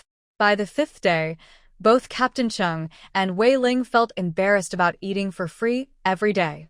They each took out their savings and handed over 100 yuan as a gift. Xiao Fan accepted it without hesitation. If it was given to him, he might have refused, but when it was for his wife, it seemed a little too little. After finally sending those two away, Roy was able to enjoy some peace and quiet. Having guests at home always made her feel uncomfortable. Moreover, in her heart, even Xiao Fan was considered an outsider. Xiao Fan also let out a long breath of relief, finally seeing those troublemakers leave.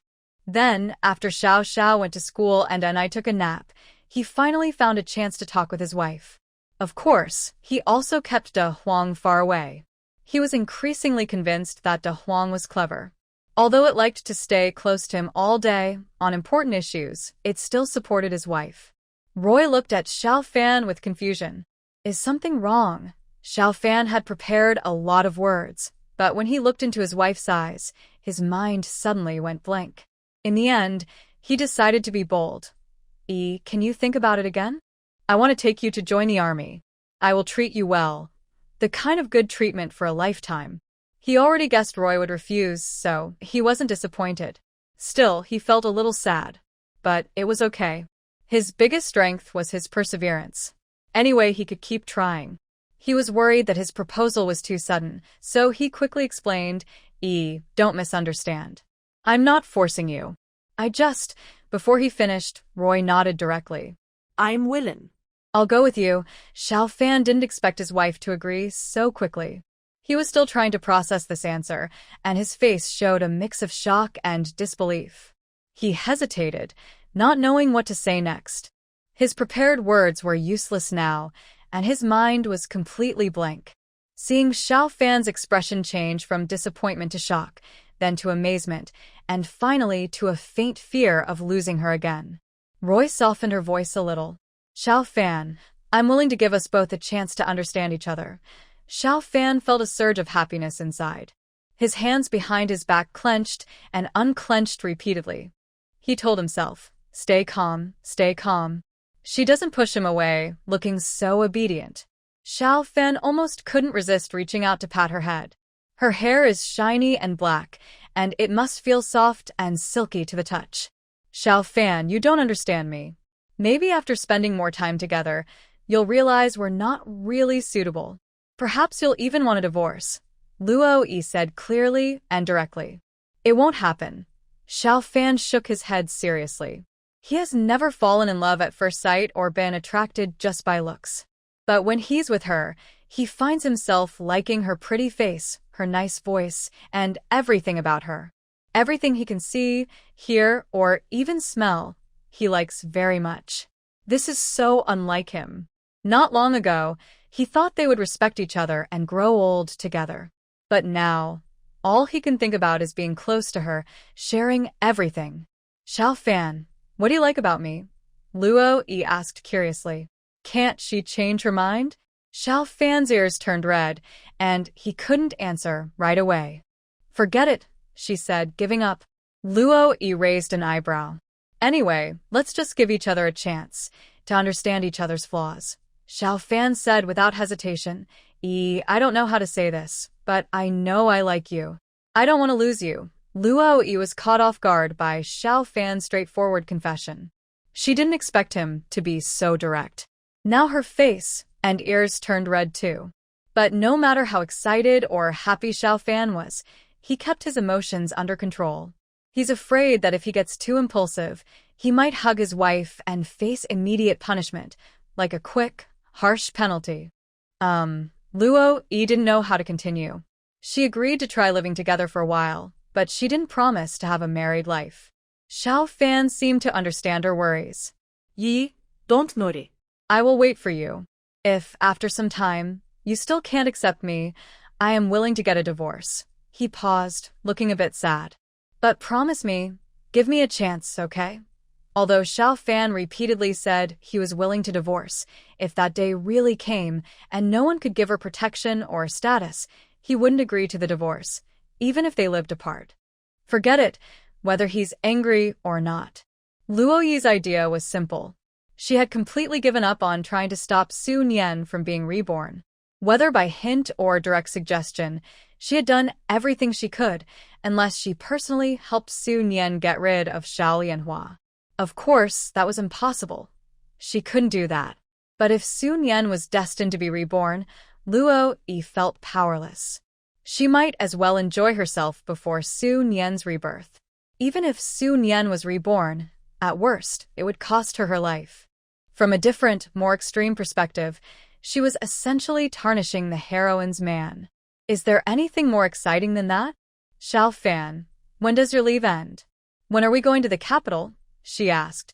When Luo Yi mentioned we again, Xiao Fan felt a sweet warmth in his heart.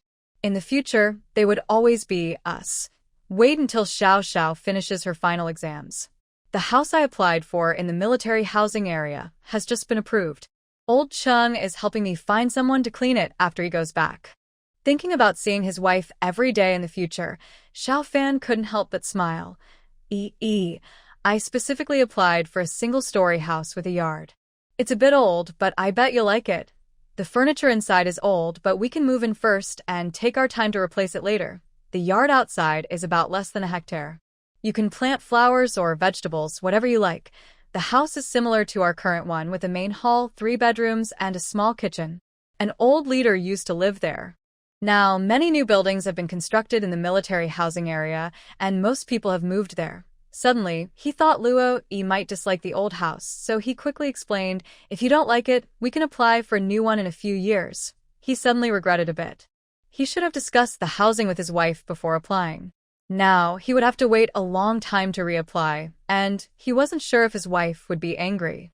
No need. I prefer living in a bungalow, Roy didn't mind. In fact, she liked houses with yards where she could grow vegetables. It would also save her from having to make up excuses for the vegetables that appeared out of nowhere every day. Really? That's great, Xiao Fan said with a smile. When is Xiao Zhao's final exam? He was already eager to know. It's on the 10th of this month. Xiao Fan calculated in his mind. Less than 2 weeks left. Roy isn't someone who worries about the changing seasons or gets emotional easily. Since she made her decision, she's ready to go. If she moves to the capital with the army, she won't be able to take care of Grandpa Ji and Aunt Jiang. But they should be returning home soon. The last time Uncle Chi visited them, it was probably about this matter. Before leaving, she plans to leave some canned food for them, hidden in her usual hiding spot. Besides Grandpa Ji and Aunt Jiang, there's probably no one else she needs to worry about. The older couple in the Xiao family will have Xiao Fan to take care of them. As for Su Nian, Roy feels she has already done her best for Su Nian. If the melodramatic story insists on her being reborn, there's nothing she can do to stop it. She has decided to relax and accept whatever comes. At worst, her life might be at risk.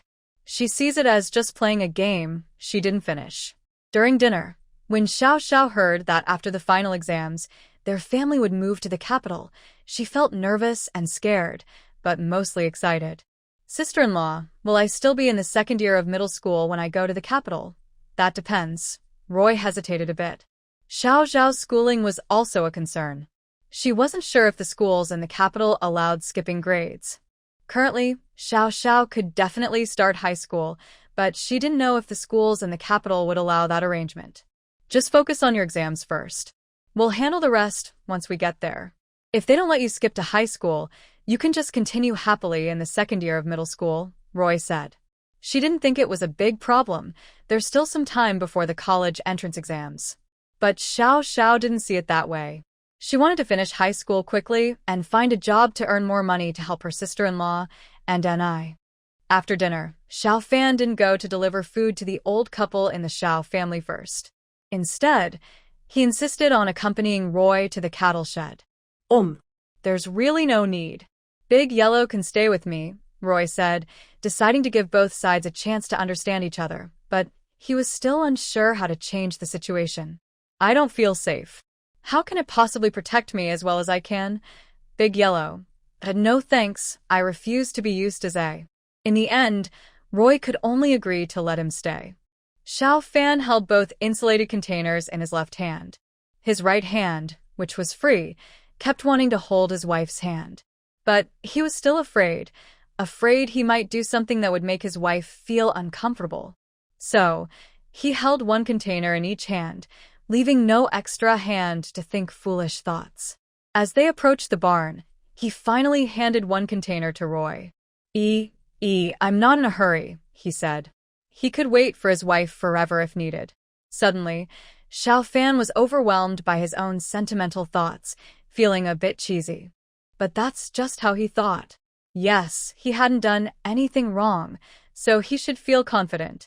Roy took the container, nodded, then looked around to make sure no one was watching before quickly heading to the barn. Old Ji was massaging Jiang Yao's shoulders. Seeing Roy bringing dinner, he happily rubbed his rough, calloused hands. "What's for dinner today?" he asked, excited like opening a surprise box every day. Free-range chicken stew with dried bamboo shoots, chives stir-fried with mung bean sprouts, mapo tofu, and a radish soup, Roy said as he and Jiang Yao arranged the dishes. "Didn't I tell you to spend more time with Xiao Fan? You should go home now," Jiang Yao said. She still thought Roy was safest with Xiao Fan right now. Roy hesitated, feeling like he might be contradicting himself. Not long ago, she was loudly saying she wanted a divorce, and now she was okay with spending time together. That was so unlike her. Old Ji immediately put down his bowl and chopsticks, looking worried. "What's wrong, girl?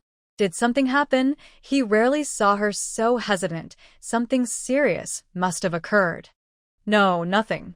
Uncle Ji, don't get upset. You shouldn't be so emotional while eating," Roy hurriedly explained. She remembered that back in the orphanage, even if they made a big mistake, the director wouldn't scold them before or during meals. To avoid ruining their appetite, they were usually scolded or punished after eating. "Uncle Ji, Aunt Jiang, don't worry. It's nothing serious. You can eat first. I'll tell you everything after we finish." Old Master Ji and Aunt Jiang couldn't eat their food properly. "It's okay, girl. Just tell me what's the big problem." Loy secretly blamed Xiao Fan. If he hadn't insisted on accompanying her to the cattle shed, she would have just stood outside, which made her feel pressured. Usually, she could patiently wait until Old Master Ji and Aunt Jiang finished eating before talking, but now she felt annoyed just thinking about Xiao Fan being outside. At this moment, Old Master Ji and Aunt Jiang couldn't focus on their meal until she finished speaking. So Loy told them about her plan to join the army. "That's good news. I thought something serious had happened," Old Master Ji complained, almost hitting her on the head. "This naughty girl." Aunt Jiang also laughed in anger and continued eating. "I thought it was something big. Just this?" Nothing to hide. Seeing Loy a bit upset, Aunt Jiang tried to comfort her. "Don't worry. Uncle Ji and I will take good care of ourselves. You just relax and get along well with Xiao Fan. Maybe you'll fall in love with him someday." No, Loy quickly said. "That won't happen. My life is more important. Xiao Fan is quite popular and attracts many admirers. Even if it's not Su Nian or Shin Man, there are others." "You," Jiang Yao said, annoyed, and poked Loy's head. "Don't take your blessings for granted. You'll regret it someday." Loy sighed silently. Old Master Ji, with a proud look, said, "I have experience. I used to chase after my wife and ended up exhausted. Don't follow my example." Jiang Yao glared at him, and he immediately shut up. When she turned her head again, she looked kind and caring. "Girl, tell me honestly. Do you like someone?" Loy didn't answer. Old Master Ji waved his hand confidently and said loudly, "It's okay. If you really like someone, when Uncle comes back home, I'll find a way to bring her here." Loy remained silent. Jiang Yao clenched her fists and said firmly, "Stop interfering." The girl finally figured things out. "Can't you just wish her well?" "Why wouldn't I wish her well? If she likes someone, I'd tie her to him myself." "Why wouldn't I?" Old Master Ji said, feeling wronged. Loi quietly sighed and decided to leave. Please continue your playful teasing and flirting. Seeing Loi come out of the barn looking disappointed, Xiao Fan was a bit worried. What's wrong? Did they not let you leave? He was really concerned, worried that his wife might give up on him for the two elderly people in the barn. If you're worried about them, we can come back often to see them. It's nothing. Let's go quickly. She tugged at his sleeve, urging him to leave. Xiao Fan, who was originally a little nervous and worried, suddenly felt a burst of happiness when she pulled his sleeve. Although, from Loi's point of view, she just acted on impulse, pulling him casually in less than half a second. This was the first time they visited the elderly in Zhao's family together. Grandma Xiao held Loi's hand, smiling non-stop. Seeing you both doing well, I feel at ease. This young man is handsome, and the young woman is charming. Their future children will surely be even cuter than Da and I. Loi saw something different in Grandma Zhao's smile, and suddenly felt a bit shy. She quickly looked for an excuse to go home. Xiao Fan originally wanted to tell the elderly about Loi's military service, but since his wife was eager to go home, he decided to tell them another day. There's no rush. They wouldn't leave for the capital for at least 2 weeks. On the way home, Xiao Fan intentionally or unintentionally tried to stay closer to his wife. Loi. He must have been holding back for a long time, but she kept a fist's distance from him the whole time. So, they were walking in the middle of the road, but gradually, Loi was pushed to the side of the street. Fortunately, the walk home wasn't long, otherwise, she might have been pushed into the river. Xiao Fan. He actually felt a bit disgusted with himself. He couldn't believe he could be so shameless. The next day, Loi made an excuse to go to the county town alone. Xiao Fan wanted to go with her, but since Loi asked to go alone, he didn't dare refuse. Da and I was left at home. After observing for a few days, Loi realized that Xiao Fan didn't know how to get along with children, or rather, he was a bit overindulgent with Da and I. For example, Da and I was supposed to take a nap every afternoon as Loi requested. But children like to play until they're tired and then sleep. Every time it was nap time, Loi had to coax her for a long time. Since Xiao Fan returned, whenever Da and I refused to take a nap at the scheduled time, he would say, maybe we should wait until Da and I is tired from playing before she sleeps. Loi just wanted to roll her eyes and say, Da and I usually plays until 6 p.m., gets too sleepy to eat dinner, then sleeps from 6 p.m. until midnight, waking up hungry. In the end, Loi was the one who worked hard. Although Xiao Fan believed that even if Da and I woke up in the middle of the night, he could take care of her, Loi still hoped Da and I would have a good daily routine. So, every afternoon, she would gently put Da and I to sleep and wake her up around 4 p.m. If Xiao Xiao was at home taking care of the child, she would definitely follow Loi's instructions strictly. But Xiao Fan's words seemed a bit unreliable. So Loi looked at the more dependable dog, De Huang. De Huang, come here. De Huang was originally chasing chickens in the yard. When he heard Loi's call, he immediately ran over and obediently sat at her feet, waiting for her instructions. Loi pointed at the old-fashioned clock in the house. I need to go out later.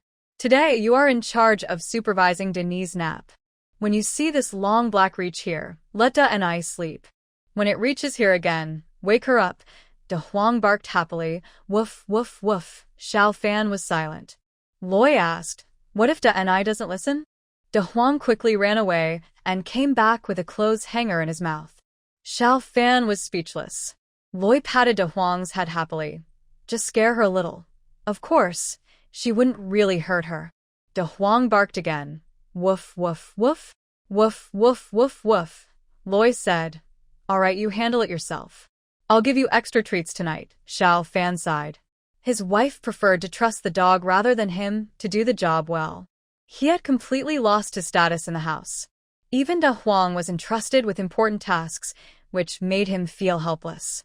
Loi didn't know how to tell Lin Wu the bad news. Maybe in the future, she could only deliver goods once a month. She carefully considered it. Until she found a trustworthy recipient, she would continue working with Lin Wu, building familiarity before trusting someone new. For now, she will deliver the goods once a month, which also allows her to visit old Ji and Aunt Jiang, bringing him medicine regularly. Unfortunately, Roy didn't have time to tell Linwu the bad news before she received it herself. Wang Quan came to find her again. Not long after leaving the village, Roy noticed Wang Quan and Hua Yishuan by the roadside.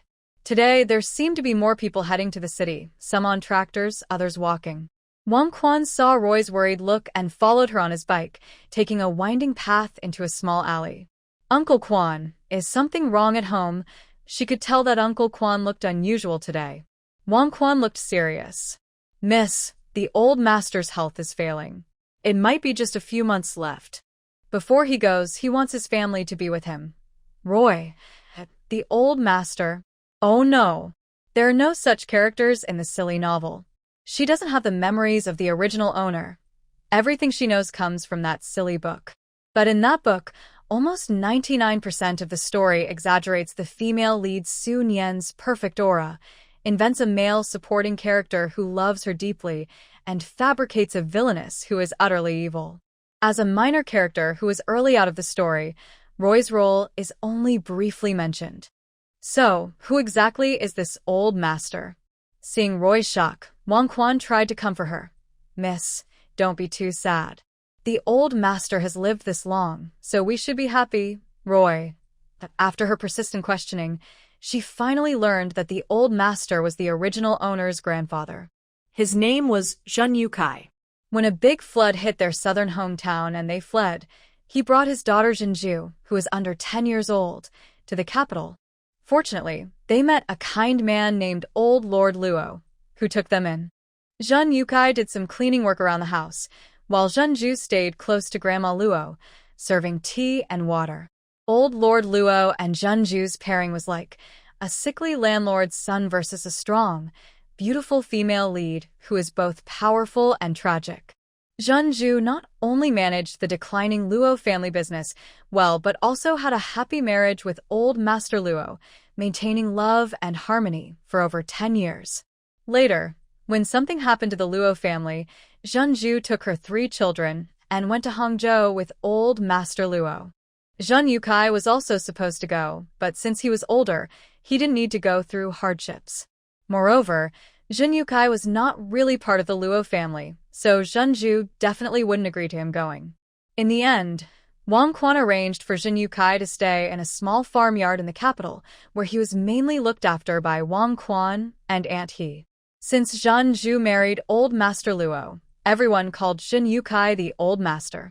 Old Master Luo and the matriarch of the family had already passed away before the family's troubles. At that time, Old Master Luo even said it was better they had died early, as those who enjoyed a long life might not have been able to handle moving to Hangzhou. "Uncle Quan, I will also move to the capital in 2 weeks.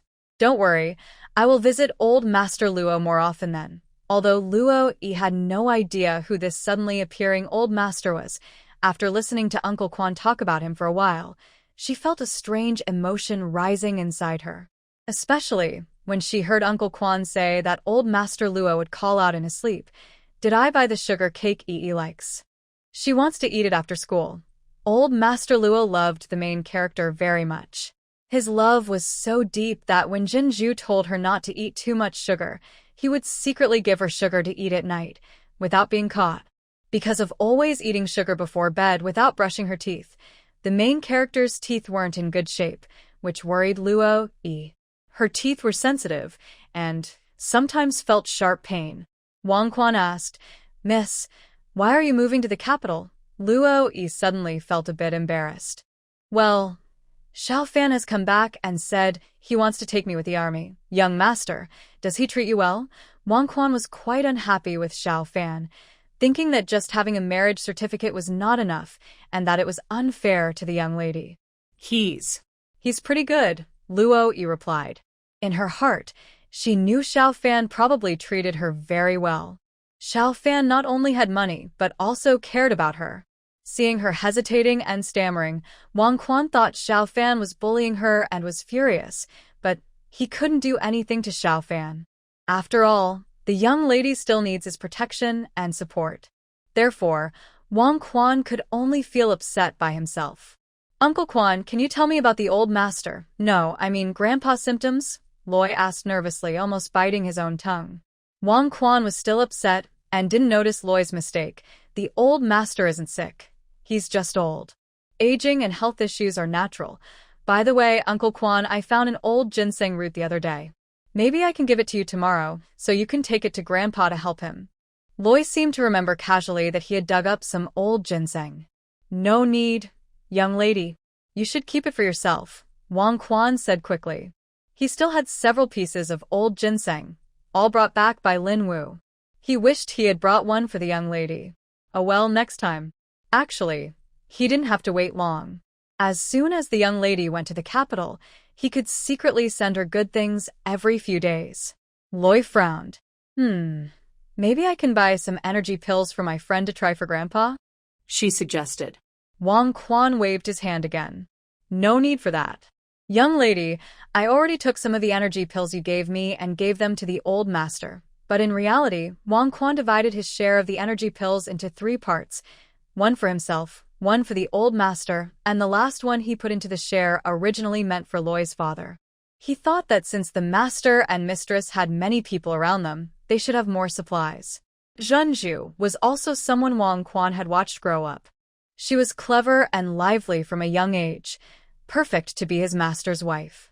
The young lady was increasingly showing the grace of her former self, even though… what am I thinking about?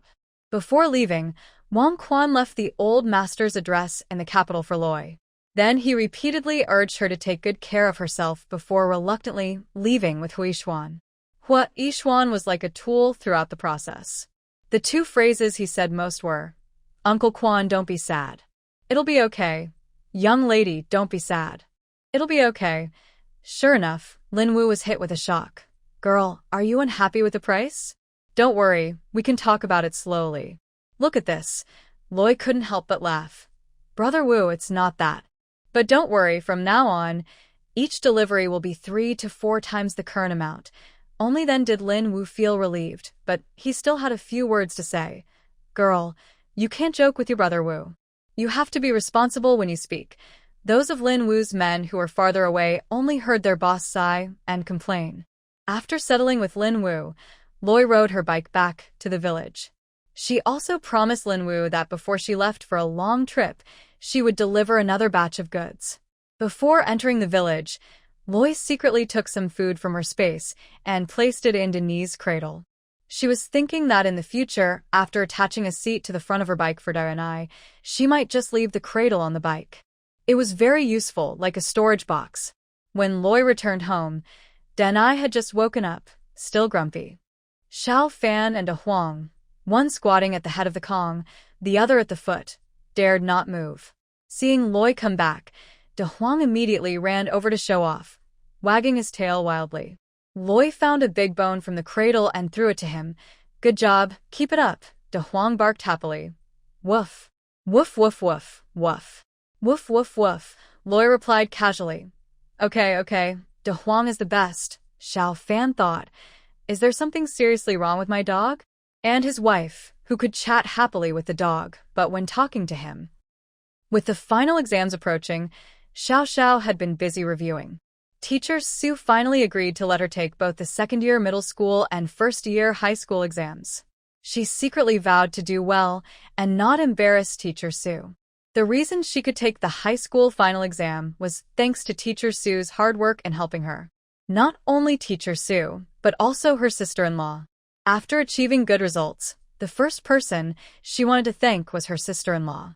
Xiao, why do you look so worried lately? A girl sitting behind her asked with concern after school. Xiao was about to say she was fine, nothing was wrong. But Xiao Zhaodi walked over sarcastically and said, Ju Fun, you better not ask. The final exams are coming soon, and it's normal for Xiao to feel stressed. After all, she just went back to school not long ago. The girl named Jufin quickly comforted Xiao, saying, Xiao, don't feel too pressured. No matter how well we girls do in school after middle school, we still have to get married. Xiao understood that Jufin meant well, so she smiled and thanked her. But Xiao knew her sister-in-law was different from others. Other sisters-in-law often hoped to use the bride price money to support their own families. Her sister-in-law only cooked big meals for her and encouraged her to study more, telling her not to rush into marriage and that girls should choose their partners carefully. If Sun Yan hadn't come to pick Xiao Xiao to go home together, Xiao Zhaodi would have kept making sarcastic remarks for a while longer. Now, Xiao Xiao completely hated Xiao Xiao and Xiao Zhaodi, secretly spreading rumors that Xiao Xiao was stupid and clumsy and that Sun Yan was unlucky. Xiao Xiao had heard others mention similar things before, but she didn't want to argue with Xiao Zhaodi. They were relatives, and fighting would only make their family look bad. Besides, their family had already caused enough embarrassment. The scandal involving Uncle Zhao's wife had turned their family into a joke among the villagers. She didn't know where Xiao Zhaodi got her confidence from, but she kept causing trouble every day. Xiao Xiao didn't want to stoop to her level, so she took Sun Yan and left. Xiao Zhaodi was so angry her teeth itched. Although she was Xiao Zhao's cousin, Xiao Xiao never took her for a ride on her bike. It made her furious. She planned to buy a bicycle soon, probably a 28-inch one, to outdo Xiao Zhao's 26-inch bike. Xiao Xiao had no idea about Xiao Zhaodi's complex feelings. She was now completely focused on studying the wise teachings, ignoring everything outside. Although her sister-in-law and teacher Su didn't pressure her, she put a lot of pressure on herself, thinking that if she didn't succeed, it would be the end of her. Roy, Grandpa Xiao, you haven't had a wedding banquet yet.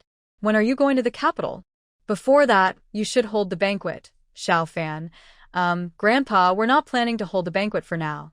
This is their mutual understanding. As long as his wife hasn't accepted him, they probably can't have the banquet.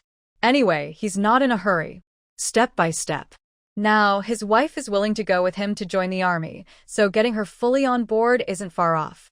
That won't do. Xiao Fan, listen, you just got your marriage certificate and went back to the army. That already makes your wife feel a bit wronged.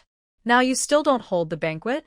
No, I absolutely disagree, Grandpa Xiao said, almost getting angry. Grandpa, how about just a small family gathering to eat together? Would that be okay?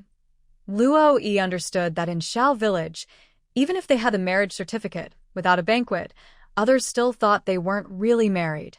Xiao Fan felt a bit helpless but couldn't say anything. Yes, just our family, having a meal to celebrate. The elderly couple of the Xiao family couldn't say much more. Since the young couple had their own ideas, arguing further would only annoy them. So, they could only reluctantly agree. Zhao Di, who was just outside listening, immediately had an idea when she heard Xiao Fan say they were going to the capital with Luo Yi. On the way home, Luo Yi walked very quickly. Xiao Fan felt both amused and exasperated. He also thought he was being too eager. All day today, the way he looked at her seemed like he wanted to eat her up. His tenderness mixed with a bit of possessiveness probably made his wife uncomfortable. All his actions these days, if they had happened before, he would never have thought of doing them. It seems old Chung was right. He was just a shy, reserved person. Xiao Fan waited and waited, finally enduring the sweet and long 10 days. Xiao finally finished her exams, and they should start packing to go to the capital. Xiao Fan bought tickets for the morning after tomorrow at 10 o'clock, 3 adult tickets. Danai is still young and doesn't need a ticket. As for the Huang, Grandpa Xiao had already made a special bamboo cage for him. When they board the train, they will put him inside the bamboo cage, and when they get off, he will carry the cage himself.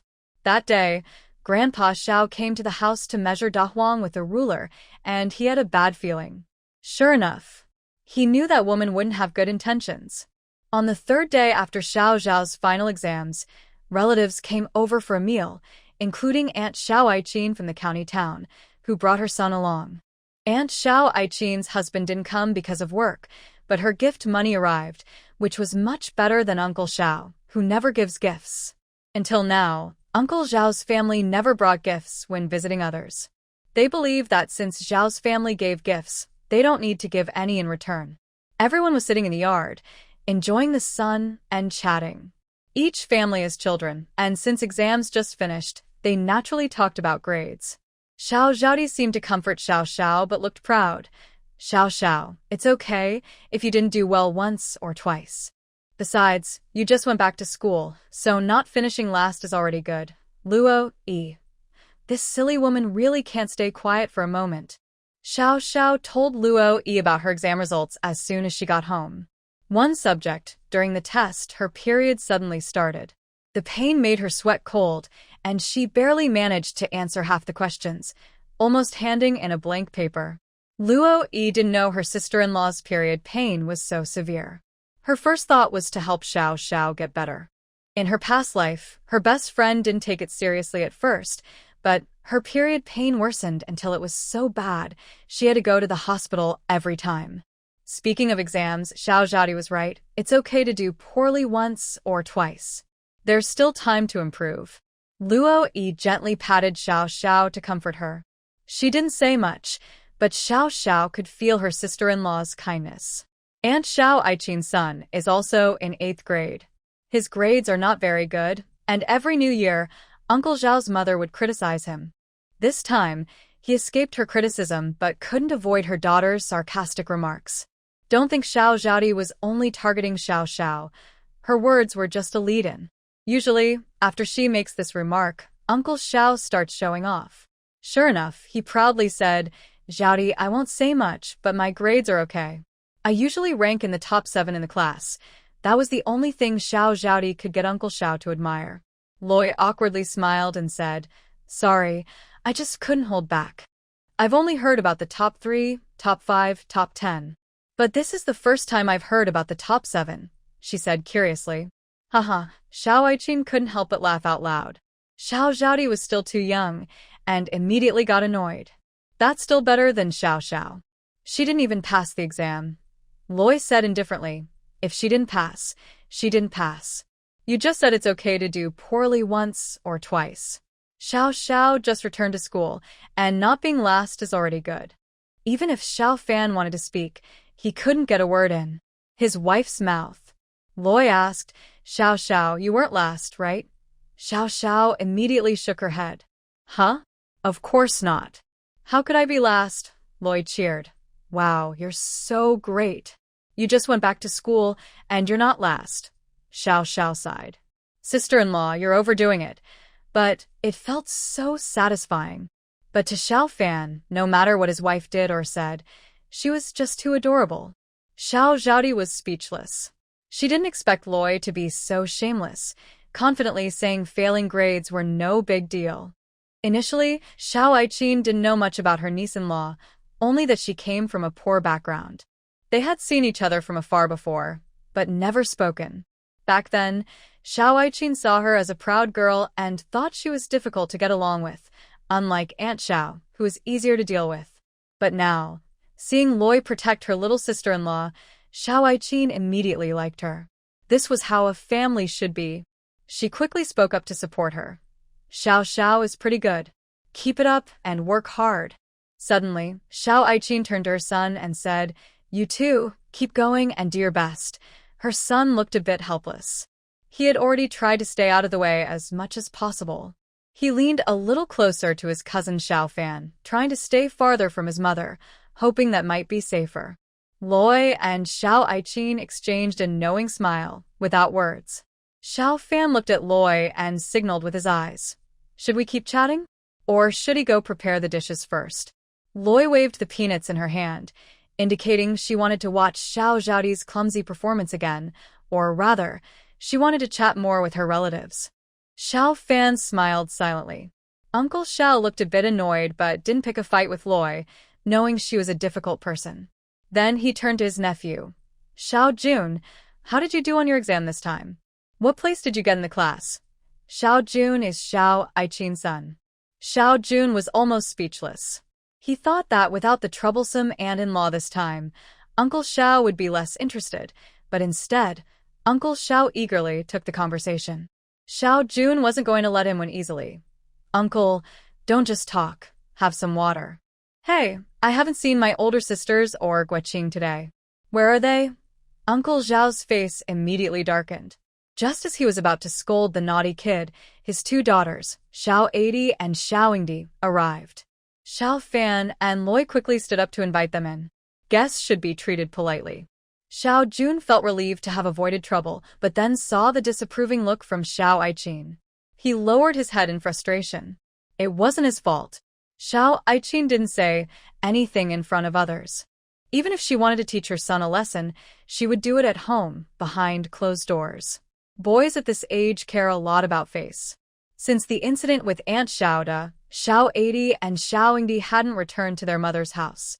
It was as if they had agreed on something. Seeing her two older sisters return, Xiao Zhaodi thought she had two new helpers and immediately started showing off. Big sister, second sister, I did very well on my final exams this time. How should you reward me? Xiao Adi and Xiao Yingdi. Huh? Principal Wang, this is the house. This is Xiao Zhao's home. Suddenly, a middle-aged woman's voice came from outside.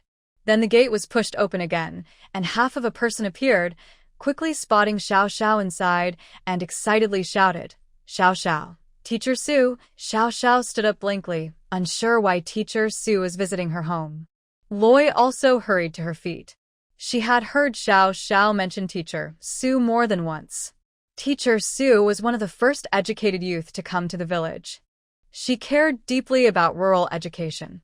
She went door to door to persuade families who didn't send their daughters to school, and even convinced the village chief to ensure that this generation's children wouldn't be illiterate.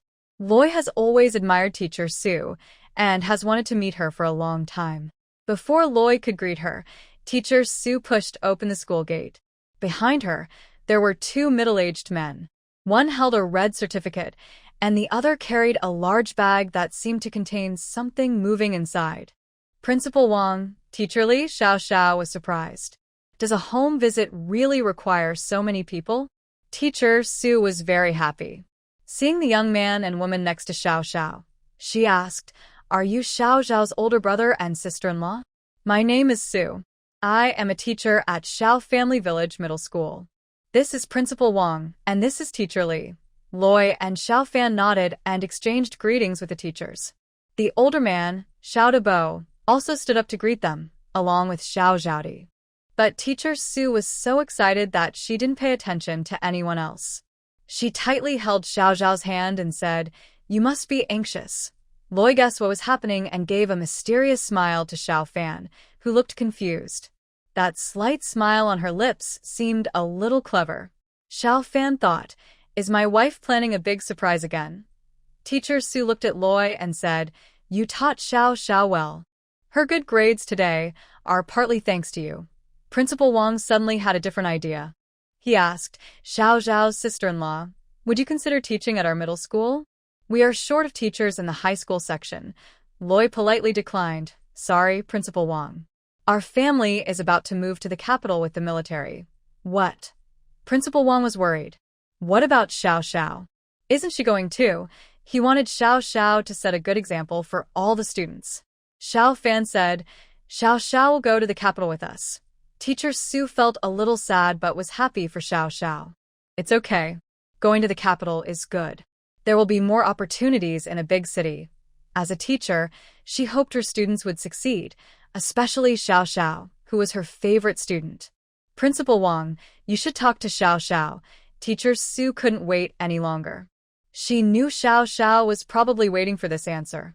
Principal Wang slowly took out the certificate, and everyone was curious. Didn't they say Xiao Xiao didn't do well? Xiao Xiao, congratulations. You ranked first in the class this time. Here is your certificate. Principal Wang smiled kindly, looking very different from his stern face during the meeting. No way, Xiao Xiao clearly didn't pass one of her classes. This can't be true, Principal. You must be mistaken, Zayas Hadi said, directly stepping past Uncle Xiao to stand in front of the principal. The principal frowned, wondering who this person was. Then he calmly said, It's my fault. I didn't read everything carefully. I'll try again, Loi. That this principal is amazing. Xiao Xiao, congratulations. You scored first in your class on the final exam, Principal Wang said seriously, reading it out again. First year of high school, Zayas Hadi shook her head, clearly not believing it. Uncle Xiao also thought Zayas Hadi was too excited today and reminded her, Zhaodi, why not invite the teachers to come to our house? No need, no need. We're here to give Xiao Xiao her reward for being first. Principal Wang looked at Teacher Li, who immediately opened a small mouth on the bag he was carrying, revealing what was inside. There's a piglet inside. It's a school tradition that the student who scores first in the class gets a piglet as a reward, Principal Wang explained. Xiao Xiao's reward was supposed to be delivered yesterday, but since she's a second-year middle school student and scored higher than the first-year student who was first, we decided to give her this reward instead. He paused and added, "We held a quick meeting among the teachers to decide whether to give Xiao Xiao this reward. After a lively discussion, we all agreed to give her this reward, and it was paid for with our own salaries." Yes, Teacher Su said eagerly. The school's annual rewards are fixed.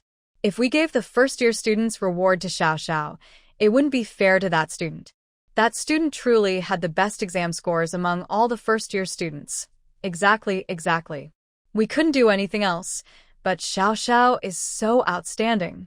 A second-year student who just started classes a few months ago and still managed to be first in her class. It's amazing, Teacher Li said excitedly. We have to reward such a student, even if it means we pay out of our own pockets. Xiao Xiao's eyes had already turned red, and she quickly became a little crybaby. Thank you, Principal Wang. Thank you, Teacher Su. Thank you, Teacher Li. She turned around and said to the person she should thank the most, sister-in-law, thank you. Thank you for encouraging me, and thank you for your persistent help. Loi was a bit embarrassed by her sweet words. Not only was Xiao Xiao feeling shy, but Xiao Fan also looked at her with a tender gaze. Loi glared at Xiao Fan. There are so many people here. Can you please behave? Xiao Fan immediately turned his face away obediently and invited a few teachers to come inside and sit. No, we still have to go back to school for a meeting. After exams, students can relax, but teachers still have work to do. Xiao Fan didn't mind and politely sent everyone out with Loi and Xiao Xiao. Only after they left did Xiao Xiao finally relax. Now you should be happy. Stop frowning all the time. You look ugly, Loi scolded fiercely.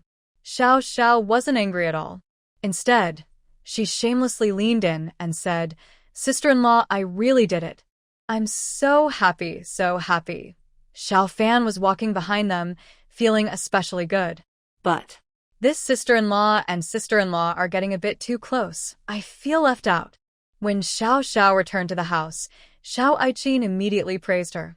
Xiao Xiao, you really are something. You got first place and you didn't even tell us. You made us worry for nothing. Sister-in-law, I'm sorry. I didn't mean to hide it. Xiao Xiao truly didn't do it on purpose. She only received her second-year exam results. Of course, Xiao Aiqin wasn't really blaming her. Then, in the next second, she suddenly turned to Xiao Zhaodi and asked in a very calm tone, "By the way, Zhaodi, you wanted to tell your two older sisters what place you got, right?" Xiao Zhaodi. Loi. What a heartless person. Grandma Xiao came out smiling, holding Do and I, trying to smooth things over. Both children are excellent. Both are excellent. Our Xiao Jun is also doing well. What should we do with this little pig? Xiao Fan suddenly called out to his wife. Loi. This was a reward from the teachers for Xiao Xiao. Ask her. Xiao Xiao didn't know either. They were about to go to the capital with the army, and bringing along the grown-up yellow was already enough. Taking a pig along? That's impossible. Maybe we should just make roasted pig.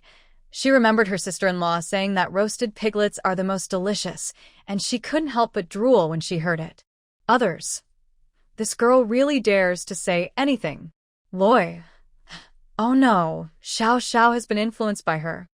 Tomorrow. Maybe I can work hard again. Making a roasted piglet is impossible. She would definitely be criticized for it. Loi also felt stuck. If only Xiao Xiao was at home, she could put the piglet in the space farm and then lie to Xiao Xiao that she had already sold it. Xiao Xiao is naive and would never doubt her. But now, Xiao Fan has come home, and many things are more complicated. In short, everything has changed. Why not I help you raise it? Grandma Xiao suggested.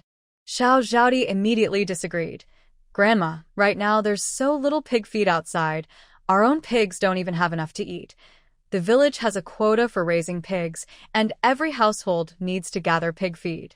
The outside feed is already scarce, and now they want to raise another pig. She would never agree. How about we sell this piglet first, and when we go to the capital, use that money to buy one? Xiao Fan thought this was the only way. He just wasn't sure if their small yard would be suitable for raising it.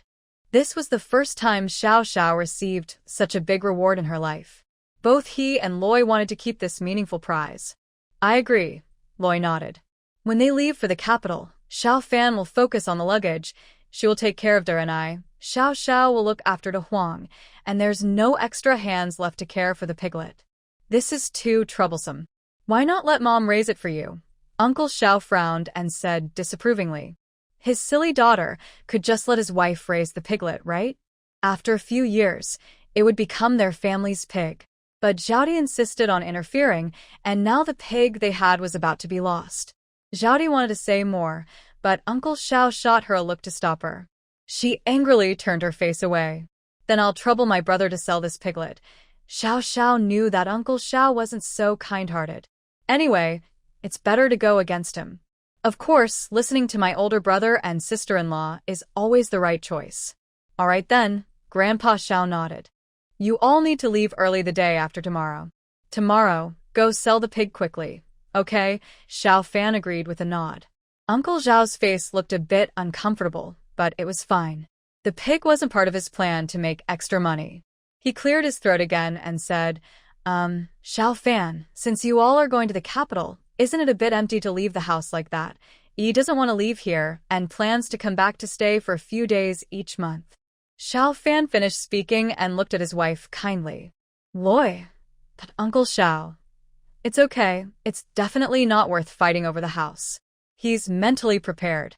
Then he added, you have 2 cars at home, right? You probably won't need them anymore. How about giving one to your sister for her school commute?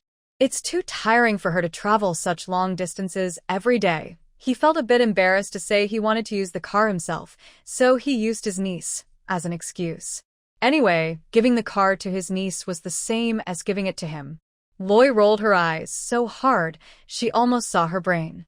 Xiao Adi and Xiao Yingdi also felt a bit awkward, but they couldn't say anything.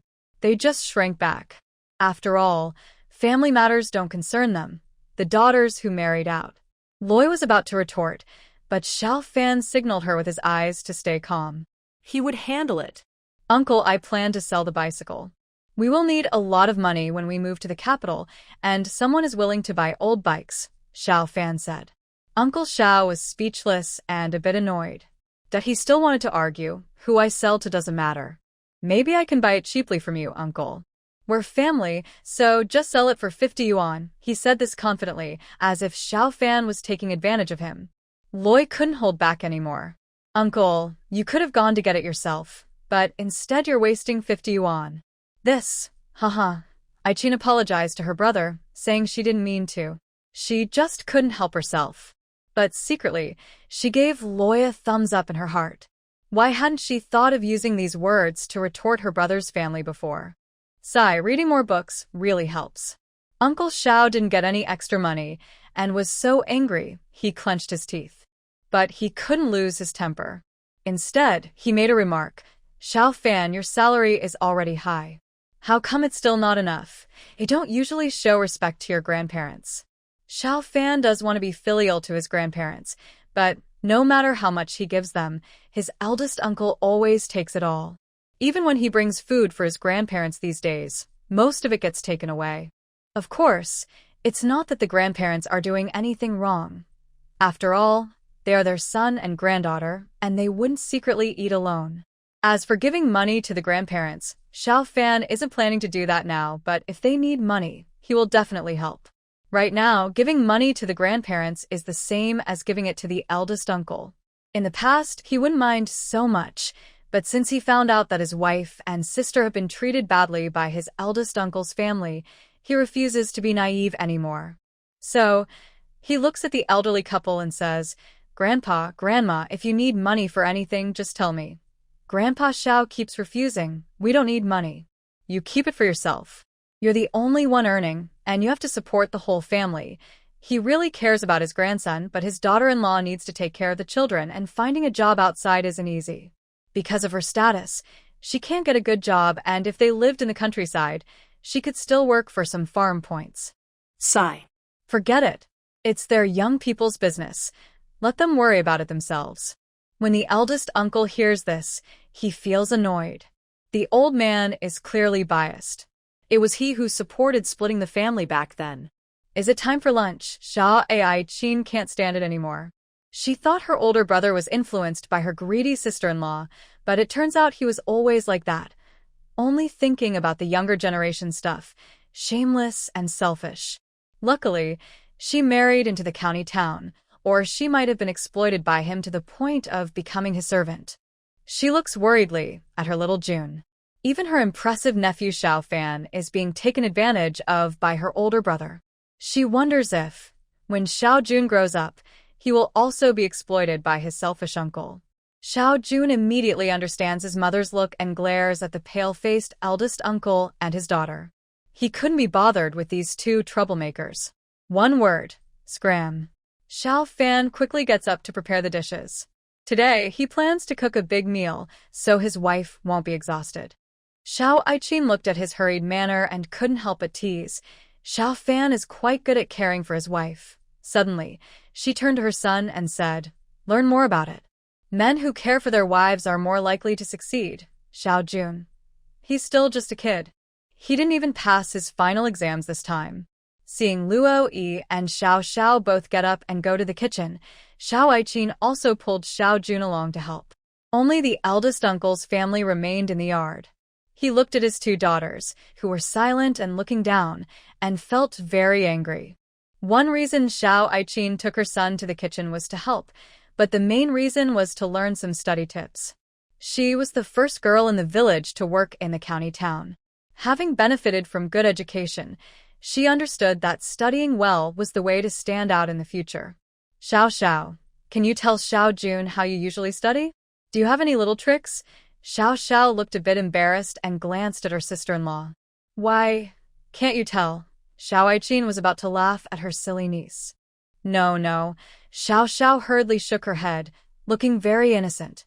I usually just do my homework at home, listen to my sister-in-law explain problems, and then what? Are you unwilling to tell Xiao Jun? Xiao Ai-chin pretended to be angry. No. Xiao Xiao looked at her sister-in-law for help.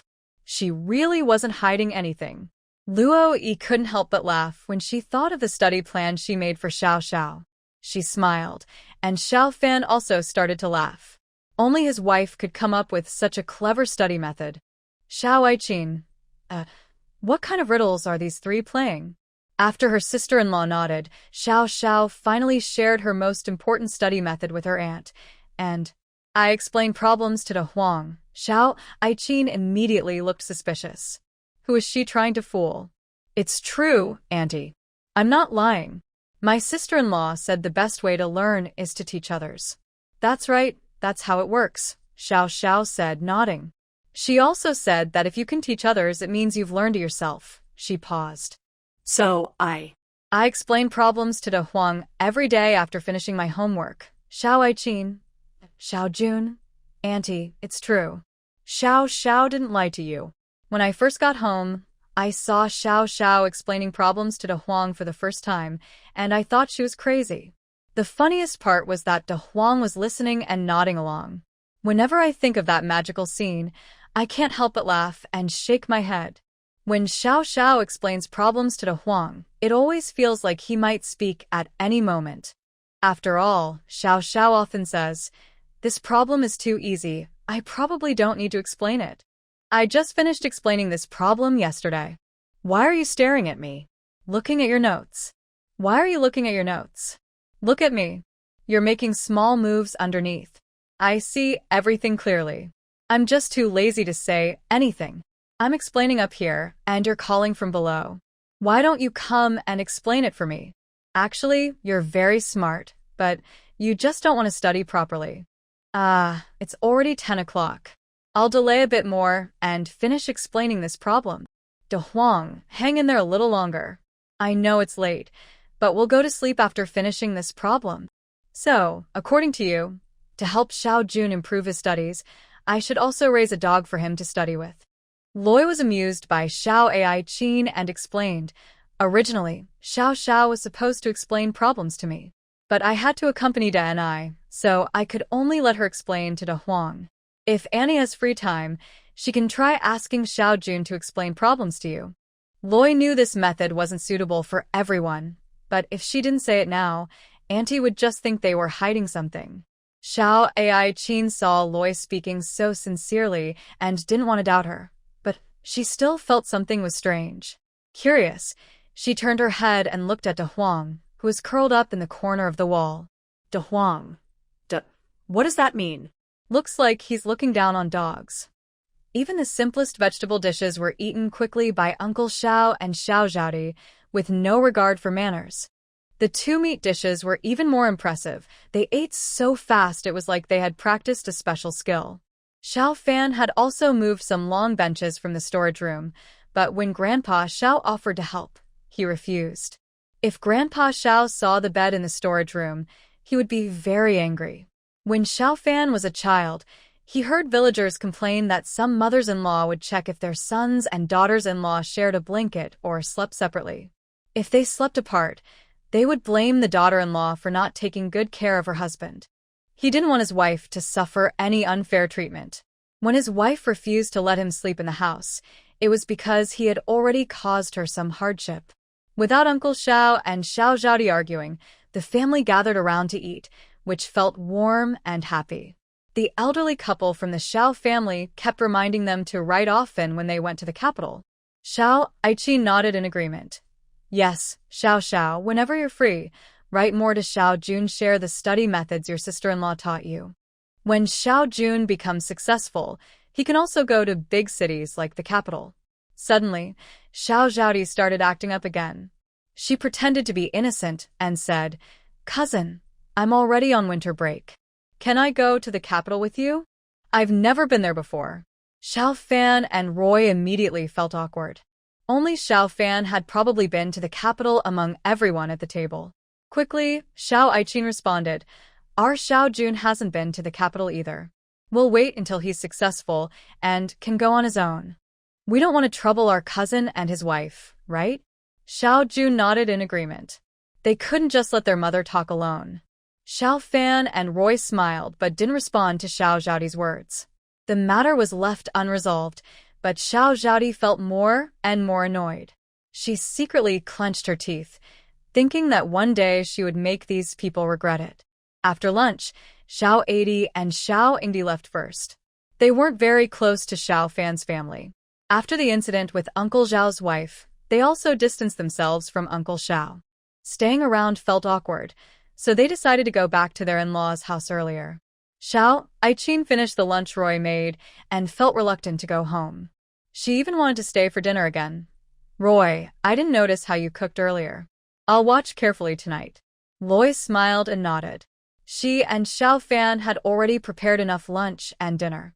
Dinner was simple, with some vegetable dishes and maybe some dumplings.